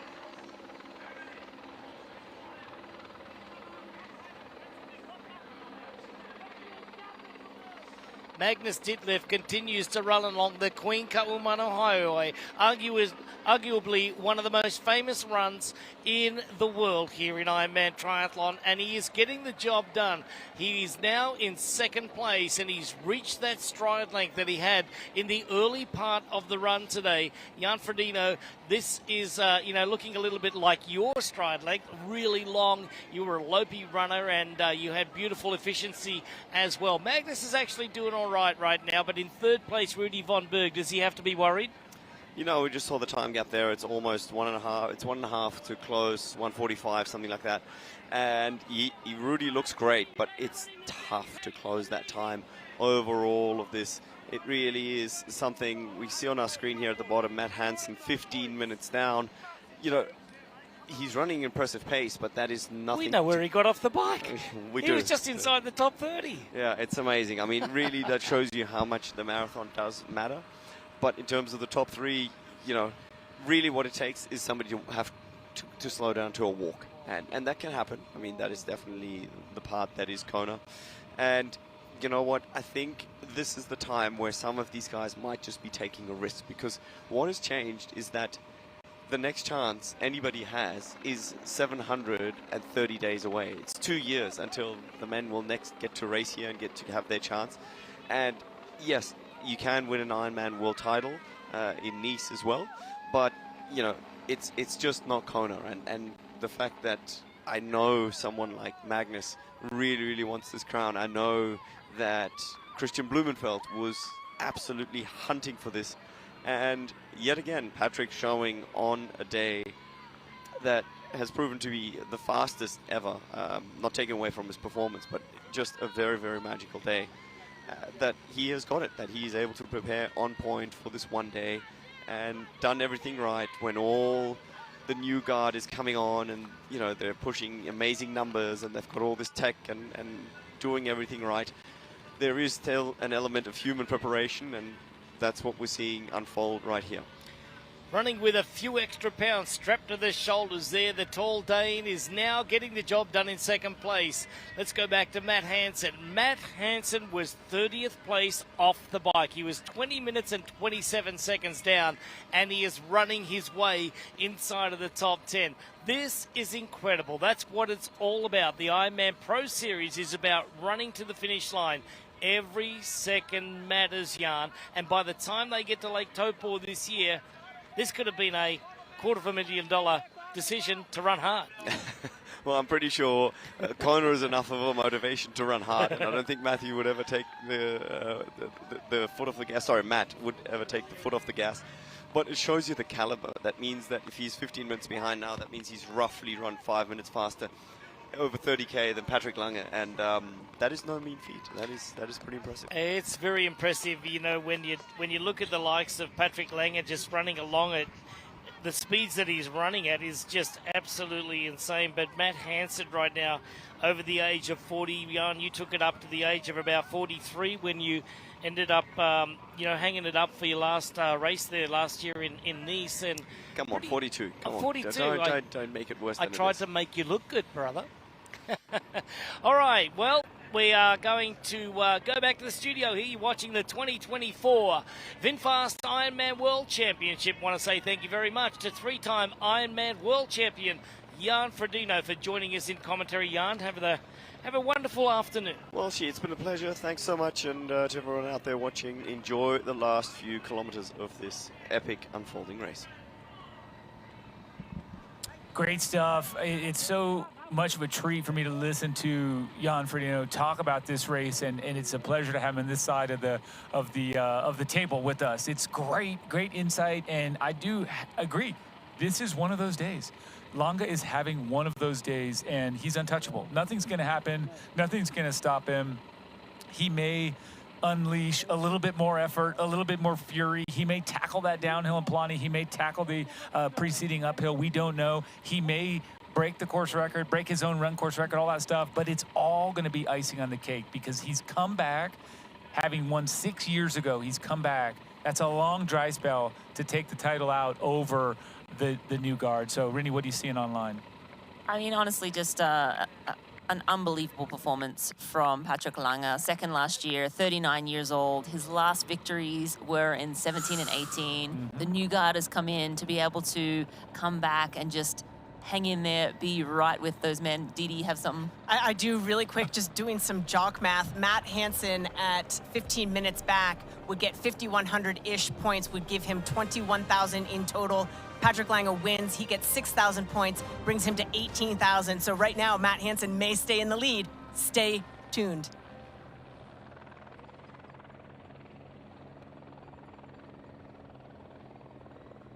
Here's Elizabeth in the middle of the perfect workout for her. To create it, we analyzed her biometrics and genetics, her recovery rate, injury risk, and aerobic potential, her recent training sessions, the temperature, humidity, and elevation, the demands of her next race, and billions of data points from athletes just like her. With TriDot, Elizabeth gets faster. And what does she have to do? I just opened TriDot and did my workout. TriDot. We do the technology, you do the training. Shine bright like a diamond. Fine light in the beautiful sea. I chose to be happy. You and I, we're like diamonds in the sky.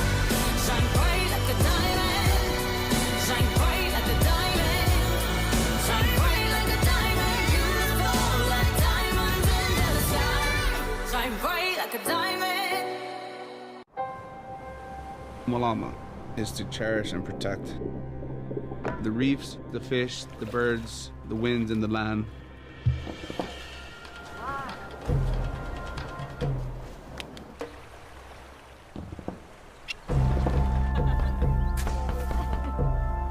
Giving back, that's something that lasts generations. Learn how you can Malama Hawaii at gohawaii.com/malama.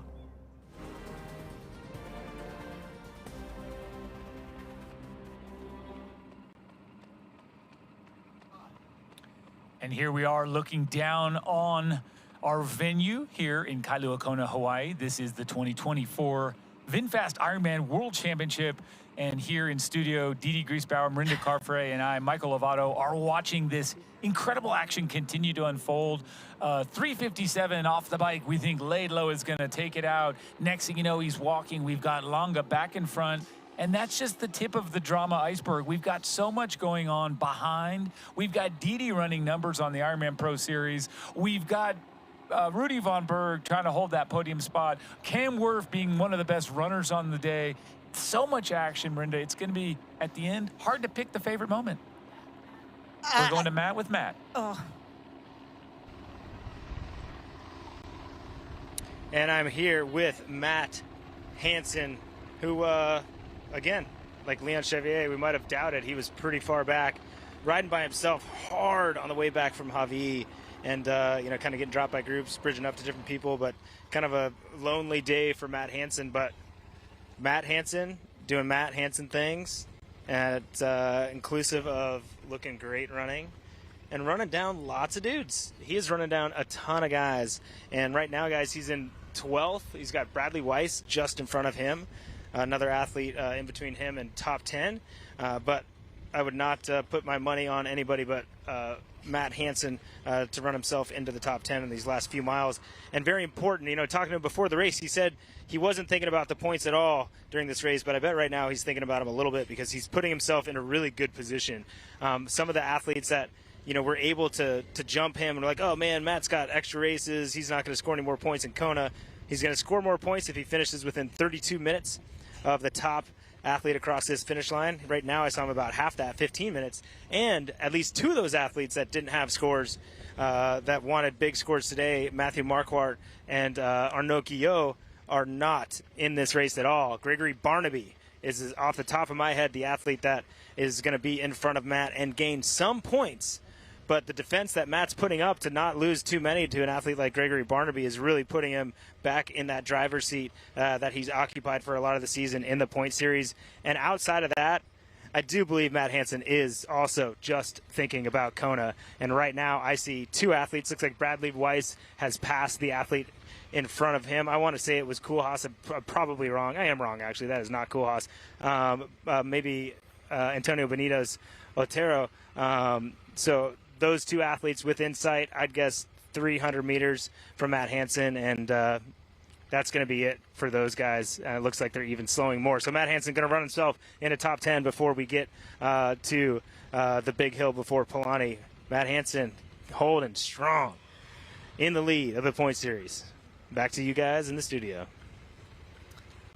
Well, Matt, my head is spinning because I'm trying to do jock math here, and we're so far into it. But in the current points standings, and again, everything is approximate and every second matters, which is why this is so exciting. But if Patrick Lange adds 6,000 points to his total, he will be at 18,623 points. Matt Hansen will add roughly 1,300 points if he stays in around that 15 minutes down on Patrick.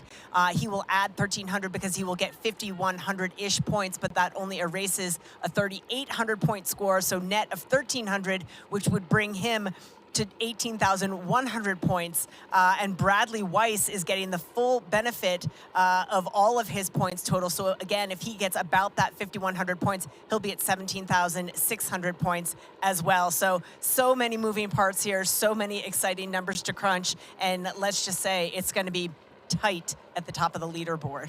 And true to the statement we made earlier in the year, every second matters. Yes. You think back at every single race, could I have gotten a second here, a second there? it's going to be super interesting as we crunch the numbers and as we see those finish times come in. But that is a picture of the finish line down in Kailua Kona. A beautiful sight for all of the athletes. It's Disneyland for a triathlete to come across that finish line down in Kona. This is where dreams are made. That's well said. And Marinda Carfrae, Greg Welch, Craig Alexander, Chelsea Sodaro, Jan Frodeno, and of course Daniela Reeve, all having crossed that line in first place. That just, I'm calling the names out now because wow, what an incredible lineup of commentary and analysts we've had today. So thank you guys all for being here. What great perspectives we've been able to share. We're with Patrick Longa, soon to be a 3-time Ironman World Champion, unless something weird happens. But we will continue with the Hoka Run Course and conclude this race here within a matter of moments. But for now, we will step off for a quick break.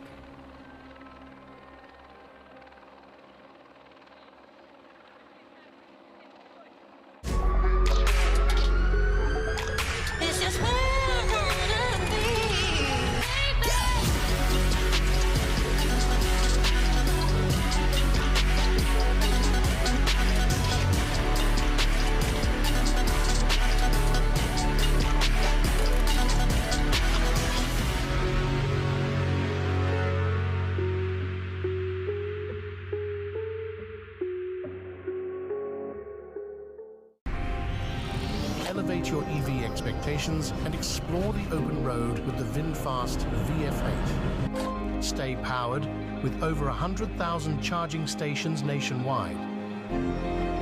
Experience peace of mind with 24/7 roadside assistance. Drive with confidence, backed by our 10-year unlimited miles battery warranty. All-electric VinFast VF8. Beyond the finish lines, our commitment goes the extra mile. We are the Ironman Foundation. We've given back more than $55 million to support our mission of leaving a positive impact throughout race communities. Without our amazing athletes, volunteers, and givers, we wouldn't be where we are today. Together, let's continue this journey of impact. Join the Ironman Foundation and be a part of something extraordinary.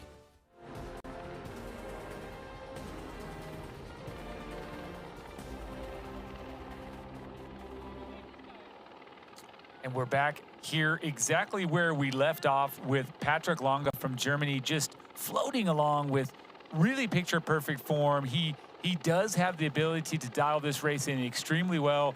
Start to finish, hey, maybe a couple of hiccups early on with maybe a jellyfish, but overall great execution. He was on the bike, looking strong, ever present, and then he just capitalized. And I think Frodeno said it well. He didn't start this run trying to crush out and get to the lead immediately. He just ran what he's capable of, and he capitalized, got into first place.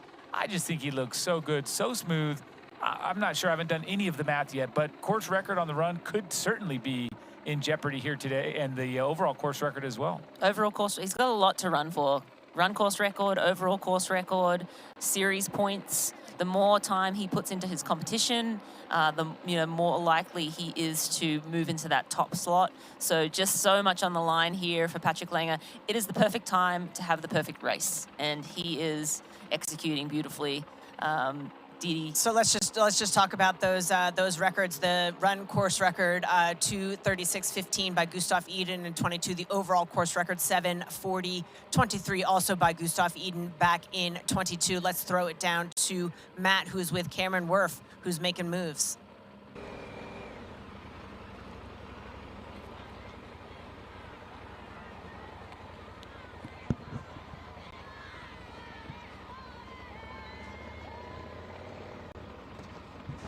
Okay, guys, I am here with Cam Worth. Pace is slow just a touch. I said that soft so he couldn't hear me. Being positive. No, he's doing it. He's crushing it. But he was like pushing it earlier. So we would expect to see it, but he still has that nice forward lean, cruising up, and he's got Lindars in his sights. It's about 150 meters, and man, I'll tell you what. I know you guys. You can probably tell I'm excited. I'm not excited, but you know what? When it's something you don't expect, and a guy that lays himself out there, being first off the bike, and then just getting caught, and you see him run people down, you get excited. Every stinking age group man that is running the other direction is just going bananas seeing Cam Wurf run. But what they don't know is that he ran into this position. He didn't ride into it and then just hang on. He ran into it, and this dude is he's killing it. So right now he is in 8th place, I believe, last time I checked, about to move himself into 7th place when he catches Kieran, and then he's got Barnaby in front of him and then Coolhouse in front of him, which is possible. It really depends on how much these guys have paced themselves, but right now, I mean, Cam Wurf, right now he's thinking, Predator Bay legs, those don't matter, that's no big deal. Doing all these other efforts, these crazy rides and runs this guy's done over his career. It's okay. This is it. And this is a gentleman who doesn't know if he's going to come back to Kona. And he told me that. And I'll tell you what, he wanted to win, but he sounded a little defeated. These guys are just doing crazy stuff. I will say, if this dude runs himself in a top 5, he's going to drop the mic, and that's going to be it, and he's going to be stoked about it. And I don't think there's going to be a lot of different ways that Cam Wurf would be stoked about ending his career without winning Kona. But I think if he runs himself into the top 5 or 6 today, it's going to be just that. And the focus on this guy, and it's something new, right? Like, he's never been able to be, like, just locked on. Look at it. Talking about Eye of the Tiger, he is so locked on right now. And I've never done this. I just running dudes down. This is great. This is what it feels like to run me down. I'm into it. We're into it too, Cam. Back to you guys in the studio. Well, I can see how excited Matt is, and I don't think he's alone in that regard. The Aussie is really crushing it, an incredible history of endurance sports, from rowing to cycling to Ironman, and continues to impress. Well, we share your excitement as we come over here to the American Rudy Von Berg, and I know this man and his fellow CU triathlete mates there in Boulder are ecstatic to see this guy come through, and everybody sort of expected him to crush it in Nice. That's his training grounds, his breeding grounds, where he came from. But now, when you put him in Kona and you got him on the podium, and he steps up steps up a notch. Incredible, yeah. I think a confidence just goes a long way when you get to race on the world stage. And yes, he says Nice, he had the upper hand, knowing the courses like the back of his hand in Nice, having grown up and spent a lot of time in those mountains. Having that opportunity and racing against the best guys, going toe-to-toe and coming 4th, that confidence just goes a long way. He hasn't really had a lot of results this year, but this is it. Well, I was going to say, and then you take that confidence back to Nice next year and say, okay, he's finished on the podium now, and now where he excels with the technical bike course and the confidence in his back pocket that he has now moved from just off the podium to onto the podium. The script is open for next year for Rudy Von Berg. So definitely a step forward for him. Just back with the race leader here, Patrick Lange. This area of the course is oh so close to town, but this little hill is crushing. It's still about 4 or 5 kilometers to go, and it's a long grind up to the top of Palani here. So you're so close, yet so far. I can tell you, while he looks like he's, moving along nicely, this stage of the race, it's just painful. Everything hurts. You just want to get the race over with. In your head, you're like, haven't I proven it? Yes, like, it's done. Just give me the start. I know. It's almost pretty much a foregone conclusion at this point. Patrick Lange just making it look easy. Great to see.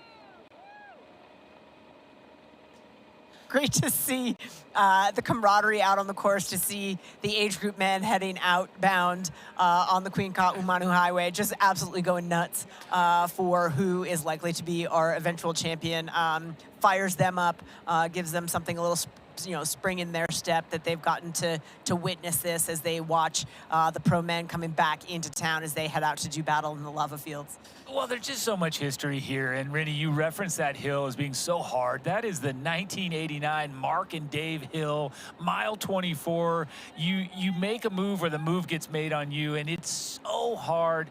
Even if you're winning, even if you're Patrick Lange and you're going home for the 3rd victory, it's still hard. It's also the Sarah Crowley say it. Get it. It's there. We'll come back to you.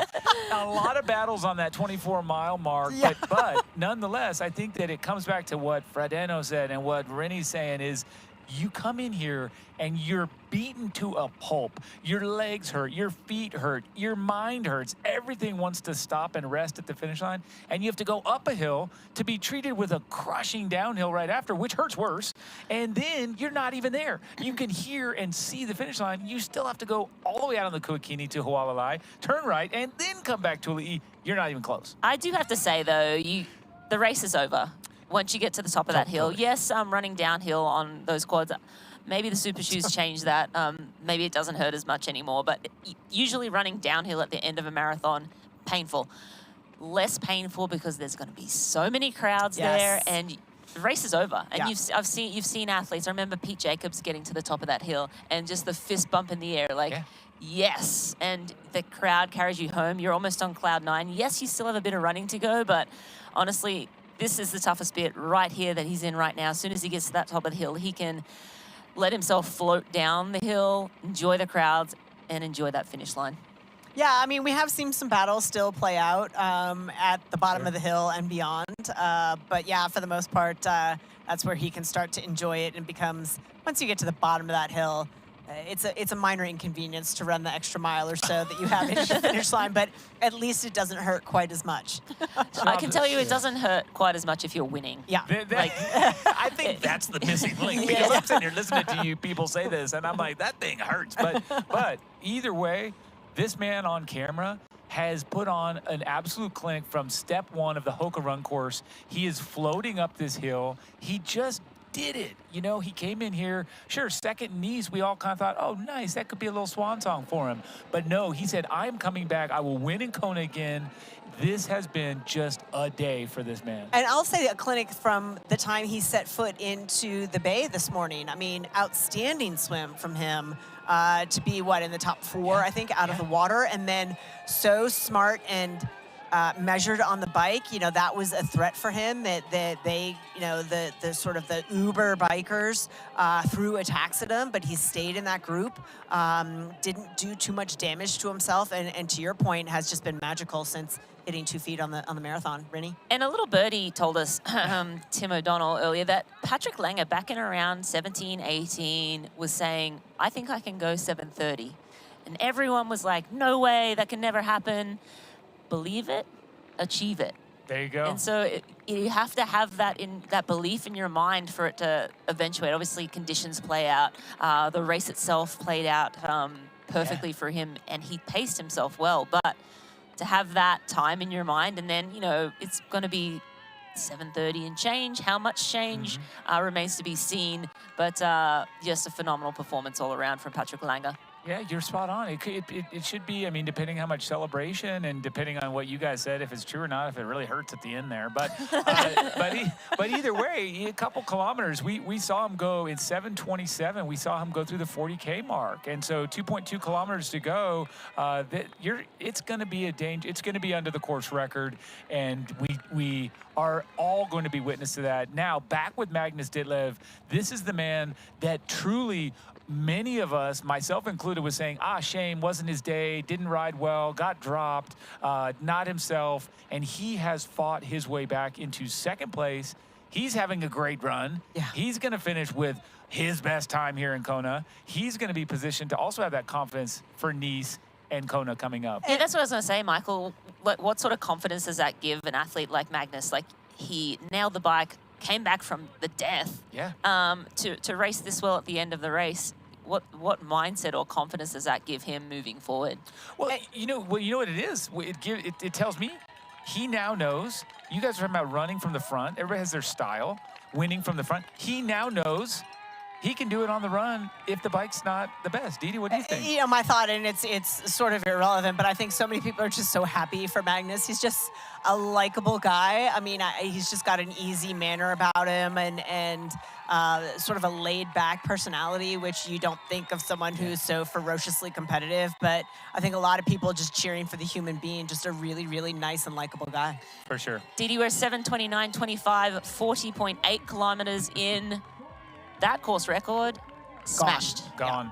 Especially look how good he looks. Oh, man, and this is it. We talked about this section, the hot corner. As you come down Palani, athletes are still starting their Hoka run on the other side of that fence. Others leaving town on Palani. This is a junction of all the athletes, but for Patrick Longa, he comes out the Kuakini. He goes away from the finish line, but Marinda, I think you are spot on. This right here, no matter what, the pain starts to evaporate and disappear. You start to float in because it is the last K.5 of this beautiful race, and then Elite Drive brings you home.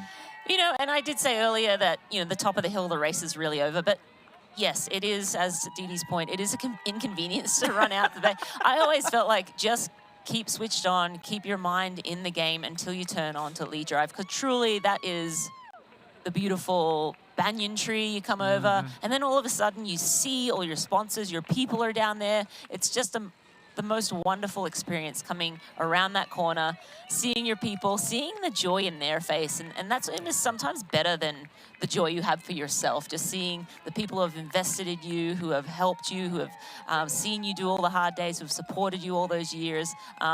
That's the icing on the cake when you turn that corner. I'm just watching him run. There has been 0% degradation in his form, his stride. Everything about him looks as good as it did the last time he was on Elite Drive.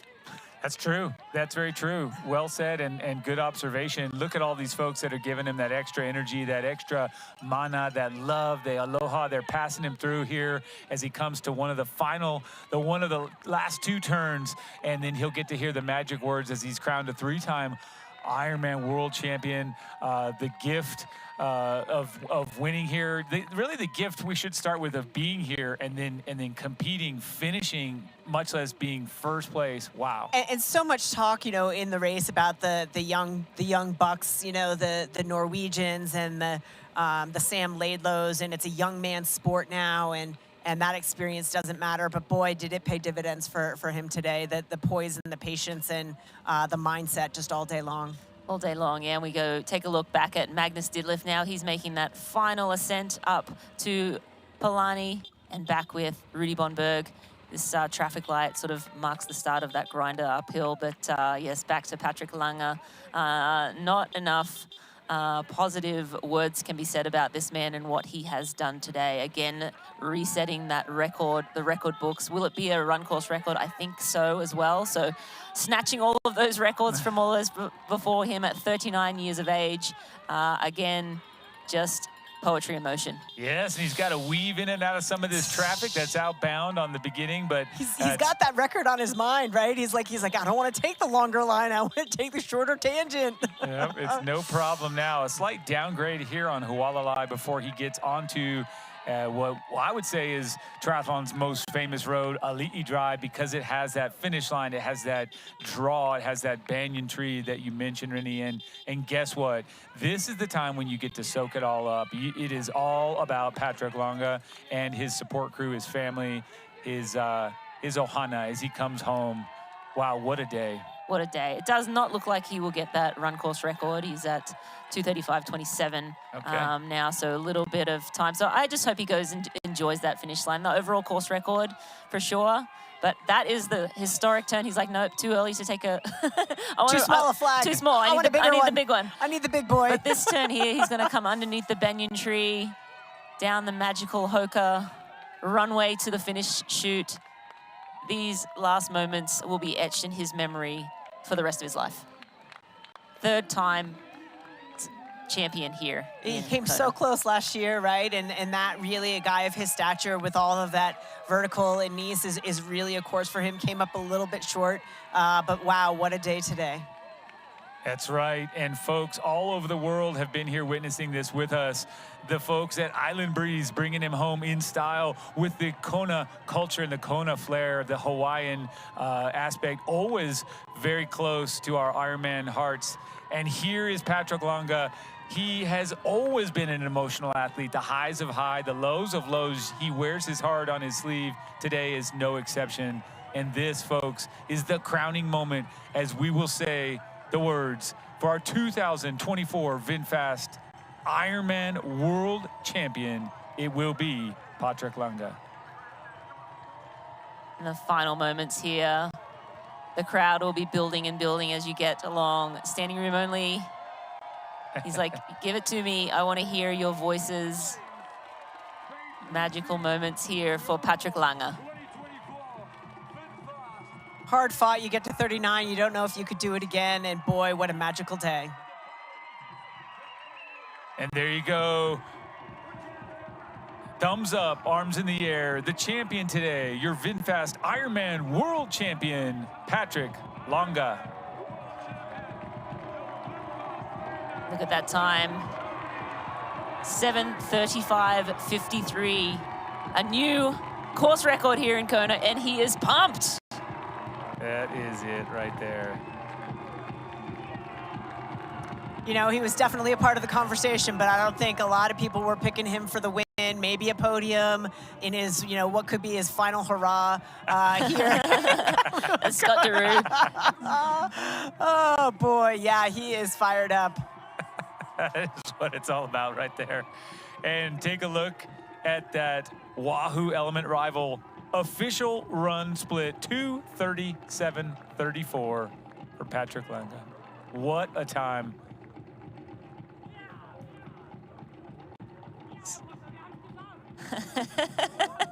You can see it. He can believe it, but he can't believe it. But he's like, I told you so, and I knew it, and here it is. This day is all yours, Patrick Lange. Silenced any of the doubters that said this was going to be a young man's race. At 39 years young, Patrick Lange has done it again.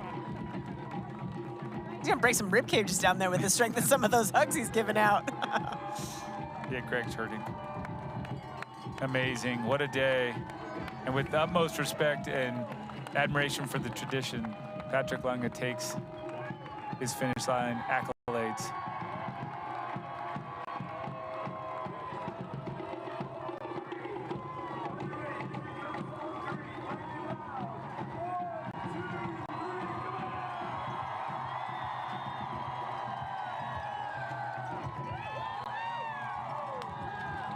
No better feeling, I can tell you right now, than going back down that finish line at the end of the race.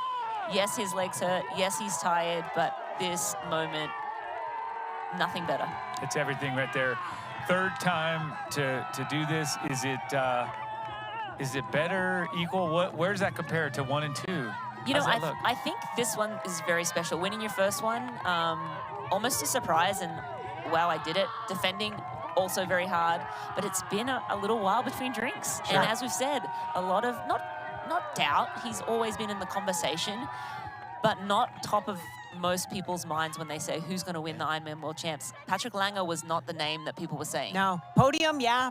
Win, probably not. And that's where the doubt comes, is that at 39 years old, if you're not going to win it now, it gets harder and harder every year you move on. The younger kids keep coming up. They keep getting faster, stronger. You get a bit older, but wow, so in control all day today. And look how much time he had still. He's just getting a full celebration here at the finish line and still no second place. So he really did just get away and Run away with earn it. this one. Yeah, and handing the hat off. There you go. Beautiful.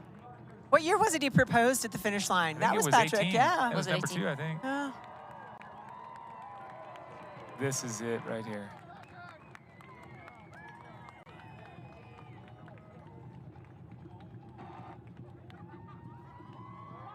Wow. You see the adrenaline in his eyes, the just elation, the anger, the excitement. It's like, yeah, you know, it's palpable. The relief, Relief? yeah.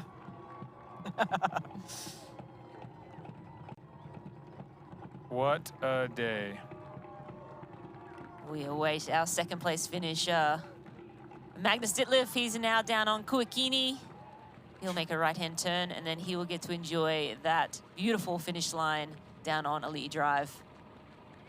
A very impressive race from Magnus Ditlev. It sure was, just to be able to have that composure and not give up the belief, because it certainly, I'm guessing, didn't play out as he expected. He certainly wasn't in there planning on this set of circumstances. Didn't think he'd be chasing Patrick Lange, you know, at this point off the bike. None of this probably was in his script, but he was able to roll with it and keep positive and keep changing, evolving, and then here he is now overtaking all those other players that were in the mix, and now he gets to come down in second place, his best finish here in Kona, and I think it's a matter of time before we see this man win this race here on Elite Drive. So much for him to be proud of today. He turned what could have been a disaster at the end of the bike, where he was really seeming to struggle, into the marathon, and all of those things that he practiced. You know, he and his team, the big focus was on cooling strategies, right? That was a big hindrance for him. A guy of his, what is he, 6'5", 6'6"? That big a frame is really, really hard to keep cool in these conditions, but it was those strategies, went back to the plan, stick to the plan, was able to resurrect, and what a fantastic comeback for him when we thought, wow, that's not looking so good. He turned what could have been a disaster into a moment of struggle and overcame. And anyone who does the Ironman needs to go and watch how Magnus raced. Not that, you know, he was unbelievable on the bike, but how things went south. Things didn't play out the way he liked, but still he was able to secure a phenomenal finish in the end. So Ironman is a long day.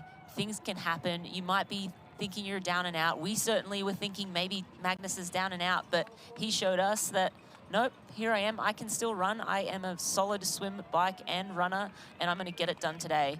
And phenomenal performance from him. And also, just for those of you that are curious, as I am, at the 22-mile split, Sam Laidlow, although dropping a spot, was in 17th. He's still running. He was holding an 8:39 pace, but he's still plugging along.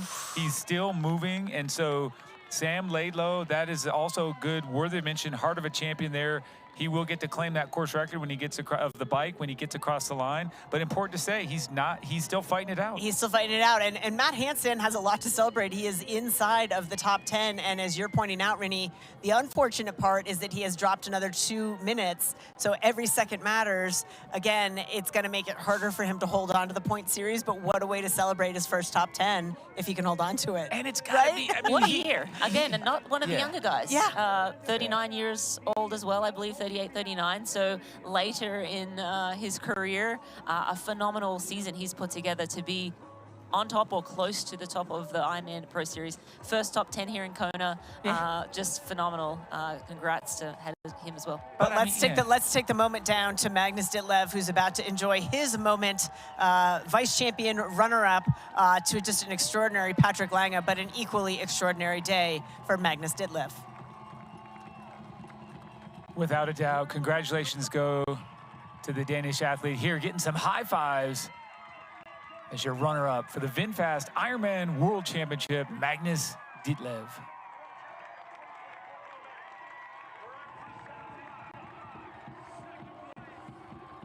You see a little smile come across his face. Probably some serious emotion there as well, where you have that, oh my gosh, I pulled it off. I kept it together. It felt really bad for a while, and I'm getting second.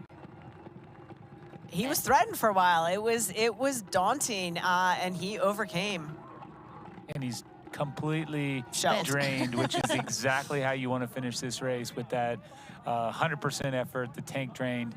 Lange had his tank drained, but then he was able to get energized back up, full, topped off, if you will, from the victory. But I do think that Ditlev went to the well, and he came up with a big, big result there. And here, Rudy Von Berg, what a show for this young man, representing USA out of Boulder, Colorado, by way of a long time ago, Nice, France, and incredible show here for Rudy. Another guy that not a lot of people were talking about. You know, everybody talks about Rudy Van Berg and Nice being his course with his bike handling, you know, his ability to climb, his expert ability to descend. Many would say, yeah, Kona's not really his course. The bike just doesn't really suit him. But what a performance from him. And again, doing it on the run. A lot of the work done for Rudy Van Berg, putting himself onto the podium on the run.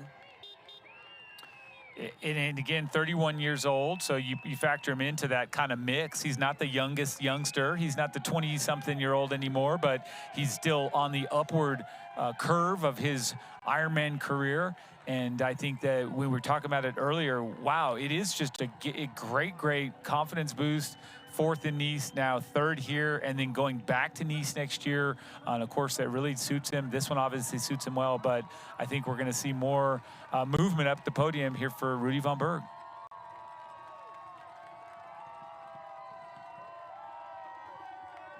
Yeah, he's got to be happy with this performance. He was saying before the race, you know, I was poking him a little bit. Do you think he can win this race? And he was like, oh, I'm hoping for a top 5. Yeah. And top 3, just incredible for Rudy von Berg.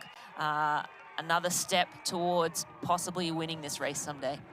There you go, and grimace on the face as Rudy von Berg takes 3rd place in the VinFast Ironman World Championship, Kona. 7:46, what a show, what a great time. I mean, just really remarkable. I think it's not matching 2 years ago when we had 10 men under 8 hours, but we're not far off. We're gonna have a very tight finish here coming up. You see the emotion of these athletes coming across. This race means so much to them. We have Leon Chevalier now coming in 4th place, a close finish here for those minor positions. And it shows, again, we saw him walking. We saw him in trouble in the aid station back in the Energy Lab, and he brought it back around. This is his best finish. He has been in 5th place. He's been in 7th place, 8th place at the World Championship, but now a wonderful 4th place. So the Frenchman also someone to keep an eye on to continue to move up the ranks. What a show for Leon Chevalier. You know, someone said to Rudy von Berg after last year, like 4th place, it's the worst place. It's the hardest place to finish.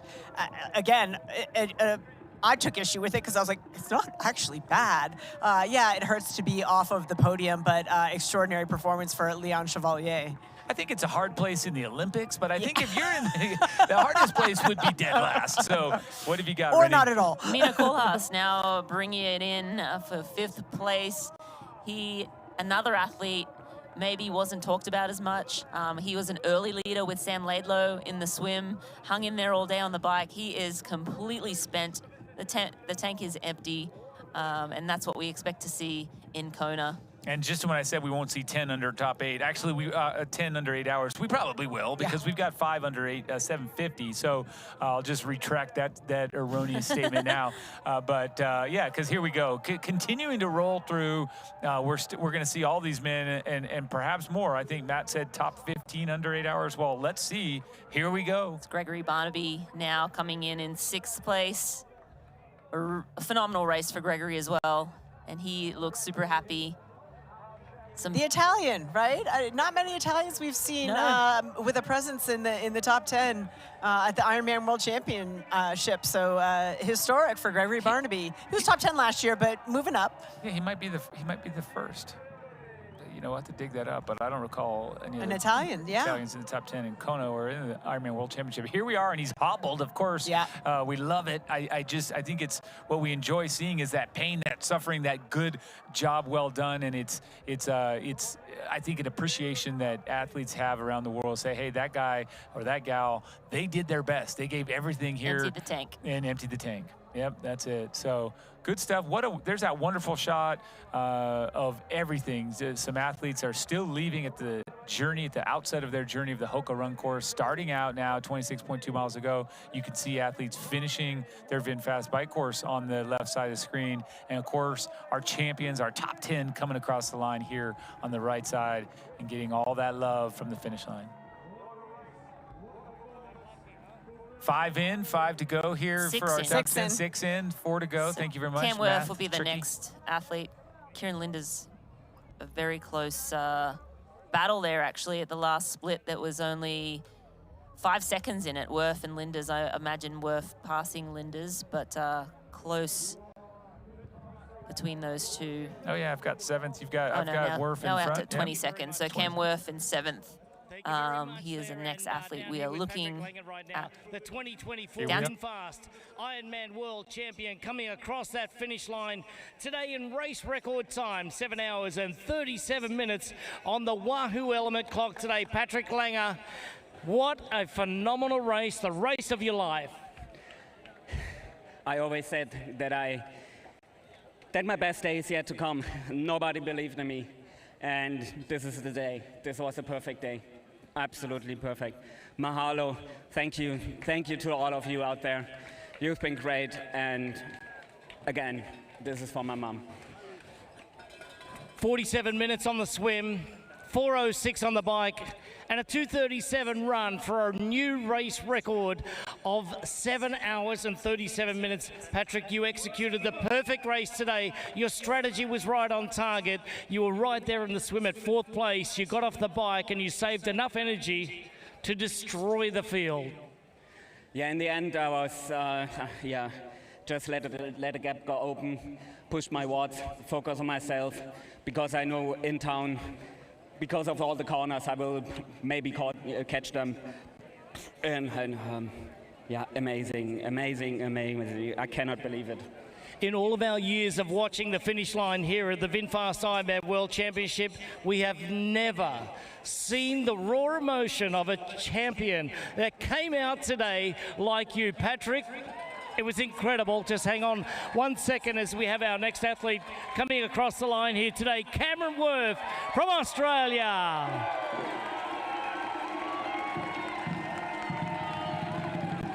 Well, Cameron Worth has really brought it home today. Patrick, finally, your emotions at the finish line. Tell us all about it. Again, I just feel grateful. This race was, I've just been grateful to be here, and make more. Kieran Linders from Great Britain just getting across the line as well. Give it up for Kieran Linders. And finally, Patrick, you brought it home. The emotions. You are now a 3-time VinFast Ironman World Champion. Give it up for Patrick Langer. Say it again. Patrick said, say it again. A 3-time VinFast Ironman World Champion, Patrick Langer. Okay, thank you, mate.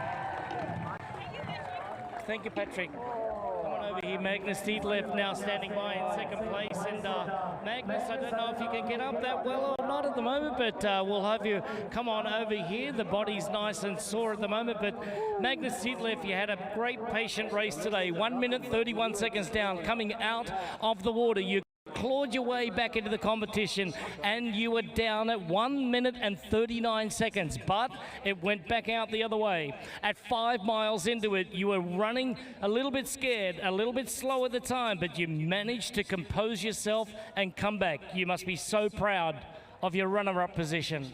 Yeah, I'm really proud. It's probably the toughest race I've ever done. I struggled big time on the bike, the last part.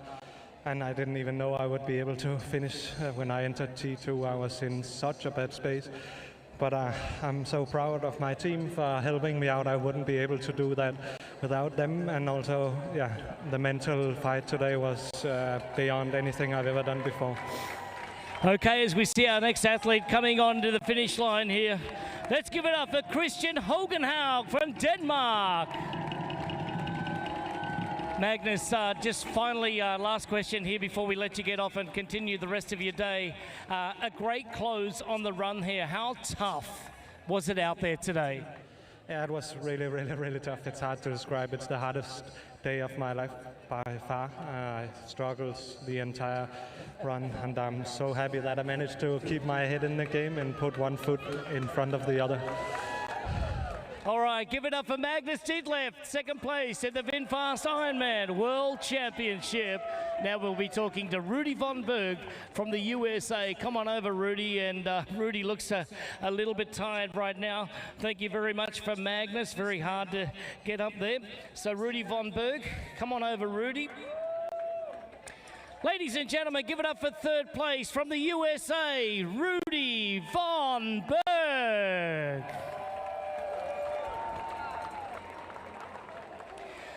Rudy, today, congratulations on a great race here.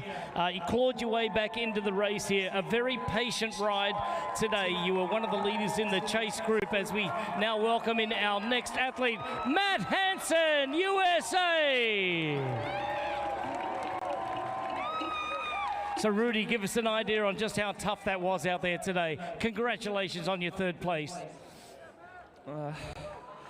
Yeah, that was, I mean, I'm obviously extremely happy, but that was definitely the toughest race I've ever done. I mean, just Kona hits different, and I thought I was super in control on the marathon. I mean, as much as you can be on a marathon of an Ironman. But the last 10, 12K was just absolute hell, even though, like, energy-wise, I was still fine, but I don't know, you know, just the whole race just takes such a big toll on your body. Bradley Weiss from South Africa. So Rudy, just finishing it off here, you brought it home in third place. The USA is back on the podium. I asked you this morning, did you think that the USA could get there? And you said, well, it'll take a great race, but I'm expecting a top 5, so it looks like you exceeded your expectation. Yeah, I mean, I wanted top 5, top 3 if it was like a really amazing race, you know, if all the stars aligned.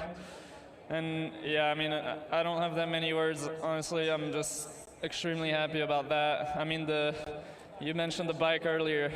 I wouldn't say it was a controlled bike, you know, it was like a 350 watts for probably an hour and a half of the ride. So, you know, you finish the bike and it's a big battle between, you know, being in an attacking mode or, you know, just surviving. So, yeah, it was tough. Well, you survived in third place. That's it from the Hyperice Recovery Zone down here at the 2024 VinFast Ironman World Championship. We're going to throw it back to Paul Kay and the grounds crew right here. And on broadcast, we'll go back to the studio.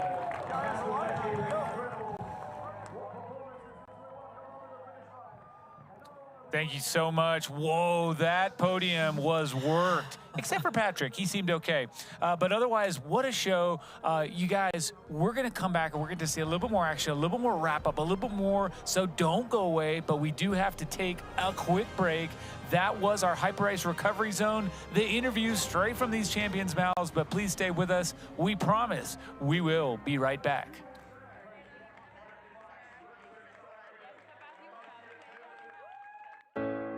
Shine bright like a diamond. Fine light in the beautiful sea. I chose to be happy. You and I, we're like diamonds in the sky. Shine bright like a diamond. Shine bright like a diamond. Shine bright like a diamond. Beautiful like diamonds in the sky. Shine bright like a diamond.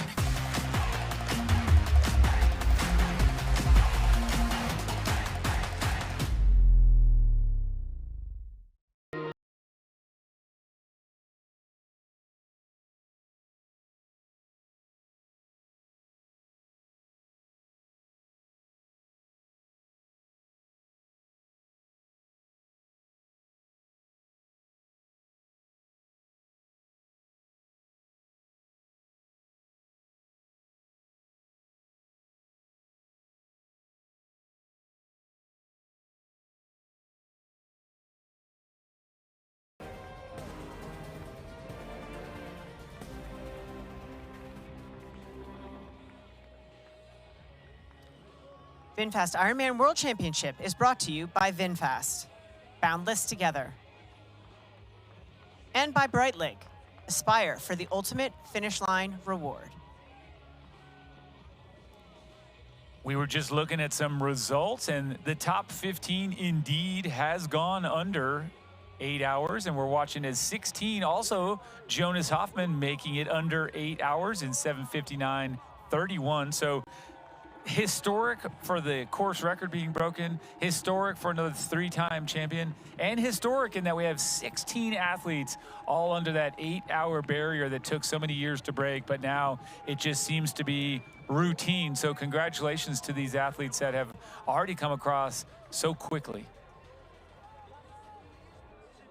And they continue to come. We're going to sit here as we prepare for our Athletic Brewing Podium celebration, which I know you don't want to miss. But in addition to that, we're getting these athletes across the line. They've all done exceptional races to get here and get done as they have. And of course, one of you said it's like Disneyland. Rennie said Disneyland for Ironman athletes, and it really is. The pre, the during, and the post, all just very magical here in Kailua Kona. I believe that's Mike Phillips there. We're getting on screen, coming in 17th place. And our longtime leader, Sam Laidlow, should be a little behind him.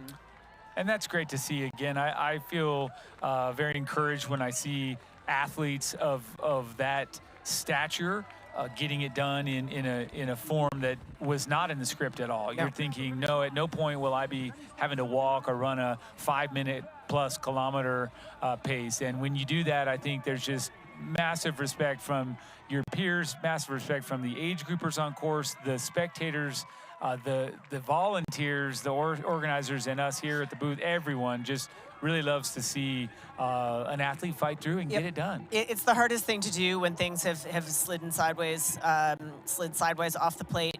But I don't think anybody in that position regrets finishing. I think he'll be glad he toughed that out, and he'll own the bike course record for having done so. There he is.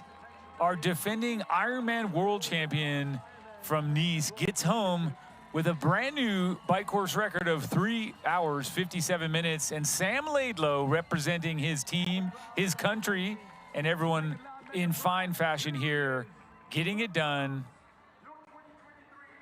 in 8:01. So what a terrible blow. Yeah, I mean, it is unbelievable. I mean, if we talked about Magnus Ditlev coming back from the dead, I mean, Sam Laidlow was more dead. Yes. Sam Laidlow did not look like he could make the finish line. No. You know, so much has happened for him, going from the highest high, getting off, having, you know, the lead that he wanted. He said he needed more 6 minutes. He had around 8. Looking like, you know, it was a foregone conclusion that he was going to win this race, to barely being able to put one foot in the front of the other, and then toughing it out regardless. The respect for the athletes have for this race. You know, we saw Jan one year walking out on Elite Drive with that injury he had to his lower back, I believe. And he's like, you know what? You take your punches. And he took his punch that day, and I think he came back and righted that wrong. But I think we are moments away from the podium down here in Kailua Kona. And this is a fun stat. That 8:02 that he walked across the line in would have won every Ironman but 5. Right? That would have won every single Ironman in Kona except the last 5. So, you know, that's just, again, a testament to where our sport has come and where these young men and these young women have brought our sport to these incredible heights. And there's a little kick of the legs for our Spanish athlete. Congratulations getting across the line. Antonio Benito Lopez there in 20th place.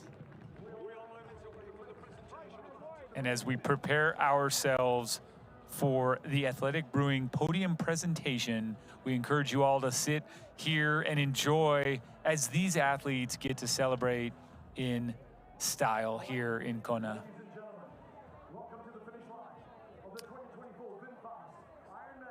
And without further ado, we will bump on over to see that live. So just a second here.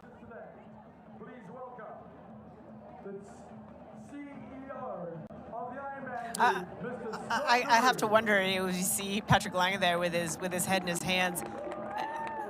It's going to take some time for this race to sink in for all of these guys, for the epicness of the battle that took place out there, and all of them had their struggles.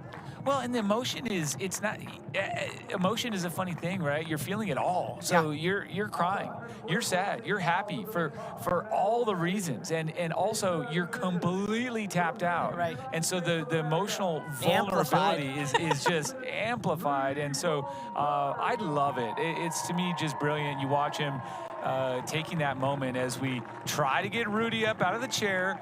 Matt had at least done something well today, Lieto. He did help Rudy von Berg as we're going to bring him over there. Cramping is a real thing here at the finish line. The legs don't work. They don't, especially because you've They're like, stopped. The "I'm mind done." has said you're done, yeah. Congratulations, though, as we bring up the American, He's like, "I can't." 31 years old from Boulder, Colorado, Rudy von Berg, third place, getting up on that podium. Oh, and the cruel joke of climbing steps to get to the podium. Like, Yeah, we need a redesign on this. Ops team might want to get on that. Maybe an Better going elevator up could and be down. installed. one of those Yeah. little, like, you know, chair elevators. yeah, Yes, exactly. up the stairs. Exactly. Exactly. At least they did put a low podium. They Yes. thought through that. So congratulations, Rudy von Berg, third step, and this man earned it. 7 hours, 46 minutes even. Thank you so much. What a time getting his achievement memorialized with another medal. And in second place, he was struggling as well to sit down, stand up, or do anything after making an incredible 7 hours and 43 minutes. Magnus Ditlev, we're going to bring him up on the second step, representing Denmark, and a rising star to be certain. 26 years old for Magnus, and as Didi said, a lot of fans around the world for his down-to-earth and fairly laid-back, kind of humorous nature. But here's Magnus. Big round of applause for our second place finisher today.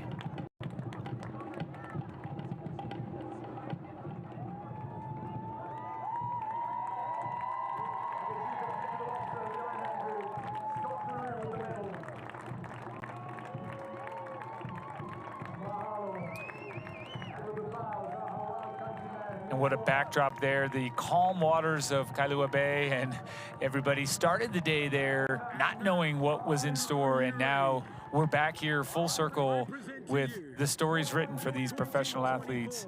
And now, of course, the moment we've all been waiting for, representing Germany and taking the title for the third time with an incredible 47:09 swim, a bike time of 4:06 with 22 seconds, and then an incredible run to cap it off, 2 hours, 37 minutes. And yes, that brings the course total to a brand new record for Patrick Longa, 7:35:53, your VinFast Ironman World Champion.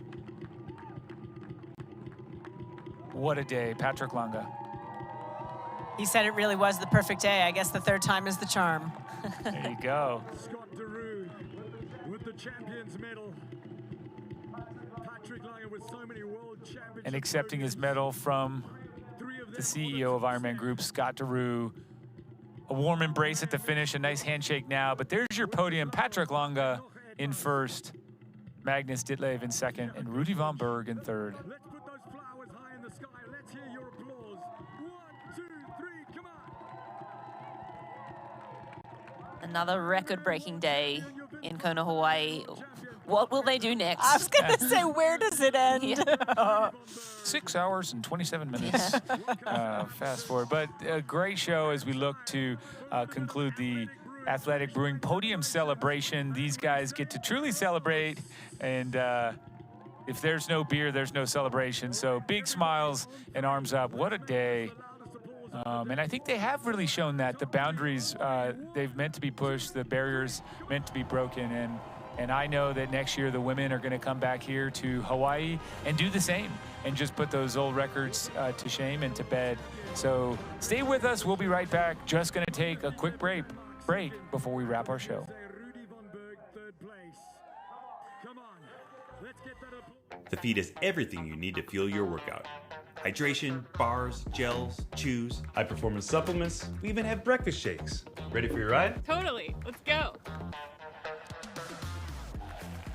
Gels every 20 minutes. Just started training or plan to be a world champion? We've got you. Thanks, Speed Coach. Don't forget to hydrate. We'll help you pick your fuel for your run, ride, or triathlon. Shop today to get a free water bottle printed with your name. Visit thefeed.com. Fuel your workout.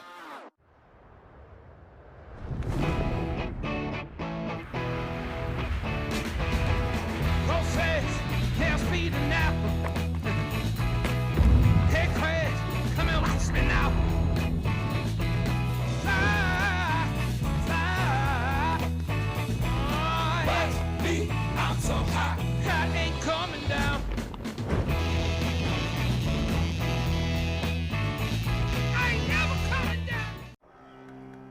The word malama translates to taking care. We malama the land that feeds us.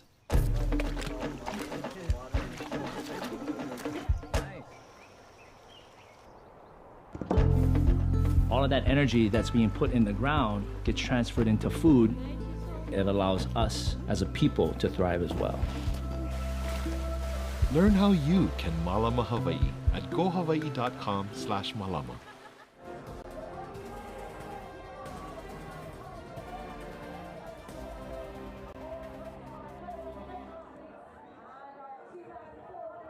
What a celebration today. And Athletic Brewing is obviously America's leading non-alcoholic brewery and official non-alcoholic beer provider of the Ironman Global Series and proud title partner for today's event. And they did sponsor that Podium celebration, which is just the first of many moments where these athletes and these fans and friends and teammates are going to celebrate today's successes. But there it is, Patrick Longa getting it done with all the emotion, rightly so, crowned champion today of the VinFast Ironman World Championship. And one of my favorite parts so far was when he said, I said my best was still in me and nobody believed me. And my answer was, he's right. A lot of us didn't. I certainly can say I didn't think he had his best in him. He definitely did. And I think that's a little bit of that emotion that's coming across. Like, I told you so. I knew it. Like, I knew it was there. I'm so glad. Like, I proved myself right. I proved the doubters wrong.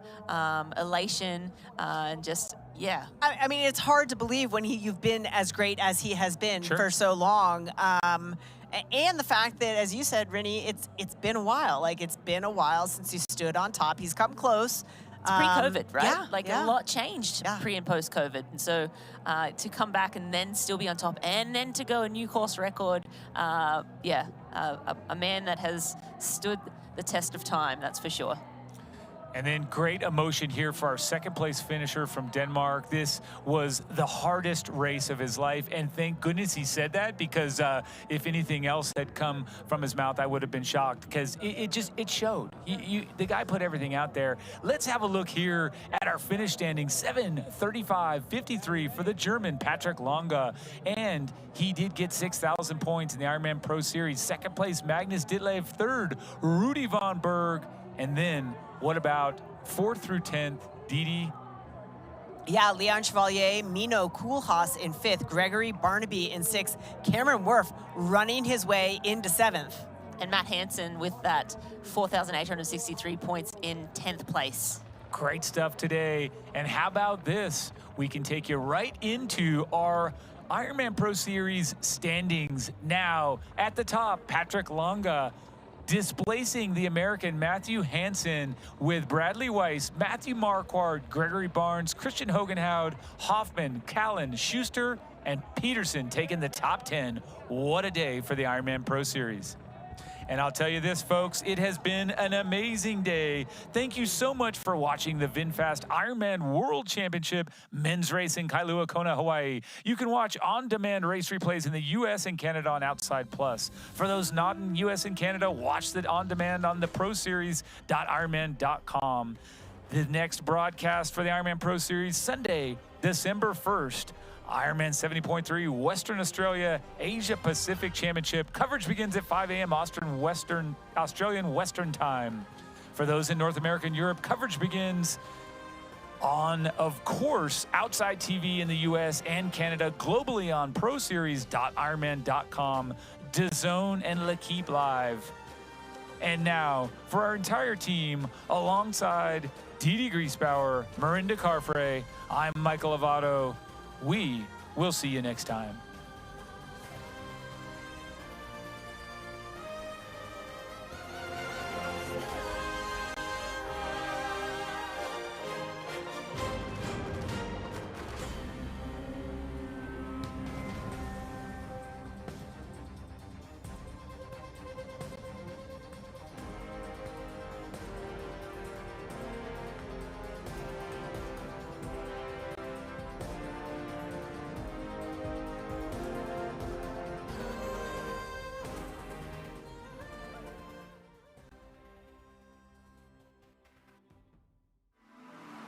This copyrighted broadcast of World Triathlon Corporation may not be retransmitted, reproduced, rebroadcast, or otherwise distributed or used in any form without express written consent of World Triathlon Corporation.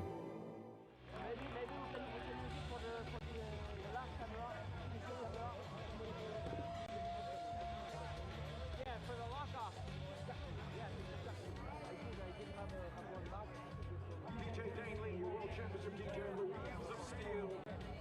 Right to the finish line, we want to see you dancing, we want to see you having a good time.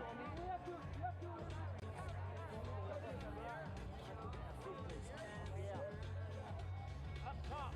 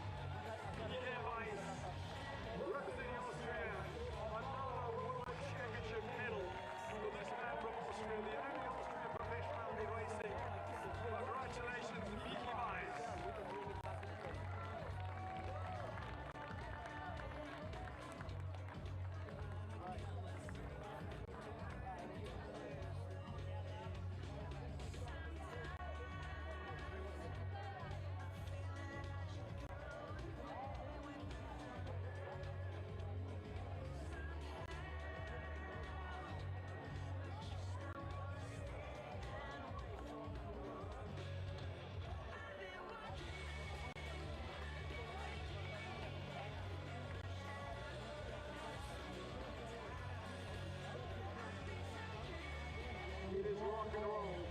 Non-stop finish line party. All day, all evening, right to the early hours of Sunday morning. 2,400 age group amateurs chasing our 55 professional men. Soon the sun will set. Lights will come on. We don't have fireworks, but you know what? You, the fans, you are our fireworks.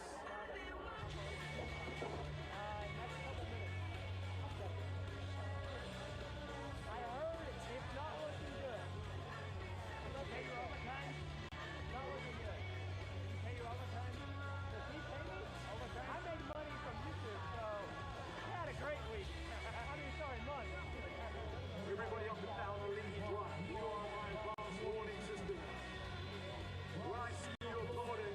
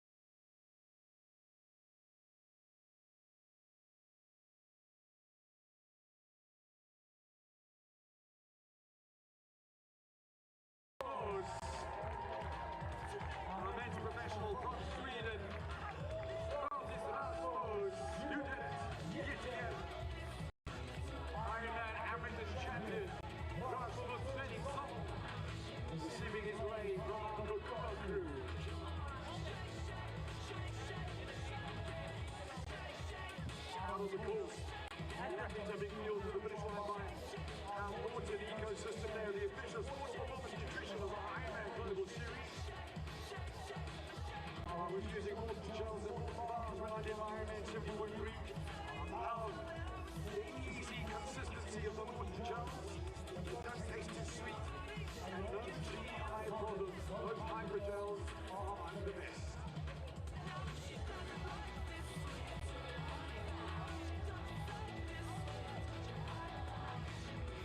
Massive thank you to the team and Nirvana, official travel partner of Ironman.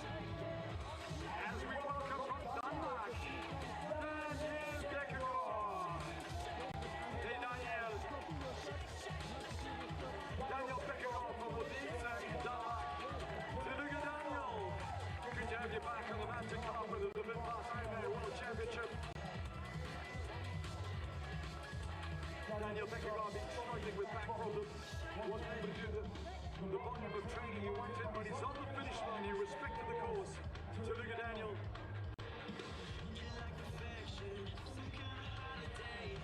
And the team hydrating all our athletes out there. It's a team from Portable Hydration, official hydration partner of the Ironman North American Series.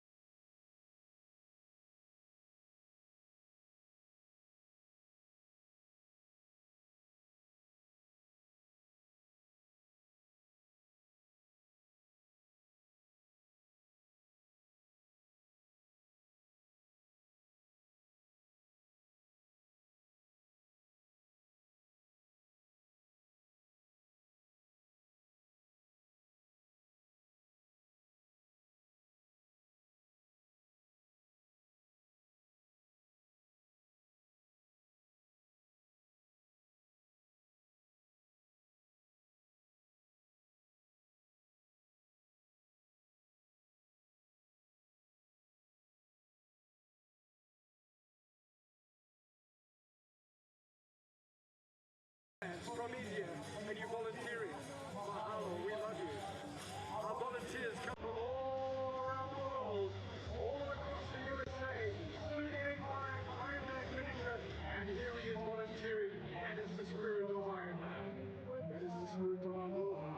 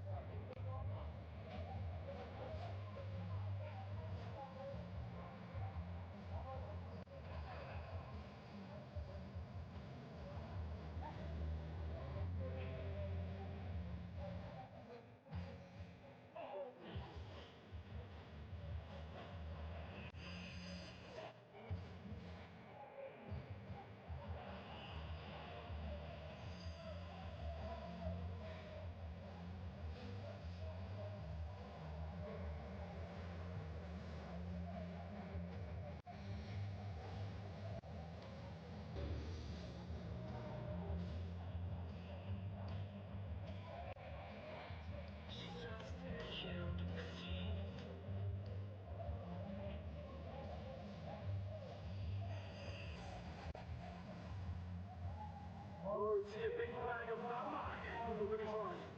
Denmark.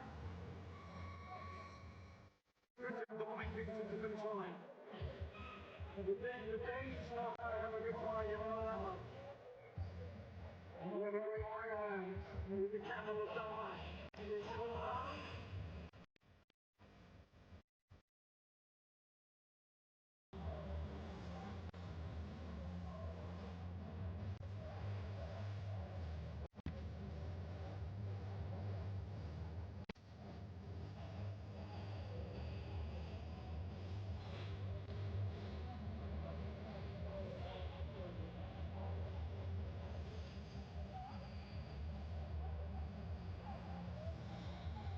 We're going to get ready to welcome the first of our Adrian managers. The first Adrian manager started at 6:40 this morning.